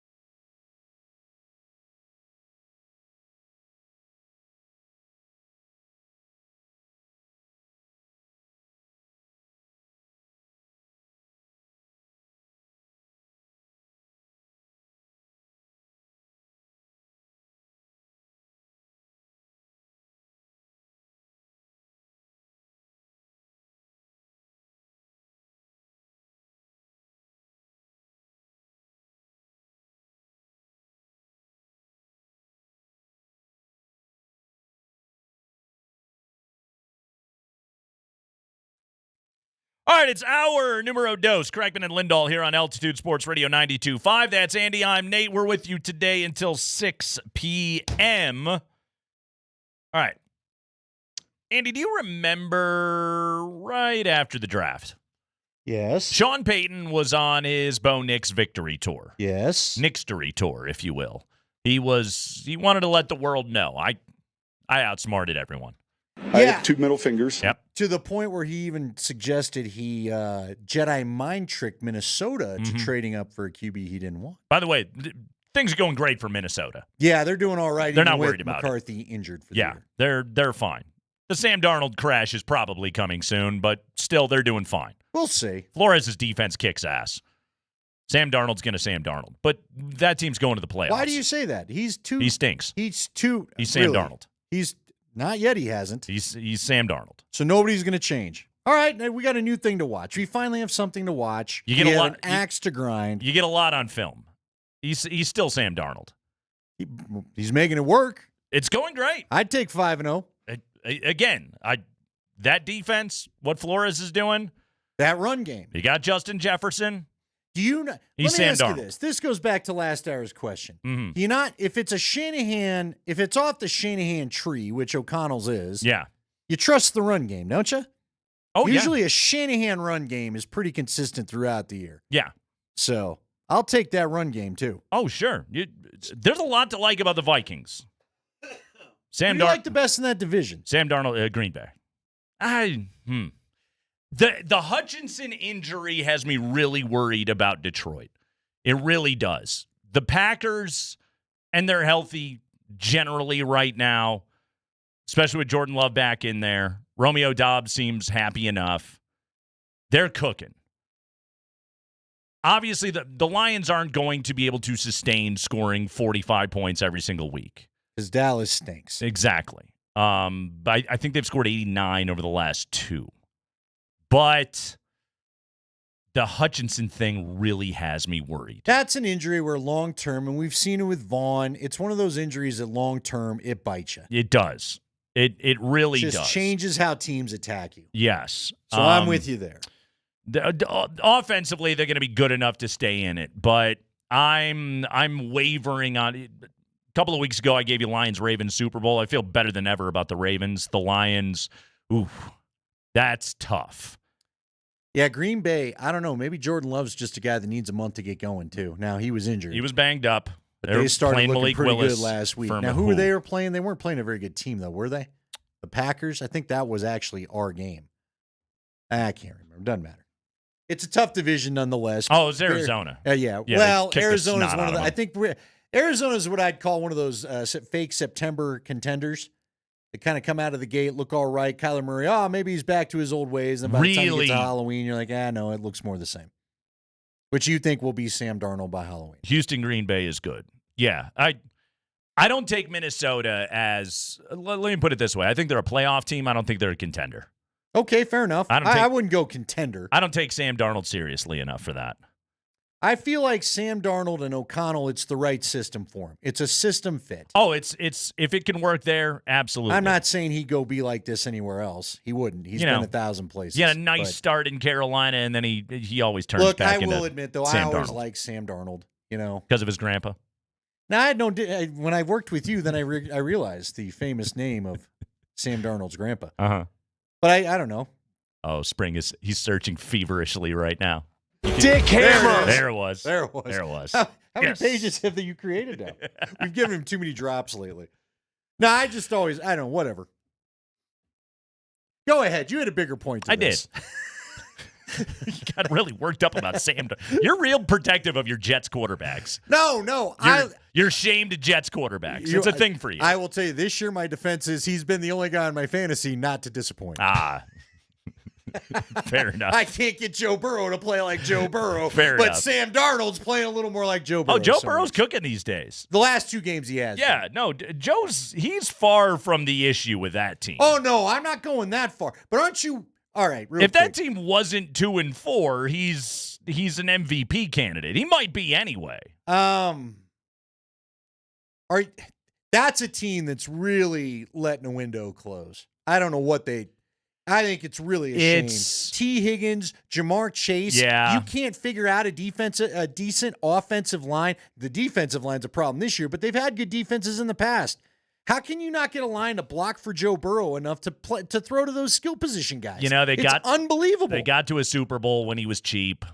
Yeah, now they're in trouble. Now he gets pricey, Because- you get squeezed. A, they're going to have to get rid of T. Higgins, if not at the deadline after the season. And are you positive Mike Brown's going to pay Jamar Chase? Mike Brown's one of the cheapest penny pinchers in the league. Yeah. Uh-huh. He's already staring him down. Oh, and Chase is playing out of his mind, too. That guy, whew, what a player. Broncos got to get My a guy ultimate like QB crush is Joe Burrow. So that. I will defend. Is it the Frosted Tips? Is that what does it for you? It's because he's the one that went in and beat Mahomes and KC. Ah. He has my allegiance. Forever I shall and ever carry and the ever. shield for him. He had a 47-yard touchdown run last week. Yeah, where did that come from? Ooh, yeah. Giants are bad. That team's a mess. How about their tackle playing through the Liz Frank injury? Ooh. Huh? Andrew, I'm not tough enough to be able to do that. gosh, I'm forgetting his last name. I don't have that in me. I don't have that dog in me. Sean Payton said this about Bo Nix. Is this what you were trying to get to? We're doing great today. We're Hey, just this is a classic crushing Wednesday it. show. we're crushing it today. There's no plan here. I don't know why you bother putting one together. There was. There's just random stuff we're going to try to get to. I had a thing. Anyway, Sean Payton had this to say about Bo Nix. He did. This was after the draft. I just want everyone to note this is because you wanted to defend Sam Darnold, okay? I did. You did. Lay off Sammy. Give Sammy a little bit of a chance. He comes from a hardworking family. Dad was a plumber or something. Dick Hammer. Yeah, his grandpa was famous, but his dad didn't do squat. Just riding those Dick Hammer coattails all over the place. My dad's Dick Hammer. I don't need to do my homework. My dad's Dick Hammer. You know who I am? Like stupid Ravens guy beating everybody up in the streets. You all know who you are now, jerk. All right, Sean Payton. He had this to say about Bo Nix after the draft. He After was the all draft. in his feels. He was feeling good. Yes. Let's have it, Spring.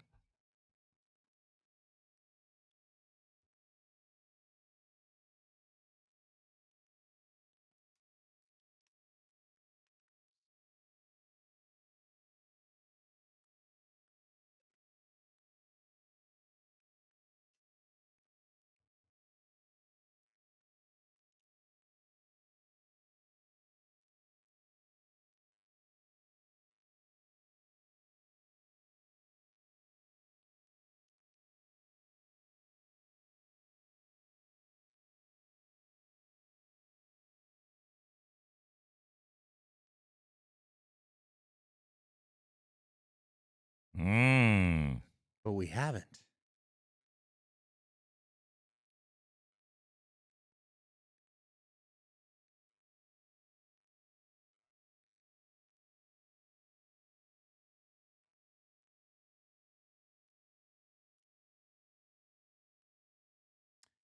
He's got so much George Karl in him. Anyway. Most accurate quarterback in the class when you remove the short stuff, the behind the line of scrimmage stuff. But then you put it back into the offense. Anyway, not the point.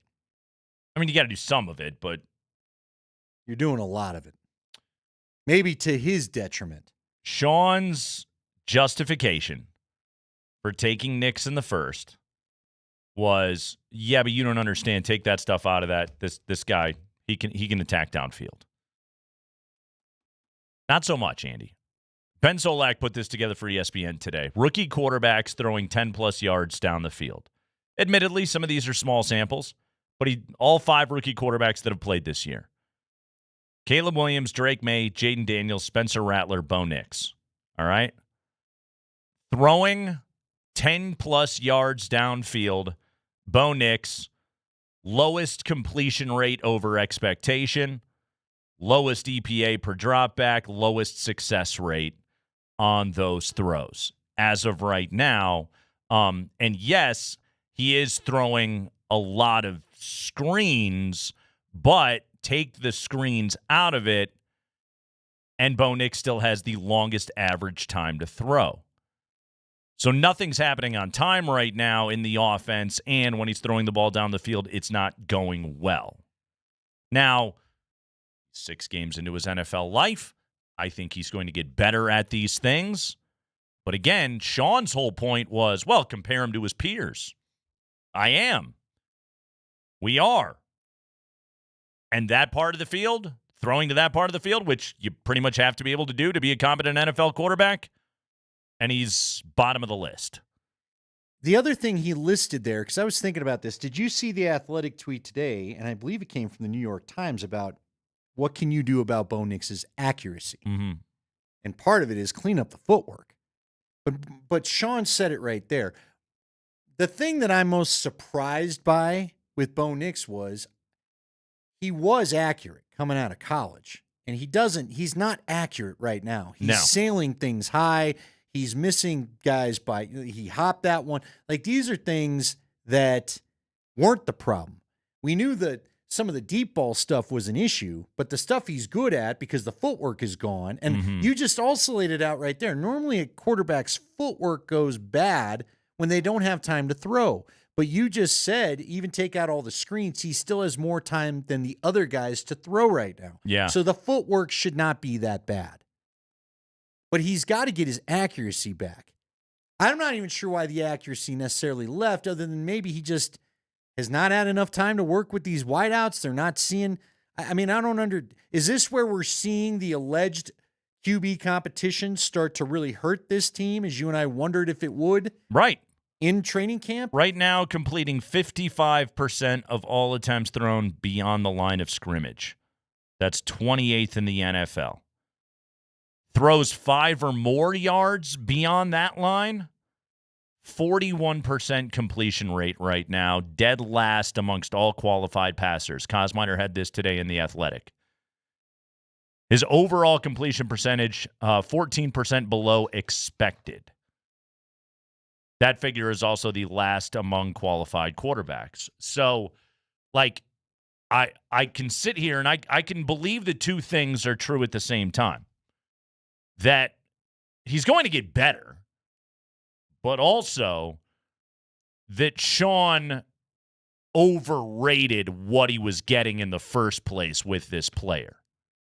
That, I think, is also the case, which is why many of us were sitting around going, what are you doing taking this dude at 12? Right. It's not that you took the guy. A lot of us wished you would have waited to take the guy. Bad draft value. You got bad draft value on this guy. He's making plays with his feet. You'll take that. That part of the game, he's doing quite well. The other part that you start to get concerned about is he making plays with his feet at the expense of finding any rhythm in the passing game, happy footing it, and then escaping from the pocket.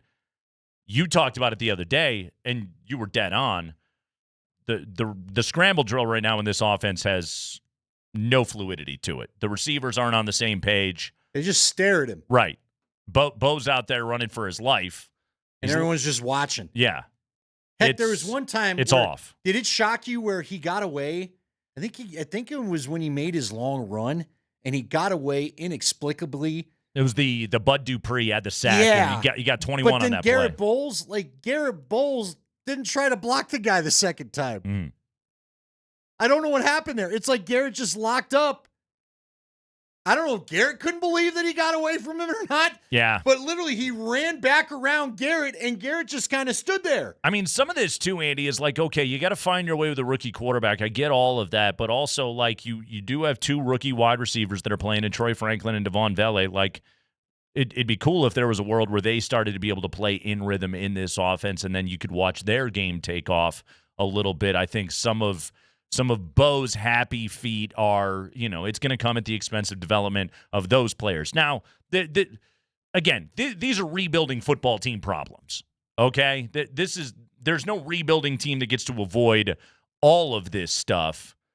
But when we're looking for the next sign, the next step in the evolution of Nick's developing, some of it is going to have to be, dude, you got to sit in an uncomfortable pocket a little bit. And make accurate throws when you do so, not throw a moonshot that turns into a tip drill to Marvin Mims. That was his interception on the first attempt of that game. No, I'm with you. This is where you almost wish you could pull him out and fix the footwork. but Right. there's not enough practice time in the NFL anymore for that to be realistic. Right. You just got to play him through If it. this was 20 years ago, they would yank him out. They'd make him stay late. Yeah. You know what I mean? If You it was know. 20 years ago, they wouldn't be playing him, though, because nobody played a quarterback for the first 2 years. Hit the manageable throws from the pocket in a rhythm with the ball getting out on time. Like, that's the next thing we need to see out of this guy. But do you need to make him throw those more? That's my question.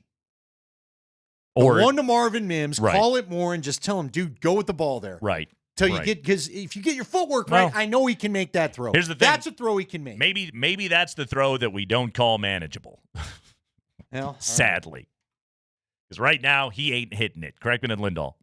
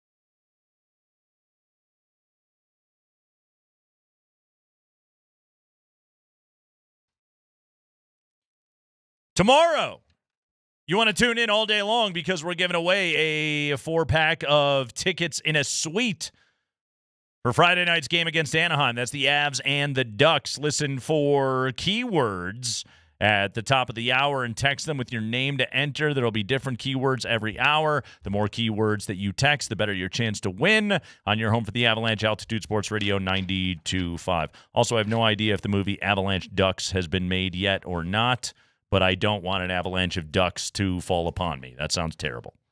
We got a lot of great names last night for other NHL matchups that could lead, like Avalanche Sharks, for those that missed it. I like as a that movie. one. Yes. Can't believe that, but we did that bit yesterday. Catch the podcast.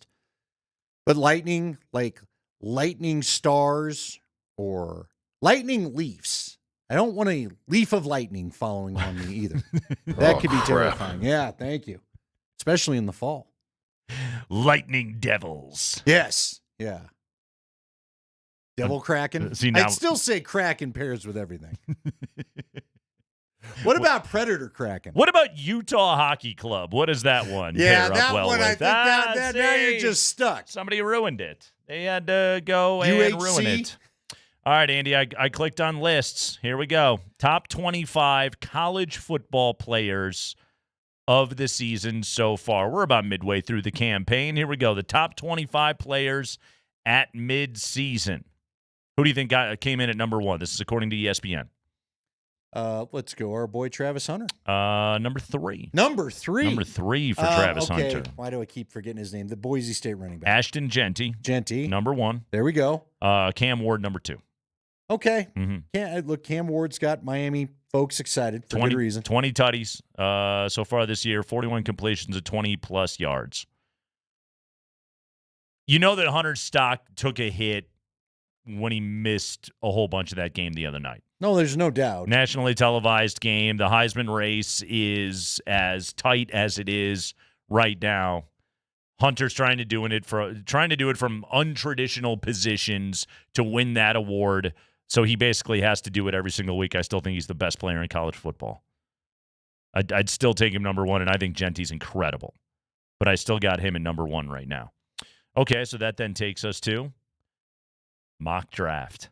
Okay. I got a mock draft. Oh, I love a mock draft. Jordan Reed of ESPN put this together. One of Leggy's guys, okay? Jordan Reed, Cleveland, selecting number 1 overall, Andy. Who do you think he's got them taking? Shedeur Sanders. He does.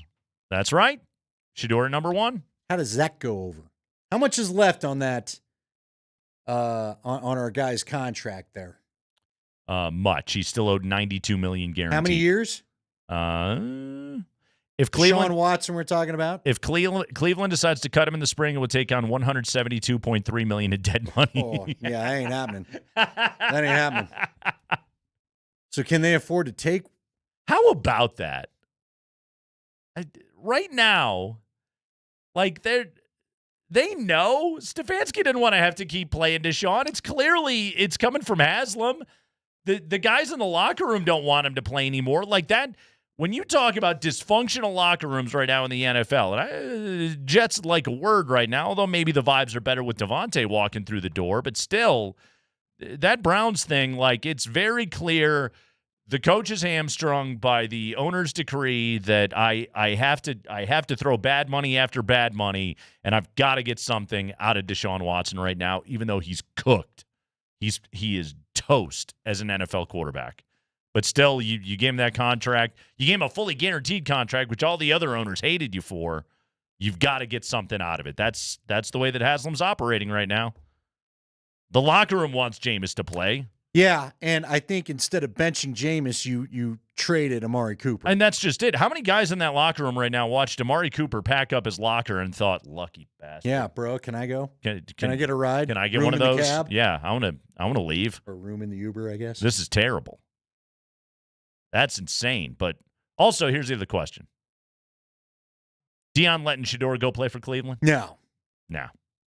That's going to be the real interesting thing. How many teams can you have him pass on? What's the draft order real quickly right now, just out of curiosity? As of right now, Cleveland 1, New England 2, Carolina 3, Jacksonville 4, Raiders at Raiders a little bit lower. Tennessee at 5. Excuse me, 1-4. Rams at 6. Rams are at 6. Yeah, they're 1-4. They're extremely beat up. Raiders 7. Bengals 8. They won't stay there. Jets 9. They'll get a little bit better. Giants 10. As of the moment, the Broncos have the 16th pick. I will not be surprised if they don't. If they just stay right there, 15, 16, something like that. Teams in the top 5 at the moment: Cleveland, New England, Carolina, Jacksonville, Tennessee. Technically, only 2 of those teams, because the Deshaun contract is the Deshaun contract. Now, maybe you keep him around. I don't know what you do there. I have no answers for that kind of cap money that you just laid out there. Rams at 6. Which of those teams is Dion going to let Shedeur go play for? The Rams, I think, would be in play. That's I think LA. so.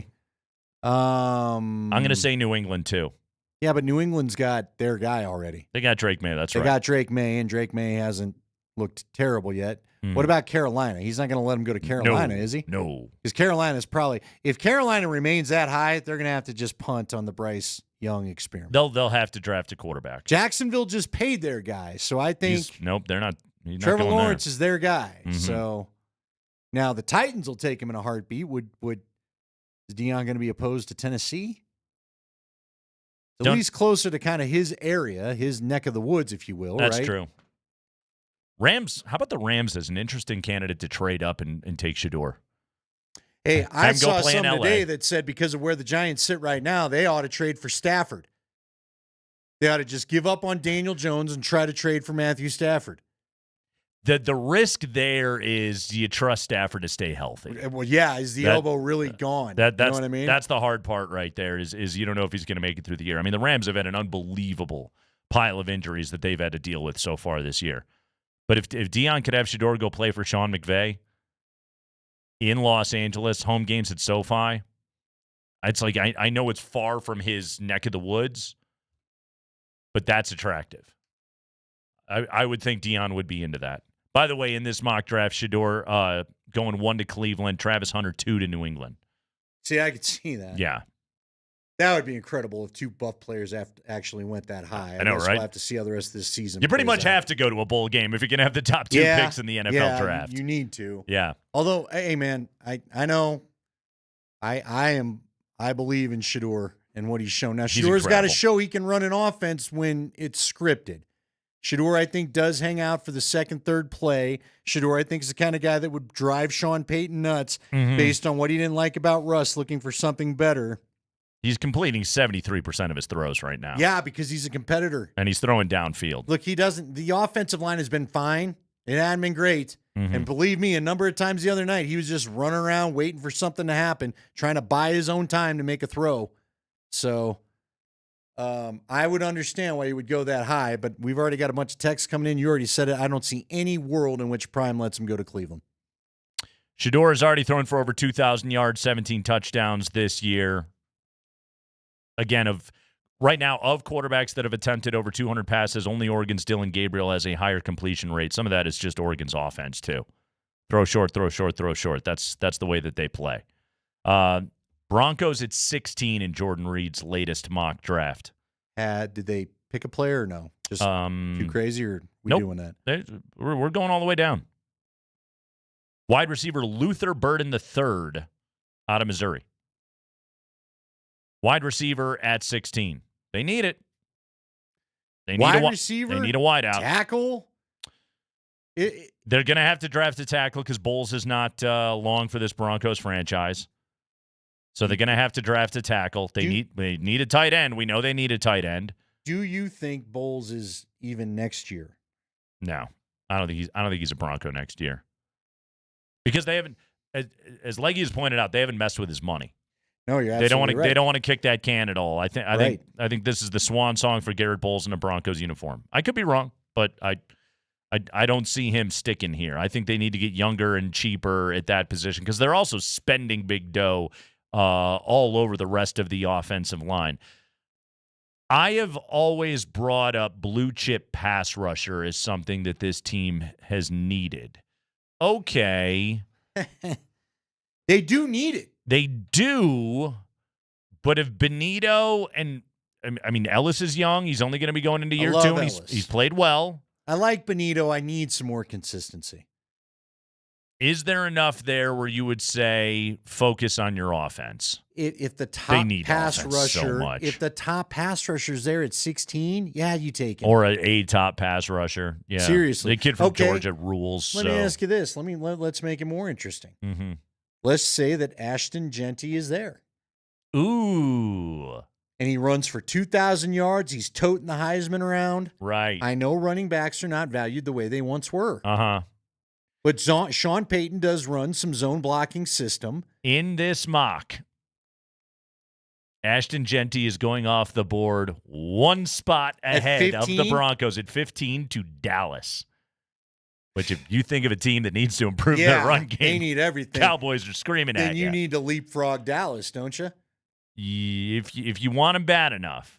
Does Sean Payton commit to the run enough that would be a good idea? That's he commits to throwing to the back. Like if you wanted to bring him in and give him an Alvin Kamara level of touches, from when Sean was there, kind of late Christian late McCaffrey 2010s, kinda deal. Yeah, you start thinking about that, then he could be of that value.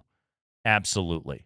I mean, one of the other good parts of this too is when thinking about Ashton Genty, Boise's beating the snot out of everybody right now. Genty played into the fourth quarter last week at Hawaii because that game ended up being closer. It's tough to play out there. But there have been blowouts this year where Genty's left the field at halftime. And I think there's probably a pretty clear directive to Spencer Danielson, the Boise coach, of get him out of there. You don't mess with his NFL future, even if it's a Heisman campaign. But there's bigger money to be made elsewhere, and that's so tricky. Think about that as so crazy as a running back. Yeah, that's so sticky because it's like, sure, I'd love to win a Heisman Trophy, but also I need to think about my body 5 years from now because I need to be able to get a second NFL contract. I need to be able to make $12 million a year. 4 or 5 years from now. It'd really be 5 years from now. And so it's like, well, we got to limit a Heisman campaign. That's unbelievable. Because that's nobody like pays taking running a backs anymore. Pitcher out with a perfect game. Right. But nobody pays running backs anymore. I know. It's I'm not arguing with tough. you. I'm saying it's insane, and yet I know these will be the things that are being said as we go down the stretch. Mm-hmm. But look, to your point, you don't want a knee to the, you don't want a helmet to the knee. Exactly. Blow your knee up like Jake Butt did and never got an NFL career at all. Exactly. That guy would have been something. Yeah. I'm positive of it. One knee injury and you're toast. Yeah. And your earning and power you can goes to hell. insure up all you want. Right. Unless you're getting $100 million policy or a $50 million policy. Yeah. No, his NIL deal is good. I know Boise had to cough it up to keep him there, but also like it's still not an. What was Christian McCaffrey's still not a second deal NFL with contract, the Niners, right? Yeah. Or even the second one with the Panthers. Yeah, that deal. What did he get? 16, 17, whatever it is. And Carolina didn't get value out of it. That might have been the last of the real big ones coming to running backs. Anymore, they're all getting 1 year, 2 year deals. Right, because nobody trusts. Look, nobody's getting $30 million guaranteed at that position anymore. And the guy that didn't even help you was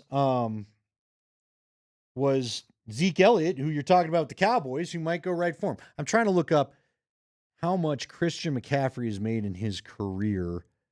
His second 81 million, yeah, 81.5 million career earnings. His second deal was great with Carolina. Yeah. Yeah. I mean, listen. And go back and ask the Panthers if they do it again, and they would tell you absolutely not.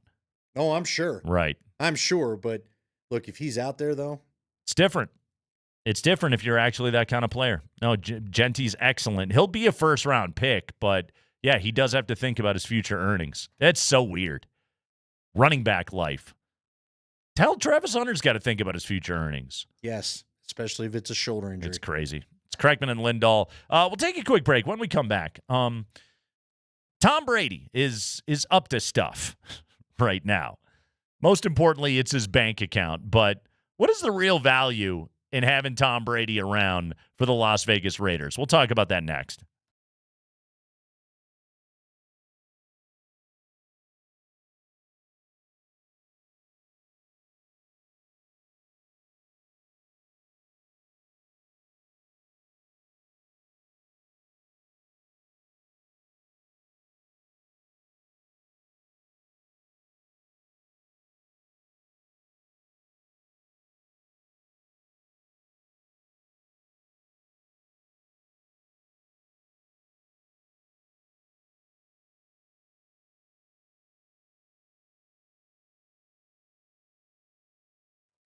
Hey guys, Andy Lindahl here for the Rocky Mountain Men's Clinic, and let's talk erectile dysfunction. I'm sure it's your favorite topic right now, but did you know that half the men over age 50 have erectile dysfunction, with even more men getting affected into their 60s and beyond? It can also impact younger men, even in their 30s. This is one of the most pervasive conditions in medicine.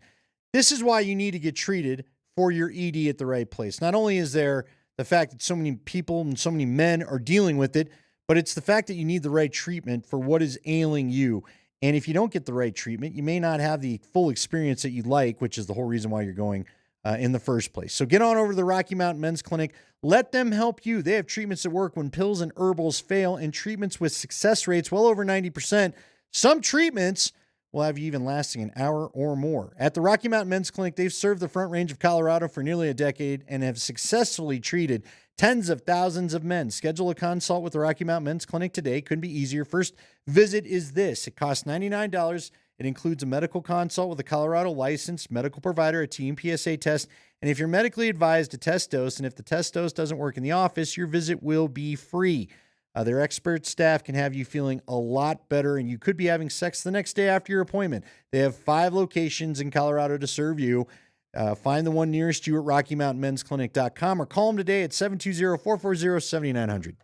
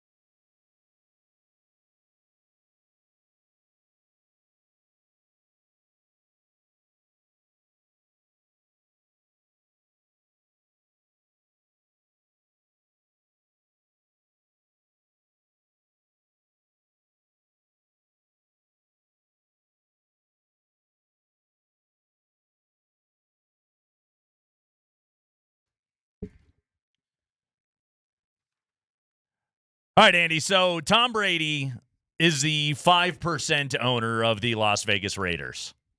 Yay! He's got 5% of it. Kirk Minihane, who's been a Boston radio guy forever, has an update here on what Tom Brady will try to do to use his massive outsized football influence. What Brady will try to do now that he is contributing at least 5% to the Las Vegas Raiders. This is a Boston radio guy.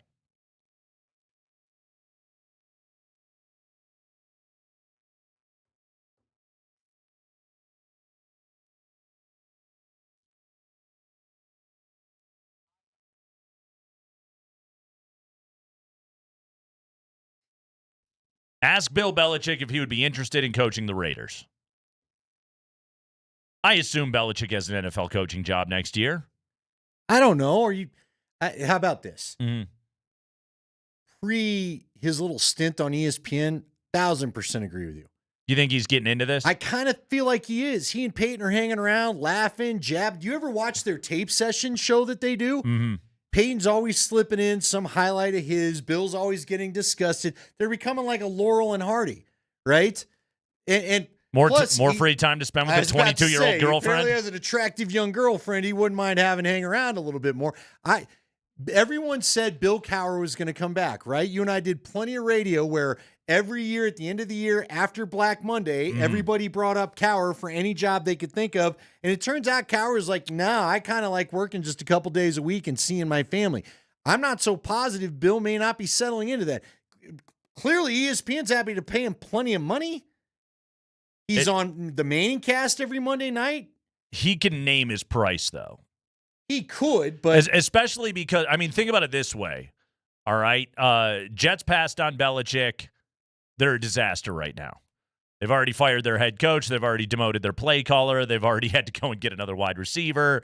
They haven't been able to sign their pass. Like Woody Johnson is convinced that this thing is going to work. Like, it's pretty evident those guys screwed up by just not getting Belichick right off the jump.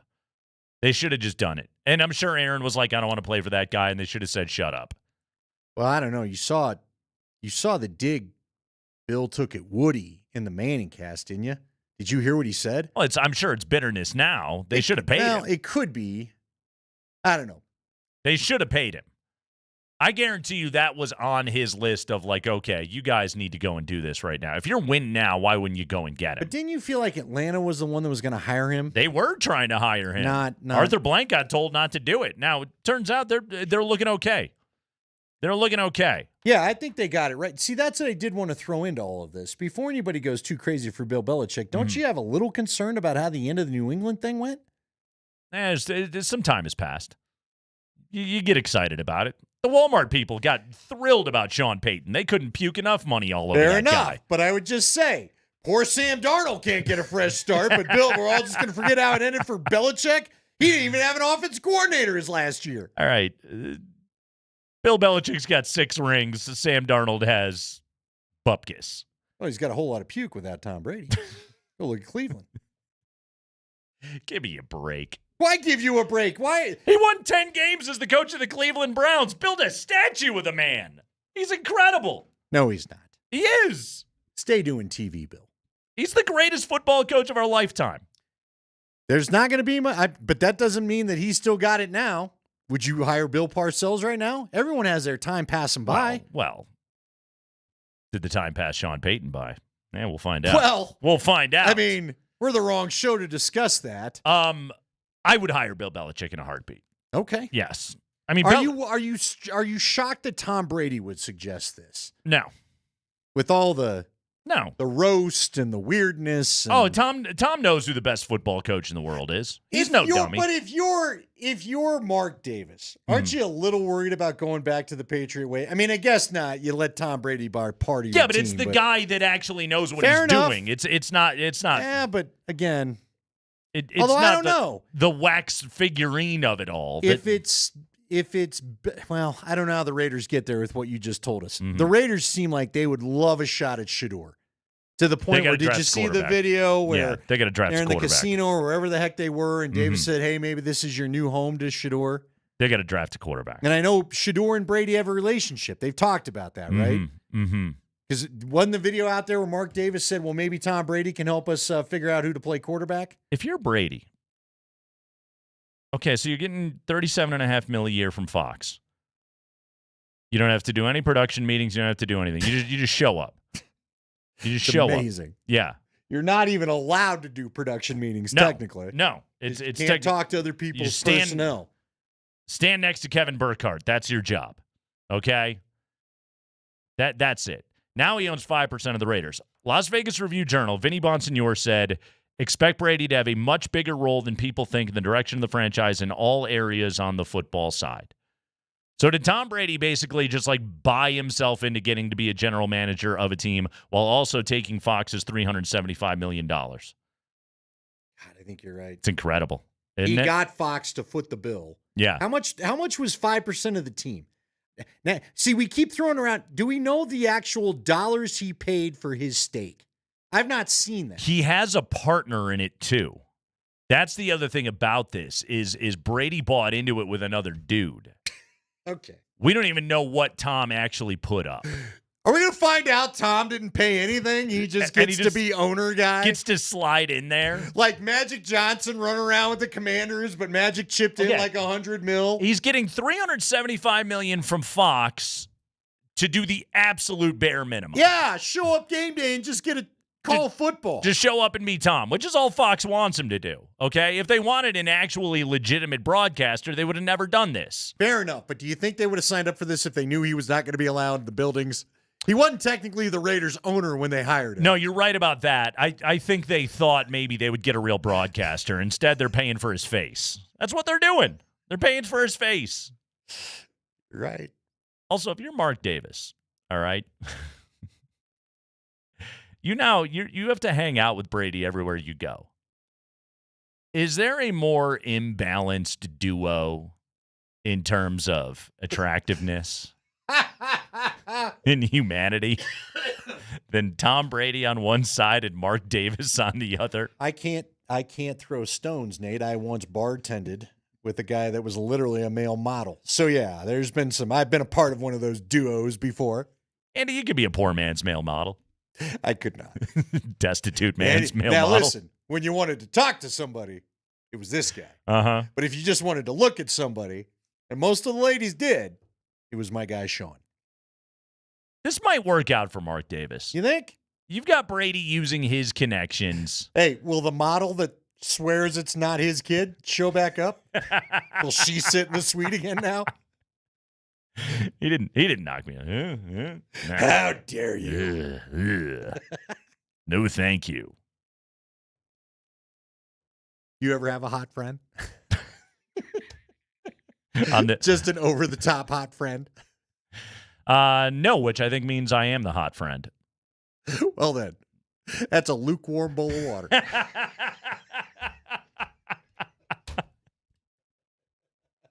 My personality's a 10, Andy. That's all you need to know. We have got the 5 biggest stories of the day from around the NFL. We'll do that coming up here in a moment, including we're going to read the Saints injury report, which may take up the entire segment. We'll do that next.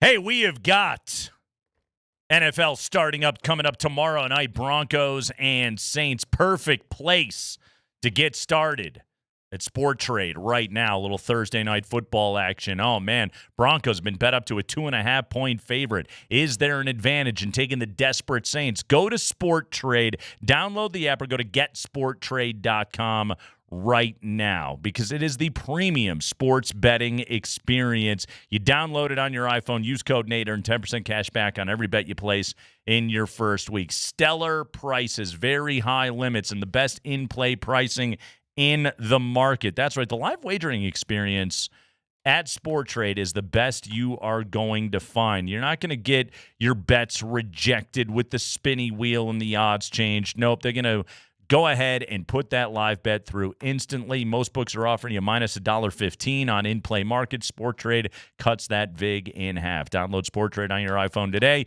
Use code NATE. Earn 10% cash back on every bet you place in your first week. Terms, of course, do apply. Again, go to getsporttrade.com. That's getsporttrade.com. Sport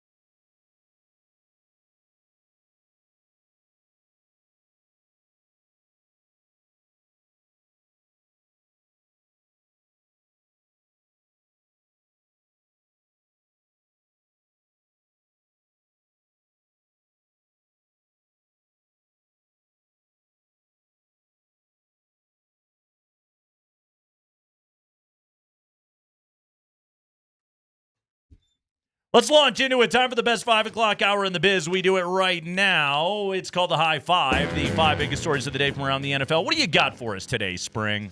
It's the High Five brought to you by Bet365. Whatever the moment, it is never ordinary at Bet365. Broncos, Saints. Thursday Night Football tomorrow night. Injury reports from today for the Broncos. Pat Surtain is out for tomorrow's game with a concussion. But Baron Browning, Damari Mathis, and Mike McGlinchey were all full participants in practice today as they return or try to return from injury. They are questionable, all three of those players, to play tomorrow night. For the Saints, hey, Derek Carr hasn't practiced all week, but he's listed as doubtful. He's not out. You got to account for the possibility. Chris Olave and Rashid Shaheed are both out with their injury. Shaheed probably going to miss extended time as he had meniscus surgery. Dennis Allen, the Saints head coach, was asked about Sean Payton ahead of Sean's return to New Orleans.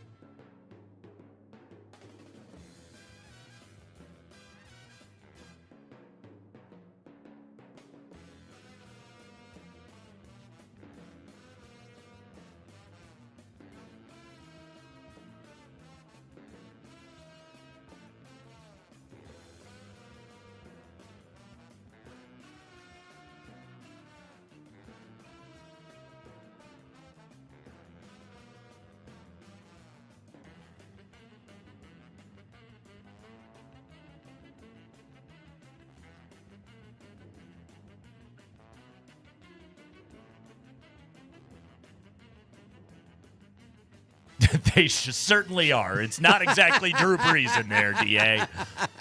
Not exactly. Uh-huh. That hit different. It sure did. Real barrel of laughs with Dennis Allen in there, by the way, huh? We're in the season. Yeah, I don't know. Like, there's a part of me that's like, wow, is that a weird answer or not? But coaches are such a different breed in season. Like, players will text each other. That dude's team has also lost 4 games in a row. He's just trying to keep miserable. his job. Exactly. He's miserable. They're on a short week. He's looking at a game plan in which he's going to be running, Bub Means out there. Catch a pass from wide Spencer receiver. Rattler. Exactly. So he's got us concerned about it. One thing that's interesting, Jeff Duncan was with us in the opening segment of the show today. He pointed out they're healthy on the defensive side of the ball.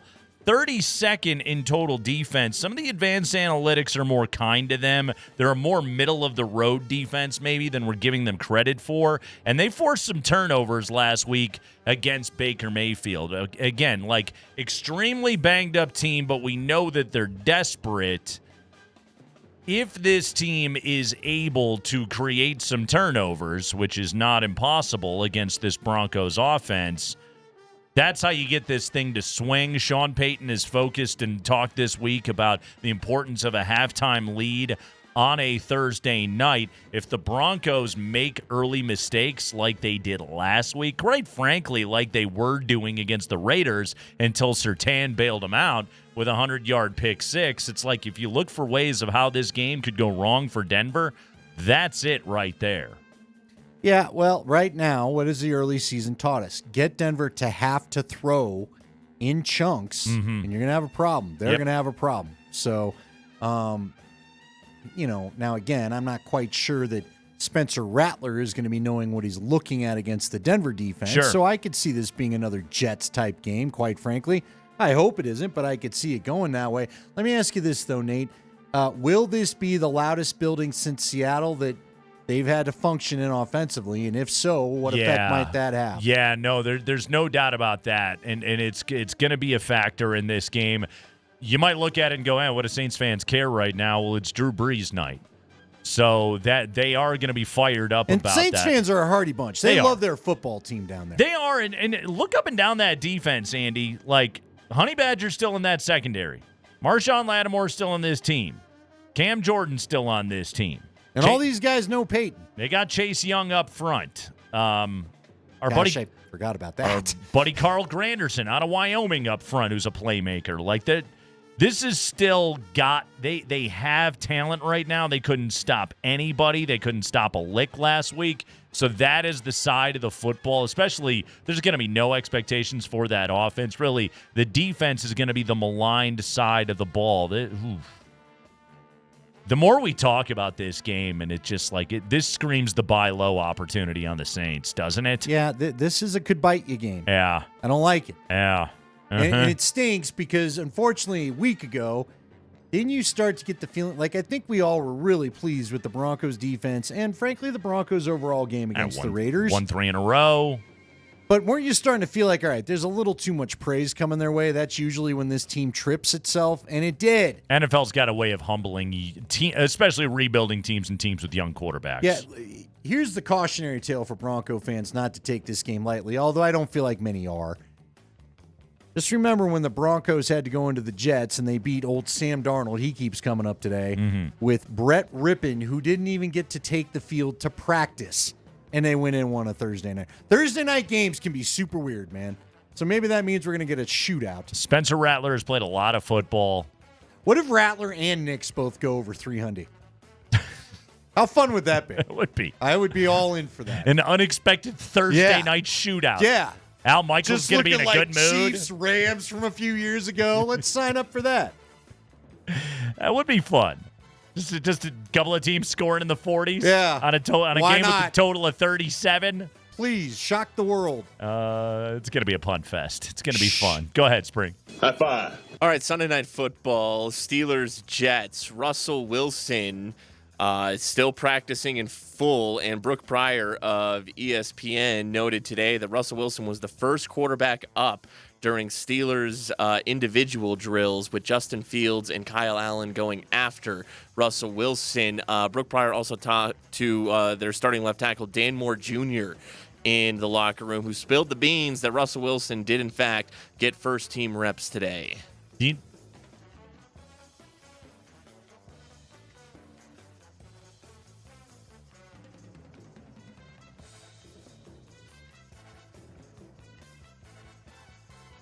It's wild. It is absolutely wild. Also, when you're interviewing an offensive lineman, check back in a couple of weeks when he's standing in there having to go, has he thrown it yet? Has he thrown it yet? I have to keep blocking. Has he thrown it yet? That's holding. I think if Wilson gets the start, and I feel like it's a week off, but we'll see. Mm-hmm. If Wilson gets the start, I think it's strictly because they know Fields has to be the one to come in to be the move-around threat. Yeah. You can't – I mean, if Wilson comes in, that's a deep pass. You know what I'm saying? Right. You can't – he doesn't come in and offer you the same uncertainty that a Justin Fields does. Jets, Giants, at Manders, home against Baltimore. The Steelers are home for 3 of their next 4. They sit at 4-2 right now. Baltimore's probably winning that division. I know, Tomlin and company are punting on anything right now, but Baltimore's probably winning that division. Man, I'm trying to figure out how long this Russell Wilson experiment's going to last. Oh, I think both guys may just play the rest of the year. Mm-hmm. I'm not sure it'll get to 50-50. I could see it being 60-40. Yeah. They want to get Pickens and Freiermuth and all those guys involved. And I guess it hasn't been enough. No, it hasn't been. I will admit, I've never been the greatest champion of Justin Fields' cause. Mm-hmm. This seems extremely weird to do this right now. He has 6 fumbles this year. He's only thrown 1 interception, but he's fumbled 6 times. They haven't lost them all. They've had a little bit of fumble luck going their way, but it's very possible that Tomlin and Arthur Smith are looking at it and going, our luck's going to run out eventually. Okay. And we're trying to win these games on these margins. The problem is that the amount of 3-and-outs that you're going to be dealing with and 3rd and longs in the Russell Wilson world, it's like, did you not watch what happened in Denver? Did you not watch what happened in your first preseason start? He turtled up under 3 waves of rushes. Yeah. Russ isn't making fast decisions either. No. Now, sure, he'll chuck a nice – He'll do what basically he did with Courtland Sutton last year. Yeah. I'll throw you one, make me a play, and I'm sure Pickens will make him a few more plays than maybe he's gotten before, but this just doesn't completely make sense to me. No, it's an odd scenario. I tell you what, Tomlin's a good coach, and he manages a locker room really, really well. Let's see what he's made of here. I think they're both playing, though. I think it'll be.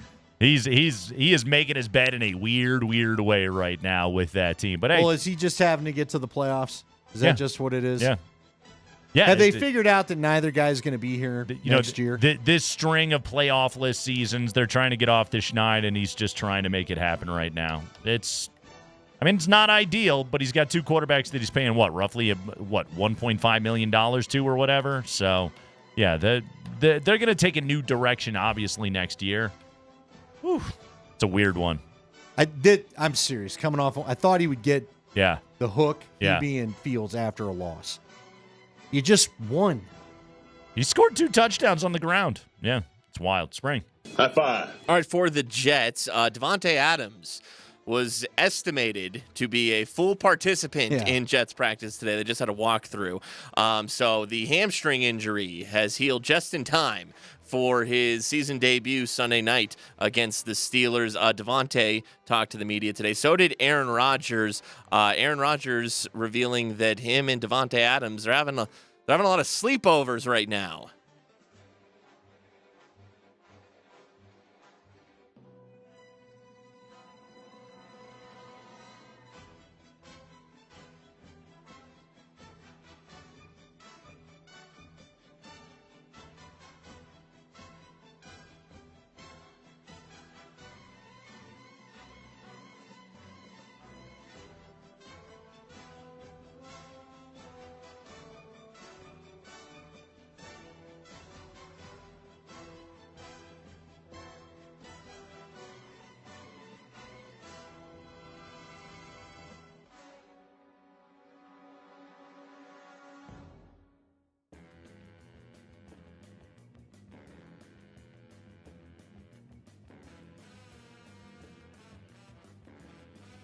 My friend. All I recommend, Davante Adams, is don't drink whatever elixir Aaron Rodgers is giving you at his house right now.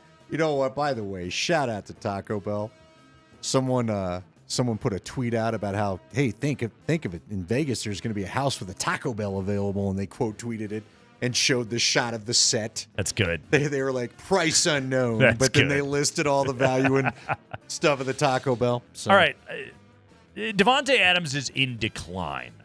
There's no doubt about that. And if you look at his career over the last 5 years, I mean, yards per route run, everything else like that, like the metrics suggest, Davante Adams is a lesser player. Yeah, but you're just going for a rental here if you're the Jets, all right? You have 11 games to go the rest of the way here this season. Given his chemistry with Aaron Rodgers, what's a realistic expectation of what you can get out of Davante Adams now that he's in a Jets uniform? A guy at the end of the game that knows what route Aaron wants run. Yeah. Period. Mm-hmm. They know between him and who's the other guy they got? Is it Garrett Lazard Wilson. that's there now? No, Lazard, the other Alan Packer. Lazard, the other right? Packer. Yeah. Garrett Wilson better not disappear. I worry he might. But again, he's already complained about Garrett Wilson a couple weeks ago, just basically saying that, or Garrett Wilson complained about the routes that he's got to run. And then, Mike Williams, did he get traded? If not, they're making it real clear they want him out of there. Yeah. So Mike Williams will never see the field again. Rodgers is getting all his old comfort. He's getting all the comfort. He's got his favorite slippers. He's got his little blankie. Woody Johnson has decided. I'm giving you everything you need, bro. I'll give him everything. Woody Johnson is convinced I've got a contender right now, and I'm just going for it. The AFC is weird this year, even though, look, the Ravens are good and the Chiefs are good, so good luck to everybody else. But yeah. No, you're 2-4 right now. You desperately needed to get that game against Buffalo. And as we've seen, things can go south in a hurry. If you get the wrong injuries, things just go south for you in a hurry. I'm really worried about Detroit right now without Aiden Hutchinson. You're going to have to win a shootout basically on a weekly basis now when you take that guy off the field. Could take touches away from the offense. And that's, I mean, think about what happens if something fluky happens with Quinnen Williams. Yeah. Or Quincy Williams. Either of the Williams. Something fluky happens, or you lose one of the guys out of your secondary. It just gets that much tougher. He's going for it. I mean, he's a frustrated owner. You have no choice, Nate. You have no choice. Yeah, you got Rodgers. You're right. You got to take a swing at it. I'm I'm fascinated to see how this is all going to go. Because I don't know what Devontae's got. I know he had the one good game earlier this year for the Raiders against Baltimore, and hey, that's a legit opponent right there. I give it all the credit in the world, but also he's got the hamstring injury. Sure, it's a totally real hamstring Tough deal injury. with that. Yeah. thing. High five. Hey, those Chiefs are off of their bye week, and they got a big one in San Francisco. Real test for them for the 5-0 Chiefs on Sunday. Yesterday, Patrick Mahomes watched from afar as the Jets added Davante Adams, the Bills added Amari Cooper, no Rashee Rice, no Hollywood Brown for Kansas City. They haven't made any moves yet. What does Patrick Mahomes think of all that?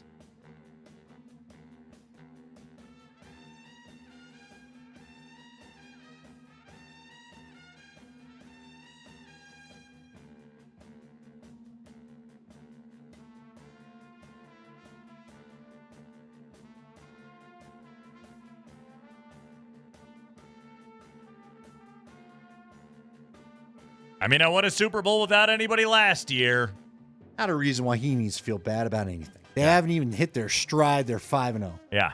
They just had a Patriots September, like the Patriots would always have. Remember, they'd end up 2-2 after September. Oh, what's wrong with the Patriots? Oh, the Magic's gone. Magic was always back in December. They didn't even play well. Yeah, and they're 5-0. And they're 5-0.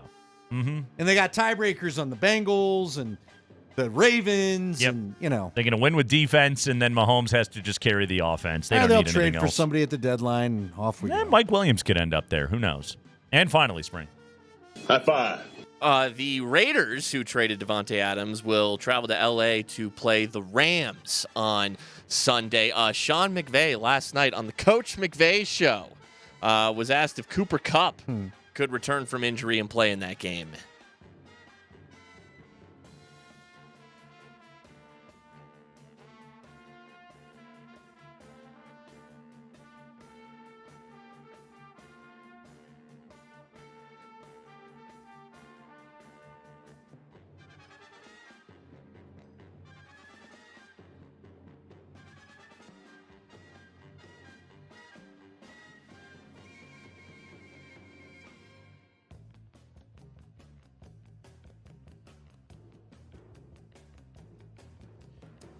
Quick thought on the Raiders as they go to L.A. to take on the Cooper Kupp full Rams.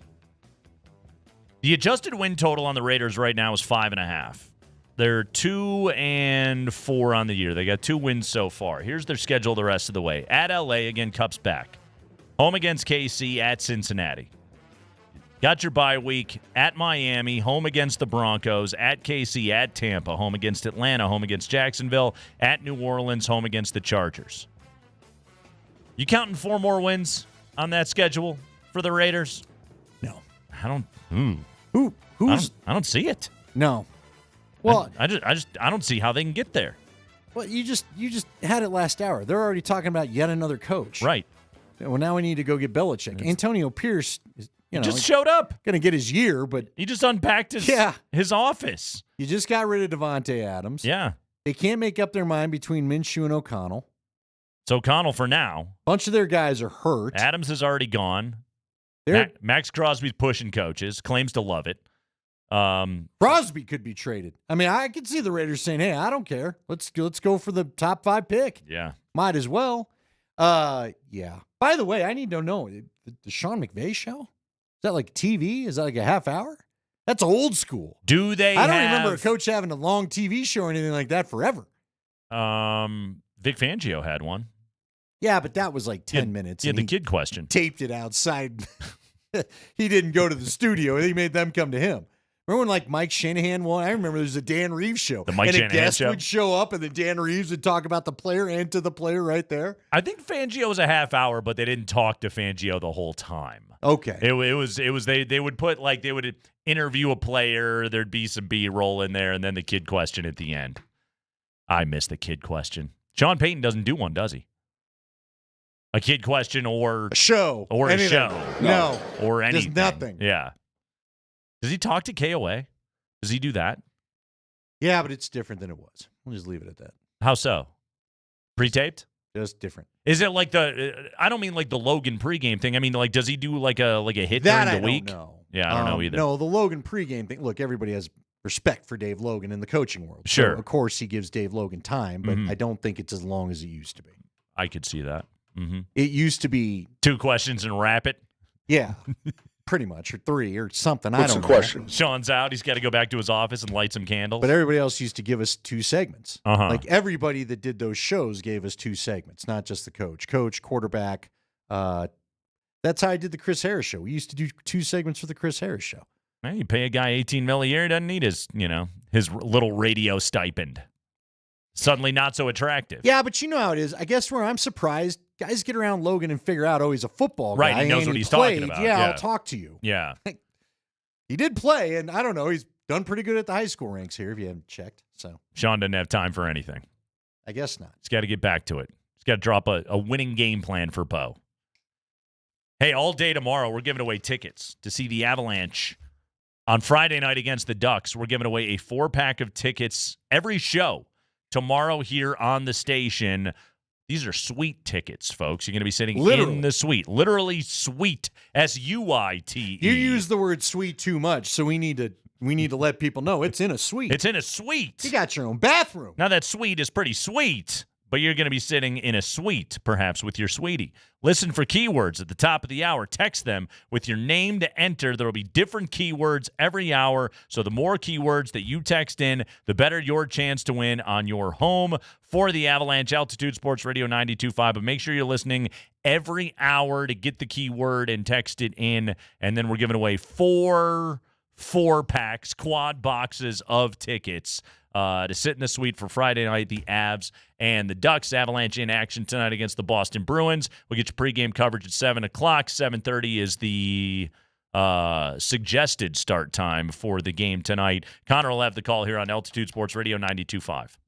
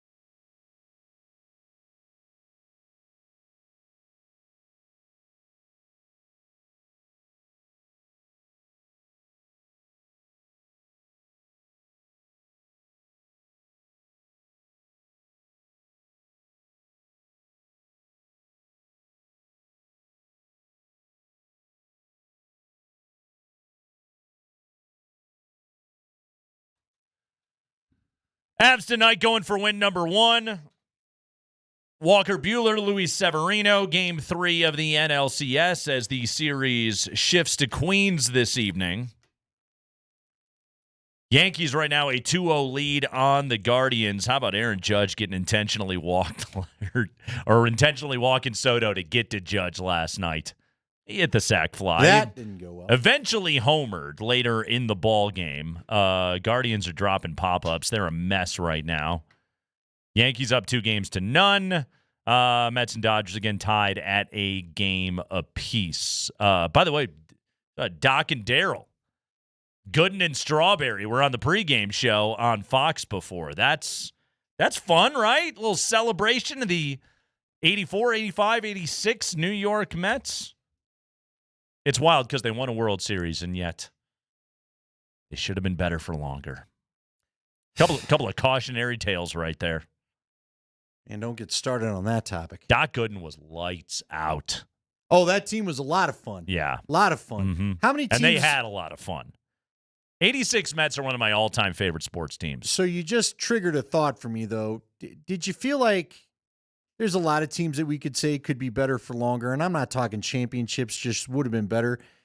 The Nuggets, for example, in the mid-'90s. I really thought the Mutombo group of Nuggets would be better than just 2 fun seasons, basically. And really, the most fun was the one against Seattle. The next year, they got ushered out by, I think, the Spurs in a sweep. And that was brutal. But I really thought injuries caught those guys. I mean, Fonz. Well, and then Fonz and Dikembe won it out and all that. Yeah. I thought the Rockies of 17-18 were going to give us 5 good years. Nolan Arenado thought that too.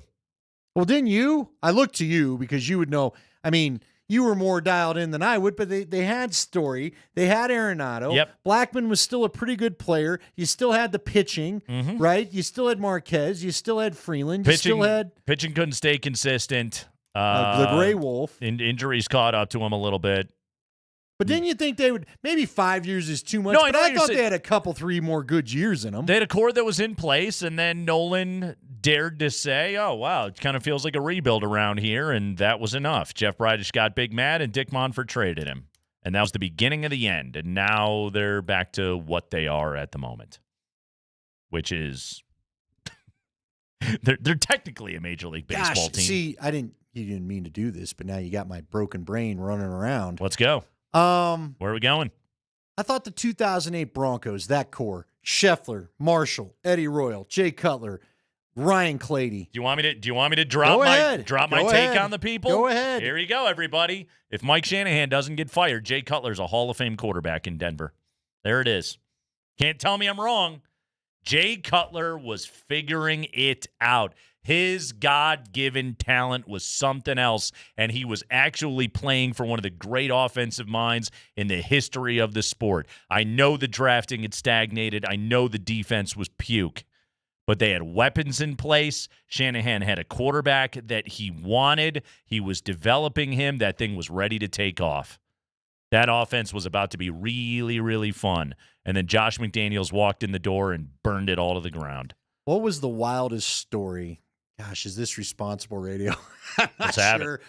What is the wildest? Do we ever do responsible radio? What is the wildest story you heard that is believable about why Pat Bowlen finally decided to fire Shanahan? Because I've heard a couple different theories out there. I don't know which one's true, but which is why I say, is it even responsible? Wait, wasn't it he wanted him to, what was it, fire Slowick? Well, yeah, he wanted him to fire Slowick, and supposedly he said no. But I'd also heard things like he wanted him to blow up the defensive staff. Right. He wasn't satisfied there, and Mike, I think Mike didn't want to have decisions about his coaching staff directed from up above. I think Mike wanted to look at it and say, I know what I'm doing. I got my people in place. I think, and honestly, history would suggest it's hard to say because McDaniels just took a wrecking ball to everything. But Mike was in a place where it was like, okay, this is getting somewhere. The offense was certainly coming together. It was. You had everything. You had the great big receiver in Marshall. Yep. Eddie Royal was a speedy. Fun slot receiver. Clady was an all-world left tackle. Yes. You probably needed a couple more offensive linemen, but you could have added those. Maybe a really you know, a true number one back for Mike back They in the had day. terrible injury luck at running back. Scheffler was coming around, but I Uh-huh. remember Jeb Putzer even told me at the end of 2008 he was signed specifically. Mike just told him straight up, Yeah. you're here to push Scheffler to what I need him to be. And Jeb's like, fine, I just want to come back to Denver. Mm-hmm. No, Mike he had handpicked that thing.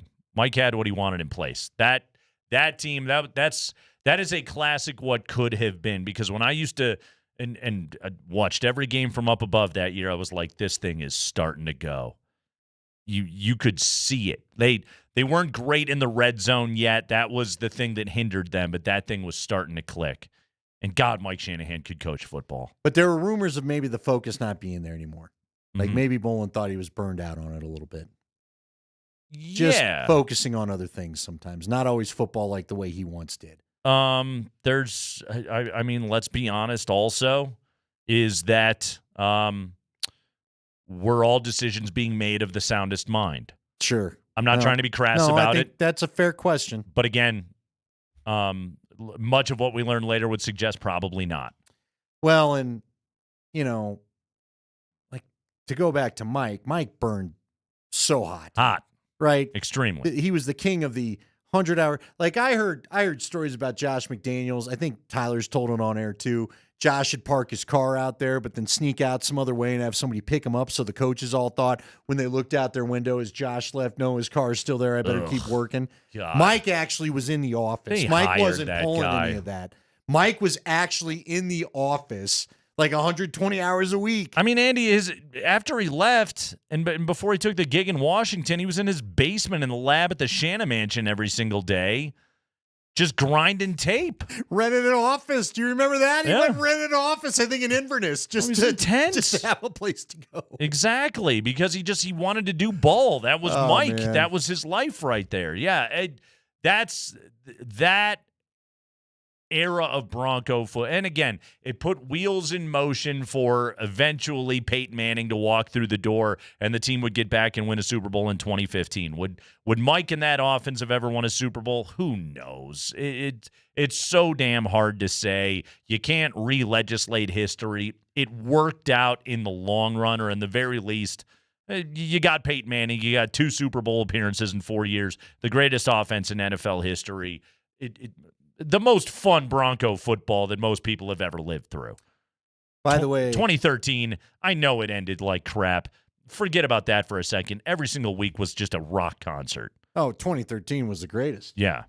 Funny, yeah, you bring it up. They had to re-switch that cast up too. I do want to mention this because we probably don't talk about this enough because it's an uncomfortable topic. Mm-hmm. But Big Daddy C does bring up the death of Darren Williams. I do think the death of Darren Williams really put a strange air in that locker room, even though it seemed to make Mike more hell-bent on trying to win to honor him that way. Yeah. I was around Javon Walker plenty, Mm-hmm. and Javon Walker obviously was He the crumbled one who after had it. the man's brain and blood on his shirt. Yeah, he crumbled after He was it. a different person after that. Yeah. He just, and I get it. I can only imagine the horror of what you witnessed that night and how many hours of counseling, if any, would be enough to get that out of your head. Mm-hmm. But Javon Walker was an incredible player that they happened to get from Green Bay. That was also a perfect compliment to Brandon Marshall. The Cutler throw, was it in Arizona to Yes. Javon? It still might be the best throw I've ever seen in my life. Like his second game of his career, you're Yeah. talking about the deep bomb. Yeah. Where first off, nobody could cover Javon and Cutler just no problem getting it to you. That thing was a laser. That was unreal. And it was a flick of the wrist. Well, you want to talk about some fun football. Uh-huh. Uh-huh. Bo Nix tomorrow night against the New Orleans Saints and Spencer Rattler. We can talk about that football, too, if you want. Well, we got one more segment. We got to do Rockhead of the Day before we're out of here. All right. Andy, there's a city that I got to talk to. Their Chamber of Commerce is messing this all up. We'll talk about that before we roll out of here on a beautiful Wednesday afternoon. It's Kreckman and Lindahl.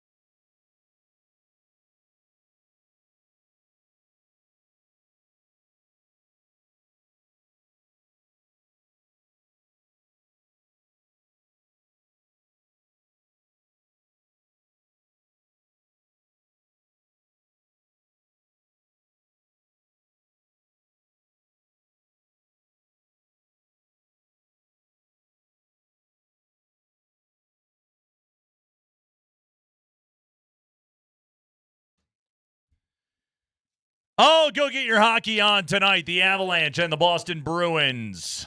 7:30. Berto's got your pregame coverage at 7 o'clock right here on Altitude Sports Radio 92.5. The Avs going for win number 1 in game number 4. Not ideal.